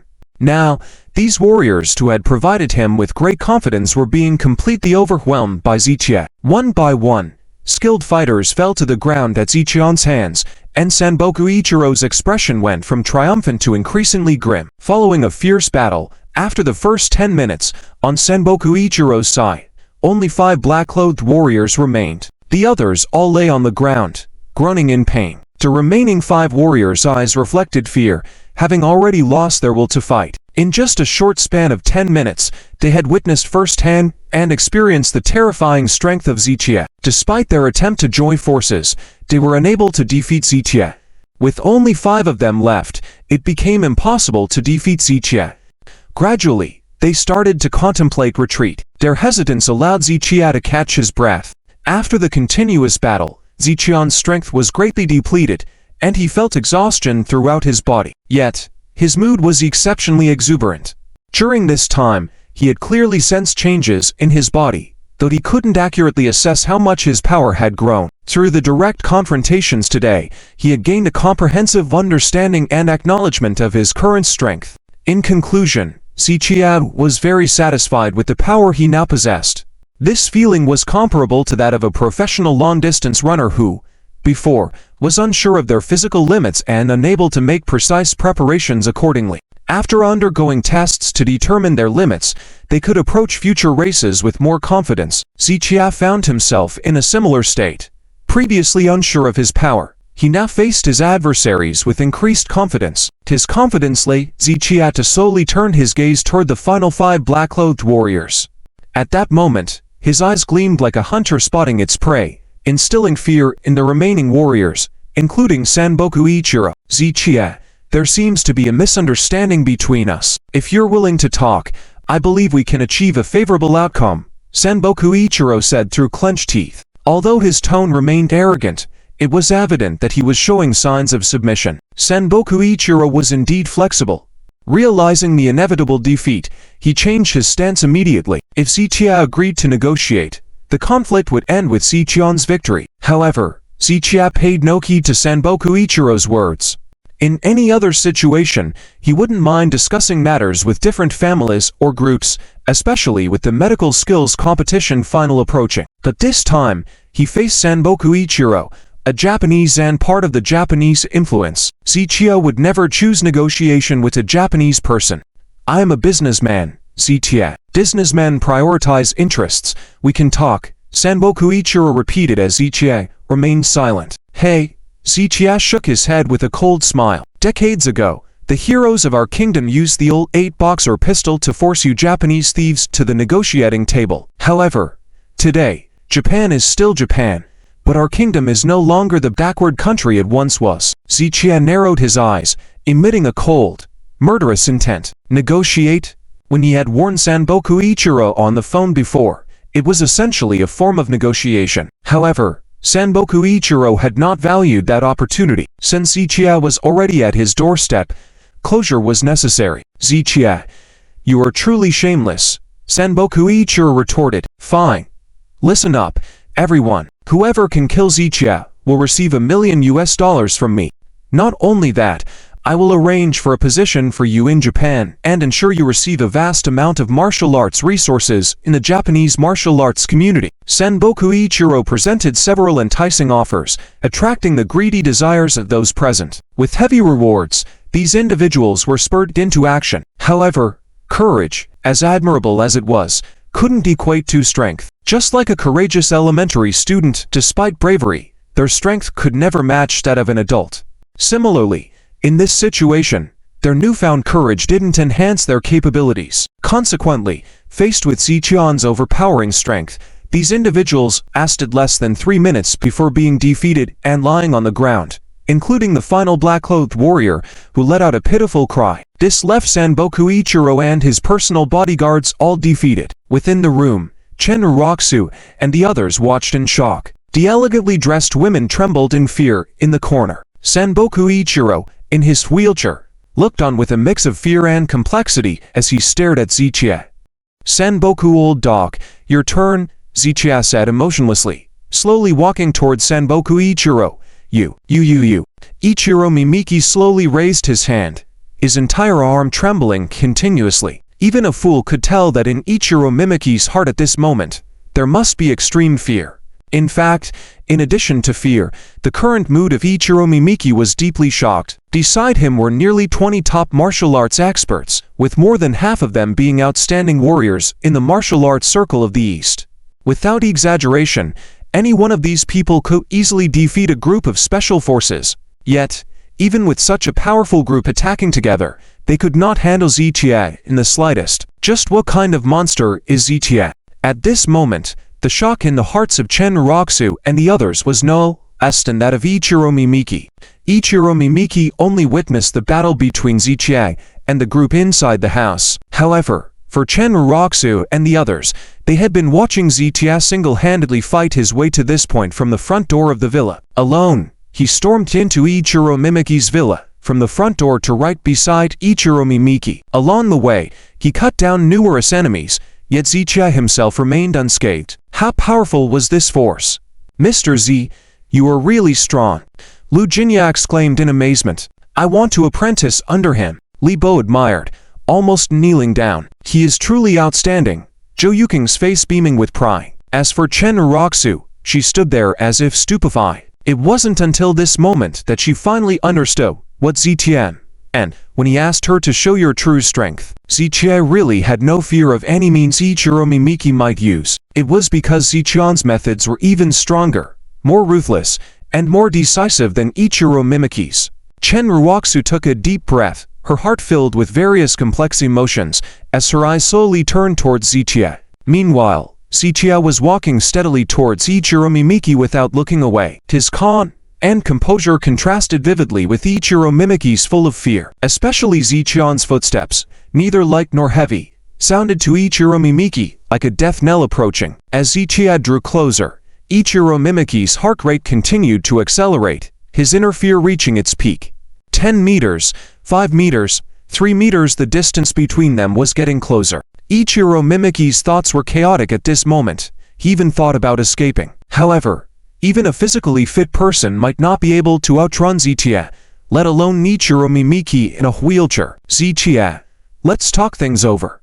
Ichiro Mimiki gritted his teeth slightly, his tone already softened. "It's too late." Zichian's tone was cold. Upon hearing these two words, Ichiro Mimiki had completely lost hope. "All right. Since you don't accept the olive branch, then I'll fulfill you." Suddenly, Ichiro Mimiki's eyes turned fierce and he swiftly pulled out a golden Desert Eagle pistol from his waist. With a click, the bullet loaded, and the dark barrel pointed towards Zichia. Zichia halted his steps, while Chen Uroxu and the others widened their eyes in shock. None of them had expected that Ichiro Mimiki would actually have concealed firearms. In Lone Guo, possessing illegal firearms was a very serious crime, especially for foreigners like Ichiro Mimiki. The control over them would be even stricter. So in these years, Ichiro Mimiki had been recruiting powerful martial artists to make up for the lack of firearms for his security. But now, He had brought out firearms, causing the hearts of Lu Jingya and the others to leap into their throats. In contrast, Zichia remained calm and composed on his face, seemingly unsurprised by Ichiro Mimiki pulling out firearms. In fact, Zichia was not surprised by Ichiro Mimiki having firearms. Firstly, Ichiro Mimiki was wealthy and powerful, so he could afford to purchase such items. Secondly, Ichiro Mimiki was not from Longwo but from the east, where he could easily access resources outside of Longwo and naturally had channels to acquire such items. As for how he brought the items in, Ichiro Mimiki had his ways. With careful planning, there would always be loopholes in any country's inspections. If it was foolproof, there wouldn't be so many contraband goods smuggled into the country. People could smuggle, and goods could be smuggled as well. Even if large quantities couldn't be transported, a couple of pieces like this were not a problem. So, Zichia was indeed not surprised by Ichiro Mimiki's possession of firearms. Despite not being surprised, Zichia did not dare to underestimate the powerful firepower of firearms. Though his combat strength had increased significantly compared to before, he wasn't naive enough to think he could withstand firearms. While he was much stronger in strength and speed than an ordinary person, it didn't mean he was invincible. So, in the face of the gun in Ichiro Mimiki's hand, he had to be cautious. Why don't you leave? Aren't you capable? If you dare to take one step forward, I will kill you. Ichiro Mimiki's face was sinister. You can guess. At this close range, can I kill you with one shot? At this moment, Ichiro Mimiki's face was full of smugness. After he brought out firearms, he had once again become the master of this village area. He admitted that Zichia was indeed strong, but in front of the powerful firearms, what did that so-called strength count for? As the saying goes, even the highest level of skill is afraid of a kitchen knife, let alone a powerful firearm like the Desert Eagle. The more Ichiro Mimiki thought about it, the more undisguised his satisfaction on his face. He wasn't even eager to kill Zichia. He enjoyed the feeling of controlling others' destinies more. Ichiro Mimiki, put down the gun. Lu Jingya stepped forward and shouted, I'm telling you, this is Longwo. The rules here are different from your east.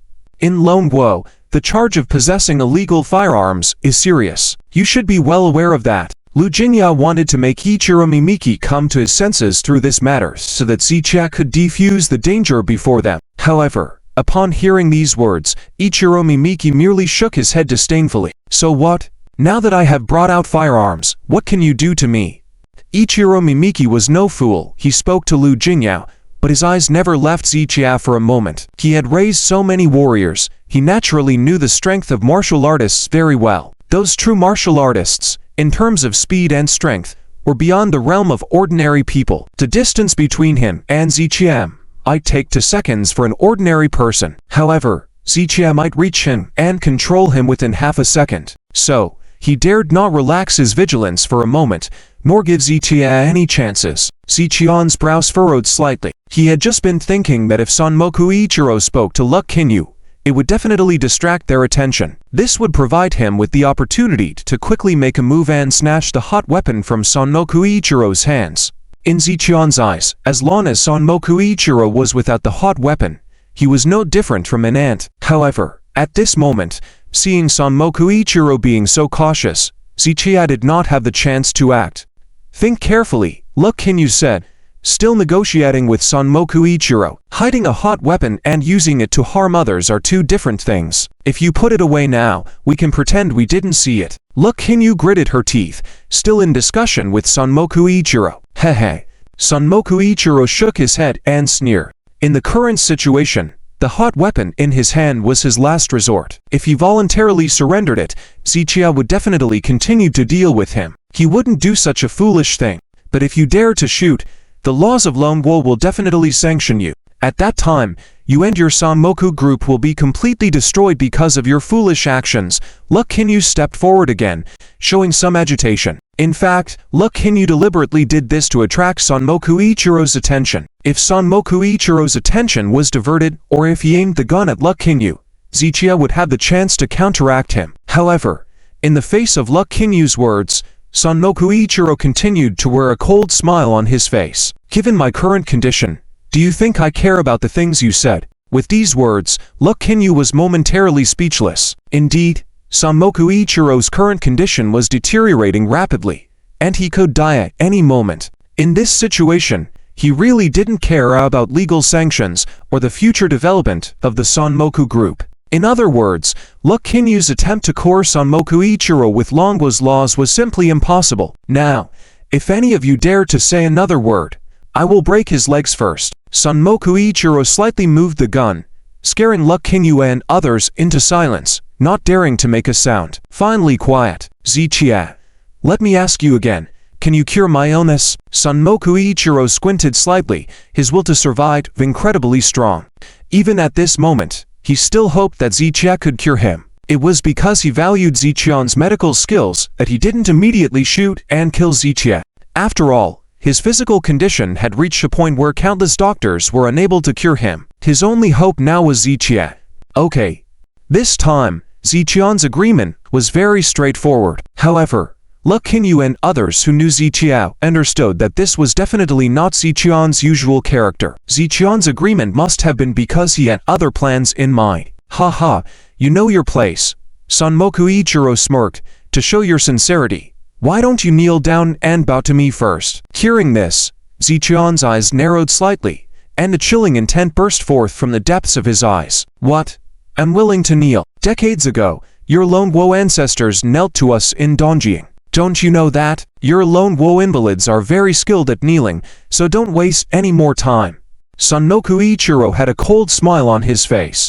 Even though he needed Zichia to diagnose and treat him with traditional Lone Wo medicine, he still looked down on everything related to Lone Wo. However, what Sanmoku Ichiro didn't know was that his casual words repeatedly touched Zichian's bottom line. Forcing someone to kneel was an insult to personal dignity. Mentioning the past was stirring up the national enmity between Lone Wo and Dongjing. That period of unforgivable history was a pain and hatred in the hearts of many Lone Wo people. With these words, Sanmoku Ichiro unwittingly provoked a nerve deep inside Zichia as a member of Lone Wo. Did I give you face? Zichia spoke slowly, his icy words sending shivers down everyone's spine. In the eyes of Luck Kinyu and others, Zichia at this moment resembled the Grim Reaper. However, Sanmoku Ichiro, unfamiliar with Zichia, failed to realize the severity of the situation.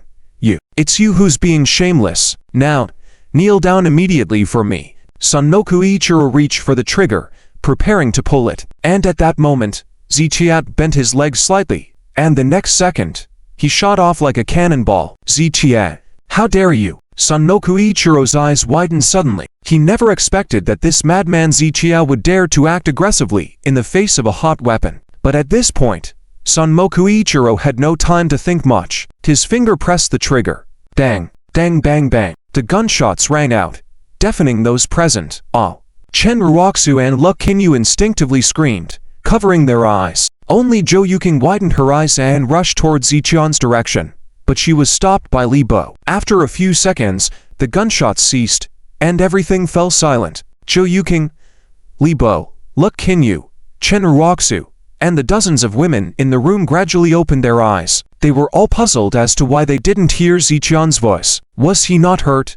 As they opened their eyes and saw the scene clearly, they were instantly shocked. They saw Zichia had already reached Sanmoku Ichiro's side. His left hand grasped Sanmoku Ichiro's wrist, while his right hand caught Sanmoku Ichiro's neck. Zichian's whole body was unharmed. Not a scratch, not even torn clothing. The gun was fake, was everyone's initial reaction. No, the gun was real. It's just that Sanmoku Ichiro didn't hit Zichia. That Sanmoku Ichiro was clearly aiming at Mr. Z. Could it be that Mr. Zhao's speed has reached a terrifying level where he can dodge bullets? At this moment, Luck Kinyu, Chen Ruoxu, Li Bo, Zhou Yuking, and the others were all in shock. But the most astonished was Sanmoku Ichiro himself. Since he was the one who fired the gun, he was well aware that he didn't hold back. Having witnessed the whole process, he realized that Zichia didn't just dodge his bullets, but seemed to anticipate his movements before he even pulled the trigger. In that split second before Sanmoku Ichiro raised the gun and pulled the trigger, Zichia made a prediction and reacted accordingly. How terrifying was that strength? At that moment, Sanmoku Ichiro truly felt regret. He finally understood that he had provoked a monster. However, in this world, there was no room for regrets. Crack! There was a crisp sound as Sanmoku Ichiro's hand holding the gun was instantly broken at the wrist, and the handgun fell to the ground. Kneel down. Ziqian's face was icy cold as he twisted his arm abruptly. Ah! Sanmoku Ichiro cried out loudly. He fell from his wheelchair, landing on his knees in front of Zitia, defeated. The room fell into dead silence. When they saw the arrogant Sanmoku Ichiro kneeling before Zitia, the complex emotions of everyone present were undeniable. In the eyes of the dozens of women and black-clad warriors, Sanmoku Ichiro was an all-powerful figure who could do anything with his wealth and power, standing before them like an emperor. In the eyes of people like Chen Uroxu and Lu Jinyao, Sanmoku Ichiro was the chairman of the Sanmoku group with assets exceeding billions. With such a terrifying identity, he truly stood above many others. And in reality, Sanmoku Ichiro was very arrogant, especially when facing people from the Dragon Kingdom. He was even more aloof. But at this moment, the high and mighty Sanmoku Ichiro was kneeling before Zitia, kneeling before the Dragon Kingdom person he despised the most.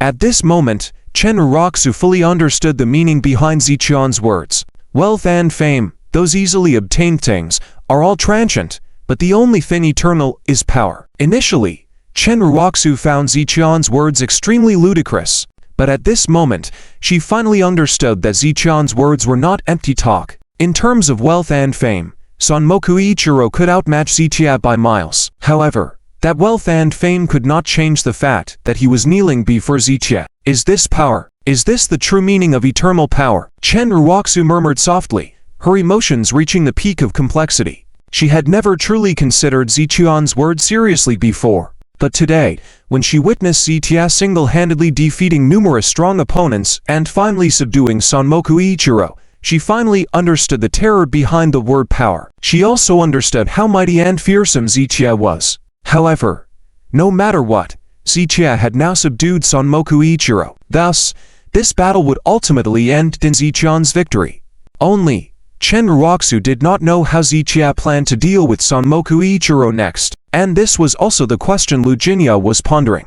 The Sanmoku group behind Sanmoku Ichiro was considered a star enterprise in Tiantai City. Moreover, he was a foreign entrepreneur with significant investments and would receive special protection. If Zitia truly killed him, there would undoubtedly be endless troubles to follow. They knew this, and Sanmoku Ichiro was also well aware. Therefore, even though Sanmoku Ichiro was already kneeling before Zitia, his eyes still held deep coldness and anger, appearing very unwilling. Zitia, what kind of thing do you think you are that you dare make me kneel before you? Sanmoku Ichiro cursed and struggled to stand up, but under Ziqian's overpowering strength, he had no chance of getting up.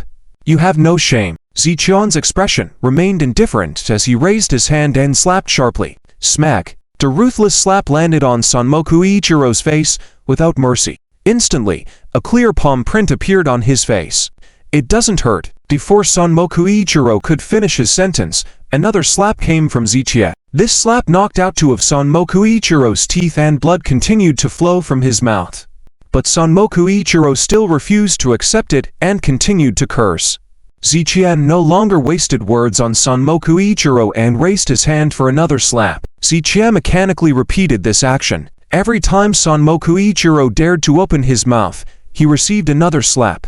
After a series of more than 10 slaps, Sanmoku Ichiro's face swelled up like a steamed bun. Worryingly, Zitia deliberately aimed all the slaps at the left side of Sanmoku Ichiro's face. Therefore, on one side, Sanmoku Ichiro's face was heavily swollen, squinting his eye into a single slit, in stark contrast to the right side. His mouth continued to bleed, presenting a pitiful sight. Zitia, you. Smack. I. Smack. Every time Sanmoku Ichiro dared to speak, regardless of what he said, Zitia would give him a slap. In less than 2 minutes, Zitia had slapped Sanmoku Ichiro more than 20 times. Under this multitude of slaps, Sanmoku Ichiro's face was covered in blood, and he was on the verge of losing consciousness. Do you yield? Zitia asked lightly. You. Before Sanmoku Ichiro could utter another word, another slap came. At this point, Sanmoku Ichiro dared not speak again and slowly raised his hands as a sign of surrender. In fact, half a minute ago, Sanmoku Ichiro had already planned to yield. However, Zitia did not give him the chance to speak, slapping him back every time he tried to say something. Under such circumstances, Sanmoku Ichiro suffered more than a dozen slaps without being able to voice his grievances. Feeling incredibly aggrieved, he finally shouted, "I yield. I yield." "Good that you yield." Ziqian nodded lightly. He believed that in this world, there is no one who would not yield after a few slaps. If 10 slaps do not suffice, then 20, 30 slaps will eventually make one surrender. "I yield. I shouldn't have provoked you. After being slapped so many times by you, we're even now. You can go. I won't cause you any more trouble, I can promise you that." Despite the words of surrender from Sanmoku Ichiro, Ziqian made a statement that did not sit well with Lu Jinyao, Chen Roxu, and the others. Sanmoku Ichiro, in turn, glared in indignation, realizing that Ziqian was intentionally looking for trouble. Ziqian had stormed into Sanmoku Ichiro's residence, injured and even killed many people, and made Sanmoku Ichiro kneel before him for dozens of slaps. And now Ziqian claimed that the score had not been settled yet. Sanmoku Ichiro was furious, but refrained from acting rashly as his life was in Ziqian's hands. Ziqian continued, pointing at the group of Dragon Kingdom women huddled in the corner. "These slaps are on behalf of the Dragon Kingdom. They are for those Dragon Kingdom people you disdain and humiliated. But between us, the account has not been settled." As Ziqian spoke, Sanmoku Ichiro's eyes widened slowly. He could sense that Ziqian was deliberately seeking trouble.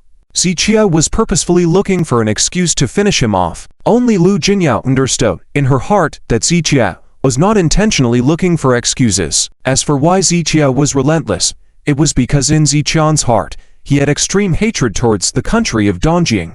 And Sanmoku Ichiro, being a Dongjing person, naturally fell into Ziqian's list of hatred. If today's incident involved a person from Longguo, perhaps Ziqian would not have made such a big deal out of it. But in the face of Sanmoku Ichiro, a Dongjing person, Ziqian would naturally show no mercy.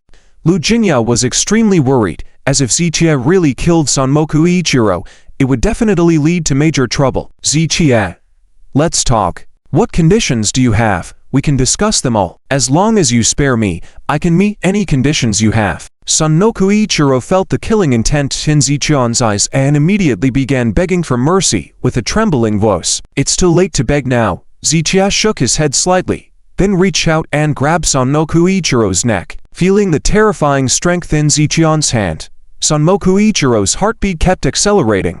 He witnessed firsthand how powerful Ziqian's strength was, to the extent that Ziqian could easily break his neck. "Ziqian. No. Mr. Z. Please don't kill me. I don't want to die. I was wrong. I shouldn't have provoked you. Spare me." Sanmoku Ichiro's voice was pleading and filled with tears, repeatedly apologizing to Ziqian. However, Ziqian paid no attention to Sanmoku Ichiro's words, and the coldness in his eyes only intensified. "Ziqian. Wait. Don't kill him." At this moment, Chen Roxu quickly stepped forward, grabbing Ziqian's arm. "Let go." Ziqian furrowed his brow and reprimanded her. "Ziqian. Listen to me, he really can't be killed." Chen Roxu didn't let go, frowning as she advised Ziqian. "Let go of me." Ziqian's tone grew even colder. "Can you please be rational? I acknowledge you're strong, and you do have the capability to kill him, but have you thought about the consequences?" Chen Roxu furrowed her brow tightly, pointing out the potential consequences if Sanmoku Ichiro, a well-known foreign businessman, were to be killed in Longguo. She knew the sensitive nature of his identity and the potential repercussions it could have. Hearing Chen Roxu's words, Ziqian frowned for a moment, unable to find a suitable retort. "Mr. Z, what she said is right."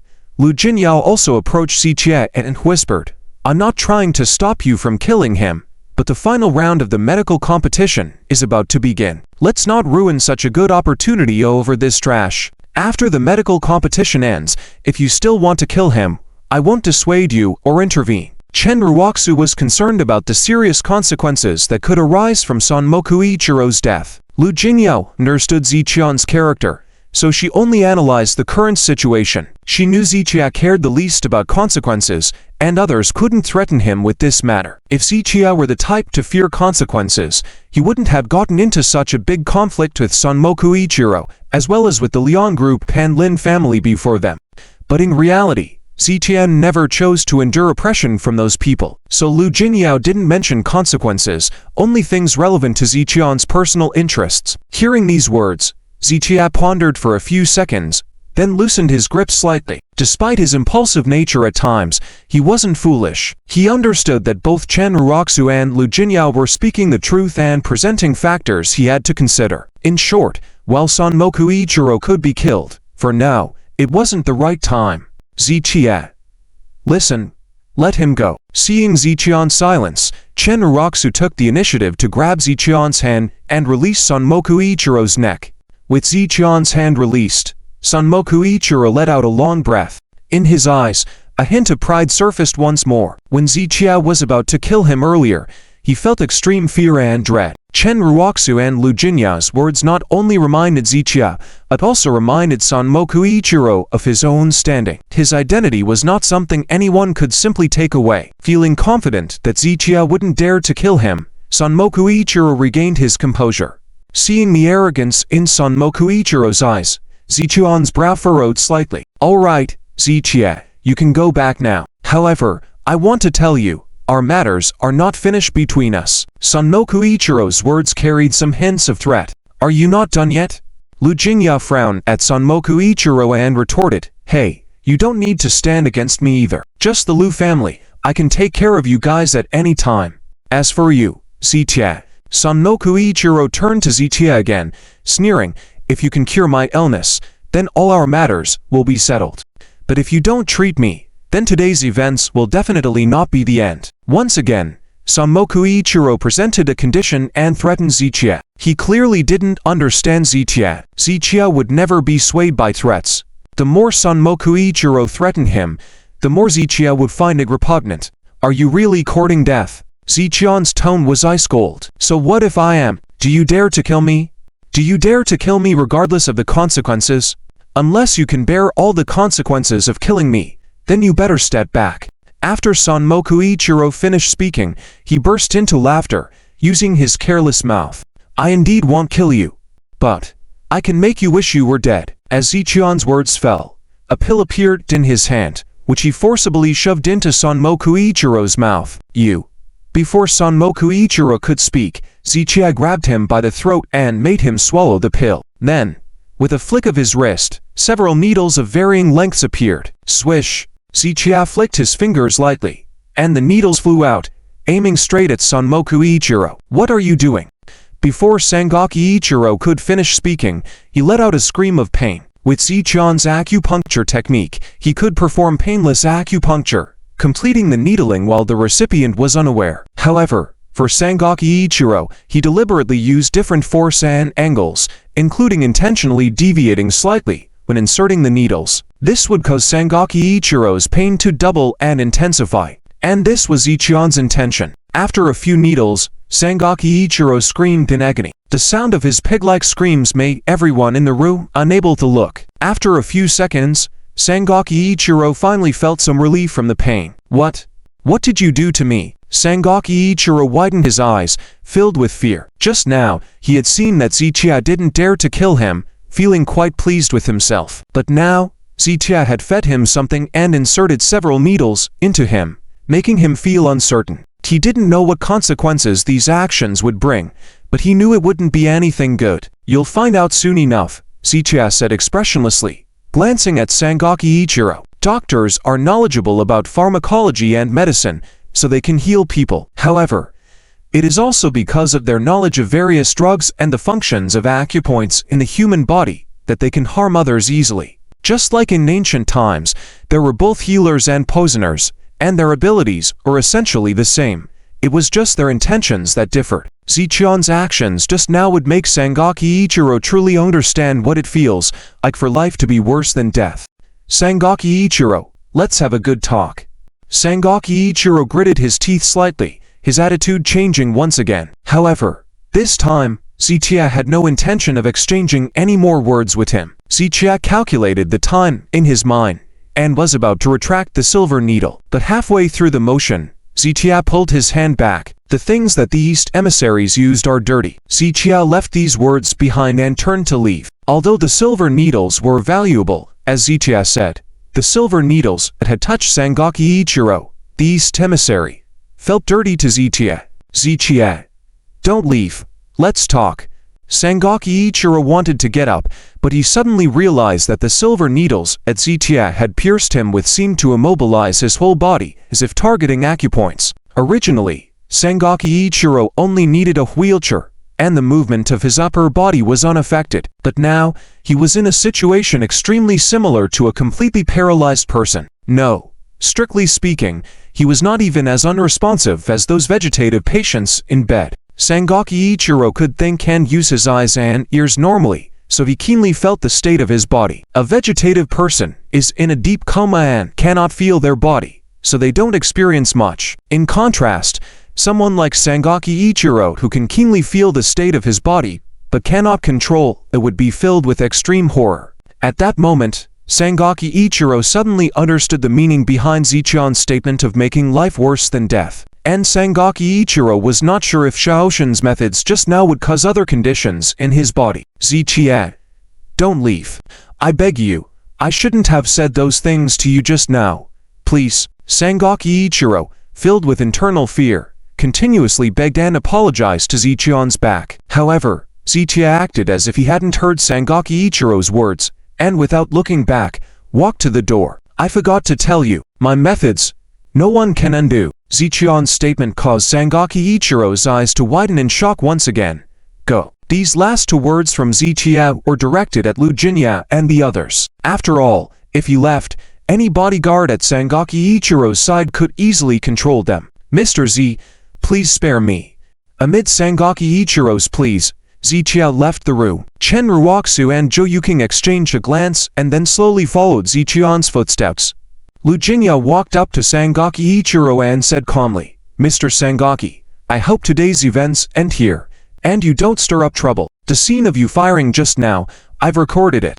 Lu Jinya waved her phone, her tone not hiding the threat. Her words implied that Sangoku Ichiro should not report this to the Inspection Bureau. As a renowned businessman in Tianhai City's business district, if Sangoku Ichiro used Zichion's invasion of the private residence against him, Zichia would undoubtedly be taken away for investigation. The final result aside, it would definitely affect Zichion's participation in the final of the medical competition. Therefore, Lu Jinya had to inform Sangoku Ichiro in advance. If Sangoku Ichiro dared to do so, Lu Jinya would expose that Sangoku Ichiro illegally possessed and even used a thermal weapon. By then, Sangoku Ichiro would face more significant trouble than Zichia. I won't report it.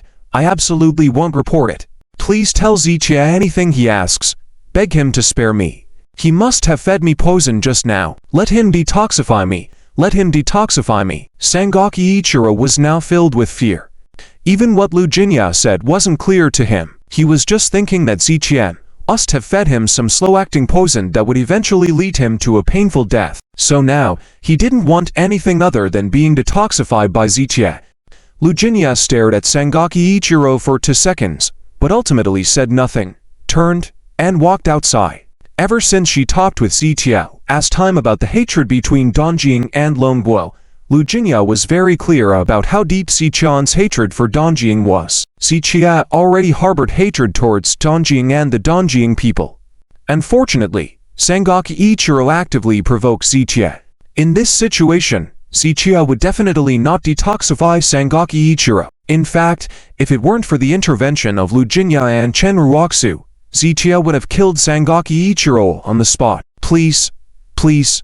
Ignoring Sangoku Ichiro's wailing behind her, Lu Jinya took a few quick steps to catch up with Zichia and the others. At this moment, Zichia was walking in the front, with Chen Ruoxu, Zhou Yuking, Li Bo, and Lu Jinya following at a distance. Zichion's pace wasn't fast, and they could easily keep up, but the four of them maintained a distance from Zichia with complete tacit understanding. In fact, deep down, they all understood that it was because Zichion's actions this time had brought them too much shock. Previously, in their minds, regardless of how strong Zichia was, he was just a doctor, powerful only within the medical circle. But tonight, when they saw Zichia single-handedly defeat all the experts around Sangoku Ichiro, they had a whole new understanding of Zichia. Powerful, medical and martial, both exceptional. In the hearts of Lu Jinya, Zhou Yuking, and even Li Bo, they all felt that Zichia was outstanding. However, for Chen Ruoxu, she suddenly realized that the gap between herself and Zichia was getting wider.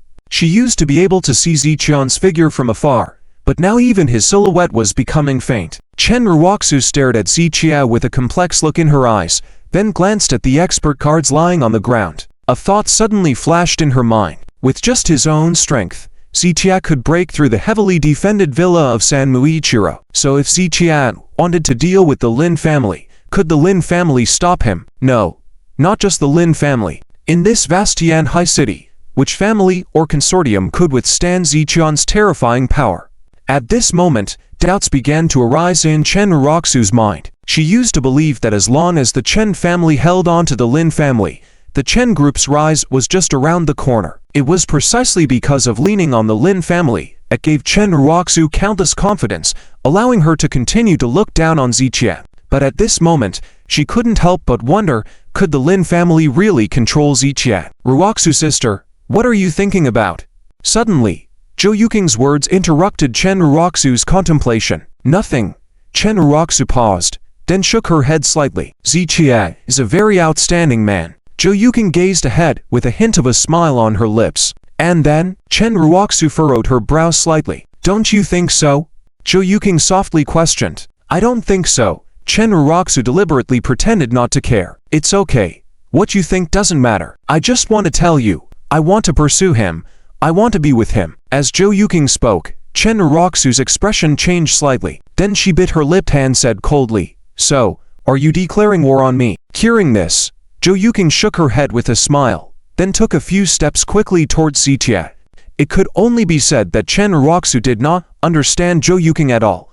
When Zhou Yuking liked someone, she didn't care about anything else, not even whether Ziqia still had feelings for his ex-wife Chen Ruoxu. She felt that love was a joyful feeling from the heart, an inner joy that radiates outward, not bondage or possession. Therefore, there was no declaration of war. But for Chen Ruoxu, she felt that Zhou Yuking's actions were a provocation and a declaration of war. However, she had to admit that she and Ziqia had completely separated now, so whoever Ziqia liked or pursued had nothing to do with her.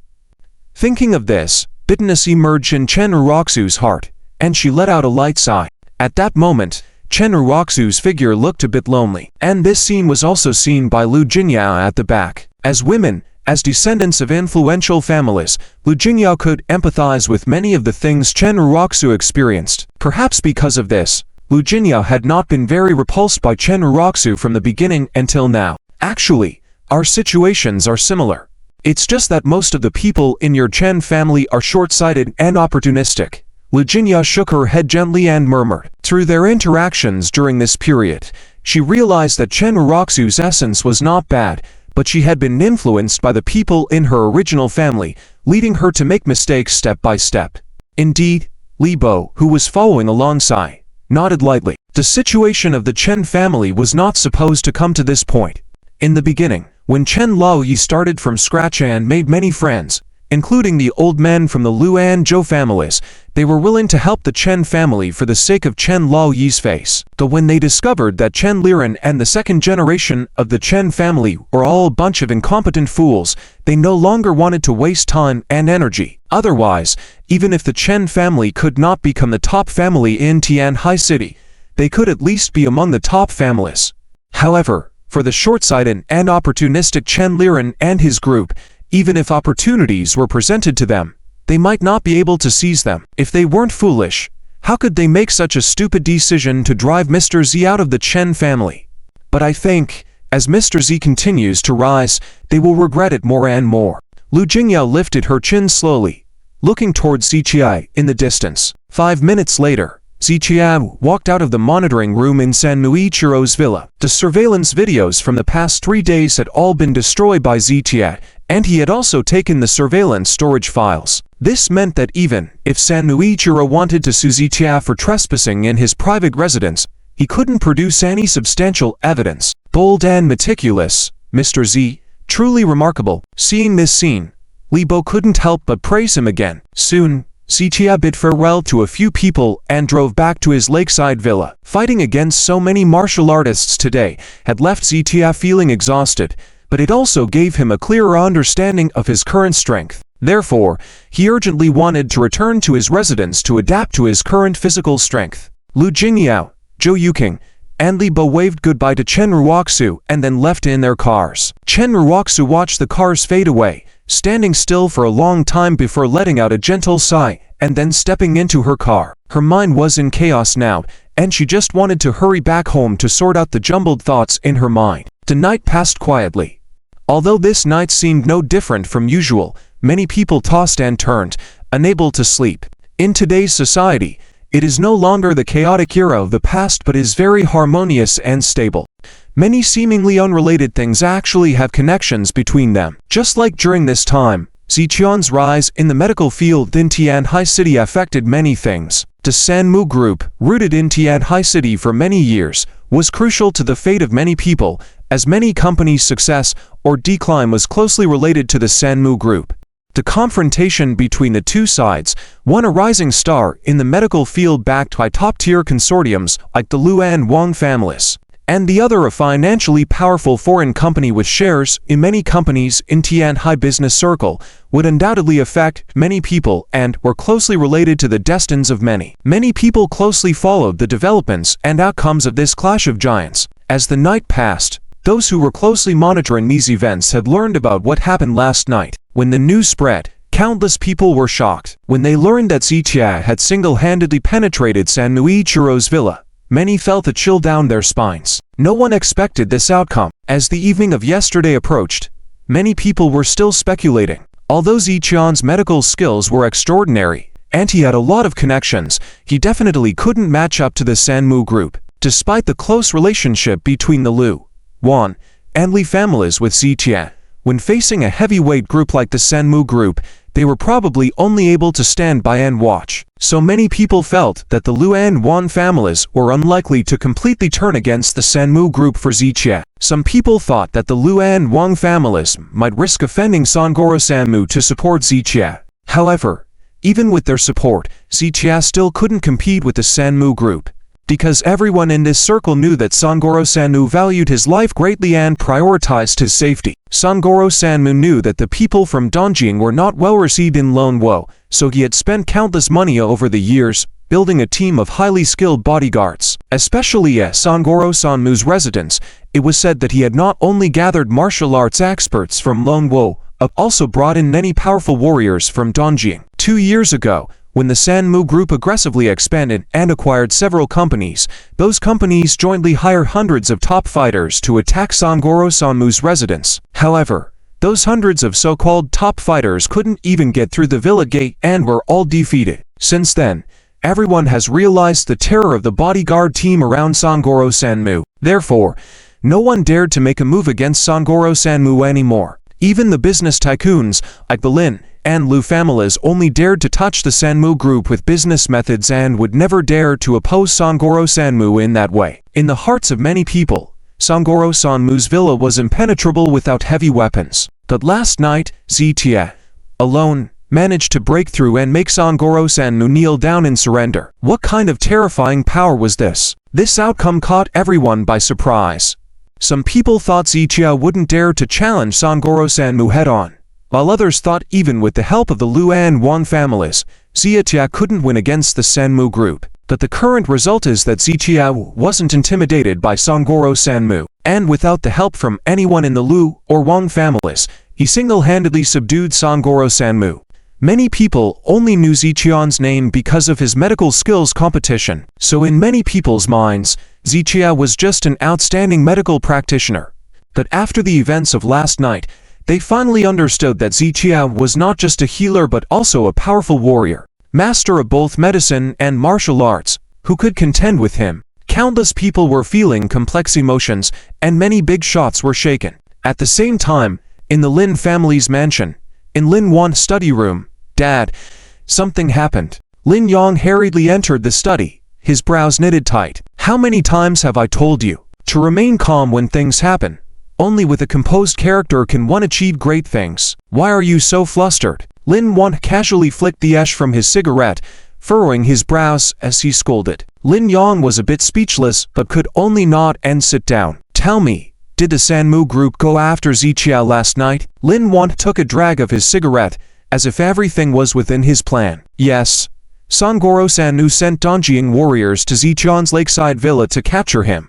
Lin Yang nodded, about to continue, but was interrupted by Lin Wan's wave of his hand. Ha, I knew it.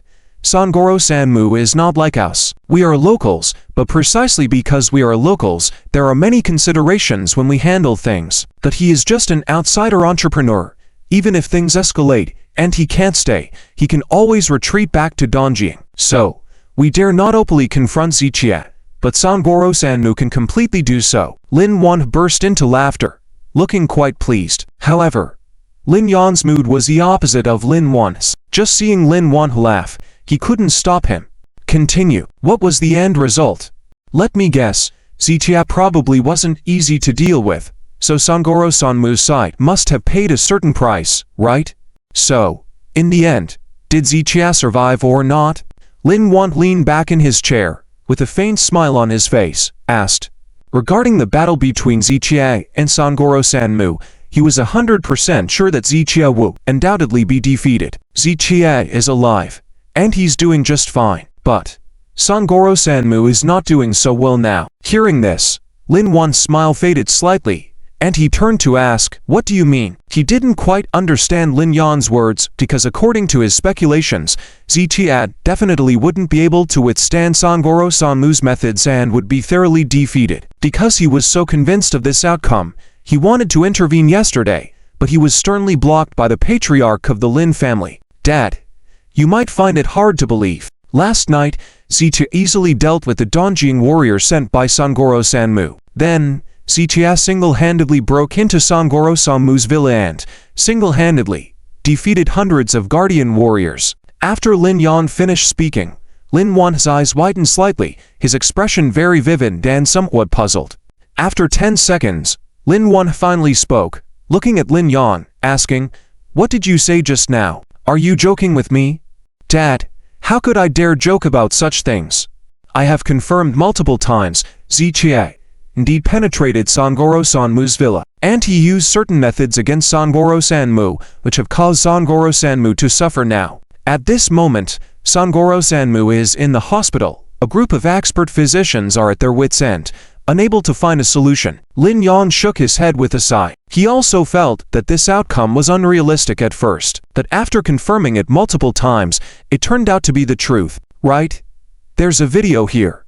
Lin Yan opened his phone, and in the video, Sangoro Sanmu was rolling back and forth on the sickbed, screaming loudly. In other words, Zichia not only withstood Sangoro Sanmu's methods, but also counterattacked. Not only did he counterattack, but he also won this battle. After several seconds, Lin Wan leaned back and looked at Lin Yan, asking, yes, that's right. Lin Yan nodded lightly. Nonsense. How is that even possible? Lin Wan slapped the table, grabbed the teacup, and fiercely threw it to the ground. Asterisk asterisk crack. Splash. Asterisk asterisk. The tea splattered, and the teacup shattered into countless pieces. Just a moment ago, he was teaching Lin Yan to stay calm when things happened, yet now he couldn't control his own emotions. You definitely haven't checked properly. This can't be true. How could Zichia, that useless guy, possibly defeat the Samuki group? Lin Wan couldn't accept this situation and angrily rebuked Lin Yan. Dad, it is true. Lin Yan shook his head helplessly. Some things, whether they accept it or not, are facts. Although Lin Yan didn't witness last night's events personally, the fact that Samuki Ichiro was in the hospital today is true. And Zichia is alive and well, that's also a fact. How is this possible? How is this possible? Zichia is just a lousy doctor. How could he possibly defeat the Samuki group? Even with the support of the Lu family and Wong family, he is bound to lose, without a doubt. Lin Wan's emotions were escalating, and as he spoke, he kept pounding the table with his palm. Dad, I used to think the same way, but in reality, neither the Lu family nor the Wong family, including Zhang Dingnan, have intervened. Zichia completely relied on his own strong abilities, taking down all the experts around Samuki Ichiro. I only found out today that he is not only a healer but also a powerful martial artist. Lin Yang gritted his teeth slightly. When he first encountered Zichia, he thought Zichia was skilled, but now he understood that Zichia was not just skilled, he was a true master. Moreover, he was among the best. Otherwise, those strong warriors around Samuki Ichiro would have been enough to defeat Zichia. How could he be so powerful? Lin Wan clenched his fists, his nails digging deep into his flesh. I can't figure it out either. Lin Yan's expression was very grim.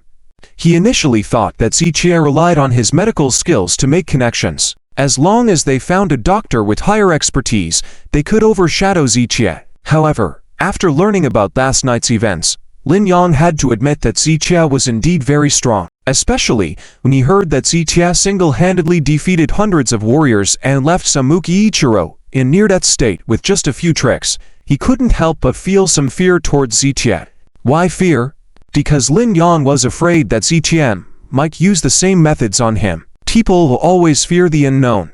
And for Lin Yang, Zichie's methods against Subduing Ichiro are an unknown entity. Dad, I heard that Subduing Ichiro is now experiencing alternating chills and fevers, sometimes body aches, sometimes unbearable itching, truly suffering. Now, he must rely on sedatives or anesthesia to feel slightly better in a semi-conscious state. Lin Yang took a deep breath. Mentioning this matter made his scalp tingle. He never thought that the profession of a doctor, which was meant to heal people, could have such terrifying methods of harming others. Don't overestimate Zichie either. There's no way he could resort to these methods.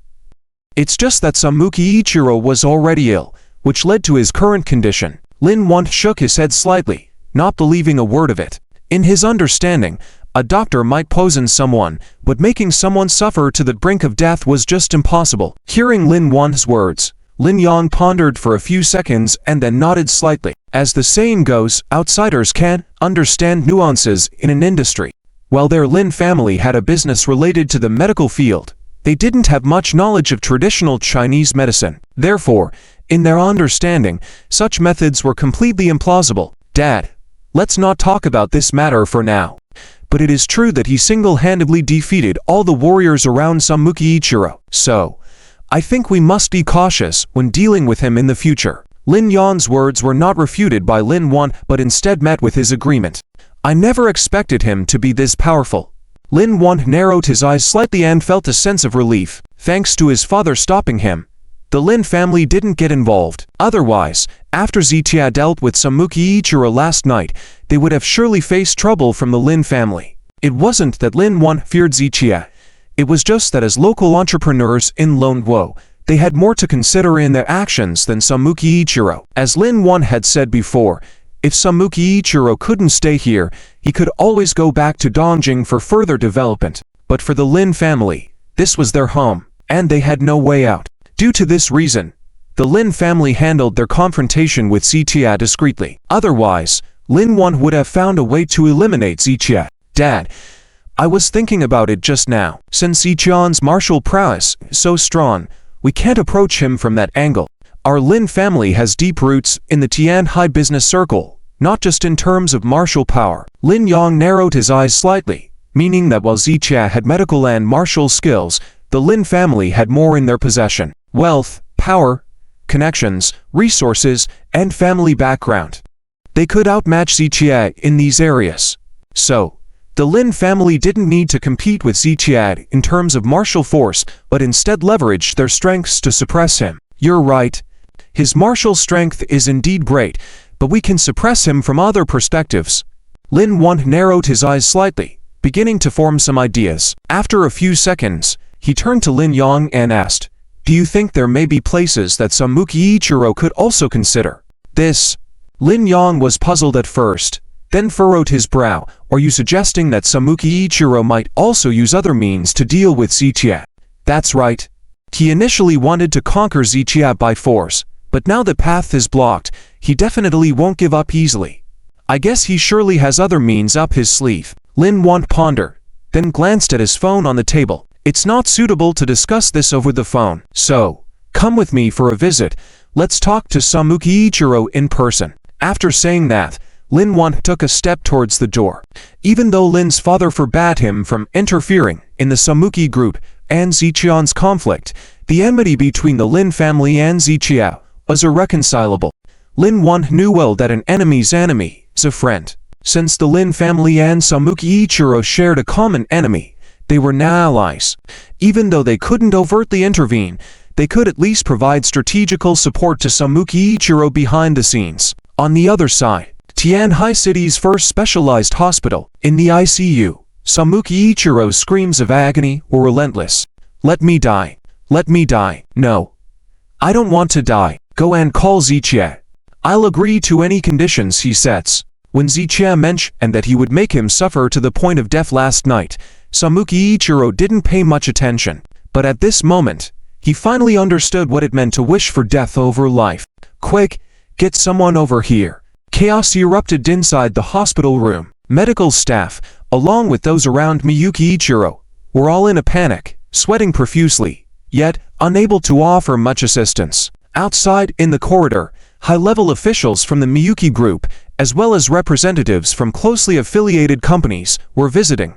Upon hearing Miyuki Ichiro's anguished cries, each one of them was filled with dread. This hospital is the most renowned Western specialty hospital in Tianhai City, with a wide range of coverage for various illnesses. Additionally, the hospital holds shares in the Miyuki group, with many cutting-edge medical technologies sourced from Japan and other countries. It is no exaggeration to say that the advanced medical standards of this hospital put it at the forefront even within the entire kingdom. Miyuki Ichiro had been critically ill and received treatment here, which is why he had managed to survive for such a long time. If his condition were on an ordinary person with average resources, it's likely preparations for the end would have been made long ago. The high level of medical care at this hospital, as well as the expertise of the specialist physicians, is outstanding. However, despite this, after Miyuki Ichiro was brought here, all the expert physicians were at a loss. Seeing Miyuki Ichiro in such agony, everyone was extremely anxious. Staff and various medical equipment were mobilized, but the results were minimal. The most critical issue was that even after various tests, such as blood work and scans, they were unable to pinpoint the cause of the illness. Treating an illness requires addressing the root cause first to provide targeted treatment. However, despite their efforts overnight, all the so-called expert physicians failed to identify the cause, leaving them at a loss. We need to think of a solution quickly.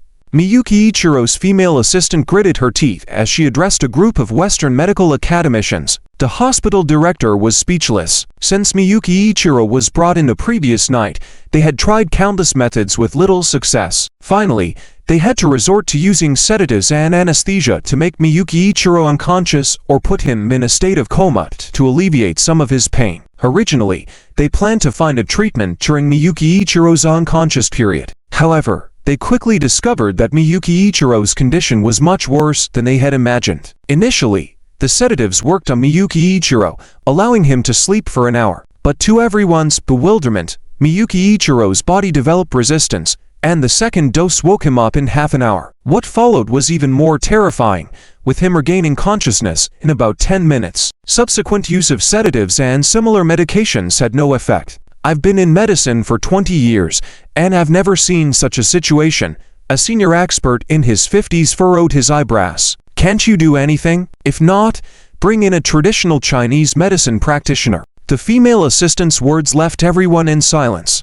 This hospital is a Western specialty hospital with no traditional Chinese medicine department. Moreover, being partially owned by the Miyuki group, Miyuki Ichiro particularly detested traditional Chinese medicine, to the extent that it was strictly prohibited from entering the hospital premises. Therefore, finding a traditional Chinese medicine practitioner was impossible. Seeing everyone's silence, the female assistant clenched her teeth slightly. Knowing the situation at the hospital, she was well aware that even if they brought in a traditional Chinese medicine practitioner, it might not help. Why? Because until now, they had not identified the cause of Miyuki Ichiro's condition. They were not even sure if his current state was due to his own illness or Zichion's tactics.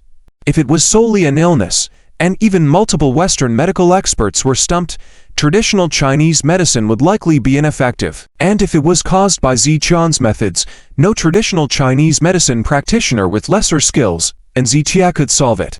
Thinking to this point, the female assistant sighed deeply. Initially, she had no intention of contacting Zichia again, but now, it seemed that the only solution was to seek his help. Besides asking for Zichion's assistance, they had no other options. But she had to consider, even if she exhaustively sought Zichion's help, would he actually intervene? What are you standing there for? I can't take it anymore. Go and get Zichie. Tell him, I agree to whatever conditions he sets. Quickly, Miyuki Ichiro was sweating profusely. A moment ago, he felt a chilling cold all over his body, but now he was overwhelmed with heat and unbearable pain, deep to his bone marrow. The feeling of being better off dead was something he could not endure for even a second. At that moment, Lin Wan and Lin Yan had just arrived at the door when they heard Miyuki Ichiro's screams. Originally planning to enter, they exchanged glances and slowly retreated. Miyuki Ichiro's current state was not suitable for visits. Furthermore, Lin Wan and Lin Yan's purpose in coming here was to incite and strategize with Miyuki Ichiro to deal with ZTA using different methods. But hearing Miyuki Ichiro's words now, it was clear he had completely lost the courage to fight ZTA. He even mentioned agreeing to any conditions ZTA set, suggesting Miyuki Ichiro had surrendered completely. If he had given up, pushing further would be a foolish act. "Ah, let me die. Kill me." Miyuki Ichiro's agonizing cries persisted, while Lin Wan's brows furrowed tightly. Lin Yan had earlier informed him that Miyuki Ichiro had been subdued by ZTA, which he found hard to believe. But now, witnessing it firsthand, he believed. And Miyuki Ichiro's present situation was even more severe than he had imagined. Lin Wan slowly withdrew his gaze, his face showing extreme distress, and a touch of fear creeping into his heart. He couldn't help but wonder if Miyuki Ichiro's current state was truly the work of ZTA. If so, if ZTA could inflict such excruciating pain and torment with minimal effort, how terrifying must that be? Hiss. Lin Wan took a sharp intake of breath. They say seeing is believing, and witnessing Miyuki Ichiro's suffering firsthand instilled a tremor in his heart.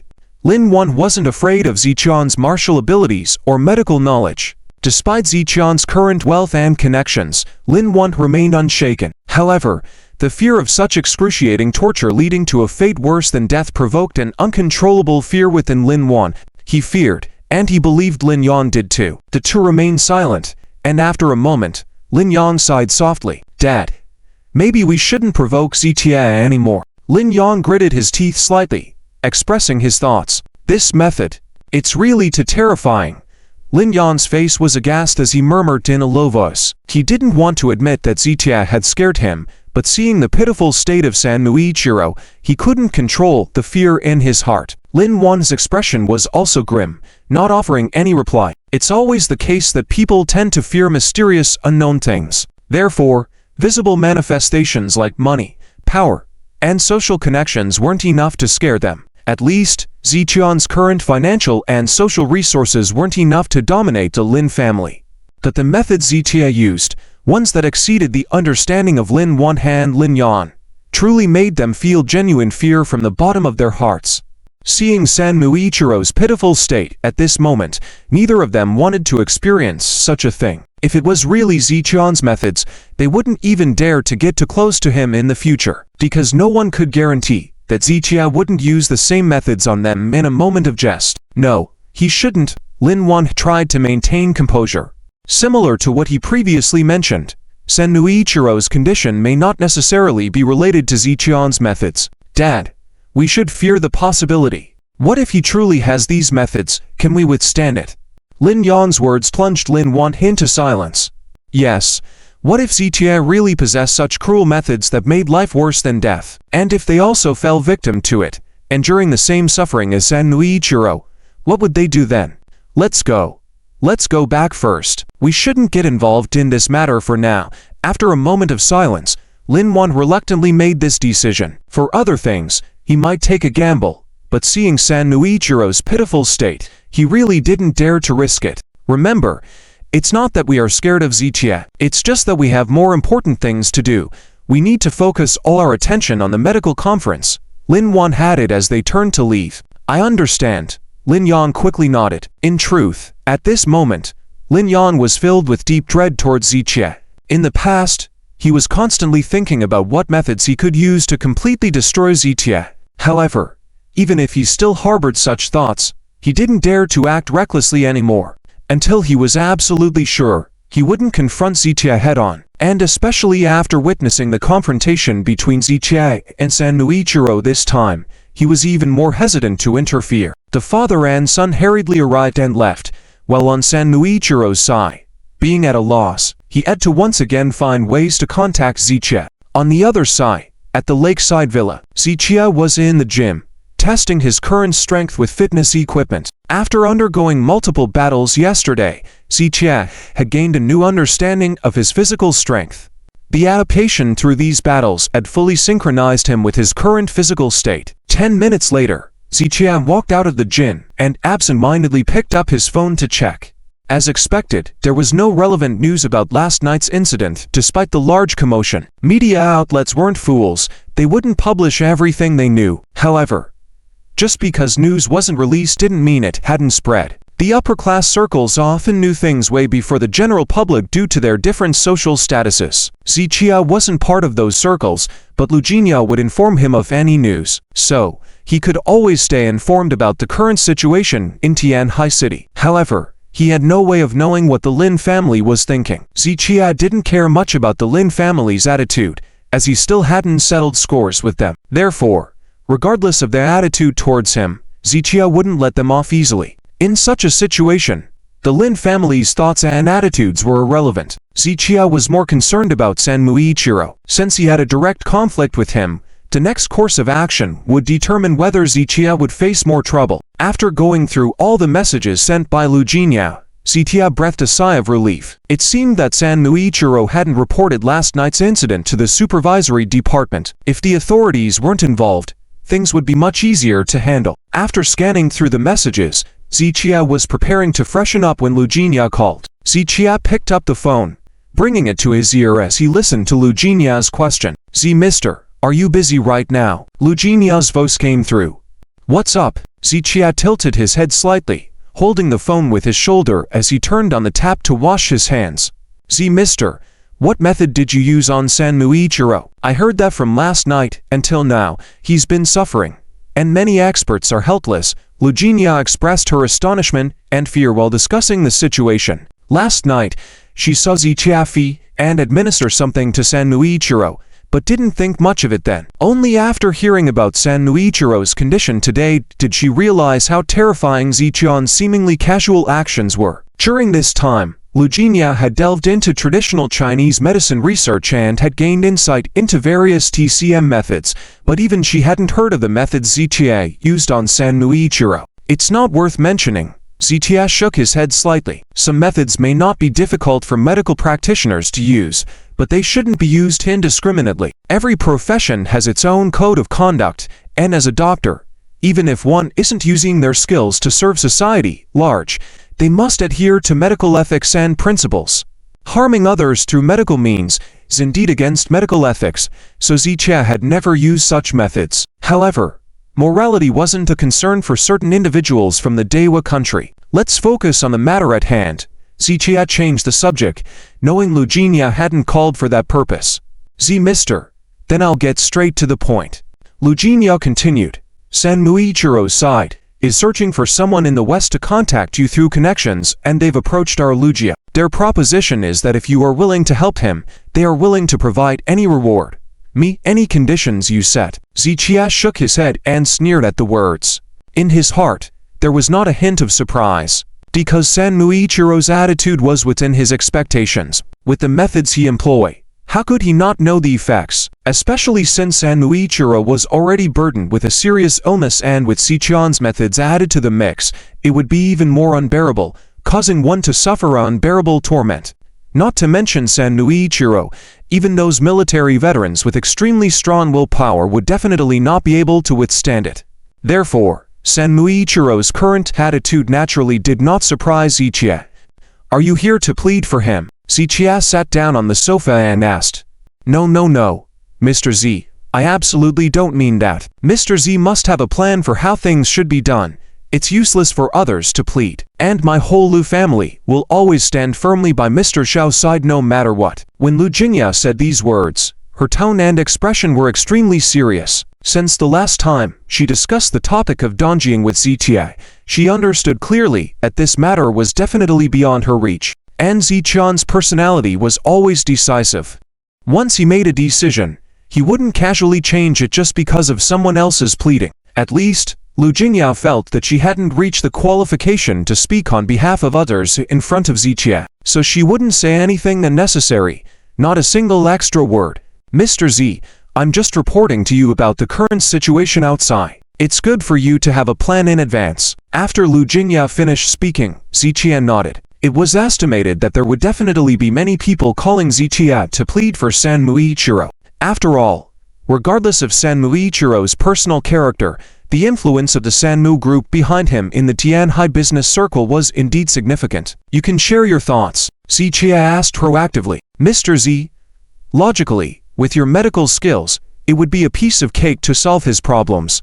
However, I think Sanmu Ichiro might not keep his word, especially with what happened last night. If he fully recovers, he will definitely find a way to target you. Lu Jingya made a serious analysis without bias this time. Hearing this, Ziqian nodded lightly. If Sanmu Ichiro did keep his word and agree to any conditions, Ziqia wouldn't mind taking action. Of course, notwithstanding taking action, Ziqia couldn't guarantee that Sanmu Ichiro would fully recover in the end. But the key was that Sanmu Ichiro had a despicable character and would definitely go back on his word. In that case, Ziqia had no need to waste his time.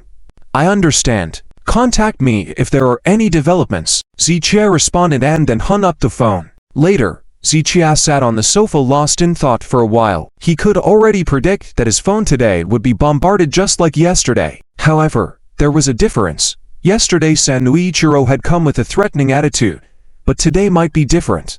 Indeed, as Ziqia had expected, in the next hour or so, Ziqia once again experienced how extensive the connections of the Sanmu group were. Call after call came in, and the words they spoke were similar to what Lu Jingya had mentioned before. In summary, they all conveyed that Sanmu Ichiro was now bowing his head to Ziqia and just wanted Ziqia to solve his current health issues. So the people calling today were essentially acting as intermediaries to convey Sanmu Ichiro's softened attitude. However, Ziqia had already made his decision, so he rejected these calls one by one just like before. Even though these callers had some relationship with Ziqia and held a high status in the Tianhai business circle, Ziqia didn't give them any face. To strictly define their relationship with Ziqia, they were not friends, and their identities were not on the same level. Those who had Ziqian's phone number had basically been saved by Ziqian's intervention, so Ziqia owed them a debt of gratitude. In such a situation, Ziqia didn't need to give them any face,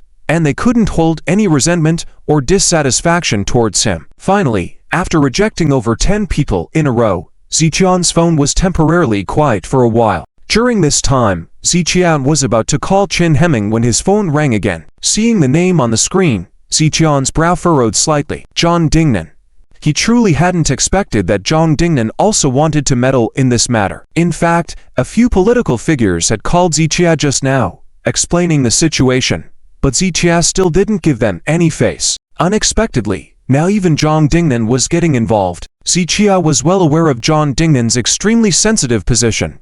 He wouldn't just casually chat with Ziqia on the phone. So considering the current situation, Zhang Dingnan's call must be related to Sanmu Ichiro's situation. Ziqia initially didn't want to answer, but after hesitating for a few seconds, he picked up the phone. After all, a few days ago at the birthday banquet of Elder Chen, Zhang Dingnan had personally come to the event and pressure even the Lynn family. This incident was akin to Ziqia owing him a favor. As the saying goes, debts of money are paid back, but debts of favor are extremely difficult to repay. Like now, Ziqia could come up with countless reasons not to answer the call, but Zhang Dingnan only needed one reason, and Ziqia would have to pick up. Ziqia hadn't wanted too much contact with Zhang Dingnan before because Zhang Dingnan was too shrewd. He always knew how to make use of favors at critical moments, leaving Ziqia feeling helpless. And now, regardless of Zhang Dingnan's attitude, at least for this call, Ziqia would definitely answer it. Ziqia, how have you been these days? Zhang Dingnan asked with a smile after the call connected. Thanks to you, not bad, Ziqia replied in a neutral tone. Thanks to me? Zhang Dingnan was momentarily surprised, then smiled and said, it seems you already know. What you've been up to these days has indeed reached me. Ziqia felt speechless internally. Every time he faced the old fox Zhang Dingnan, Ziqia would be cautious, but inadvertently fall into his trap. The implication behind Zhang Dingnan's words was that Ziqia had caused quite a commotion these days, and without his intervention, Ziqia would have definitely been taken away for investigation. Unfortunately, Ziqia couldn't refute it at all. After all, These days, he had indeed done quite a lot. Just talking about the incident of barging into a private residence last night while confronting Sanm Ichiro was enough to cause trouble for Zichia. Zichia shook his head slightly. He couldn't get entangled in those topics with John Dingnan. Mr. John, are you here to plead for Sanm Ichiro as well? Zichia cut to the chase and directly asked about the matter. I haven't stooped to pleading for someone yet. John Dingnan paused, then continued. I just want to discuss a cooperation with you. Cooperate? Zichia looked puzzled. He couldn't help but wonder what good cooperation could there be between John Dingnan and himself. After all, John Dingnan represented the political circle, while Zichia was a businessman with his own industry. Collaboration between these two circles could be possible, but it was not permitted from above. Based on Zichia's understanding of John Dingnan, he wouldn't take such a risky move that could put him in a dangerous position. Yes, cooperate. But before I reveal the details of the collaboration, I'd like to hear your thoughts first, John Dingnan said, his tone serious as he put away his smile. I won't treat him. Zichia's statement made his stance clear. Perhaps my thoughts are extreme, but as I see it, there is nothing good about the country of Dongjing. The Dragon Kingdom and Dongjing have an age-old enmity, a deep-seated blood feud that can never be washed away. I will never use the healing arts of the Dragon Kingdom to treat the scum of Dongjing. With this statement, Zichia made his position clear. I understand what you're saying. Not only do I understand, many people in the Dragon Kingdom, including those above, understand as well. But things are different now than before. In the past, everyone could develop well on their own, but now to prosper, we need to integrate with the international community. Otherwise, Dongjing people won't just do business here, they won't even dare to step half a foot into the Dragon Kingdom, as what awaits them will be countless weapons. John Dingnan's emotions began to stir as he talked about this. After all, he was not only a senior official in Tian High City, but also a man from the Dragon Kingdom. The hatred towards Dongjing was ingrained in his bones. Zichia listened but remained silent, nodding slightly without commenting. However, policymakers must consider not only hatred but also various livelihood issues. Economic development, surplus labor, employment problems, research and exchange of high-tech, and so on, all need to be taken into account. So, the Dragon Kingdom needs to accept people from overseas, and the Tian High City business community also needs to welcome foreign investors to establish factories. John Dingnan patiently explained the pros and cons to Zichia. To put it simply, the presence of the Mitsuki Group has at least solved the re-employment problem for 300,000 people in Tian High City. If it weren't for the Mitsuki Group, how would I place these 300,000 surplus laborers? John Dingnan emphasized the importance of the Mitsuki Group to convey to Zichia that the Tian High City business community was dependent on it, at least for the time being. I see what you're getting at. Are you trying to plead for Mitsuki Ichiro? Zichia asked after a few seconds of silence, shaking his head slightly. He could tell that John Dingnan's repeated emphasis on the significance of the Mitsuki Group was to show Zichia that the Tian High City business community couldn't do without it for the time being. No, not really. If you are willing to treat him, then I won't say much more. But if you refuse to treat him, then I'll have to find a way to keep the current business community stable. Whether or not you treat him is up to you. But the development of Tian High City is within my realm of responsibility and something I must consider. After shaking his head, John Dingnan finally revealed his true thoughts. Zichia wasn't a fool, and he understood John Dingnan's true intentions after hearing his words. I understand. Zichia nodded. No, I'm afraid you don't. John Dingnan shook his head slightly. He wouldn't say so many words for any other matter, but this issue was crucial. The Mitsuki Group had been rooted in Tian High City for many years and was closely related to the city's business community. If a major incident occurred within the Mitsuki Group, it would be akin to a massive earthquake for the Tian High City business community. The subsequent problems would also overwhelm John Dingnan. So, in this conversation with Zichia, John Dingnan didn't beat around the bush like before but laid everything out clearly. I think you may consider giving it a try. After all, if you make a move, the subsequent treatment results will depend on you. There was a hint of playfulness in John Dingnan's tone. Mitsuki Ichiro said that he would agree to any conditions you set, right? If you can propose some favorable conditions for yourself and the Tian High City business community before making a move, that might be a good choice. John Dingnan was subtly suggesting to Zichia that he should go treat Mitsuki Ichiro, but ask for the core resources of the Mitsuki group in return. Zichia finally understood the true meaning of cooperation in Zhang Dingnan's words. Zhang Dingnan didn't want anything else, he just wanted stable development for the business community of Tianhai City and long-term peace for the city. He didn't care about who the chairman of the Mitsuki group was. Therefore, if Zichia could take control of the Mitsuki group, Zhang Dingnan would subtly provide assistance to Zichia. In this way, Zichia could reap the benefits without revealing his hand and dismantle the resources that the Mitsuki group had developed over the years. This way, Zhang Dingnan would also safeguard the Tianhai City business community from upheaval. If this cooperation were to be successful, it would be a win-win situation. I understand your meaning. But do you think Mitsuki Ichiro will just sit back and wait for his due? Furthermore, there must be other Dongjing financial groups behind the Mitsuki group, not just Mitsuki Ichiro alone. Zichia shook his head slightly. He had thought about this issue during his conversation with Lu Jinya before, but the feasibility seemed low. That's not my concern. I'm just telling you about my stance and what I can do. Zhang Dingnan shook his head slightly. Given his sensitive position, he couldn't openly do much. Providing Zichia with a stance was already quite challenging. Besides, this was just Zichia. If it were someone else, Zhang Dingnan wouldn't say so much. I understand. I won't say more than necessary. Rest assured, I will deliver a satisfactory outcome for you, the business community of Tianhai City, and all the people of Tianhai City. After saying this, Zichia hung up the phone, squinting slightly as he looked into the distance. Others thought that Zichia would relinquish his advantage after talking with Zhang Dingnan, but they had no idea about Zichia's subsequent plans. Before speaking with Zhang Dingnan, Zichia had already planned his next move. Now, after understanding Zhang Dingnan's stance, his plan seemed even more assured. The phone vibrated again, and the caller ID showed it was Chen Hemming. Speak, Zichia answered the phone. The funds are in place. These simple words made Zichia smile. How much? Zichia asked again.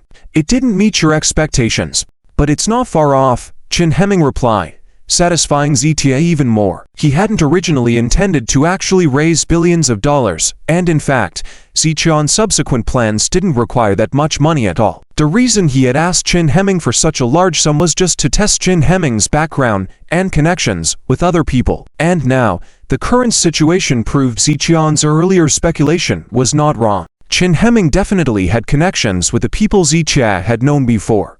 Not only that, through this matter, Zichia obtained an important piece of information. That is, the people he knew before losing his memory were likely not simple. After all, those who could raise billions of dollars in such a short time were definitely not ordinary people. However, Zichia didn't plan to ask too much. He had made a gentleman's agreement with Chen Hemming before, where he wouldn't inquire too deeply into matters, but Chen Hemming had to help him accomplish this task. Now that Chen Hemming had raised the funds Zichia needed, Zichia naturally had to abide by the agreement. As for the people and events from the past, Zichia wasn't in a hurry to understand them now, because he could feel that since taking the medication, his body, including his memory, was gradually recovering. Although the recovery was slow, at this rate, it wouldn't be long before he recalled everything from before. Thinking of this, Zichia felt even better. Mr. Z, what are your plans next? Chen Hemming's words interrupted Zichia's contemplation. All the funds are in place, so I can access them anytime now. Zichia adjusted his expression and confirmed once again. Currently, after several legal and compliant turnovers, all the funds have been transferred into domestic accounts. With just a phone call, the funds will all converge to Tianhai City. Chen Hemming truthfully reported, and his efficiency in handling things truly pleased Zichia. Good. Let's leave the funds untouched for now. Next, you need to handle something else. Zichia lowered his voice and instructed Chen Hemming about the upcoming plan. During this process, Chen Hemming nodded repeatedly, listening very attentively. After hearing Zichia's instructions, Chen Hemming couldn't help but swallow hard, as he seemed to have guessed what Zichia was going to do next. Mr. Z, are you planning to? Chen Hemming was cut off by Zichia before he could finish. Don't ask, just go do it. Hearing Zichia say this, Chen Hemming quickly nodded in agreement, but in his mind, he couldn't help but feel a chill at the thought of his conjecture being true. He never expected that Zichia, who seemed to act modestly, would make such bold moves and have such great ambition and appetite. And Chen Hemming couldn't help but sigh as well, realizing that true talent would shine anywhere. Although Zichia had lost his memory, he had also lost his previous glory. However, even without those memories, he could still carve out his own place in Tianhai City. Taking a deep breath, Chen Hemming then turned to leave and attend to the task Zichia had given him. On Ziqian's side, after setting down his phone, he picked up a teacup and walked to the window, gazing at the distant Thousand Island Lake. I don't care how deep the roots of Sanmu Group are in Tianhai City. I also don't care how powerful the Tojo clan behind you is, financially. This time, I not only want to deal with your people, but I also want to uproot you all completely. Ziqian's eyes flashed with a cold determination, his palm tightened, and the ceramic teacup in his hand shattered into countless pieces in an instant. Meanwhile, outside, the world had already exploded. Because Sanm Ichiro had been staying in the hospital's special care unit for so long, yesterday's events couldn't be kept secret. Other people in the outside world had heard some rumors. Furthermore, Sanm Ichiro's attitude had also changed significantly compared to before. Just last night, they had been talking tough and demanding that Zichia come to the Sanmu Group building to confess and cure Sanm Ichiro's illness if he wanted. But today, they were desperately seeking help and trying to convey to Zichia that they were entirely submissive now. Sanm Ichiro even declared that as long as Zichia was willing to help, he would accept any conditions. Not only that, whoever could help persuade Zichia, the Sanmu Group would offer them extremely generous rewards. In short, the attitude of the Sanmu Group today was completely different from yesterday. Now, everyone in Tianhai City's business circle knew that Sanm Ichiro had capitulated to Zichia. In other words, the battle between Zichia and Sanm Ichiro had eventually ended with Ziqian's victory.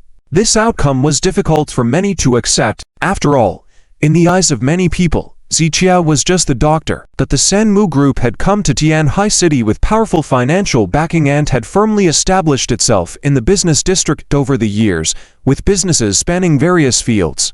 In terms of status, wealth, and power, the difference between the two sides was like night and day. They couldn't understand how Sanm Ichiro had lost, how he had bowed down to Zichia, and regardless of their understanding, this was a fact. At the very least, Sanm Ichiro openly humbling himself before Zichia was a fact, as was their attempts to find people to contact Zichia. Plus, the Sanmu Group had publicly stated that they would offer extremely generous rewards to anyone who could bring Zichia to treat Sanm Ichiro. This tempting reward truly stirred many people's hearts, leading them to try various ways to contact Zichia. However, some couldn't get through to him, while others knew that even if they did contact him, it would be futile, so they didn't bother. This included the Chen family. Zichia had stayed with the Chen family for 2 years and had been with Chen Roxu for another 2 years. Therefore, both Chen Roxu and the other members of the Chen family could naturally contact Zichia if they wanted. However, besides Chen Laoyi's phone number, Zichia had long since blocked all the others. Even if Chen Roxu called, Zichia would choose whether or not to answer depending on his mood. In essence, from the moment they had expelled Zichia from the Chen family, they had lost the ability to communicate with him. Inside the conference room of the Chen group, Chen Liren, the chairman, Chen Roxu, the president, and several other members of the Chen family were present. With changes happening outside, they once again sat down to discuss strategies. Of course, the content of their discussions was related to Zichia. This made Chen Roxu couldn't help but feel emotional. When Zichia was with the Chen family, no one paid him any attention, let alone bothered to look at him. However, during this period, every meeting convened by the Chen family was centered around Zichia. Sigh. Chen Roxu couldn't express her emotions, and thousands of words were just reduced to a light sigh within her heart. Uncle, that's the situation. What should we do now? Chen Hongyu, Chen Roxu's cousin, recounted the current situation to everyone. In fact, the current situation was quite simple. Sanmoku Ichiro chose to bow to Xiaoshan, hoping to ask Xiaoshan to help treat his body. However, Xiaoshan was unwilling to help, so Sanmoku Ichiro sought help from others to intervene. They ended up approaching the Chen family. In the past, the Chen group's scale was insignificant in the eyes of the Sanmoku group. Even if they rushed to discuss cooperation with the Sanmoku group wouldn't pay them any attention. However, upon discovering the relationship between Xiaoshan and the Chen family, the Sanmoku group took the initiative to reach out to them and promised many benefits. The Sanmoku group even promised that as long as the Chen family could get Zhaoshan to help, they would be willing to sign a long-term cooperation agreement with the Chen group. The promises of the Sanmoku group were indeed tempting. It was precisely because they were all tempted that Chen Liren convened this emergency meeting. However, after hearing all this, everyone present lowered their heads in silence. In the past, when Zhaoshan was still with the Chen family, if they needed Zhaoshan to do something, it was a simple matter. Zhaoshan would obediently do as asked. Even later, when Zhaoshan was expelled from the Chen family, if the Chen family needed Zhaoshan's help, they could still call him, and even if others couldn't reach him, Chen Uroxu could. But now it was different. Specifically, since the old man Chen's birthday banquet, everything had changed. Previously, in the eyes of the Chen family members, Zhaoshan was just a worthless wastrel, and even when the Lu family stood behind him later, they still paid no attention. However, at the birthday banquet, Zhaoshan used his vast financial resources and powerful connections to humiliate the Chen family. Even the mayor of Tianhai City personally rushed to the banquet to support Zhaoshan. Now, Zhaoshan, with money, power, and connections, was no longer someone the Chen family could control. So, while they were tempted by the Sanmoku group's conditions, they understood that Zhaoshan probably wouldn't even bother answering their calls. What do you all think we should do? Chen Liren looked at everyone. After a few seconds of silence, everyone turned and looked at Chen Uroxu. They felt that no matter what, Chen Uroxu had a 2-year marriage relationship with Zhaoshan. And when Zhaoshan was still with the Chen family, he truly cared for Chen Uroxu. As for the other members of the Chen family, Zhaoshan didn't bother with them at all. So, if they wanted to try to contact Zhaoshan, it could only be done through Chen Uroxu. Don't look at me. I can't help with this. Zhaoshan has repeatedly stated that he will not help Sanmoku Ichiro with his illness. Moreover, I have no face in front of him now. Chen Uroxu understood the thoughts of everyone but didn't hesitate to reject their request. Chen Liren and the others knew they had no standing in front of Zhaoshan, and Chen Uroxu was well aware of her situation. Therefore, they didn't expect her to change anything related to this matter. Then, why not let Grandpa handle it? Chen Hanyu furrowed his brows, looked at everyone, and asked. Upon hearing this suggestion, several people nodded. Zhaoshan had a great deal of respect for Chen Laoyi and was willing to listen to him. If Chen Laoyi intervened, Zhaoshan might reconsider his decision. Have you forgotten what Grandpa said that day? Chen Uroxu shook her head. Grandpa said we should apologize to Zhaoshan, seek his forgiveness, and he will no longer meddle in any of the Chen group's affairs or help the Chen family again. Hearing Chen Uroxu's words, everyone remembered what Chen Laoyi had said at the banquet. At that time, Chen Laoyi did say that he would never involve Zhaoshan in Chen family matters again and would remain uninvolved in the Chen group's fate. As the descendants of Chen Laoyi, they all knew his temperament. He might have room for negotiation in trivial matters, but once he made a decision, it was final and unchangeable. Thanks to this, Chen Laoyi was able to keep Zhaoshan in the Chen family and facilitate the marriage between Zhaoshan and Chen Uroxu. Even though the entire Chen family opposed it back then, they couldn't sway Chen Laoyi's decision. This time, Chen Laoyi was resolute and had expressed his unwavering stance, without room for change. Everyone sighed and shook their heads. The conditions presented by the Sanmoku group indeed tempted them, but it seemed that the Chen family wouldn't benefit from them. It's so frustrating. Chen Liren tapped the table with his hand, feeling very oppressed. It was like seeing a shining gold mountain in front of them, yet when they reached out to grasp it, it was just 2 centimeters away. It was frustrating for everyone. Not only was he frustrated, but the other members of the Chen family felt the same way. I know what Grandpa means. He wants us to apologize to Zhaoshan and bring him back to the Chen family. Humph, don't even think about it. Chen Liren gritted his teeth, his tone clearly displeased. Before talking about not meddling in the Chen group's affairs, Chen Laoyi first requested the members of the Chen family to apologize to Zhaoshan and seek his forgiveness.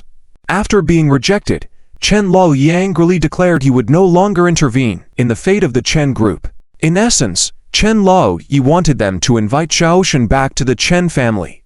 However, in the eyes of the Chen family members, Zhaoshan had been a failure, so how could they bow to him, let alone bring him back? He only has some medical skills, but I still don't think much of him. Chen Liren huffed.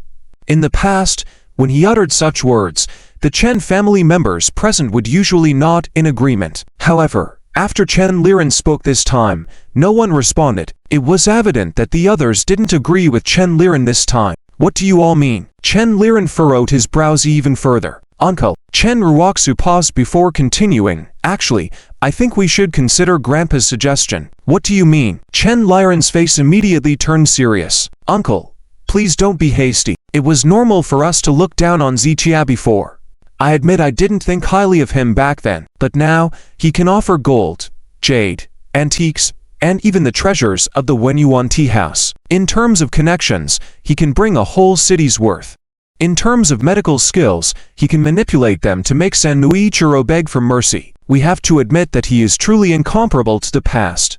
When Chen Ruoxu said this, several members of the Chen family around her nodded silently. After all, what she said was true, and they had seen it with their own eyes. In this situation, it would be unwise to still judge him with our previous standards, Chen Ruoxu said earnestly. In fact, Chen Ruoxu didn't have this mindset just yesterday. However, after witnessing Zichuan's actions, she now understood how powerful he had become. Chen Ruoxu wasn't very cunning, nor did she have much guile. She may have acted foolishly in many things, but that didn't mean she was a fool or blind.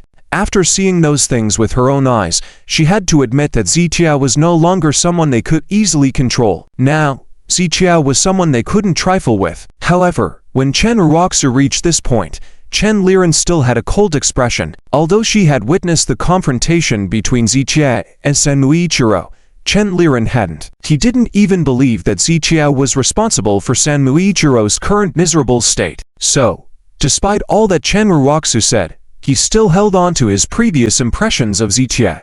I remember you once said, a wise man submits to the circumstances, Chen Ruoxu added. In the current situation, creating enmity with Zichia is not a wise move. Chen Ruoxu looked at Chen Liren, then added, so, what do you mean? Do you want the Chen family to really bow down and apologize to that worthless Zichia? Do you think that's possible? Are we willing to lose face like that? Chen Liren became somewhat agitated as he slammed his hand on the table. Uncle, if we are wrong, why can't we acknowledge our mistake? Going down is not a shameful act. Even the Sanmu group had to bow down to him. Why can't we? Given this circumstance, why can't we lower our heads and admit our mistakes? If even the Sanmu group can bow down to him, why can't we? Chen Liren asked. His face flushed as he spoke these words. Although Chen Ruoxu wanted to say something, she ended up shaking her head without speaking further. Based on seniority, Chen Liren was her elder, and she had to show respect. In terms of position, Chen Ruoxu was only the CEO of the Chen group, while Chen Liren held the most authority as the chairman. So, in many matters, Chen Ruoxu could only make suggestions, while the final decision rested with Chen Liren. No matter what Chen Ruoxu thought, unless Chen Liren approved, nothing would move forward. And if Chen Ruoxu personally apologized to Zichia, it wouldn't have much effect, as she knew that Zichuan's resentment extended not only to her but to the entire Chen family, except for the patriarch. Therefore, if Chen Liren maintained this stance, the relationship between the Chen family and Zichia would never be mended. Seeing Chen Ruoxu's silence, Chen Liren took a deep breath to calm himself. Also, do you think that the Sanmu group bowing down means they have truly lost? Do you think that Zichia, that waste, can really compete with the Sanmu group? Chen Liren sneered and looked at Chen Ruoxu. What do you mean? Chen Ruoxu looked up with a puzzled expression. You need to understand that in today's society, it's not just about who has the bigger fist. And on the side of the Sanmu group, their power doesn't just lie in physical strength. It's about money, influence, connections, and a powerful background.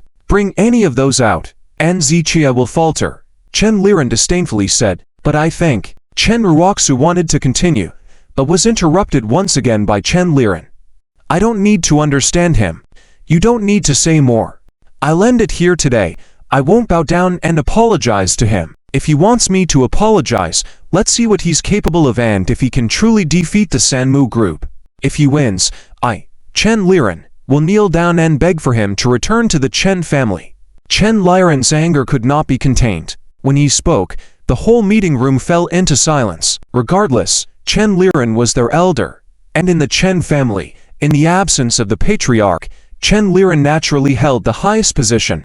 At this moment, after he had spoken about kneeling, what else could the others say? Only Chen Uroxu shook her head gently. She dared not say anything else. But regarding whether Zichia would return to the Chen family, even if Chen Liren went to invite him, he might not necessarily come back. Uncle, I didn't mean for us to invite Zichia back, but Grandpa did mention that we had indeed misunderstood Zichia in many ways before, and even said many unkind words about him. Now that the misunderstandings have been resolved, it's only right to apologize to him. Chen Ruoxu persisted in expressing her thoughts. Shut up.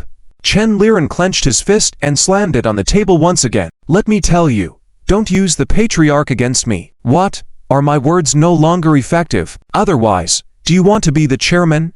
Seeing Chen Liren in such a rage, this time Chen Ruoxu closed her mouth, not saying a word anymore. Ruoxu, apologize to your uncle right away. Uncle is also doing this for the good of the Chen family. Why can't you understand? The people around, as usual, continued to blame Chen Ruoxu. Chen Ruoxu sighed deeply in her heart. There were some things she wanted to have her own thoughts and decisions about. However, every time she tried to bring them up, or before she could even do so, the people of the Chen family would shut her down. And in the end, it would be her fault. Sometimes she truly wanted to leave the Chen group and not get involved in anything anymore. But she was always a part of the Chen family, with Chen family blood flowing in her veins. She was well aware that she couldn't detach herself from the Chen family, and the Chen group couldn't do without her.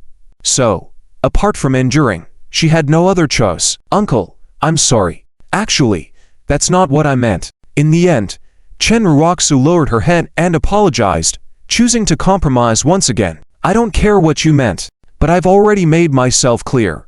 I'm not inflexible, but if you want me to invite Zichia back to the Chen family and apologize to him, he needs to show me that he is capable and deserving. Today, all family members as witnesses, I will leave it at that. If he can defeat the Sanmu group, I, Chen Liren, will beg him to come back with 3 bows and 9 kodas. Chen Liren interrupted Chen Ruoxu's words once again and reiterated what he had said earlier. Uncle, what you said is too much. Does Zichia have the qualification to make you bow 3 times and cow down 9 times? That's right, Uncle. Please don't speak like that. Chen Hanyu and a few other members of the Chen family wanted to persuade further, but Chen Liren waved his hand to stop them. Stop talking. Since I've made up my mind, I won't change it. Chen Liren spoke coldly, putting an end to the matter. The others looked at each other and shook their heads before leaving one by one in succession. Chen Ruoxu hesitated for nearly half a minute sitting there. In the end, she didn't say anything but sighed lightly before leaving the meeting room. Humph. Watching Chen Ruoxu's departure, Chen Liren's face was filled with disdain, lighting a cigarette for himself. He does have some ability now, but he's not qualified yet to make me, Chen Liren, bow to him. Chen Liren admitted to himself that Zichian's current status was indeed different from the past, astonishing him with his network and power. If this were a month ago, Chen Liren would have tried to mend relations with Zichia, even if it meant sacrificing his dignity and face. But now, the Chen group had performed exceptionally well at the medical conference, with their contestant, Zhang Chen, winning the championship in the Tianhai district. Moreover, the Chen group had established a solid partnership with the Tianhai Lynn family. Chen Liren even thought that if he could arrange a marriage between Chen Uroxu and Lin Yan, the Chen family would become even more dominant, possibly rising to the ranks of the top families. In short, although Zichia had improved significantly, the Chen family was no longer the same as before. Therefore, faced with Zichian's achievements, Chen Liren saw no need to set aside his pride.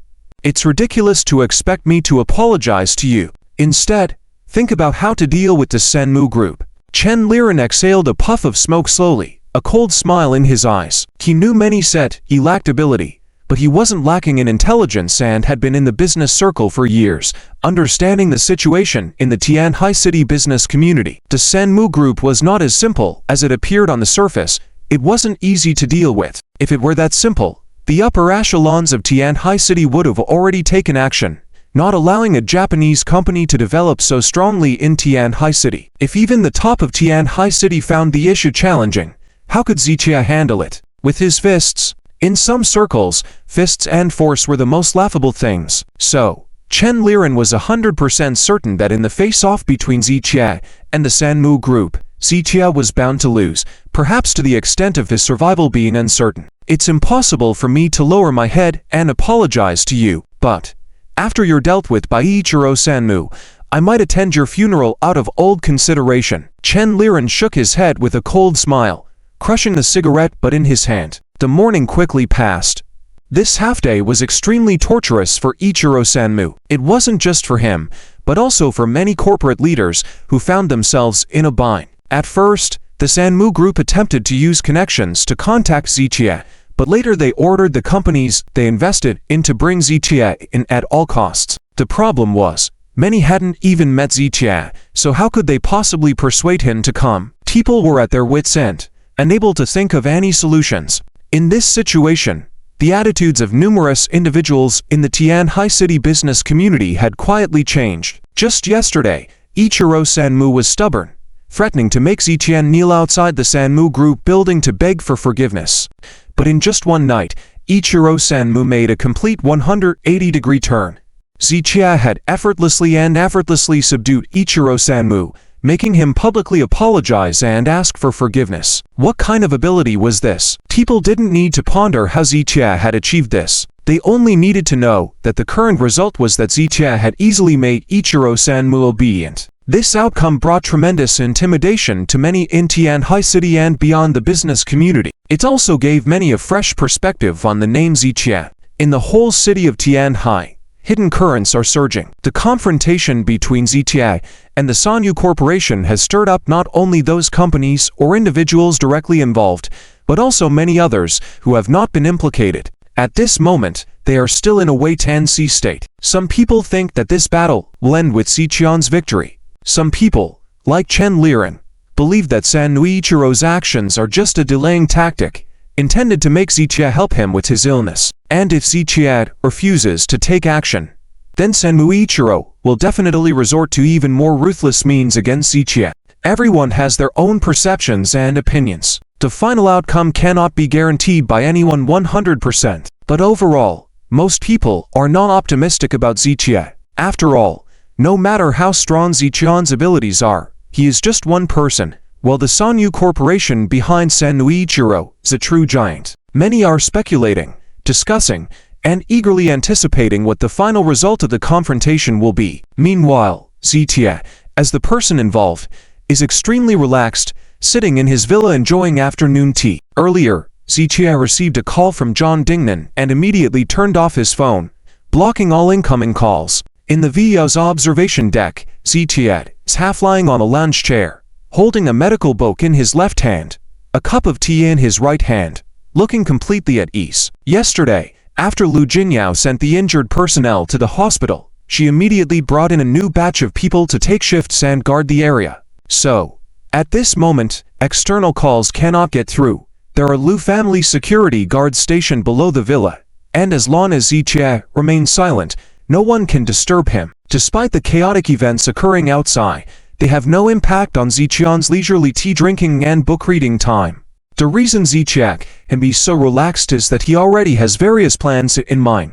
Regarding the Sanyu Corporation, his plans will not change haphazardly, so whether or not he answers those external calls holds no significance. Perhaps in the eyes of others, Zichia's behavior may seem like avoidance, even a form of resistance abandonment, but only Zichia himself knows the truth, and perhaps Zhang Dingnan may have some guesses. The phone call Zhang Dingnan made in the morning already conveyed his intentions to Zichia. He desires business harmony and social stability. These are his only requirements. As long as Zichia can guarantee this, he can handle other matters as he sees fit. With Zhang Dingnan's tacit approval, Zichia's subsequent plans are expected to proceed more smoothly. Sanmu Ichiro will certainly not give up easily. Then I should also prepare in advance on my end. Zichia sets down his teacup, picks up his phone, and is about to turn it on. Mr. Z, someone is requesting to see you. Just then, a voice comes through the intercom nearby. Zichia picks up the intercom and looks down towards the mountain.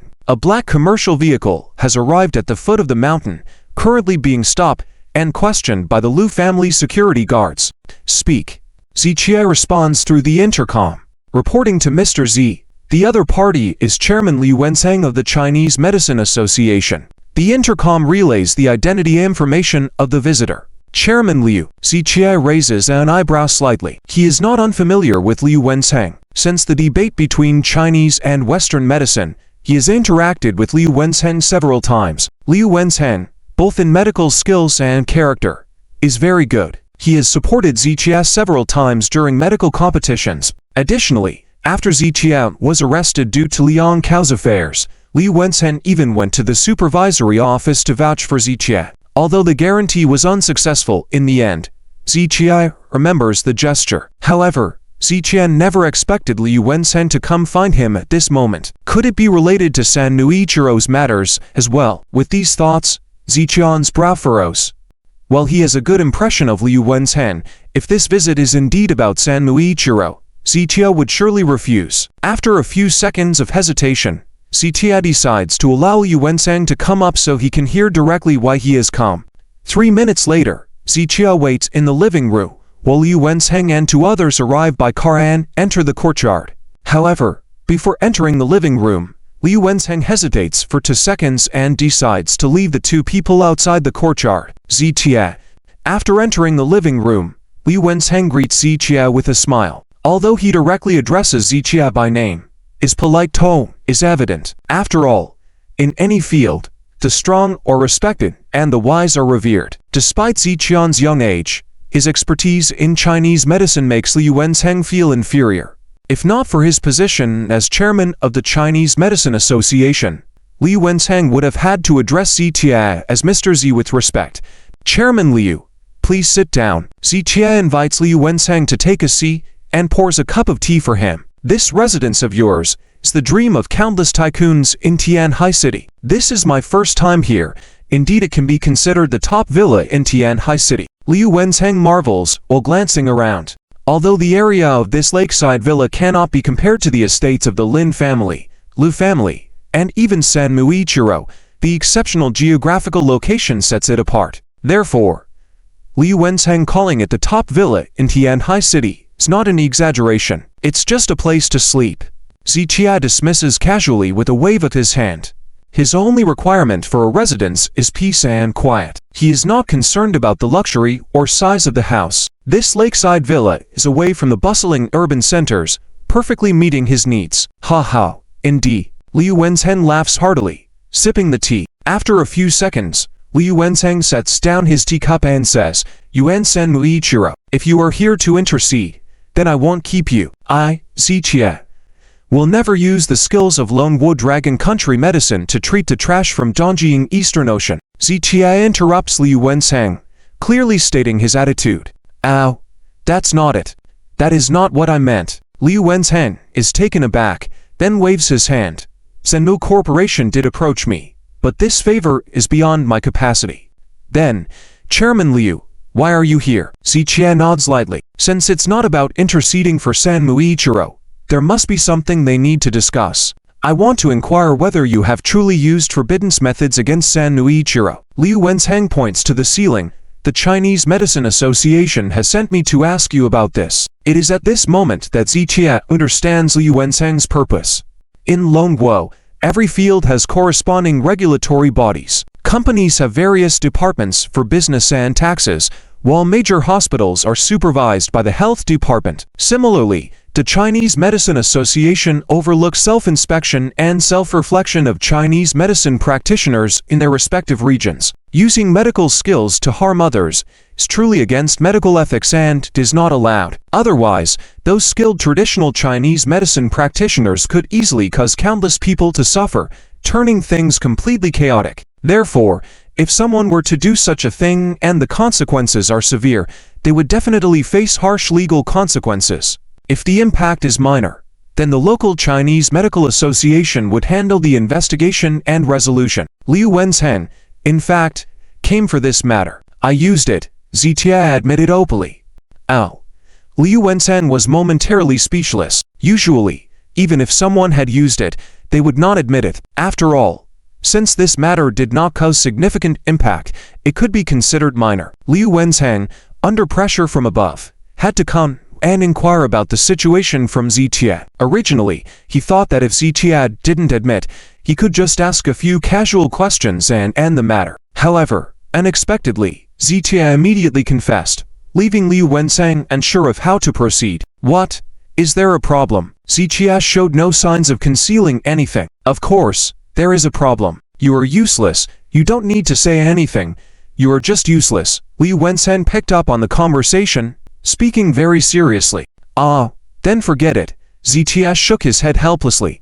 He was most annoyed by these kinds of restrictions, but as a member of the Dragon Kingdom's traditional Chinese medicine sector, he had to adhere to the bottom line and medical ethics. However, since Liu Wensang had said so, there was no need for him to argue back. Zitia, this matter can be big or small. You must insist that you have never used it. Liu Wensang was somewhat uneasy, reiterating once again. Since a few years back when there were incidents of traditional Chinese medicine practitioners concocting medicines and poisoning people, the Chinese Medicine Regulatory Department had been taking such matters very seriously. So, if things went awry, Zitia might indeed be taken in for investigation. I understand, Zitia nodded. But let me advise you as well. For us medical practitioners, there are indeed things we cannot do, even if skilled. Liu Wensang pondered for 2 seconds, reminding Zitia once again. Although he was indeed taking Zitian's side, as a doctor, the essence was to treat and heal. If one were to use their acquired medical skills to harm others, not only would it break the law but also go against the ancient principles of traditional Chinese medicine. I understand. The art of traditional Chinese medicine cannot harm people.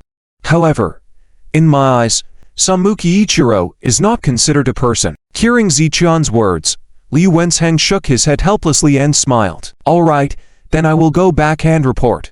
Remember what I told you. Liu Wensang got up to bid farewell. He had only come personally to inquire about the situation due to orders from above. Otherwise, he would not have bothered about such a small matter and sought Zitia. Let's go. I have asked everything. The situation with Subduing Ichiro has nothing to do with Zitia. Liu Wensang walked out and said to the 2 accompanying persons, but.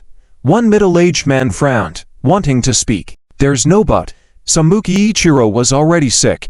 It has nothing to do with Zitia. If they don't believe it above, they can go to the hospital to investigate Subduing Ichiro and see if they can find evidence of Zitian's involvement. Liu Wensang's words left the 2 speechless, and they followed Liu Wensang to leave in the car. Quite interesting. Zitia watched Liu Wensang's car leave and felt somewhat speechless. He had only heard about such incidents before and hadn't realized how strict the supervision of traditional Chinese medicine was. That this was normal sense for a highly skilled traditional Chinese medicine practitioner. They could easily harm people invisibly. Although traditional Chinese medicine was declining in recent years, the community was still quite large. With various types of individuals, no one could guarantee that all traditional Chinese medicine practitioners had good character. Without proper regulation, a significant mess could indeed arise. Zitia shifted his focus back, not wanting to waste too much energy on this minor incident. He needed to concentrate on balancing with the Subduing group. The previous incidents were just appetizers. The real game is yet to come. Zitia picked up his phone, found La Jinya's number, and dialed. I need you to help me investigate something.